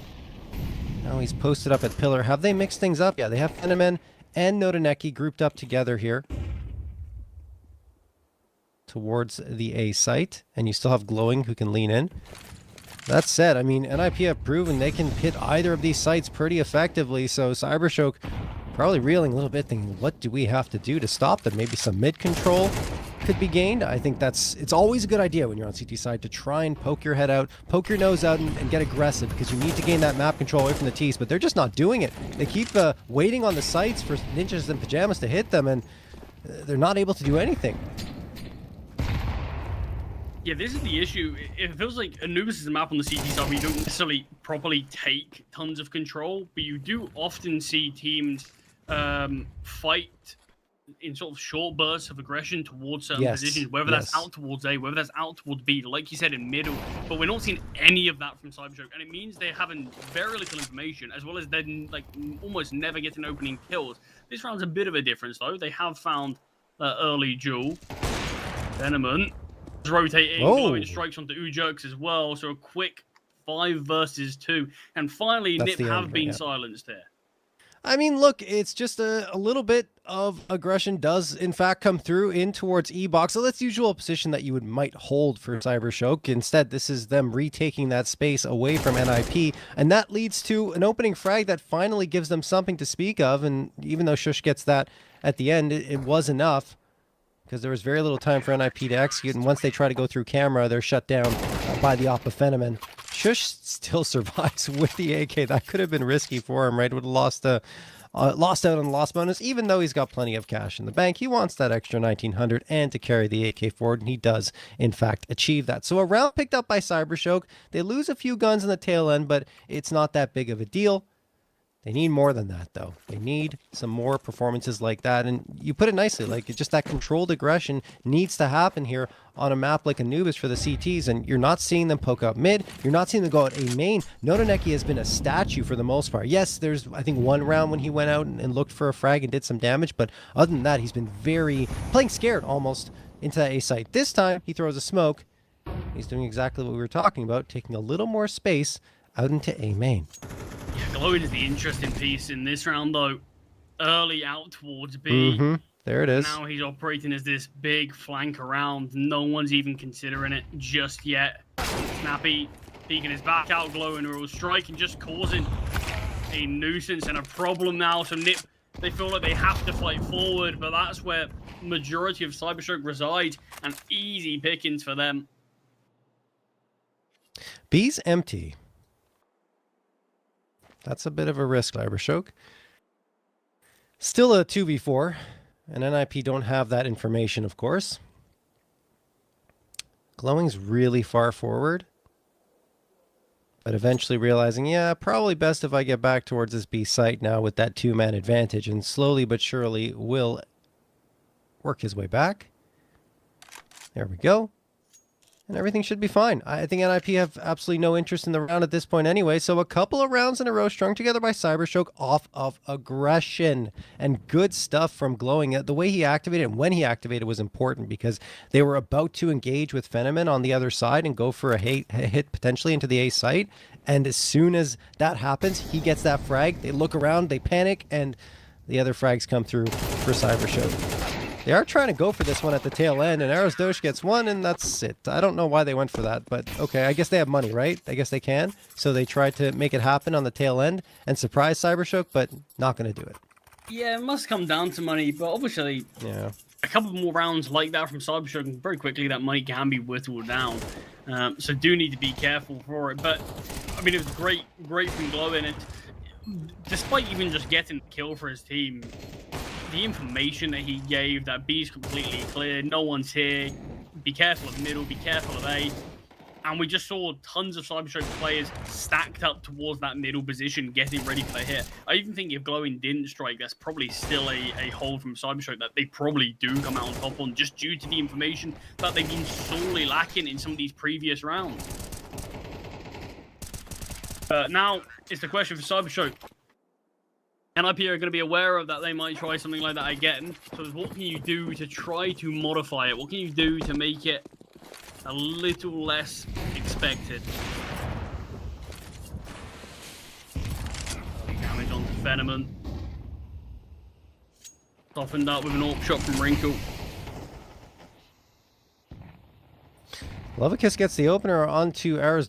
There's the trade from Shush, and Snappy's got a beat on E-Box. Lovakiss wants to peek around and have a look, but thinks against it. Ujux is as well. Snappy loses the fight. Ujux is right there to punish immediately, though, assuming he stays in his position, but he does. Lovakiss making a ton of noise. He's exposed. Shush activates as well onto Glowing, and nothing doing for CyberShoke on the attempted retake of the space. Phenomen has the op, can hit one. Nice shot, clean as well. Needs to be, because he's one bullet away from death. Phenomen done. Ujux, a 2K around Shush's as well, and they do a great job of setting themselves up once they take control of that site. And there's 8 found from NIP. We both said this. I think CyberShoke 4 is kind of like a minimum we'd like to see on that CT side. Now with money being a little bit tight for the CTs, 4 might be a challenge for them to get. NIP, a great start to this game, but CyberShoke certainly had a bit of battle back. The thing I'm starting to get a little bit worried now was it too late into the half? Yeah, no. I mean, good question. I'd say if they still can get 4 and win out here, they'll be okay. The problem, are they really not going to buy here? That doesn't make sense. They have plenty of cash. They have 6 points. There we go. It might have just been a late buy. Or are they half buying around the op? I'm okay. Okay, let's see how it goes. They could have had rifles here. It may not have been all M4s, but I think you have at least 2, maybe 3. Instead, they decide to buy up the op, so Phenomen's down to 800, and then a couple of pistols, an MP9, and the M4. Yeah, I suppose they're doing it in terms of just to try to get the best 2 possible buys, worst case scenario, I if you do suppose, lose the round, but you never really want to gamble on losing a round, do you? Well, I mean, in that, then why is Phenomen on the op? Because if you want the 2 best rounds possible, I would argue that it's Phenomen on an MP9 here, and then you have the M4 of Nonaneki, or maybe you have an A1S for Phenomen or something. But like, keep Phenomen healthy enough to get an op in the next round, and then try to make it work here. Anyway, I could be wrong. We'll see. Snappy, going to frag Glowing. And oh, a TK comes through on Ujux. It doesn't really make that much of a difference because they still gain the space into the A site. Have Blixie to worry about. Here comes the op of Phenomen. 3 players going to be here to greet the players that come in, but Phenomen, a big miss onto Ujux. Now he's smoked out of the play. That'll allow NIP to close the gap, and while Lovakiss and Blixie do get a couple, still going to be difficult here. Phenomen misses the shot again. Snappy's waiting with the op in his hands. Phenomen trying to bait out the shot. It's not going to happen. In the meantime, Wrinkle has closed the gap here. 35 seconds left. Health is very low for NIP. Snappy misses the shot, and now it's all up to Wrinkle. Does he get overloaded? Not yet. And finally, yes, Phenomen wins the round for his squad, and the buy-up works. I mean, what a messy round that one that? was. Yeah. Wow. Yeah, Phenomen finally does connect a shot, not with his AWP though, with the USP. Yeah, quite a few missed shots from him there, but luckily it doesn't cost his round, cost his team the round. It's the initial peak though from the pistol. Yeah. So much damage dealt to both Ujux and Snappy. We end up seeing the team kill from Snappy, just due to the amount of damage that was dealt. I mean, that was chaos from start to finish. NIP didn't really actually have any util when they got onto that bomb site. They were able to smoke up the camera position, but other than that, they had nothing to hold the CTs back and get that bomb planted. So it was kind of just fight till the end, and CTs came out on top of the gunfights and blitzed around from there. Yeah, no, I mean, honestly, that TK, while it didn't cost him it seemingly in the opening moments, it ended up being a difference maker because at the end that would have been a 3v2 instead of a 2v2, right? Anyway, let's see if they can get it back here. Trades come through, so we're still sitting at a man advantage in favor of CyberShoke. Notaneki in the smoke. A cheeky play, and actually Snappy gets surrounded in the meantime. That's the bomb dropped as well. So now, despite the fact they had control of A, they have to walk through smokes, incendiaries, nades, flashes, everything, just to try and get the bomb back in their possession. It looks like CyberShoke may have done enough here, Charlie, to get a fourth on the board like we were talking about, which was the minimum amount of rounds on their CT side to be competitive once they switch over to the offensive end. You jerks. Waiting. Oh, the flanks here. It's over. Flowing has ended the round. Well played, as it will be indeed that fourth secured. Yeah, that was a great reaction from Blixie and Lovicus there. You see Notaneki in the smoke. I mean, the fact that Snappy has an AWP makes things really tough. He can't really spam at that smoke at all, so he just kind of has to wait. And the fact that the two players from Evox were so quick to rotate in, Snappy goes down, he was the bomb carrier, and that round basically secured from there. And despite how good that flank looked from Ujox, I believe it was, to find Fenneman to make it a 4v4 for that brief moment, it's Notaneki, who only had one kill at the start of that round, 2 key frags from him, but it was most importantly the one that he found towards A main, with the smoke dropped, allows him to keep control of that position, denies the bomb from being able to have an easy entry point into that bomb site. But look, big turnaround there from CyberShoke, 7-0 down to bring it back to an 8-4 scoreline. So give themselves certainly a fighting chance. I am hoping that these pistol rounds can go their way, because I think if NIP take that pistol, if there's no force buy, we're looking at a 10-4 scoreline. And I think despite being on the CT side, NIP feel like they'll still be able to clinch those 3 rounds. Yeah, we'll have to see, right? I mean, their CT side isn't too shabby. 46.7% of their CT rounds are victories, so that's good for an IP, but it was pretty much the same story on the CyberShoke end, and they ended up with 4, which is below the average, but only slightly. So I'd say that CyberShoke are very much in this. A lot leaning on that pistol round. My only concern, right, for CyberShoke is that even if they get pistol, NIP have been so good on the follow-up forces, right? Yeah. On Nuke, they won both of them. I don't know if I would feel any type of confidence for CyberShoke even after an opening round victory, assuming they get it, right? As we're waiting to get going here.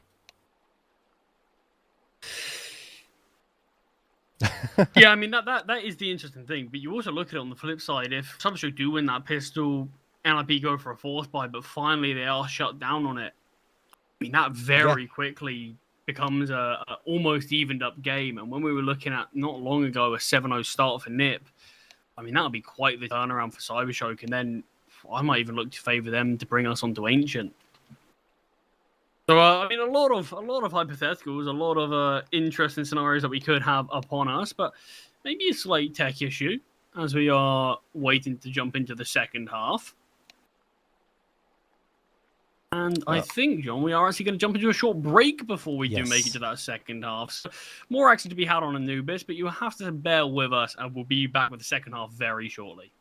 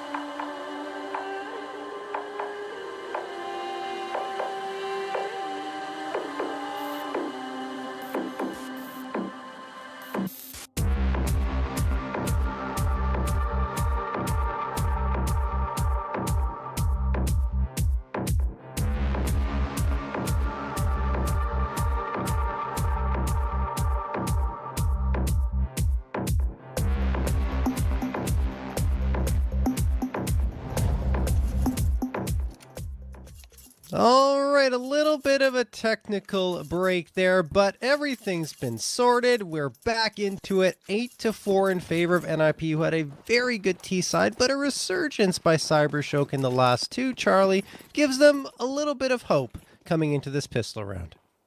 Yeah, it definitely does.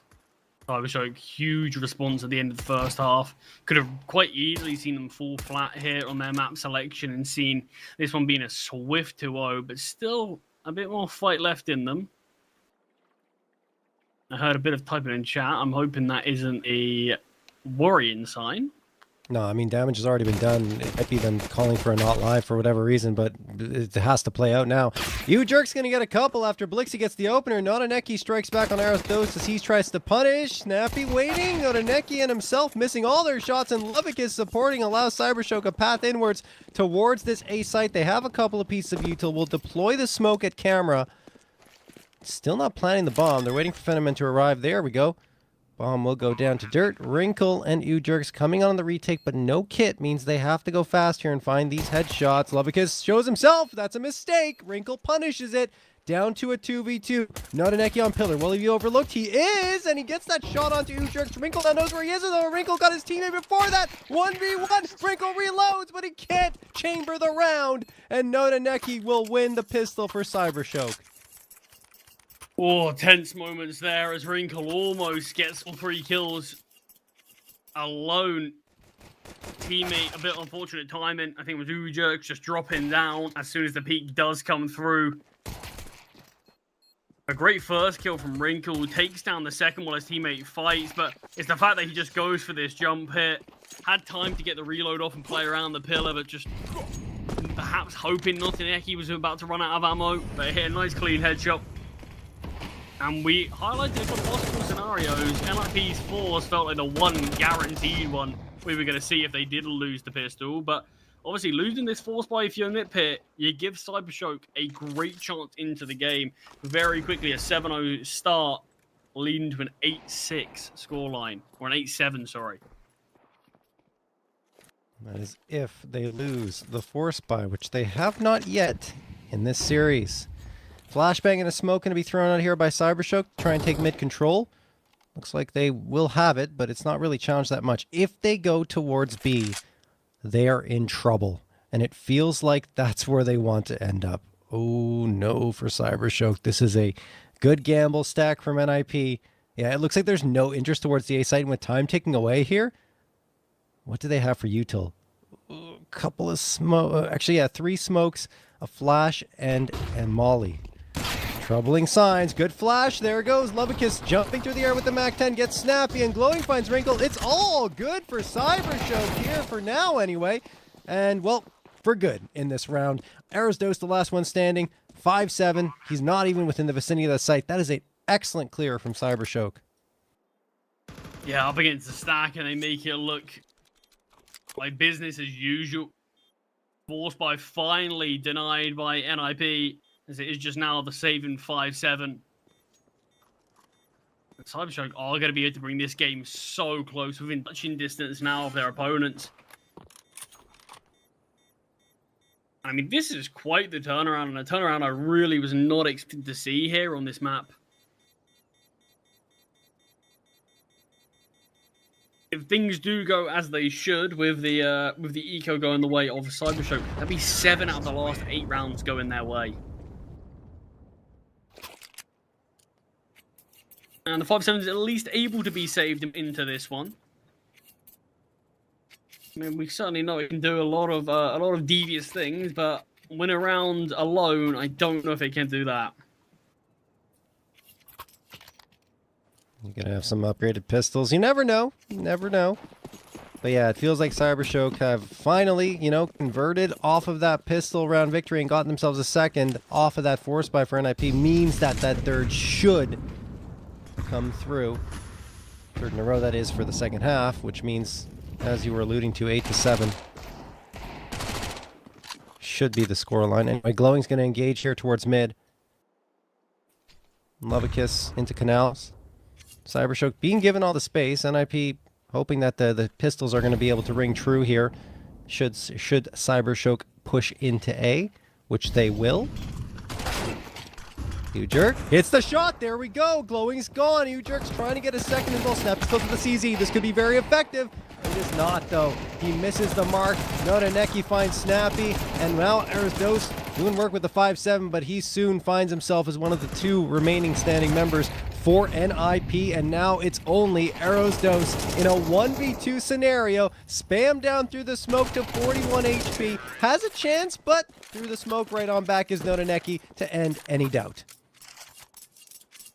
And that is the 7th confirmed. Certainly gets a little bit hot under the handle there towards A at times. The pistols are merging through smokes, dealing a decent amount of damage. 3 kills found, but this is the round that we're really keeping our eye on, as this is the round that NIP have weapon play.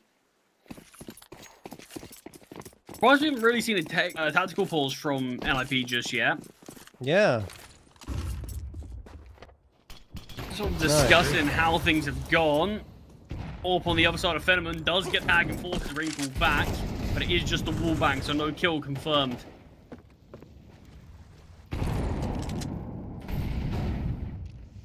Snappy's going to toss that incendiary forward and then fade off into the distance towards the A site. 3 players on B for NIP. No presence around mid anymore or Palace. So a lot of space for CyberShoke to work with. Again, looks like they might be hitting this B site. That's where the bomb is headed anyway. Oh, that's a big miss from Wrinkle. His second on the round.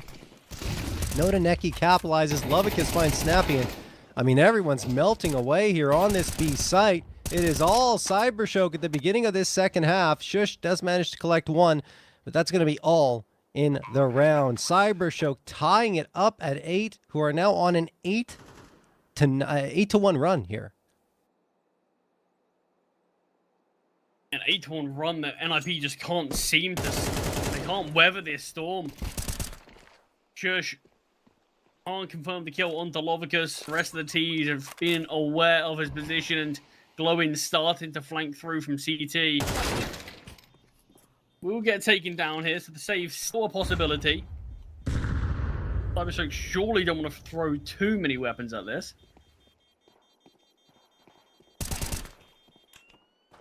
The kill is found. Shush. Molotov lands at his feet. I believe he can just stay in these flames. Maybe not, as Nodaneki flanks behind, does get the kill eventually. And NIP, what is the solution? What is the play that you can offer us here? Because you have been probably stumped and shocked by what we've just witnessed from CyberShoke.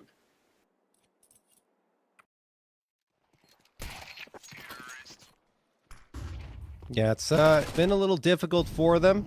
Obviously, money is there. I understand CyberShoke as well going for that chase, but it cost them money on their side too. Their economy wasn't exactly built up. Now they have to reinvest across 3 players, and NIP might be saying, maybe a force buy could make sense here, because if we win the round, then CyberShoke won't have that much to buy up in the follow-up. As it stands, it looks like we got another tech pause coming through here.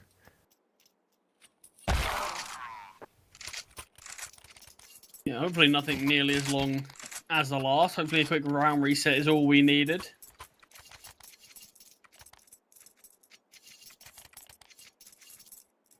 As players are buying up, so hopefully that is a positive sign.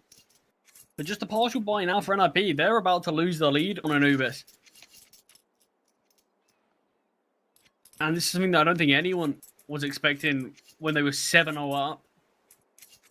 Losing it on round number 17. But here we have it, CyberShoke. I mean, they've stepped up to quite a different degree. It's been quite a team performance from them.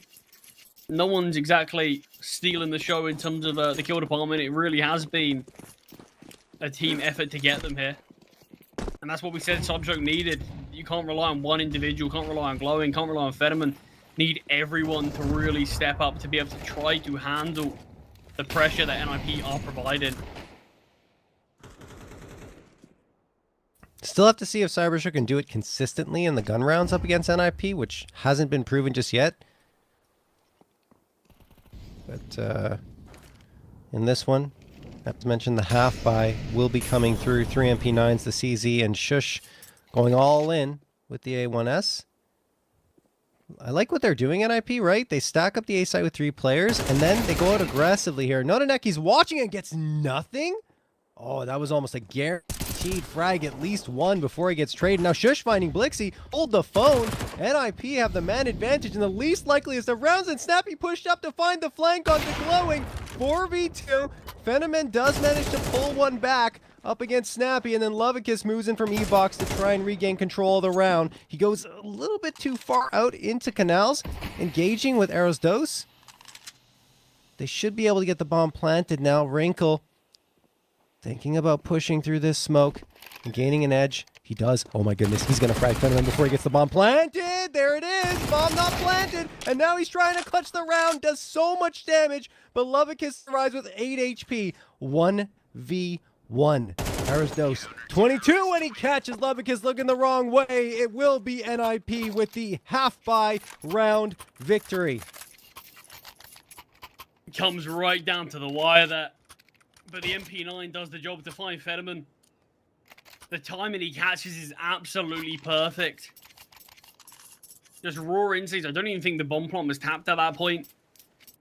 I think just very fortunate with when he got to push through that smoke, but it pays off, and NIP will deny CyberShoke taking the lead here. But finally, NIP can have a response to this CyberShoke streak. Gosh, I don't actually know if he would have got any of that information, if the radar would have put him anything. But 3 players, 4 players in fact, outside B for CyberShoke, as it looks like they line up towards a reasonably standard B hit, but after the molly and smoke have been dropped, looking to set their sights elsewhere. Yeah, readjusting themselves, and we'll see if we get that same kind of aggression from Ninjas in Pajamas in this round, where they take some space and go out. Last time it was towards A main. This time, I think they want to peer out from Z into Canals. That would be my guess. Yep, starting to set up for that. Could be dangerous. Depends on the timing. You jerks. And Shush. Shush is watching to see if they're going to come in from B main, but it's going to be Jerks having a peek in towards Canals.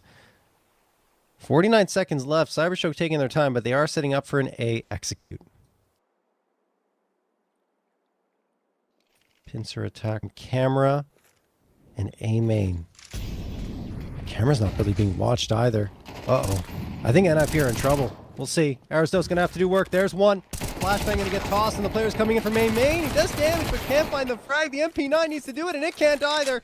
Lovicus and Nonaneki running him over, and Nonaneki looking for more. Hits it with the nade, and then the rifle as well. Great work from CyberShoke here. 4v1. Lots of damage dealt, though, by NIP. The problem is it's Wrinkle as the last one standing, and I don't think Wrinkle's the problem. I mean, he only has the AWP and no rifle available to him. So probably just going to end up in a save as CyberShoke strike right back for a 9th. Instantly, NIP finally can put a halt to the streak of CyberShoke, but it is just a round before CyberShoke goes straight back to their winning ways. And it feels like some of the individuals that were stepping up and popping off on map number 1 are going a little bit absent at times, just being able to find their individual fights that they had no issues winning on map number 1. Ujerks and Arazdos. These 2 players are not having a bad game by any means, but these were 2 players that really lighten up the server on map number 1. It just feels like they're getting outgunned by CyberShoke, as maybe just a bit of sort of wind in the sails now is just carrying CyberShoke towards the finish line.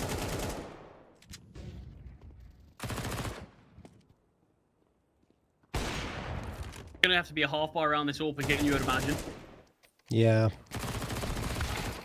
I mean, it worked well for them last time, as you're seeing there on the replay. But gonna need it again here. Oh no, it's not. They had enough money. Never mind. 4 A1Ss and the AWP come through.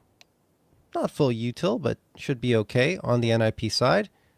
As on CyberShoke, they do have the guns, of course, since they had 4 players left standing at the end of that previous round. Their tech pause called.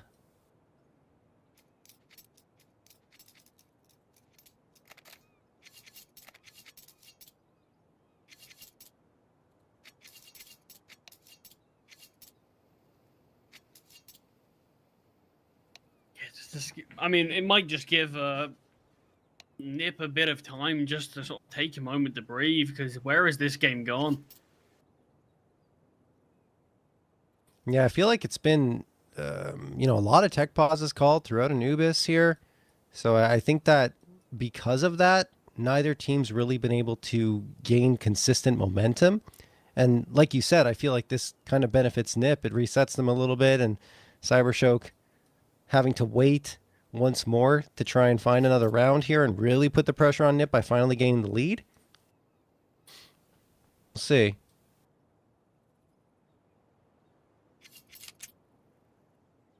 I think this one should be resolved soon. We're going to double check on that, but I see the players starting to move around, so we'll be back into it in just a little bit. We'll confirm. You have to look onto the CyberShoke side of things, though. Money for them isn't in a great spot. It's still pretty easy for them to be able to be reset. If NIP can sort of string a couple of rounds together, they will get the reward for resetting CyberShoke. So NIP still do have a chance to win this game, despite being on the weaker side of Anubis, despite it being this 9-9 scoreline. We just need to start to see a couple of these players step up how they were in the first half. Wrinkle had a brilliant first half, slowed down a little bit here. Nappy's having a tough time of things.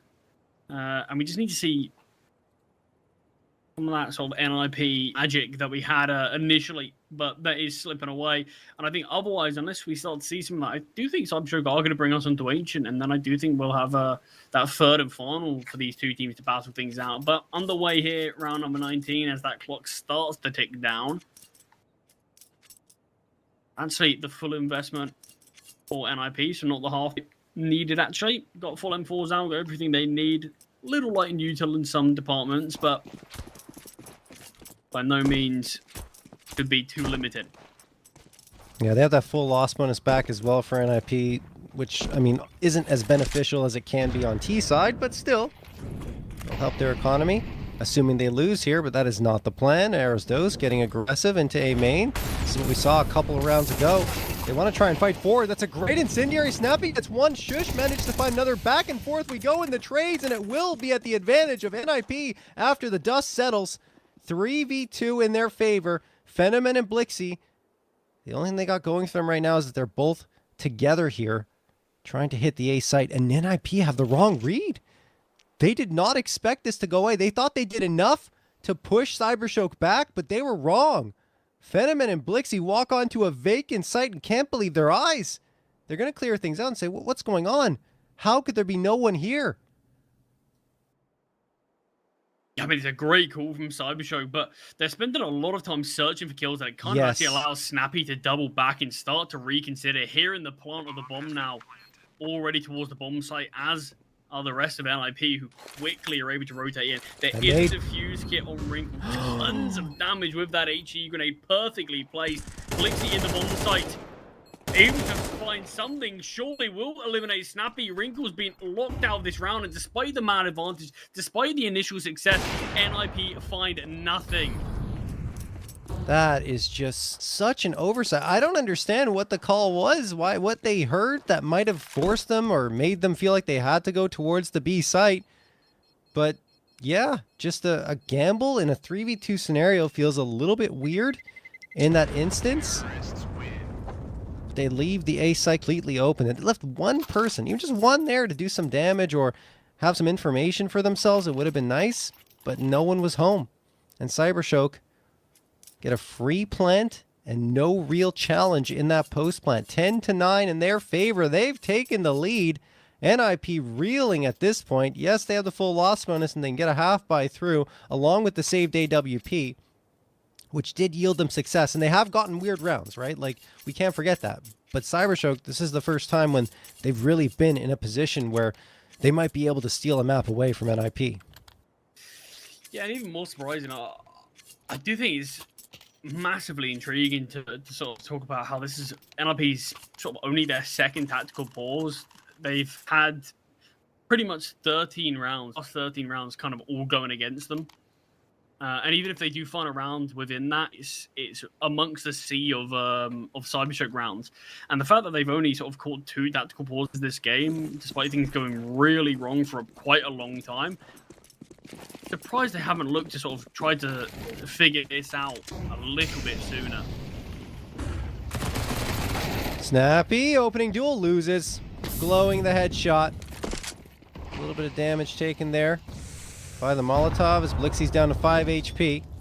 Shush waiting with the deagle. Has to do so much here. There's 1. There's 2. Can he get a 3rd as well?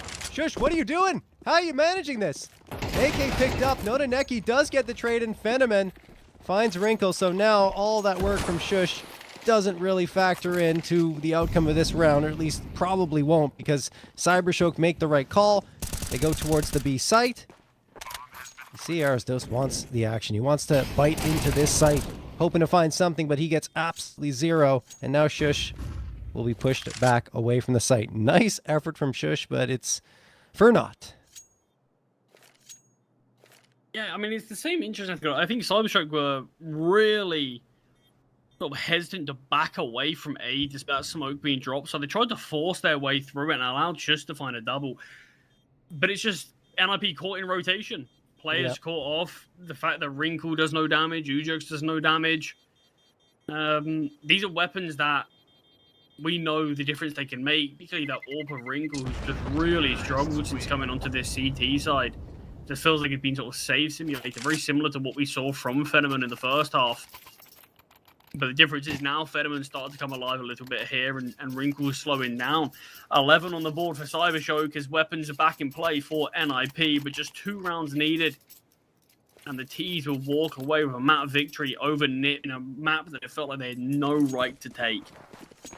Yeah, it was such an incredible start for NIP, up 7-0 on their T side, and then after that, what has it been? 11 of the last 12 rounds going CyberShoke's way, something along those lines. It's been very, very rough on the NIP end. Wrinkle's already down to me. Look where Blixie is. How is he this far forward? Just walks in and gets 1 for free. Shush the trade, but Lovikis is right there. This is probably a 12th. Unbelievable. Ninjas in pajamas are disappearing right before our eyes. And I mean, Ancient feels like a guarantee at this point. Yeah, it just this is so lifeless. After those initial 7 rounds that NIP posted, they looked unstoppable. And it just feels like they've run out of 2 rounds since then. CyberShoke find 12 out of the last 14 rounds. I mean, where is it? I mean, NIP have showed us nothing. 1 round on their CT side so far. I don't know who they're sort of expecting to beat with that, because you can't take down CyberShoke, and I don't know where all that sort of previous success that they've had on this map's gone. It's really fallen by the wayside. They need 3 in a row just to bring things to overtime, and that looks like an impossible task. You've even got Snappy in the AWP. I mean, maybe just give Snappy a chance to find a kill with something. He's really struggling with a rifle. Maybe an AWP just to be able to stabilize, get it up on an angle. Might be able to help him out a bit in the kill department. But we need to see so much more from NIP. Otherwise, this one is going to the 3rd and final. double op coming through, getting aggressive out of B main. That works. Shush finds the opener onto Blixie. Fenomen looking for a response, but can't get it. In fact, receives a nade. So it will be a 5v4 in favor of NIP. They need 3 rounds in a row just to stay alive here on Anubis. Aggression that time working in their favor. Now you see Aristos wants to try and channel some of that success from Nuke here onto Anubis. He's kind of trapped in this position because of that Molotov that's tossed, but I believe the follow-up smoke might have given him some room to breathe. Either way, that's not where the hit is going. It is going towards B, and Shush activates again, this time in likely a winning effort. Fenomen and Glowing gone, Lovikis as well, and Nodaneki last one standing. 5v1, does manage to get 1, but he's got a flank to deal with as well, and he won't be able to. NIP finally back on the board with a 10th. I mean, I don't know where that was previously, though. Yeah, I mean, that's the thing, isn't it? Yeah. It's now the question's going to turn to, is it too late in the game? You've given CyberShoke map point. you put yourself in a spot where you need 3 in a row. Something you haven't been. I mean, look, NIP haven't been able to string rounds together since those initial 7. So this will be quite a turnaround for them. Shush wants to get aggressive again by the looks of things. He's been one of the bright spots on NIP throughout most of this game, and he's feeling like he's doing everything he can. I mean, he is, right? Yeah, I mean that's the thing. We're seeing Wrinkle start to miss a few shots now. Maybe those tech pauses didn't exactly help him sort of have the feel of the game. But we'll get the opening kill on this one. But yeah, while that's been going on, Shush has just been doing absolutely everything. 24 and 15, leading the lines in the whole server. Desperately trying to keep them alive. Wrinkle, as you mentioned, connecting on an op shot there, and they do have that double op still up and running.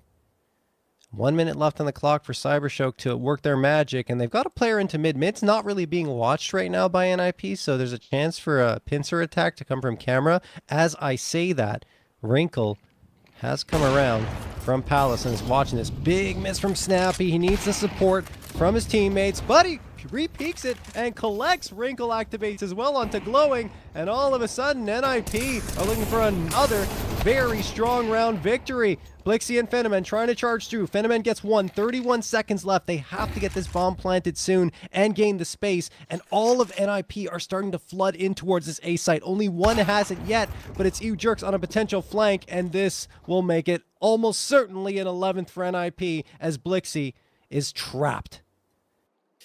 Yeah, money will be a bit tough on multiple players here. So Blixie would have loved to save that weapon. I'm sure Phenomen would have liked to save his AWP as well if possible. But they kind of probably knew that they were already trapped in that spot and knew the only way to probably get out is to try to fight forward, try to take the round from there. And this is NIP's best chance to win a round. I've had it quite a while. CyberShoke finally crippled financially. But 1 AEK on Phenomen, 1 on Lovicus, Lil on Nothing, Mac 10 on Glowing, and Blixie with the Tech 9. Utility's pretty good, to be fair. Yeah, it's really good. I mean, the limitations are obviously the Tech 9 and the Mac 10, but you can overcome that fairly easily. Maybe go for a faster play into the B site. See what they deploy. I actually like this. Snappy's yeah. got rid of the double AWP. He's picked up a rifle instead. He's going to know that the buy's probably weaker and doesn't want to get overwhelmed by weapons like the Mac 10s.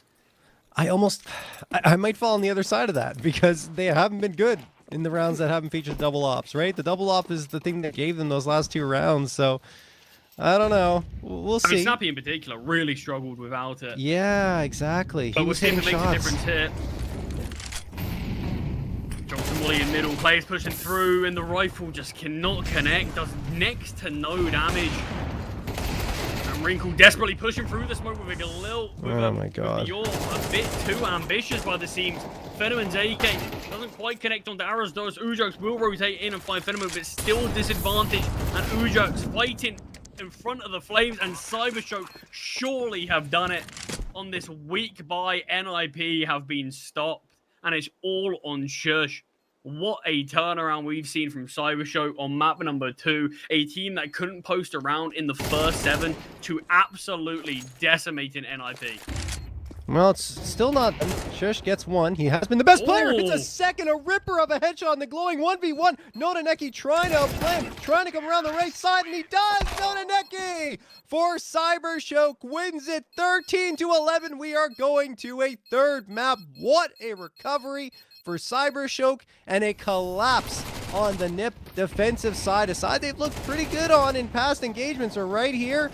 Oof, it was just not great overall.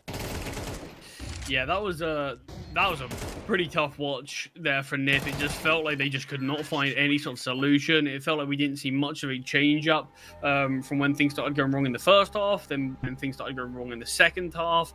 I felt like they really didn't use their tactical pauses as much as they should have. I'm pretty sure they only used 2 out of their 3 tactical pauses that game, which to me is pretty mind-blowing considering they had a huge streak of rounds that were against them and they just couldn't find a solution. That's surely where you want to hear Snappy sort of get into the thick of it, really sort of try to figure things out, get exist on the comms as well. But look, NIP, that's a really disastrous finish to to that map, and now they've got all the chance to lose it, I believe. I think, look, players came alive for CyberShoke. Why can't they go into the series now?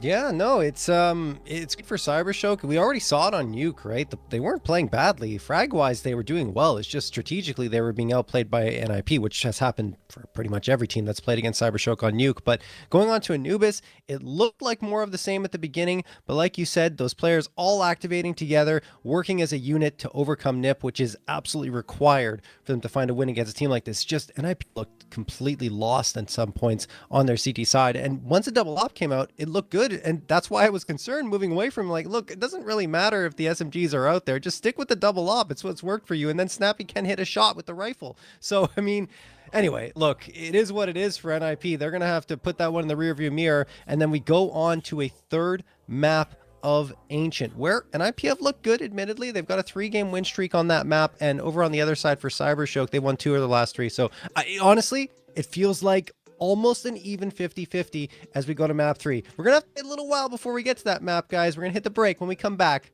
we'll have it for you.